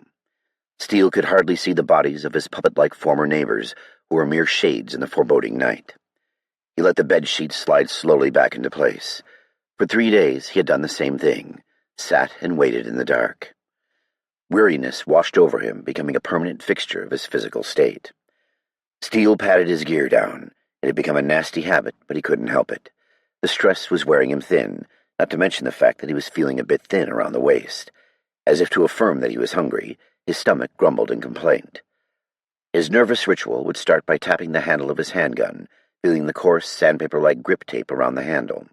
Then he would feel for the mags he wore at his waist, and run a lone finger down the head of his tactical tomahawk, a gift from a buddy who was in Afghanistan. It made an excellent addition to his combat kit as a close-quarters striking weapon.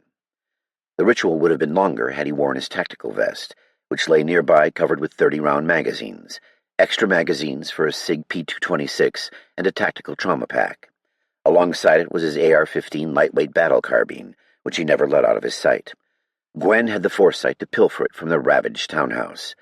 It had red dot sight, swivel swing, foregrip, iron sights, and a tactical light offset on the rail. I wonder if deep down Mauser knew that I would need it, or if I was just lucky he overlooked it. Either way, he was thankful for the long gun. He peeked out the window again, trying to get an infected count using a single beam from the moon. Lights would have been nice, but he didn't want to hurt his night vision, and more importantly, did not want to draw attention to the townhouse. 40. That was a dozen more than yesterday. The exact number he counted had been 37, but he assumed some were hidden or stuck somewhere out in the brush, in cars, or in the townhouses. Every day, more and more of the infected reared their ugly heads. It was a bad omen. First, he didn't want to have to fight more than a few of them at a time. Second, if they wanted to escape, their window of opportunity closed with each new monster that roamed below.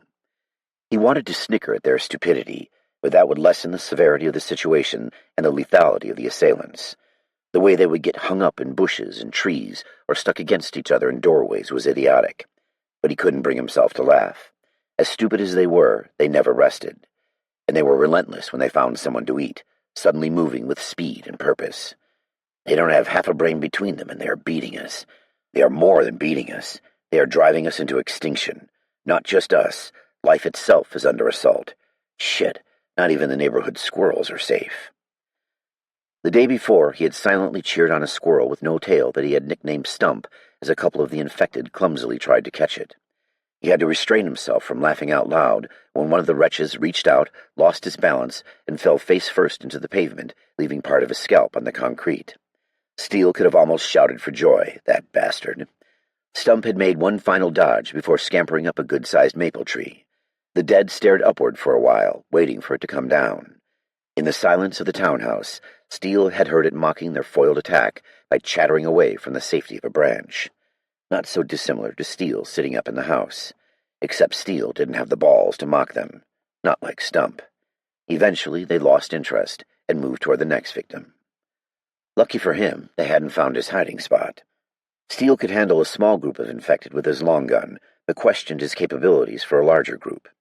Even if he could handle small groups of infected in killing zones, more would keep coming, and eventually he would be overrun. This made stealth a much more palatable option. Impatiently, he sat upstairs, waiting for a military unit or government agency to clear out his neighborhood. He hated waiting. Action was his mantra. He liked to be doing. Any kind of action was better than nothing.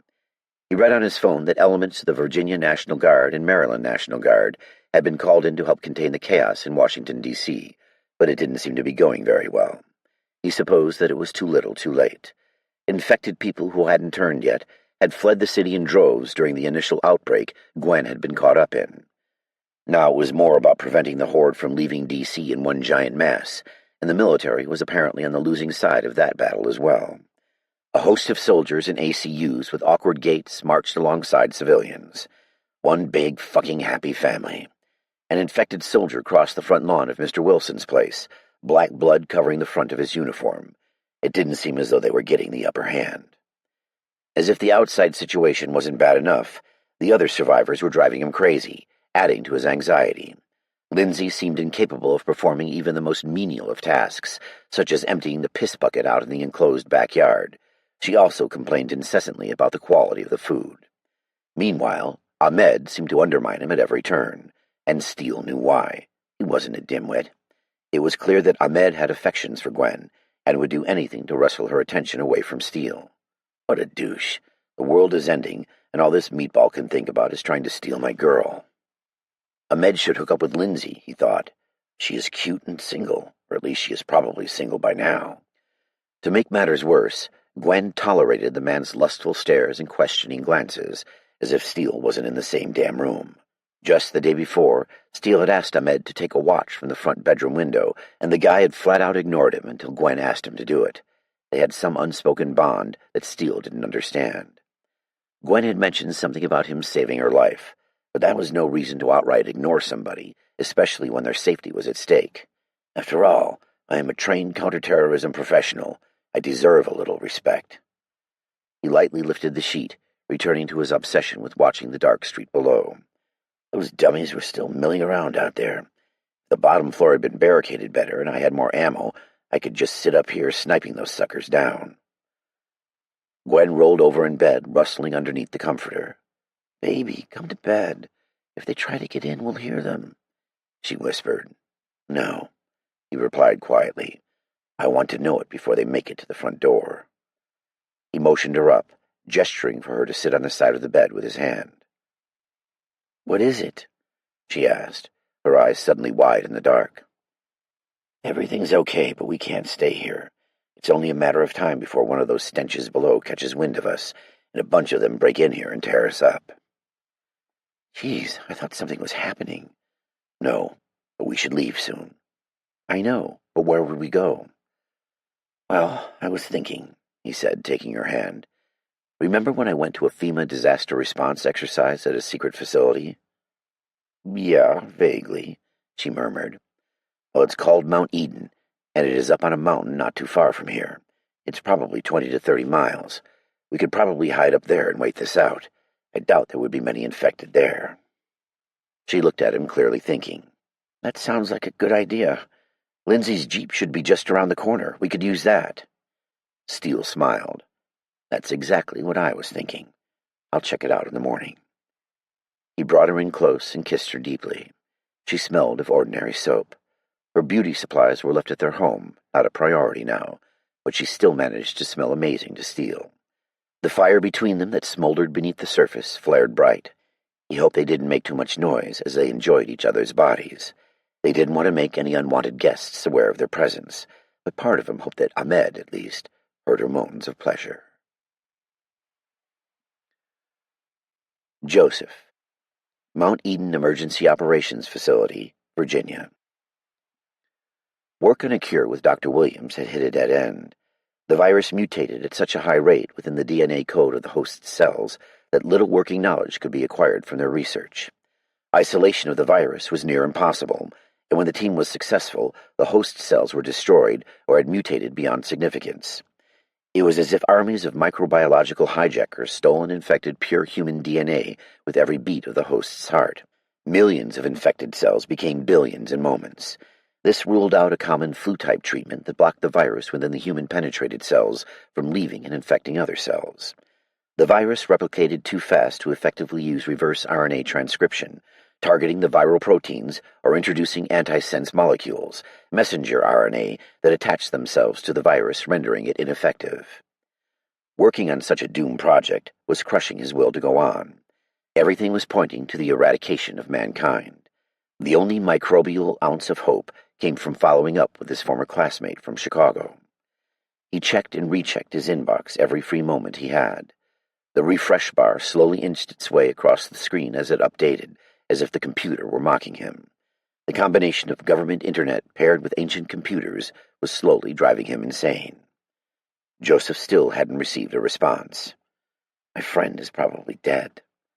All of this work was for nothing if they couldn't get a sample of the original virus from patient 0. The medical research team had been working with the data and blood samples Joseph had collected, but the data wasn't close enough to the original virus, making their manipulation of it less than optimal and extremely slow. There was still much that could be learned from studying his data from the DRC, but greater strides could have been made faster had they been able to pinpoint the original host with its original mutations. Odds were that the original host was wandering some city with the rest of his infected friends, feeding on the living, or, worse still, decomposing with a bullet in his head from some overzealous redneck neighbor. This was an abysmal thought for Joseph. He realized the rednecks probably thought the zombie apocalypse was a bit of fun, giving them free rein to use all their guns and survival gear on the population at hand. With the cities in the process of being overrun, who would be left to run the country or to inherit the earth, for that matter?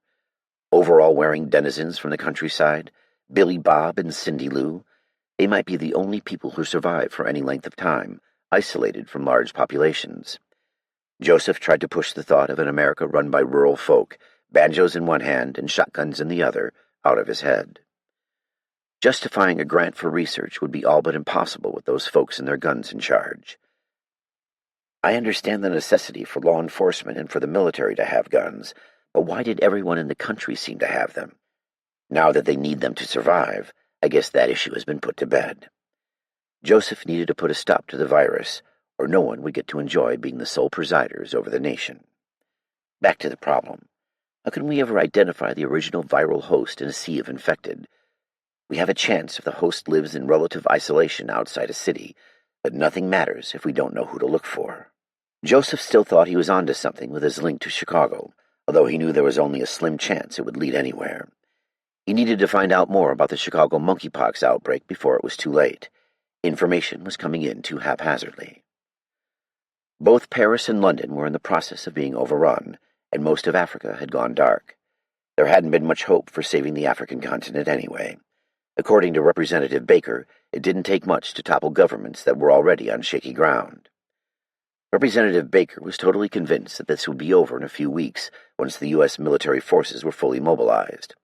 He told Joseph that the Pentagon had survived the initial D.C. collapse and that the president had been moved to an even more secure facility farther west. Joseph fired off another email to his former classmate's personal email address. If I'm lucky, he is still alive somewhere and will respond. His head pounded. The yellow industrial light seemed to smother Joseph. The combination of the fake light and the glow of the computer screen added to the claustrophobic feeling from living underground. All seemed to make it worse. The only cure seemed to be fresh air from above ground. He had spent too much time inside the lab for the day. He flashed his badge wherever he needed to in order to leave the bottom side. He stepped into the elevator, which had only 2 buttons, floor 0 and floor -1. He punched 0. The elevator rattled as it made the 4-story ride to the surface. He stepped out of his steel encasing into a large antechamber that resembled the lobby of a hotel. A couple of soldiers sat behind a desk, and a couple more stood nearby, their rifles slung leisurely downward. He nodded to the soldiers behind the desk awaiting his escort. No one moved to shadow him. No escort today? As much as he disliked being babysat, it was kind of nice to have someone to talk to. Is Private Gordon around? He's my usual escort. The soldier's face darkened. Don't know him. No more escorts unless specifically sanctioned. Joseph stood for a moment, dumbfounded. It struck him that the private's absence could mean the man was dead. Nah, he's just off the clock. Alone, he stepped outside. The sudden nighttime breeze burrowed into his skin. It invigorated him. It awakened him. He breathed the cool air in deeply. It was fresh, clean, unspoiled mountain air, and it made him feel human again. He resisted the primal urge to howl at the moon as he tipped his head backwards toward the sky. The night sky appeared fuller on the mountaintop. It was as though he were somehow closer to the stars, tiny twinkling pinpricks of heaven peering down on the world. He closed his eyes, breathing in the peace, only to have his tranquility shattered by the thudding of helicopter blades. The blades cut the solitude with each swirl. Huge military floodlights, placed in intervals around the facility, defiled to stargazing. The occasional crack of a sniper rifle from the guard towers sounded off, picking off one of the infected from an elevated position. It sickeningly reminded him of a prison, or worse, a World War II concentration camp, except here the guards looked outward. While seemingly one with nature, humans were indisputably separate. Humans were born of nature, but reveled in destroying it for the greater good. He tried to remember that his solace came from this camp, while he merely existed in the bunker below. He felt relatively safe at the Mount Eden facility, safer than those on the other side of the fence, at least. He walked aimlessly around a small shantytown of D.C. citizens who had found the place as a safe haven. Hands in his pockets, he stood and people-watched. He took some comfort in knowing that others were near. Tents had been set up for the survivors, as well as portable bathing and lavatory facilities that looked like mobile homes. This isn't going to work too well in the winter. 3 more months and these people would be cold. Very cold. 2 men shouldered past him in a hurry, startling him. "Watch it, buddy," one of them said as he passed. The doctor glanced back. They were vaguely familiar. A very large man, along with a shorter, reddish-haired man in tactical gear. Joseph supposed anyone would seem shorter next to the gigantic man. "Excuse me, do I know you?" he called after them, yearning for a bit of human interaction. The shorter of the two turned around. "What do you want?" Recognition lit up in the man's face. He crossed his tattooed arms. "Dr. Tchaikovsky, glad to see you made it." His comment oozed with venom. Joseph tried to ignore the stabbing comment and answered, "Agent Mauser, I believe, and Agent Thorfinson. It's a pleasure seeing you both. Are Agents Steele and Wheeler here as well?" He would never forget the agents from the Kinshasa flight. Agent Mauser's face darkened at his reference to the other agents. "I guess not," Joseph mumbled to himself, searching for words that would excuse him from the uncomfortable conversation. "Yeah, they didn't make it," Agent Mauser said, pointing a finger at him. "No thanks to you and your black-suited cronies who left us out there to die." Joseph felt a pang of guilt in his gut. "You know, if I'd had a choice, I would have taken you with me," he said. "I would have taken all the survivors. I was as much a hostage as anything else." Mauser spit at his feet and stalked off. Agent Thorfinson seemed a little more sympathetic, a thin smile pushing up through his bushy blond beard. "We're working on the camp security detail. They needed people with law enforcement experience, so they asked us to head up a team that keeps order among the civilians. It's not bad. I'd rather be out fighting." The doctor nodded, happy that both men didn't despise him. "Well, I'm glad you and Agent Mauser are safe. Sorry to hear about the loss of your teammates. They seemed like good men." Agent Thorfinson's stony face reclaimed its normal, hardened look. "Death comes for us all, some sooner than others. It's how you embrace his final hug that defines you." He trailed off, thinking about his friends. "I'd better get back to rounds with Mauser." "Yes, of course. Be careful," Joseph replied. A gunshot rang out from one of the towers, reminding him of the desperate nature of their situation. Rat-a-tat-tat, a machine gun rippled. It was getting worse. The last time he had been on the top side, he had heard only one gunshot in his short foray. Now they went off every few minutes, and it would get worse every day. He made his way back to the secure underground facility. He immediately walked back to the medical research lab and began his next test. Time was a luxury he couldn't afford to waste in this battle. Steele, Fairfax, Virginia. Steele rose before dawn. He already had the reconnaissance mission to the jeep planned out in his mind. He rolled out of bed, threw on his tactical pants, and ritually checked his gear. Gwen stirred as he draped his tactical vest over his thick shoulders, a bit leaner than normal. "Why so early?" she asked. "We have to use the light to our advantage," he said. He knew she didn't really expect a response. She was just slowing him down because she didn't want him to go. Stepping softly, he went into the next room and gave Ahmed a slight kick with his boot. "Get up. It's time to check the jeep." Ahmed's eyes opened a crack, dark orbs peering forth. Steele gave him another slightly harder tap with his foot. "Get up.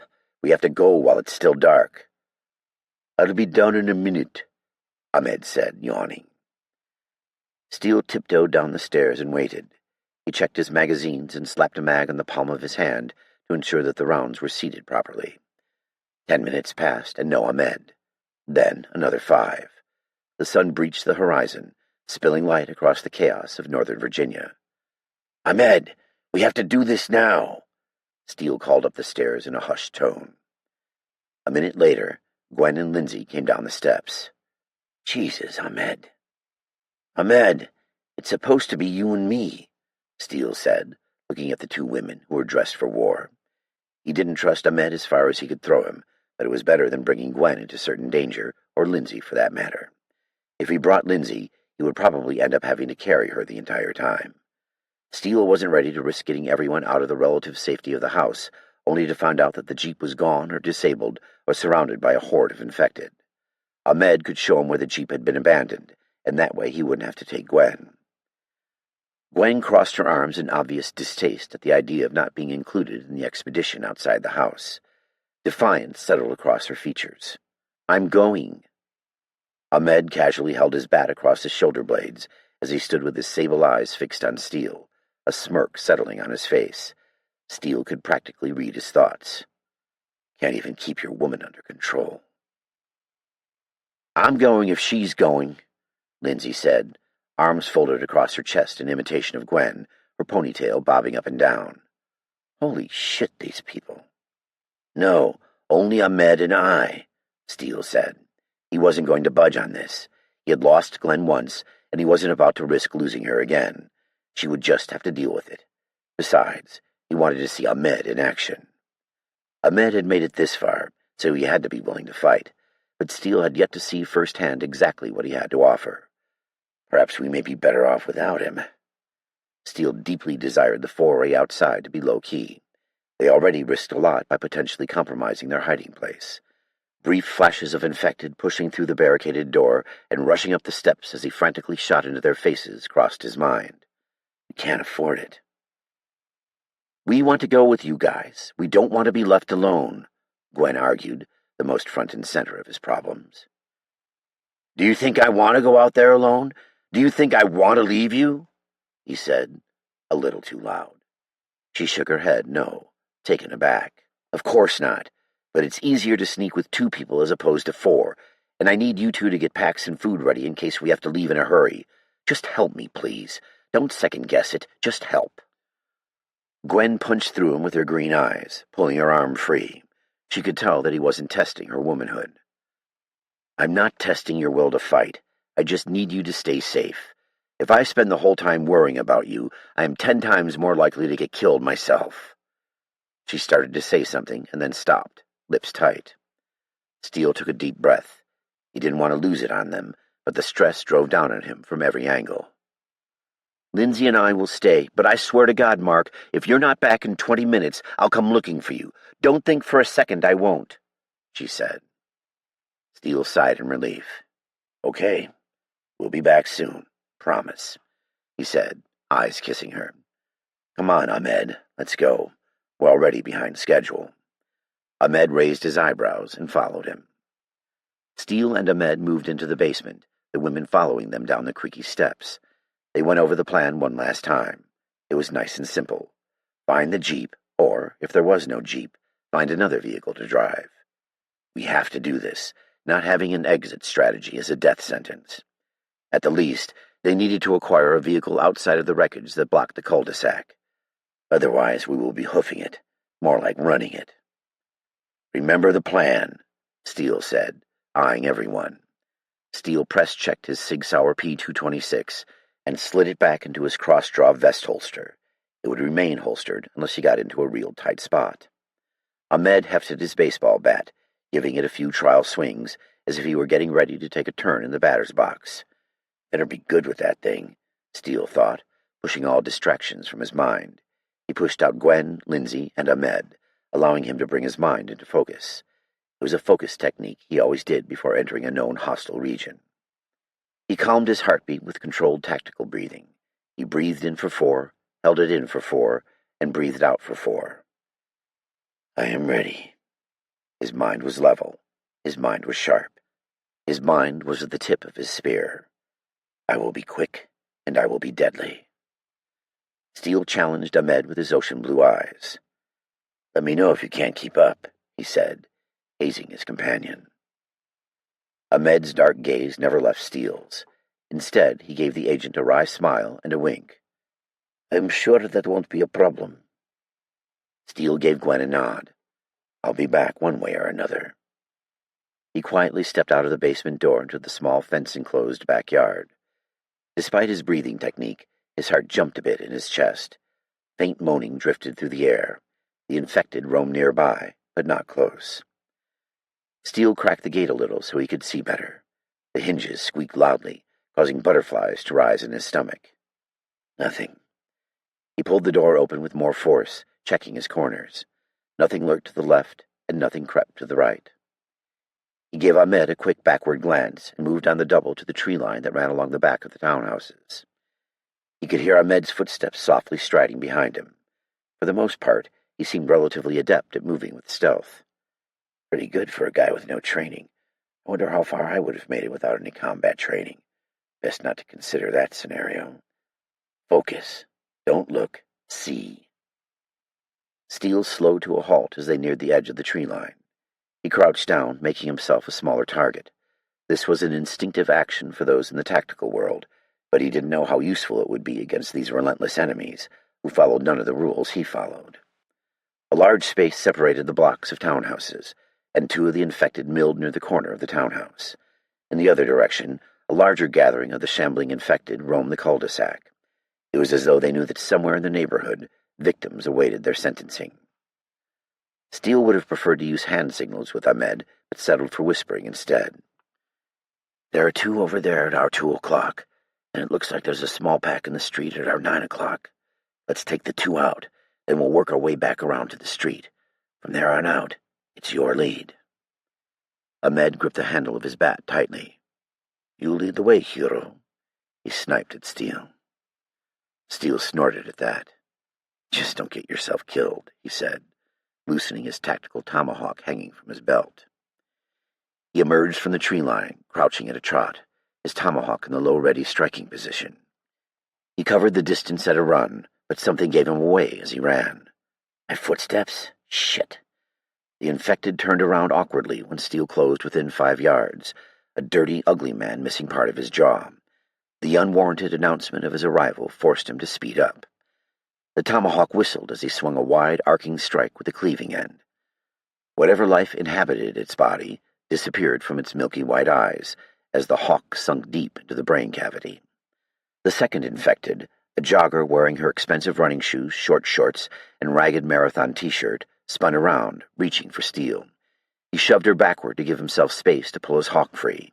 She toppled into the side of the house and fell onto the grass, giving him valuable extra seconds. He kicked his foot into the man's chest to gain leverage. The man's skull reluctantly relinquished his hawk with a spray of brain fluid. The infected woman pulled herself upright, shoulders sagging downward, blood oozing from the corners of her mouth like she had eaten a handful of berries. Her unkempt brown hair stuck out every which way. She growled while lunging for him, and unable to load his swing, he used a backhanded strike with the spike end of the tomahawk. The hawk bored deep into her temple with a sickening smack, and he sent the former jogger to her maker, or wherever it was they went the second time. Steele heaved on the hawk with all his might. Stuck in deep, her head twisted at a funny angle, but it wouldn't budge free. Her vertebrae ground together as he pulled with all his might. Damn thing! I'm going to rip her head off if I continue on like this. Ooh! Reverberated in his eardrum. Danger close. Tucking in his chin, he looked over his shoulder to see a heavy blur bearing down on him. All he could do was turn into it as he braced for impact. The force of the impact took him in reverse, and a morbidly obese woman with pieces of skin hanging from her face like drapes drove him into the wall of a townhouse. Her flowered muumuu tangled with his harness as she latched onto him, bringing him in close for a wicked, wide-mouthed bite. Steele reeled rearward. The veins in her face were black and varicose, and her neck swollen beyond recognition. The stench of her breath caused him to stumble, and he tripped over the jogger's body. Her bloated body came crashing down on top of him, forcing the air from his chest. "Jesus Christ, you weigh a ton!" he grunted, avoiding her snapping teeth. Everything happened so fast. I must get my hands free. Shifting his head side to side to avoid her bite.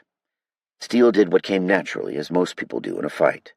He threw his arms up into her body like an offensive lineman.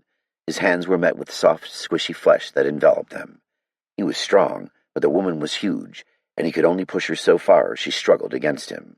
Her head craned, drawing closer and closer to his.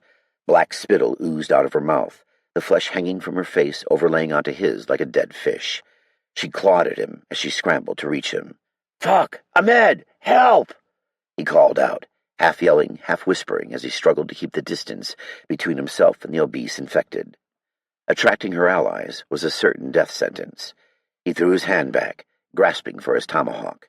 If he didn't change his position fast, he would be on the losing end of this exchange. He threw his knees up between her body and his to create space. She wrapped fat, stubby fingers around his leg and bit down on his knee. He never felt it.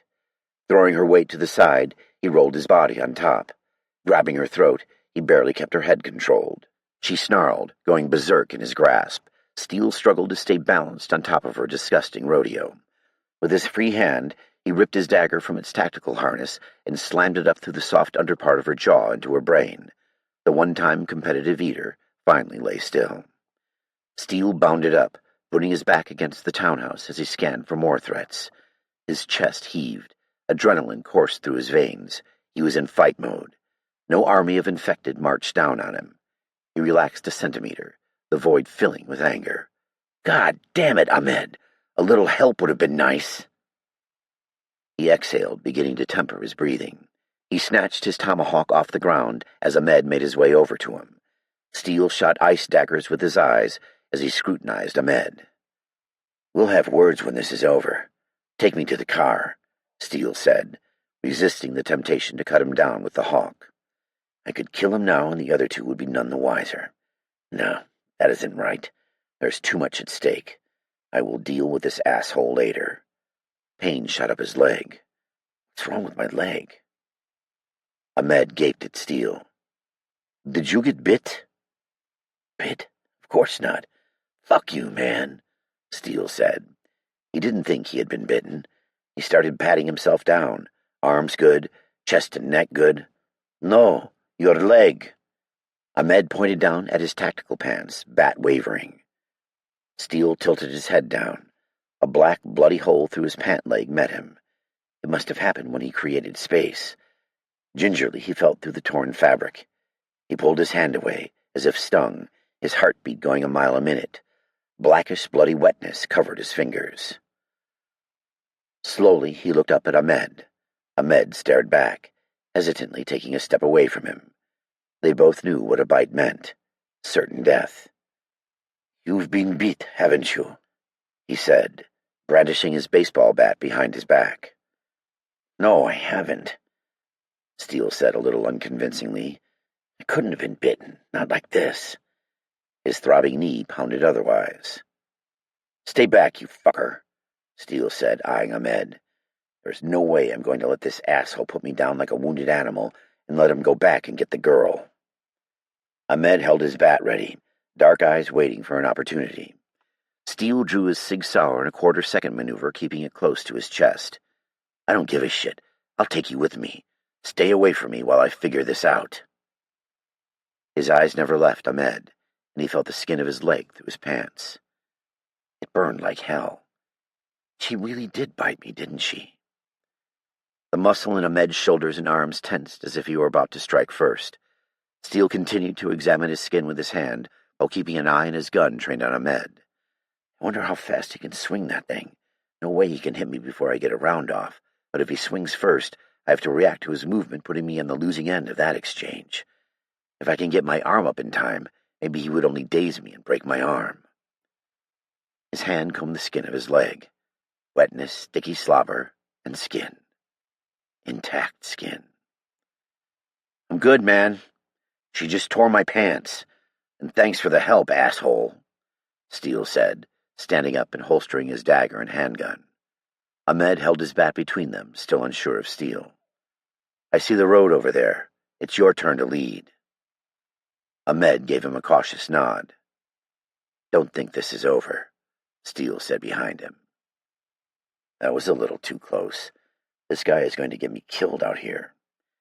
He wondered if that was what Ahmed had planned all along. Wouldn't it be convenient if I was bitten and Ahmed had to take care of me while they were away from Gwen? Ahmed hadn't even lifted a finger while that crazed bitch almost mauled me to death. Steele stalked behind him, keeping his head scanning as close to 360 degrees as possible. When they rounded the other side of the townhouses, they saw the compacted remains of several automobiles that had tried to escape the area. Infected bodies bumbled around them. I don't see it, Steele said. Ahmed waved him forward. They used a large tree as a barrier to shield themselves from the infected near the wreckage. Steele kept checking his 6 o'clock, making sure no one snuck up on them. There, Ahmed said, pointing. The dark green jeep sat intact. Good. Let's get back, Steele said. They quietly retraced their steps to the townhouse. Steele's knee crackled where the lady had bitten him, or tried to. He hobbled into the house after Ahmed, ensuring that the fence was secure, only to be confronted by the unhappy faces of Gwen and Lindsay.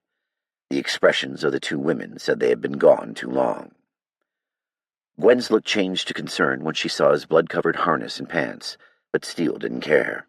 I'm fine, he said, replacing the barricade before turning on Ahmed. Steele stepped up an inch away from Ahmed's face and slammed a finger into his chest. Dude, what the fuck was that out there? You almost got me killed.